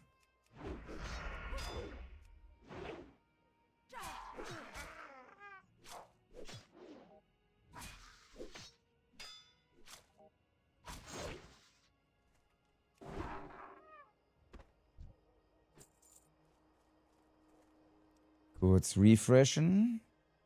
Und dann holen wir uns die nach und nach mal raus, würde ich sagen, ne? Sounds like a plan.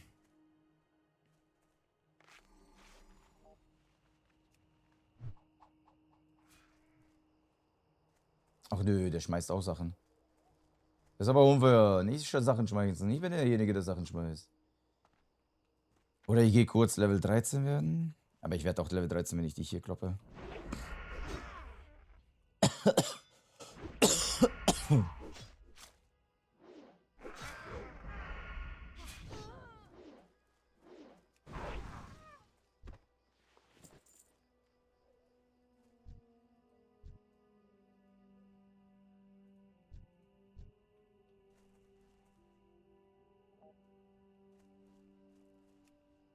Mal gucken, wer gepullt wird. Okay, alleine. Alleiniger Pull ist gut.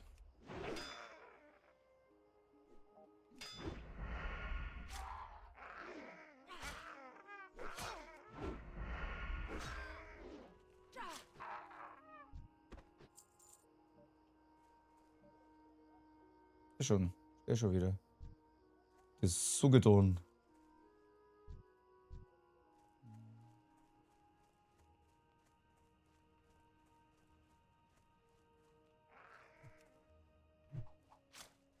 Komm mal mit.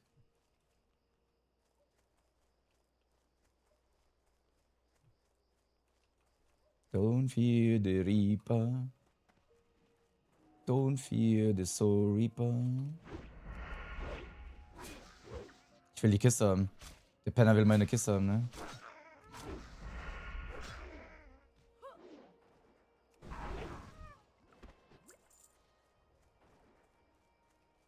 Wo kommt der her?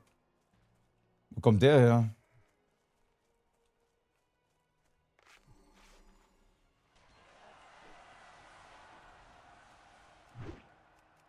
Ja. Hast du dann? Gehört dir. Gönn dir.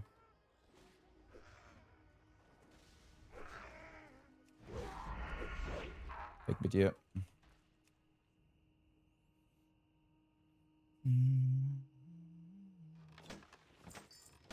Okay. Einmal greedy alles gesnatcht, wie so ein Bastard.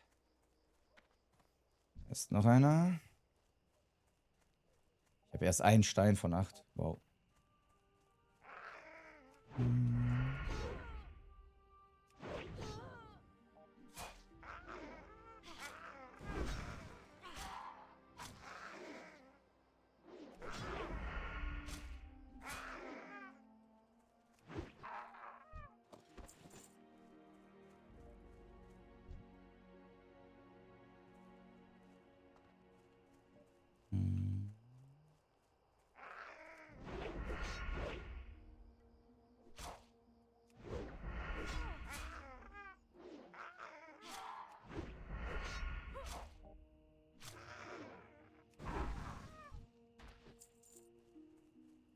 Junge, die soll mal Steinzähne fallen lassen, die Schweine.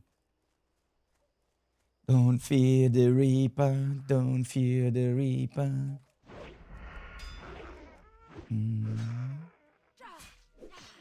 Oh oh. Der macht wieder... Der könnte jetzt wieder... Der hat wieder Glück mit seinen Crit-Raten, ne? Das war schon wieder zu knapp, wenn du mich fragst. Alle anderen easy, aber der war... Oh, oh. Ja, komm, fuck. Nee. Nee. Nicht die Spinne jetzt auch noch. Dafür bin ich zu lowlife für die Spinne.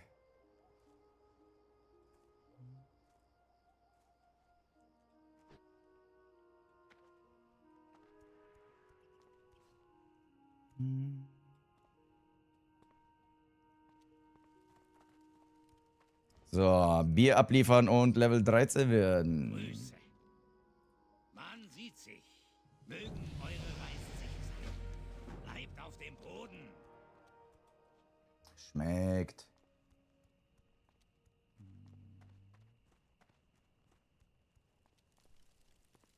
Kehr geben uns das sehr down. Was ist das für eine Frage? Ich würde aufgeben. Aber so weit müssen wir auch erstmal kommen. Bevor wir uns solche Fragen stellen.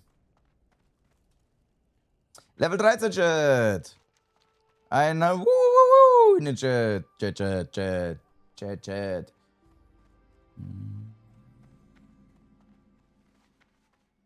Ich habe die besten Waren im Land.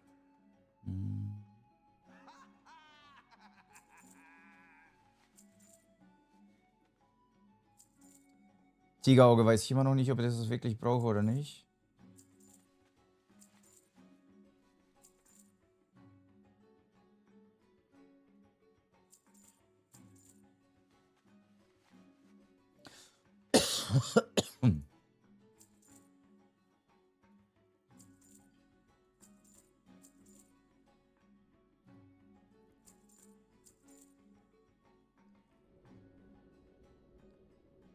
Don't fear the Reaper. Bleibt sauber.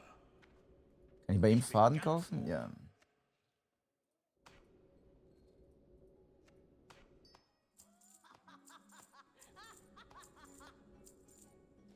Seid auf der Hut.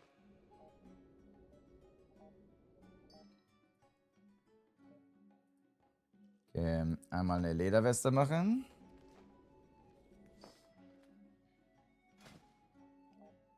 Einmal eine Armschiene machen. Okay. Einmal das verdorbene zu. Wir sind erst Level 13, ist echt schrecklich. Ja, ach, Kronos. Ja gut, ich bin ja gestorben, ich musste ja von vorne anfangen. Das ist ja das eigentliche Problem, sagen wir mal so.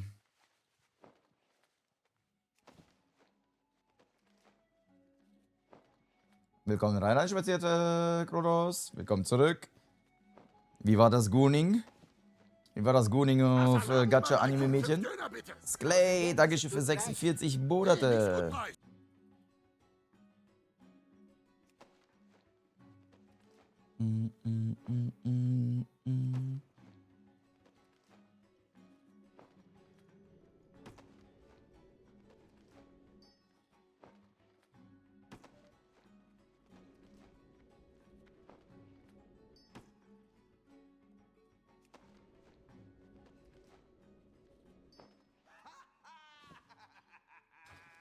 Let's see, turning saints into the sea. Alibi.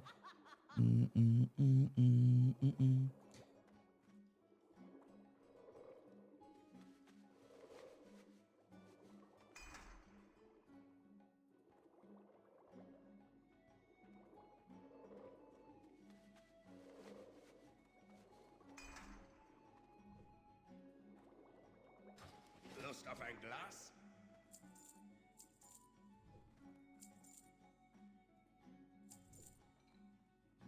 Jealousy.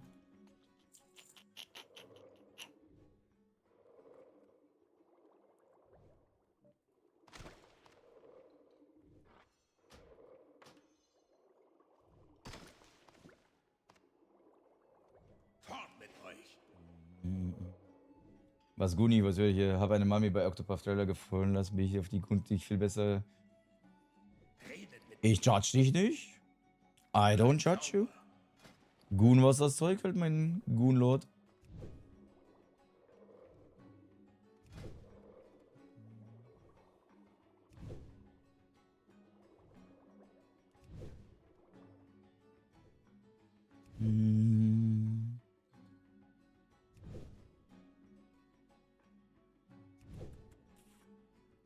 Leading saints into the sea.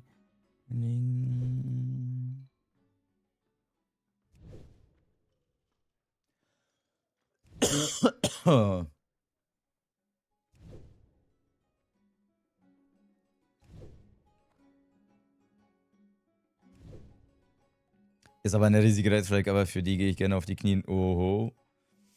Oho, er redet. Er ist sich der Gefahr bewusst und er würde trotzdem auf sie in die Knie gehen.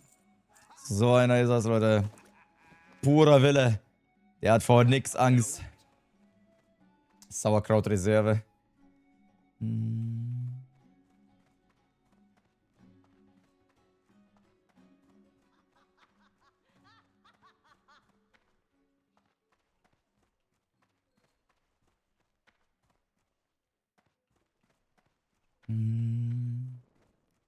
So, hier haben wir die ganzen scheiß Sammelquests, die ultra ewig lange gedauert haben.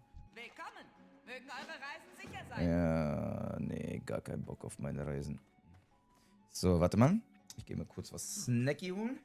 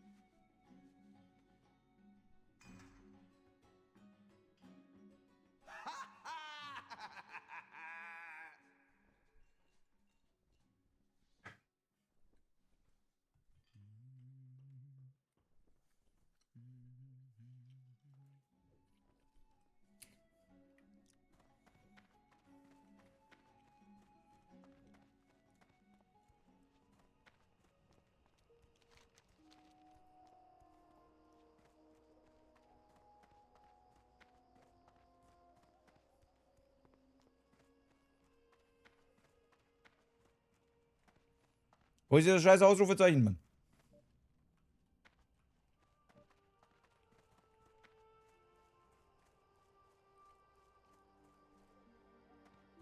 Hallo Jessica. Na, noch so später Stunde wach? Schön, euch zu sehen. Willkommen zu Sauerkraut. Bleibt sauber.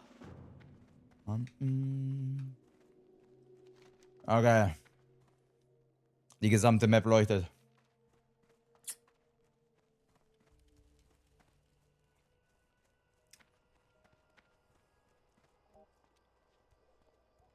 Boah, jetzt habe ich Hunger bekommen. Ich habe doch nur Snacks.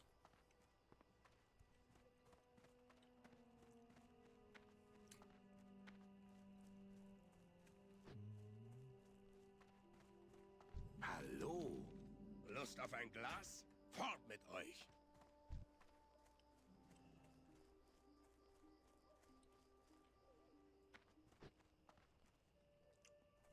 Mal ganz ehrlich, Blöck.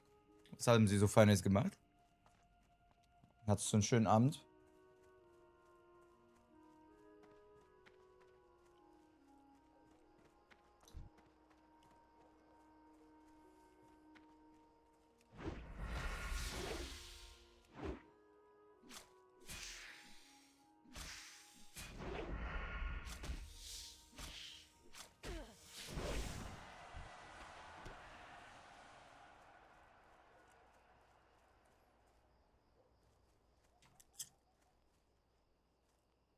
Ich habe das Gefühl, die Drop-Chancen ist im Solo deutlich höher als im Gruppen.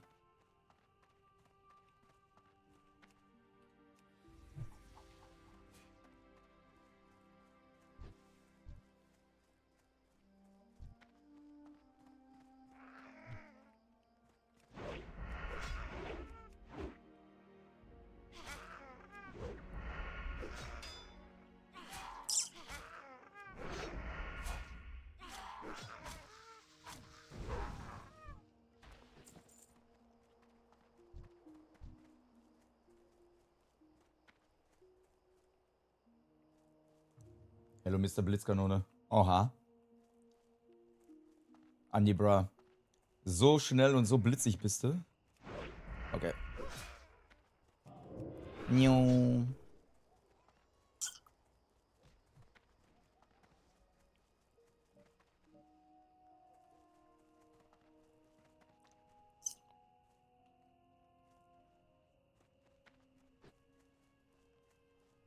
Okay.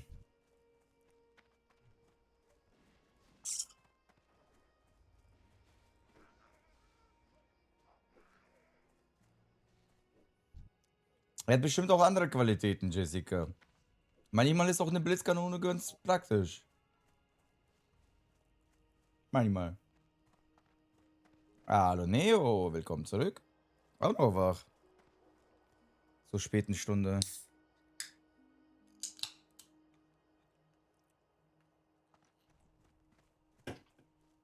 Ha! Jemand hat meinen Speer gekillt.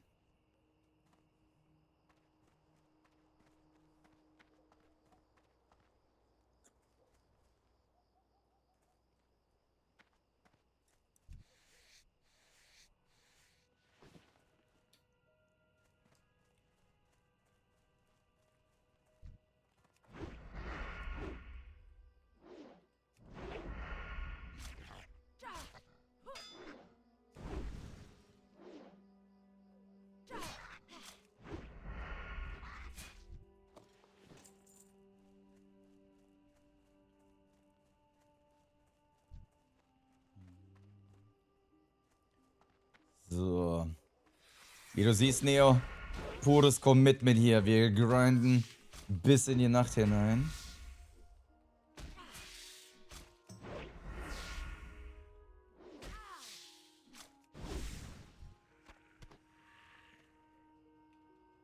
Und seht ihr, das ist das, was ich meine, was Solo scheiße ist. Jetzt muss ich immer warten, bis die HP sich regeneriert. Bevor ich auf den nächsten Mob gehe.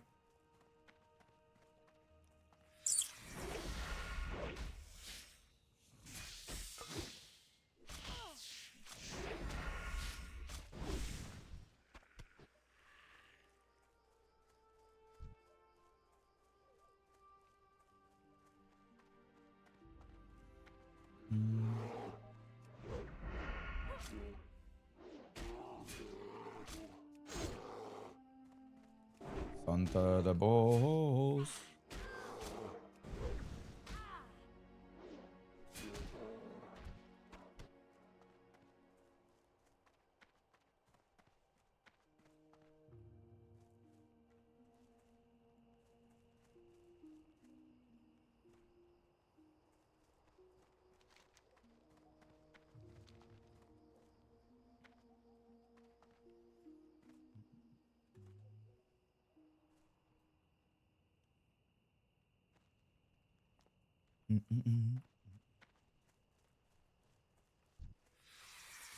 Der Boss. Der Boss. Mach das, Jero.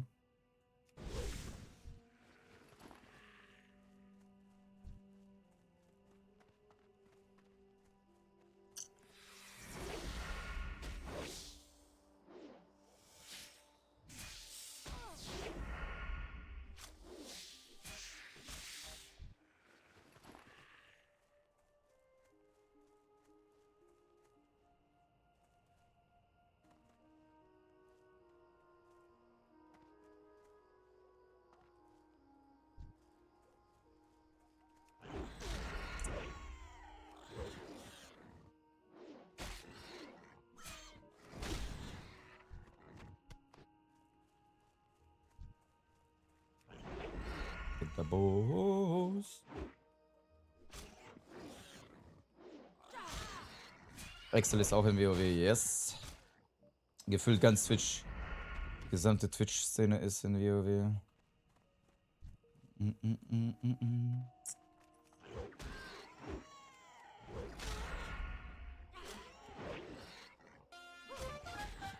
Nuki, 74 Monate und 72 Monate Streak. Du geile, sexy Hentai-Lady, du. Dankeschön für schon, schon fast 6 Jahre kennen wir uns. Ne? Mann, Mann, Mann.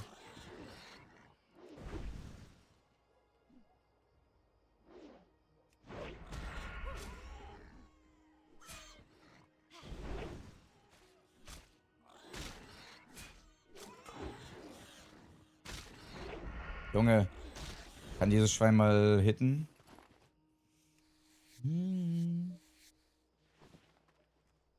Der Boss.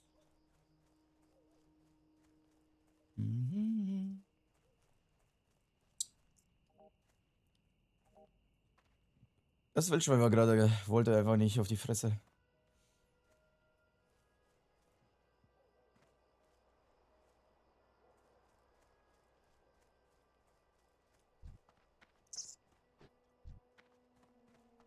Wie läuft's?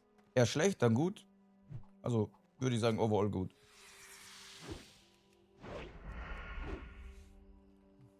Grinden gerade solo durch. Aber kaum gut durch. Und Quatsch mit der Community. Übers Töpfen zum Beispiel. Hab mal gefragt, ob die Leute schon mal getöpfert haben. Hallo Joel, auch noch wach. Wieso kommen die Leute immer zu spät erst wieder rein?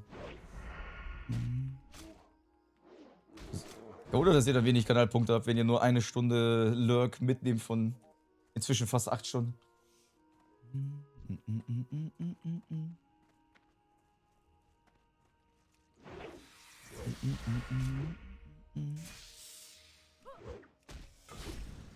Mal Avatar schauen. Ja, aber deswegen geht man in den Stream rein, geht in den Lurk und geht dann Avatar schauen. Und dann gunt man ein bisschen und dann kommt man wieder rein und verabschiedet sich für 8 Stunden Kanalpunkte-Farming.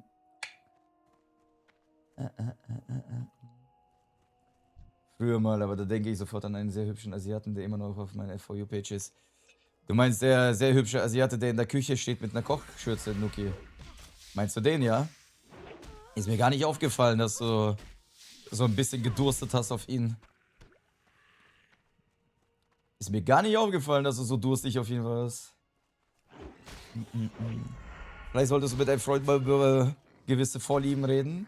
Vielleicht mal so ein paar Rollenspiele.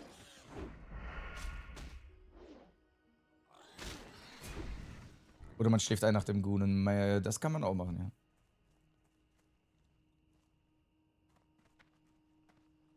Boah, die Karte war hot. Welche Karte? Nuki sind das so immer. Ja, ne, Marina? Rede, Marina.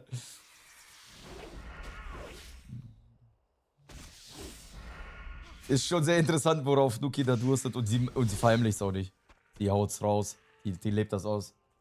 Ah, was Star Wars? Ja, da ist irgendwie so ein Weltraumkampf, habe ich gesehen, ne? Krasser Scheiß. Krasser Scheiß.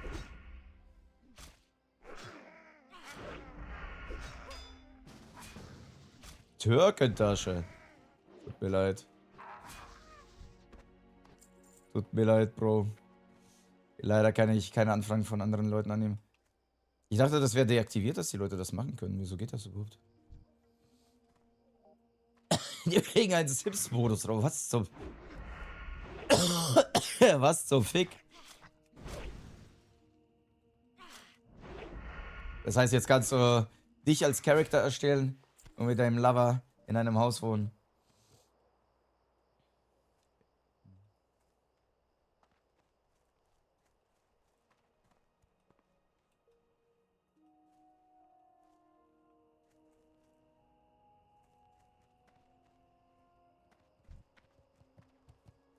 Was geht euch durch den Kopf?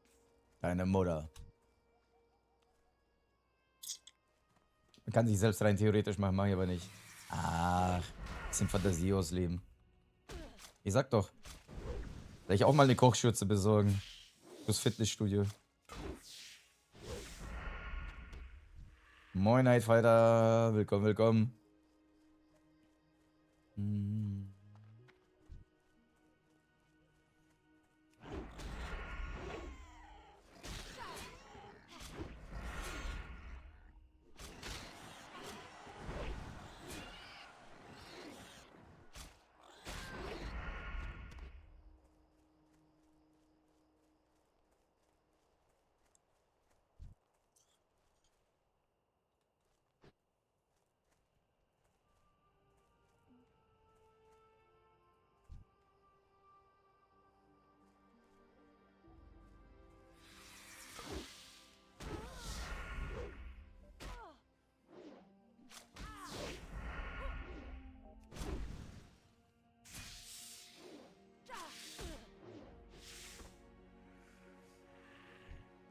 Ja, Duki, keine Zeit. Ich muss questen. Ich muss töten, töten, töten, töten. Alles töten. Ich brauche XP. Viel davon. Ich muss aufholen. Oh, wer? Mm.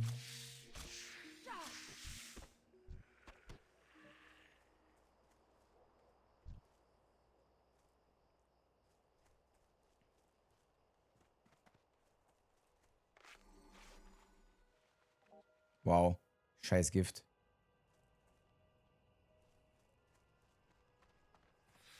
Weil wieder Level 16 ist nicht mehr so weit, Niki. Also bald ist noch übertrieben, aber morgen können wir wieder Level 16 werden, tatsächlich. Wenn wir jetzt noch die Hälfte von 14 schaffen, oder zu 14. Dann muss ich halt morgen gucken, mit wem ich die restlichen Level 14, 15 Quests machen kann. Oder halt solo. Hm. Ja, ich bin einmal gestorben, okay. Deswegen muss ich aufholen.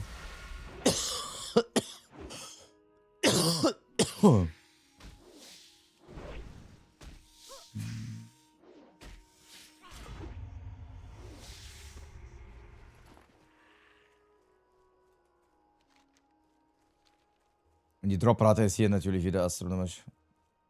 Du bist krank. Nee, ich hab nur Husten. Aber scheint nichts mit der Lunge zu sein, hat der Arzt gesagt. Aber auf die Stirn geküsst und abgeschoben. Hm.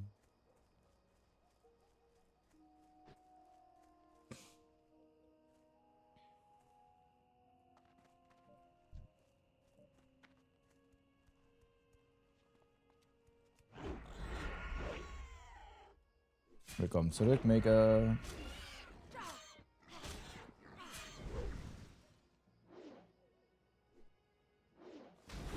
Gnome. Wo? Wo sind Gnome, dass man die hassen kann?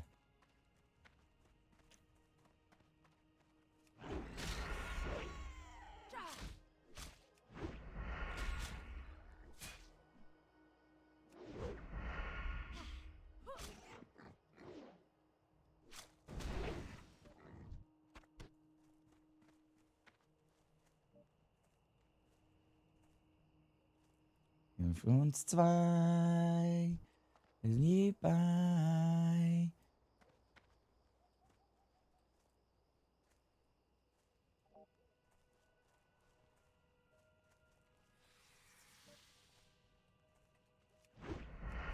Hm.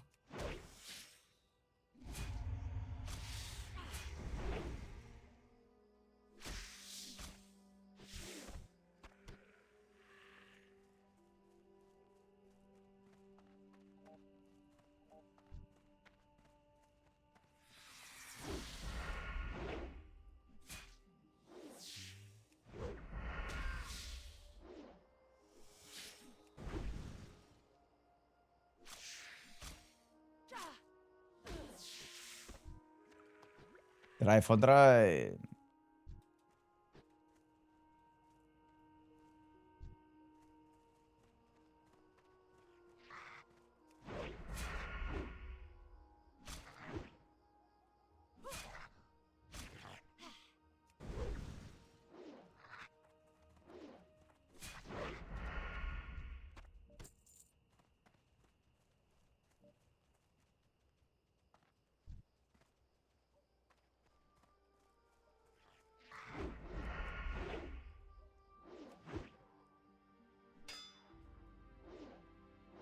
Ach komm, verfehlt, Alter. Mach mal mehr Treffergenauigkeit. Bombst das weg.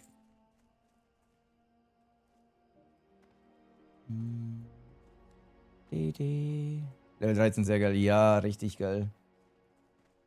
Richtig geil. Wir haben richtig aufgeholt. Müssen aber. Müssen.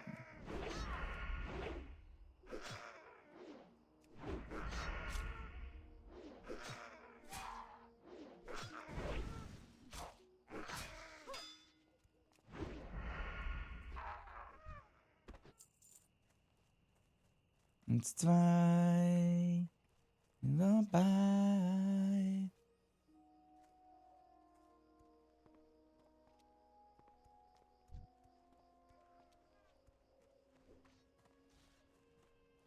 Schafft er den? Du schaffst den.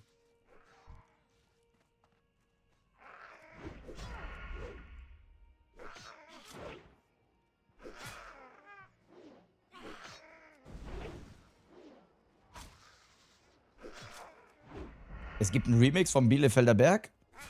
Ist das crazy.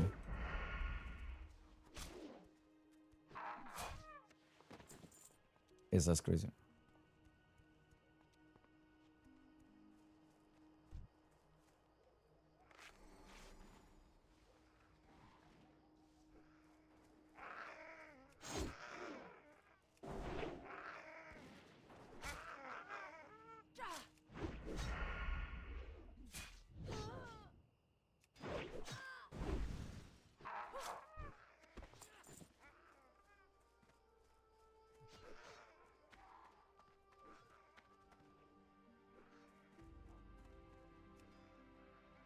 Ja, das ist das Original. Nee. Ich wusste nicht, dass es ein Remake davon gibt.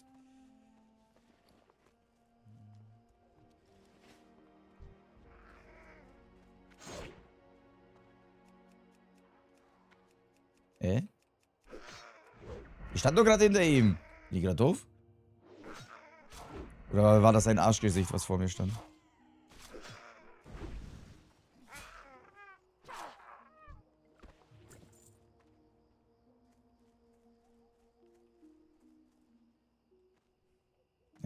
Ist von Köln ein DJ aus Bielefeld.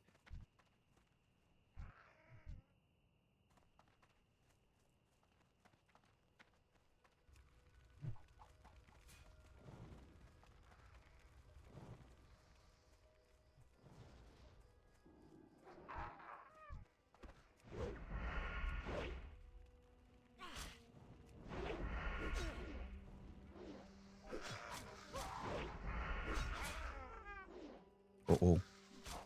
Ich muss rennen, ich muss rennen, ich muss rennen. What the fuck, Alter, schon wieder so. Schon wieder diese Lucky Crit Chancen bei denen, ne?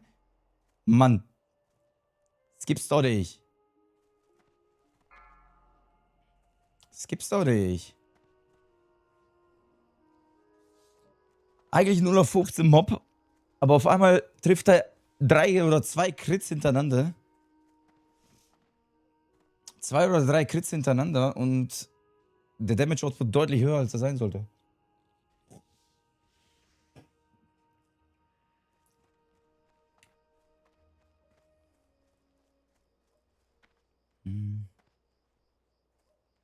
Mit Hälfte des Lebens. Nee, ich war nicht so low. Als ich ihn gepullt habe, war er noch nicht so low. Aber der hat mit ein paar Fernkampfangriffen mich direkt die Hälfte runtergedreht. Der Hund.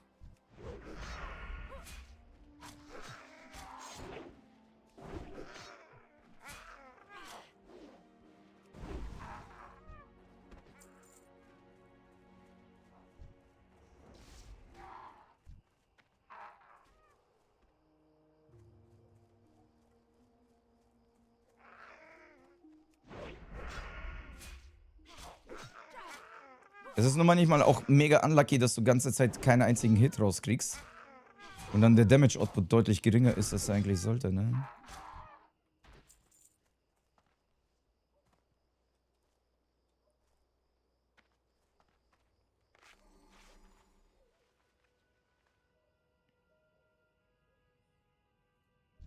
So, noch ein paar Speer. Und dann...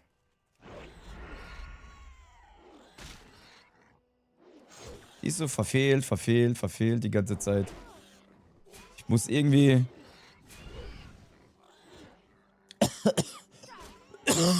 Ich muss irgendwie die Zielgenauigkeit verbessern noch. Das ist mir zu viel verfehlt teilweise.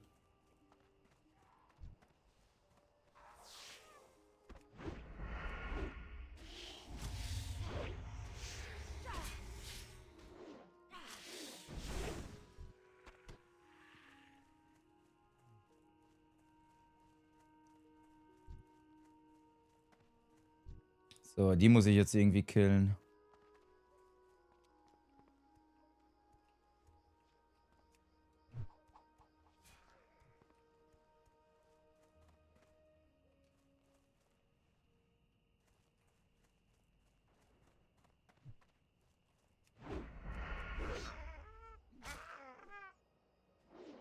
Verfehlt. Junge. Wirkt langsam Aggression gegen verfehlt, ey.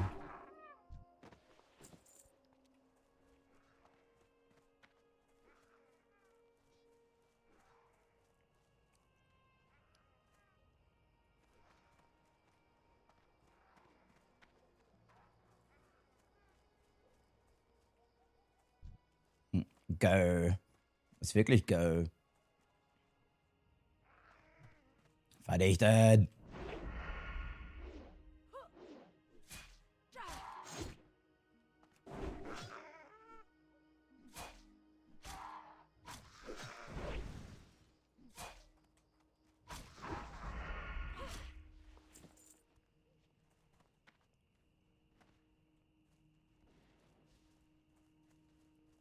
Trotzdem aufpassen.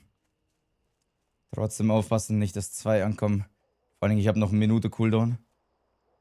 Solange der Cooldown nicht durch ist, nicht zu greedy.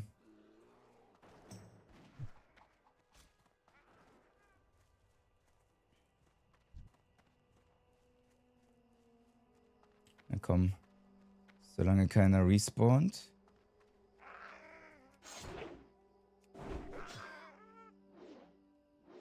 Block. Verfehlt. Verfehlt. Oh oh. Oh oh. Oh oh.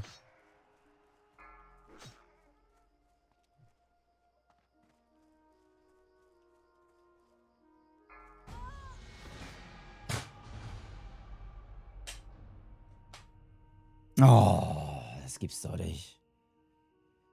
Und ich war auch schon wieder weit weg. Nein, Mann. Gibt's doch nicht. Da kam das Respawn der zweite da auf offenem Felder und ja, ich hätte da, entweder hätte ich hier direkt durchlaufen sollen oder, ach mein Gott, Alter, nicht schon wieder. Vor allen Dingen Level 13er, ne? Ah, ich glaub's doch nicht. Ich glaub's doch nicht. Alter, das gibt's doch nicht. Wie viel scheiß Timing kann man haben, dass er genau in dem Moment da respawnt? Ja, ich hätte auf den Cooldown warten müssen. Ich hätte auf den Cooldown warten müssen. Fuck. Ja, das ist halt die Scheiße, wenn du solo unterwegs bist, Mann. Das ist die Scheiße, wenn du solo unterwegs bist, ne? Da kann dir keiner den Rücken frei halten oder sonst was. Und eigentlich habe ich ja das Gebiet gerade hier recht stabil im Auge gehabt.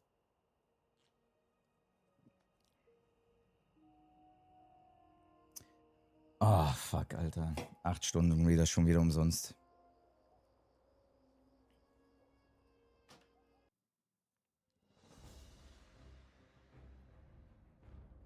Aber du hättest einen Healpot reinwerfen können. Du meinst einfach den Heiltrank reinwerfen oder was? Ich habe ja noch diese Verstollenheit gehabt, aber angeblich... Ich konnte das nicht aktivieren gerade. Ich konnte das gerade nicht aktivieren.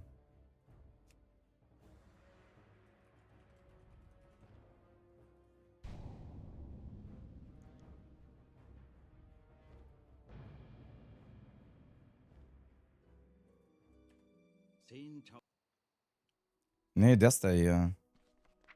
Da, diese Schattenfähigkeit. Ich konnte das nicht aktivieren. Ich habe extra ganze Zeit gerade beim Abhauen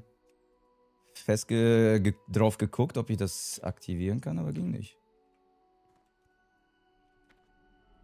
Ich glaube nicht, dass man das im Kampf aktivieren kann, wenn du mich fragst.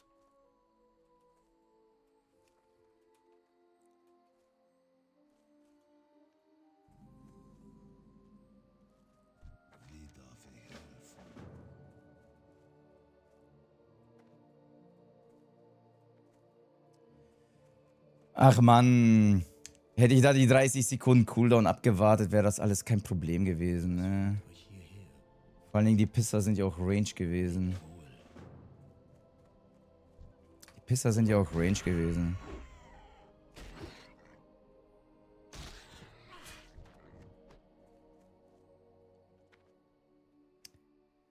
Ah.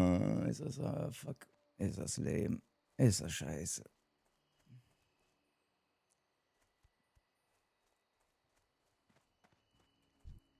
Ja, das Einzige, was ich da falsch gemacht habe, ist, dass ich, ja, eigentlich gar nichts, ne? Gar nicht so viel. Dass ich da in der Ecke stand, war nicht mal das Problem. Ich bin ja weggelaufen.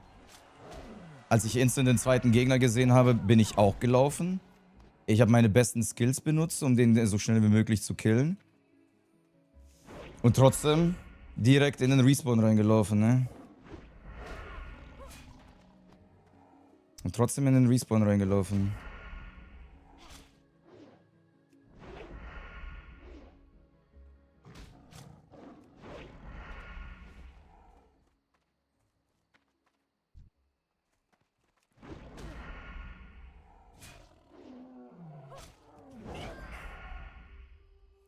Das Einzige, was man wirklich abwarten muss, ist vielleicht, dass man wirklich den Cooldown ready hat für Abhauen und Flüchten.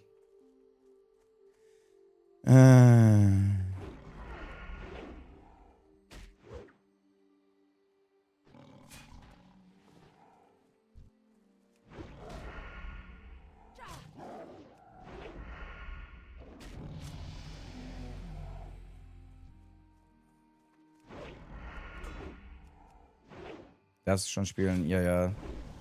Die Einladung könnte ein bisschen dauern. Das dauert ja mal ein paar Sekunden, bis das einkommt.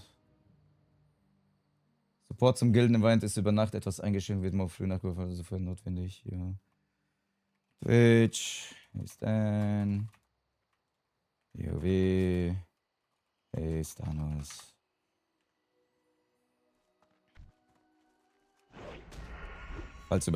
Falls gleich keiner invited, dann. Ich mache eh nicht mehr so lange. Zumindest schon mal die ersten paar Minuten hier. Die ersten Scheiße.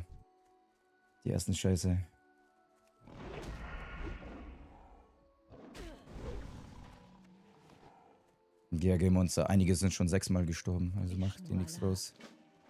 Macht dir nichts draus. Und es werden noch viele, viele mehr Leute sterben. Es wird noch viel mehr Tode geben.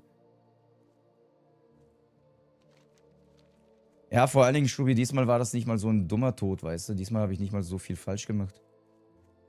Ich habe versucht, den einen Mob da zu killen, der da halt in der Ecke stand. Hab mich extra in der Ecke positioniert, hab den gemeuchelt, alles rausgehauen. 6-mal mit so einem Fortschritt. Ja, einige haben noch viel mehr Fortschritt verloren. Einige sind mit Level 25 gestorben. Das ist noch viel mehr Fortschritt, als ich es verloren habe. Kopf hoch, Bro. Danke, Bro.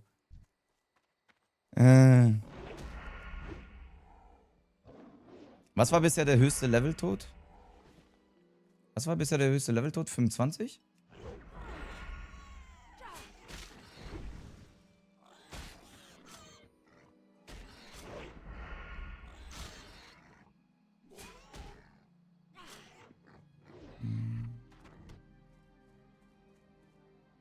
Ich glaube wirklich der 25er.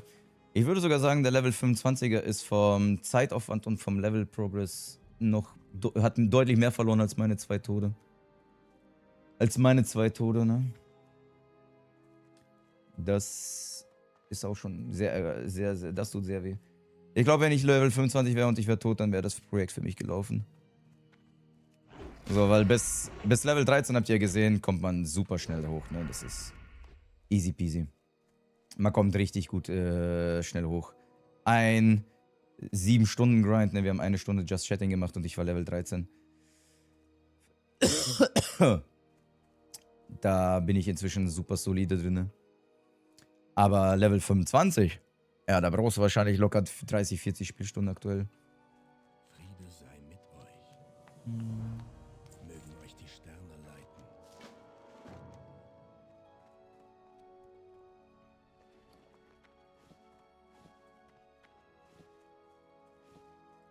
Huch, ich habe schon Level 16 Schuhe. Was ist da los? Hallo? Gibt es Ärger?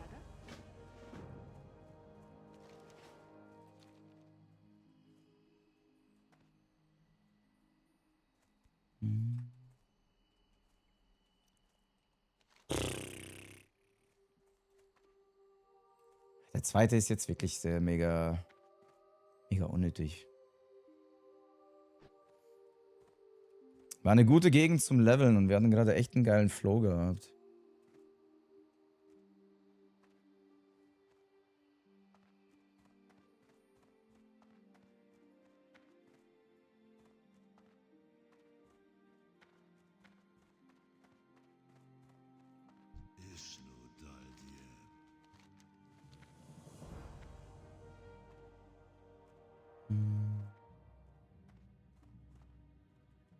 Und ich fand meine Levelroute eigentlich auch ziemlich effektiv, muss ich sagen. Die fand ich sehr effektiv.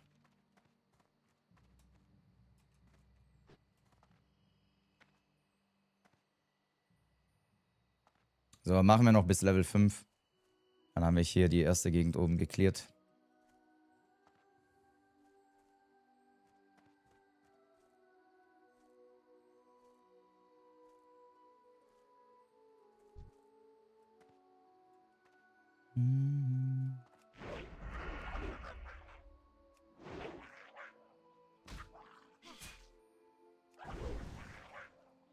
Guck mal, wie diesmal so eine lange Ruhe. Ups. Das war mutig von mir, direkt auf den Gremlin zu gehen mit Level 2 auf gegen Level 4, aber why not? Gute Nacht, so Reaper.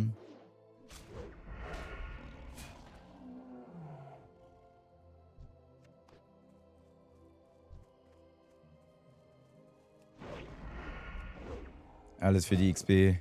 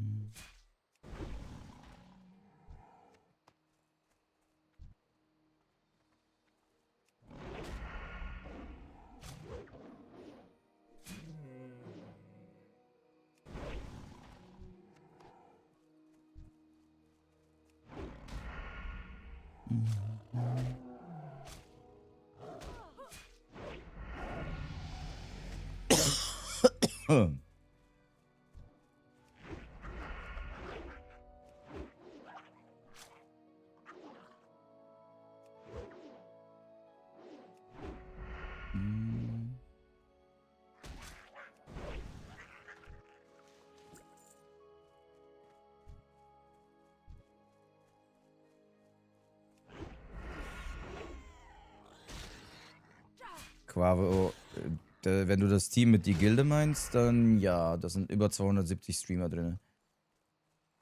Wenn du das als Team meinst. Ich weiß ja nicht, wie viel du vom Projekt mitbekommen hast.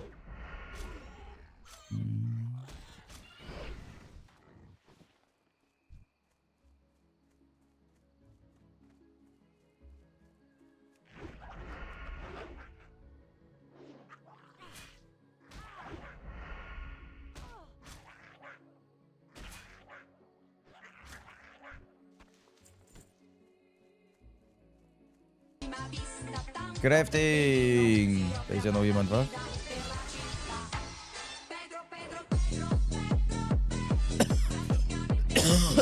Dankeschön für das Stufe 2 Sub im 68. Monat.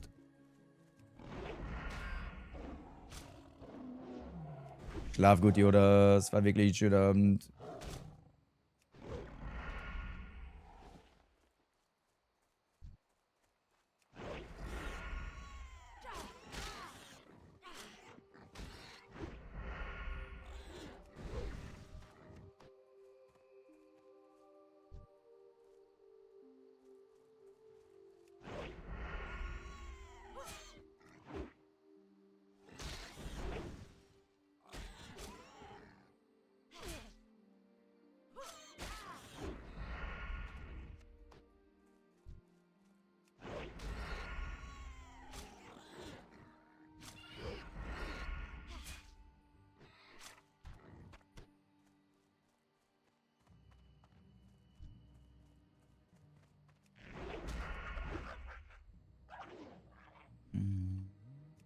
Ach, Bekannter, ich dachte, du bist schon längst schlafen.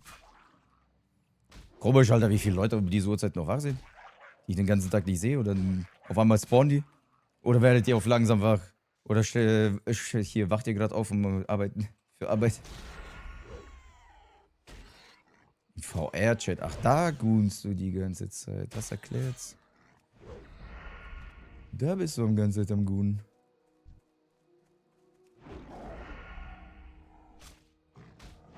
Was für ganze Zeit? Bro, ich hab dich vor 7 Stunden das letzte Mal gesehen. Ich hab dich vor 7 Stunden das letzte Mal gesehen. Und dazwischen ist eine fette Lücke. Und wenn du sagst, du warst noch im VR-Chat, dann füllt das die 7 Stunden aus. Mhm.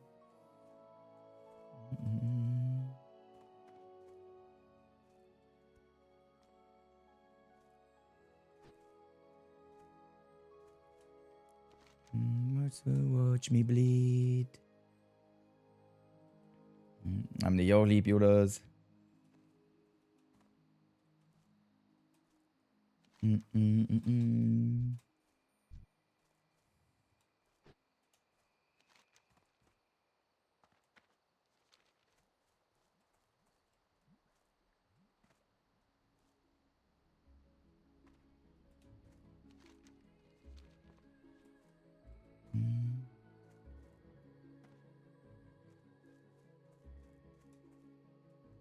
Hallo Pico.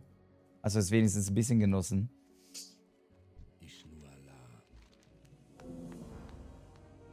Hast du es wenigstens ein bisschen, was du gemacht hast, genossen, sag ich mal?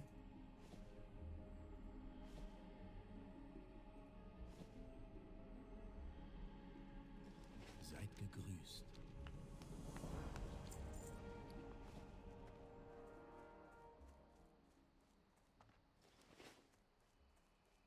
Jetzt war ich hier bis heute schlafen. Ja, ich mach nicht mehr so lange.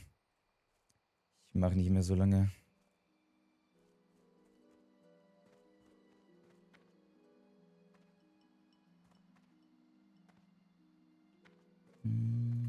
Friede sei mit euch.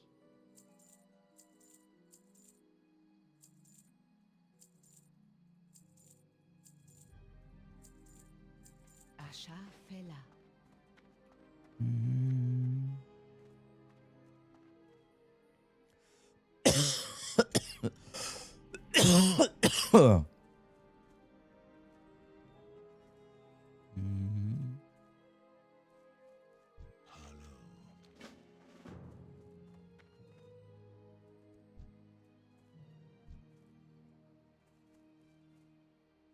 Meet the band.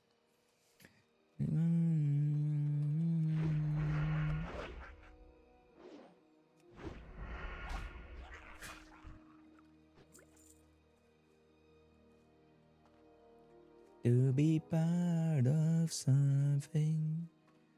We wanted to be part. Kennst du Yu-Gi-Oh! Hast du bestimmt geschaut? Ja. Vor gefühlt 25 Jahren. Aber habe ich ja.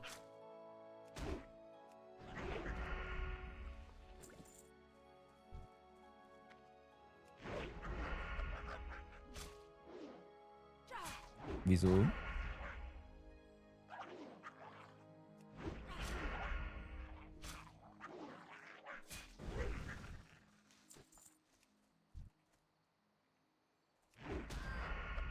Das ist lieb von dir, Pico. Hab eine gute Nacht, mein Lieber.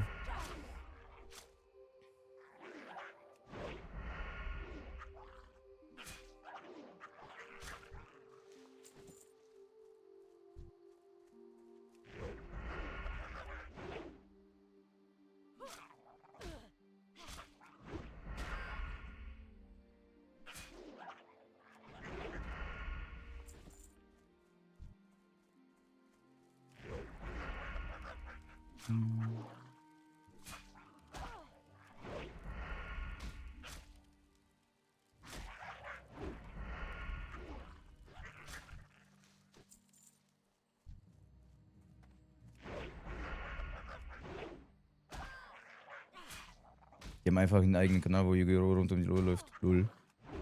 Was nicht alles auf Twitch inzwischen gibt, ne? Was es nicht alles auf Twitch gibt inzwischen.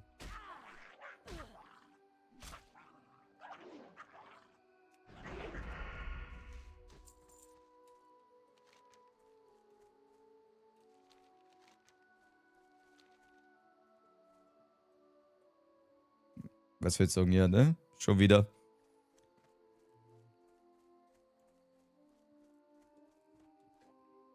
Hallo Keksi-Katze, musst dir nicht leid tun. Dankeschön für die gute Reise in WoW.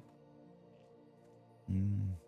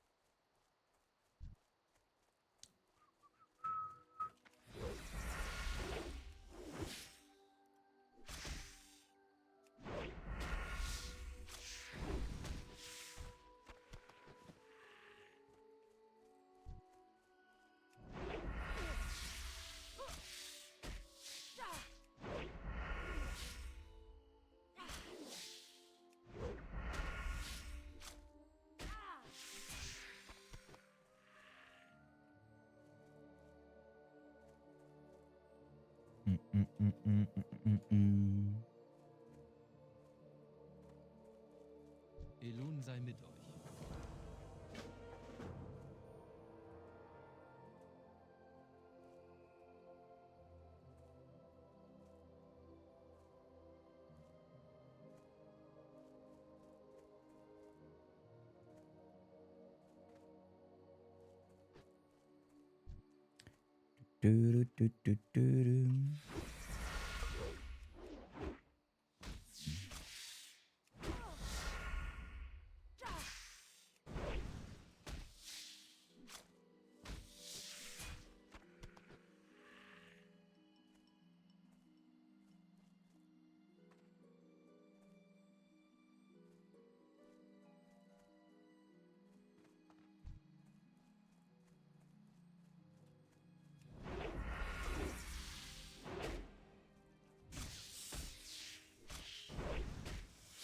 So.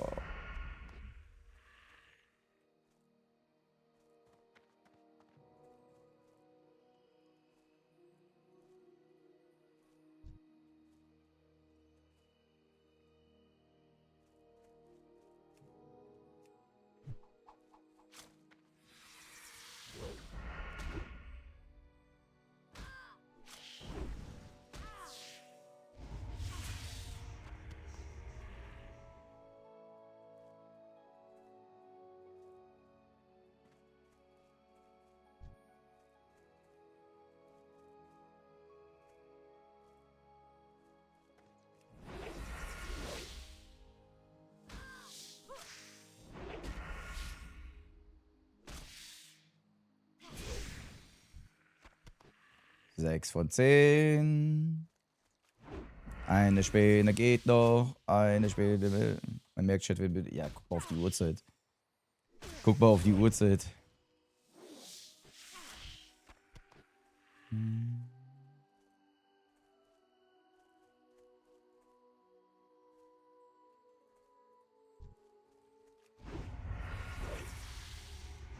Bis auf die einen kaputten Schlafrhythmus haben.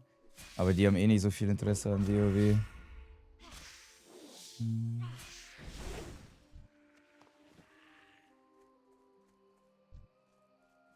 Oder eigentlich gerade um diese Uhrzeit kommen eigentlich nur noch Leute rein, die wie Interesse an WoW haben, oder?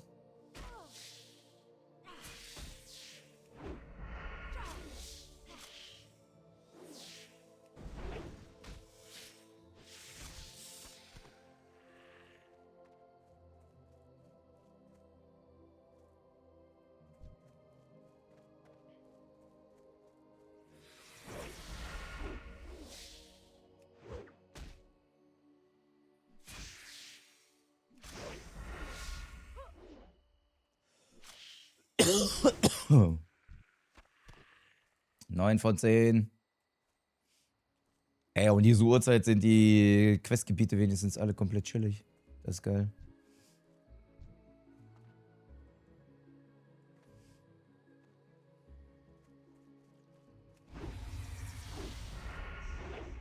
Hm.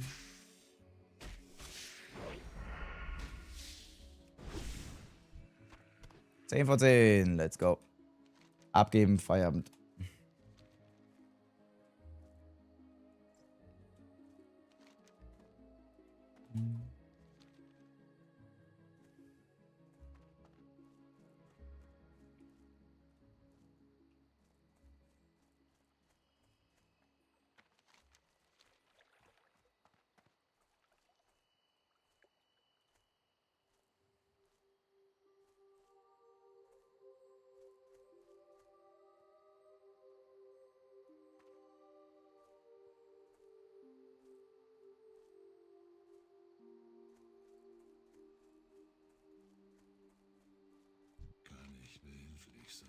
Ihr habt schon wieder Songwünsche, Shit. Das sind wieder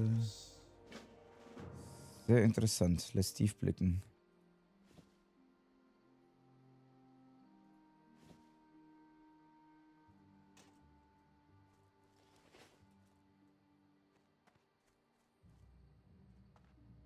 Gute Nacht, Leo. Ja, ich verabschiede mich hiermit auch so langsam. Ich gebe jetzt noch die letzten 2 Quests ab. Und morgen ballern wir wieder komplett hoch auf 13. Ne, da ballern wir wieder. Holen wieder alles raus, was wir brauchen. Wird noch schneller gehen als heute, würde ich sagen. Ne, mit jedem Mal wird meine Route besser und besser, weil ich immer mehr weiß, welche Quests mir am meisten XP bringen für den Aufwand. Ne? Das ist ja das Wichtigste, zu wissen, wie hoch ist der Aufwand für einen Quest und wie hoch ist der Return dabei. Und desto mehr das weiß, desto besser begleiten die. Das ist schön, das ist schön. Ich glaube, ein letztes Mal überlebe ich das nicht mehr. Einmal überlebe ich das nicht mehr.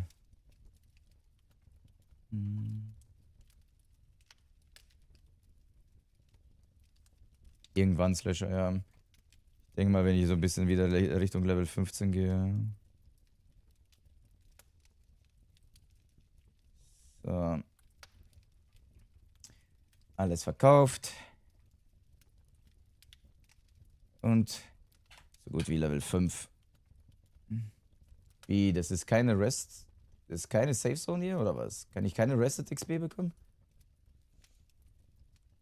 Ach, erzähl mir hier nicht, dass ich hier keine Rested... Warte. Ich muss gerade kurz gucken, ob ich Rested XP bekomme.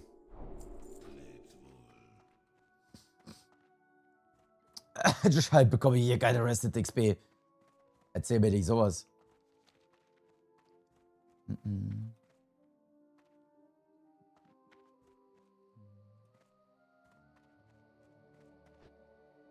Aber nee, anscheinend kriege ich hier keine Rested XP. Anscheinend nur da unten, bei Dolana. Frechheit. Das ist wirklich Frechheit. Scheiße.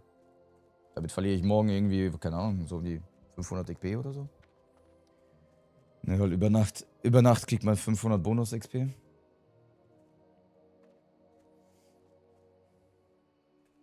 Tja, scheiße. Ist leider kein Gasthaus anscheinend. Frag mich nie warum.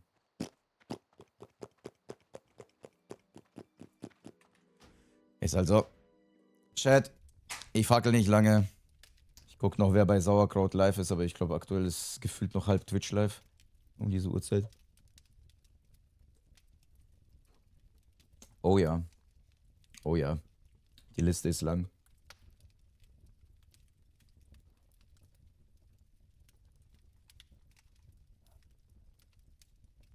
Chickens und Jonesman. Jonesman habe ich vor kurzem. Ich schicke euch sowas leer. Ich schicke euch sowas leer. Ich mache hier kurz und knackig Shit. Vielen Dank, dass ihr dabei wart. Fühlt euch geknuddelt. Hab euch lieb. Kuss auf Spitze und Ritze und wir sehen uns morgen in alter Frische. Gute Nacht. Check.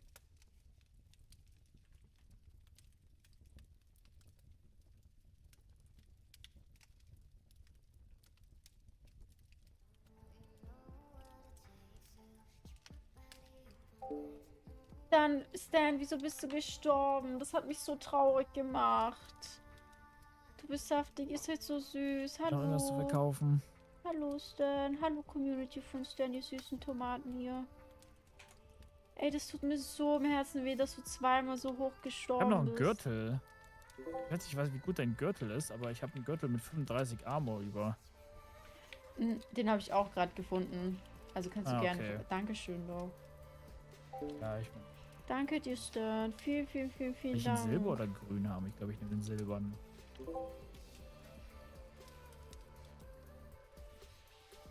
Das hier ist zu schlecht.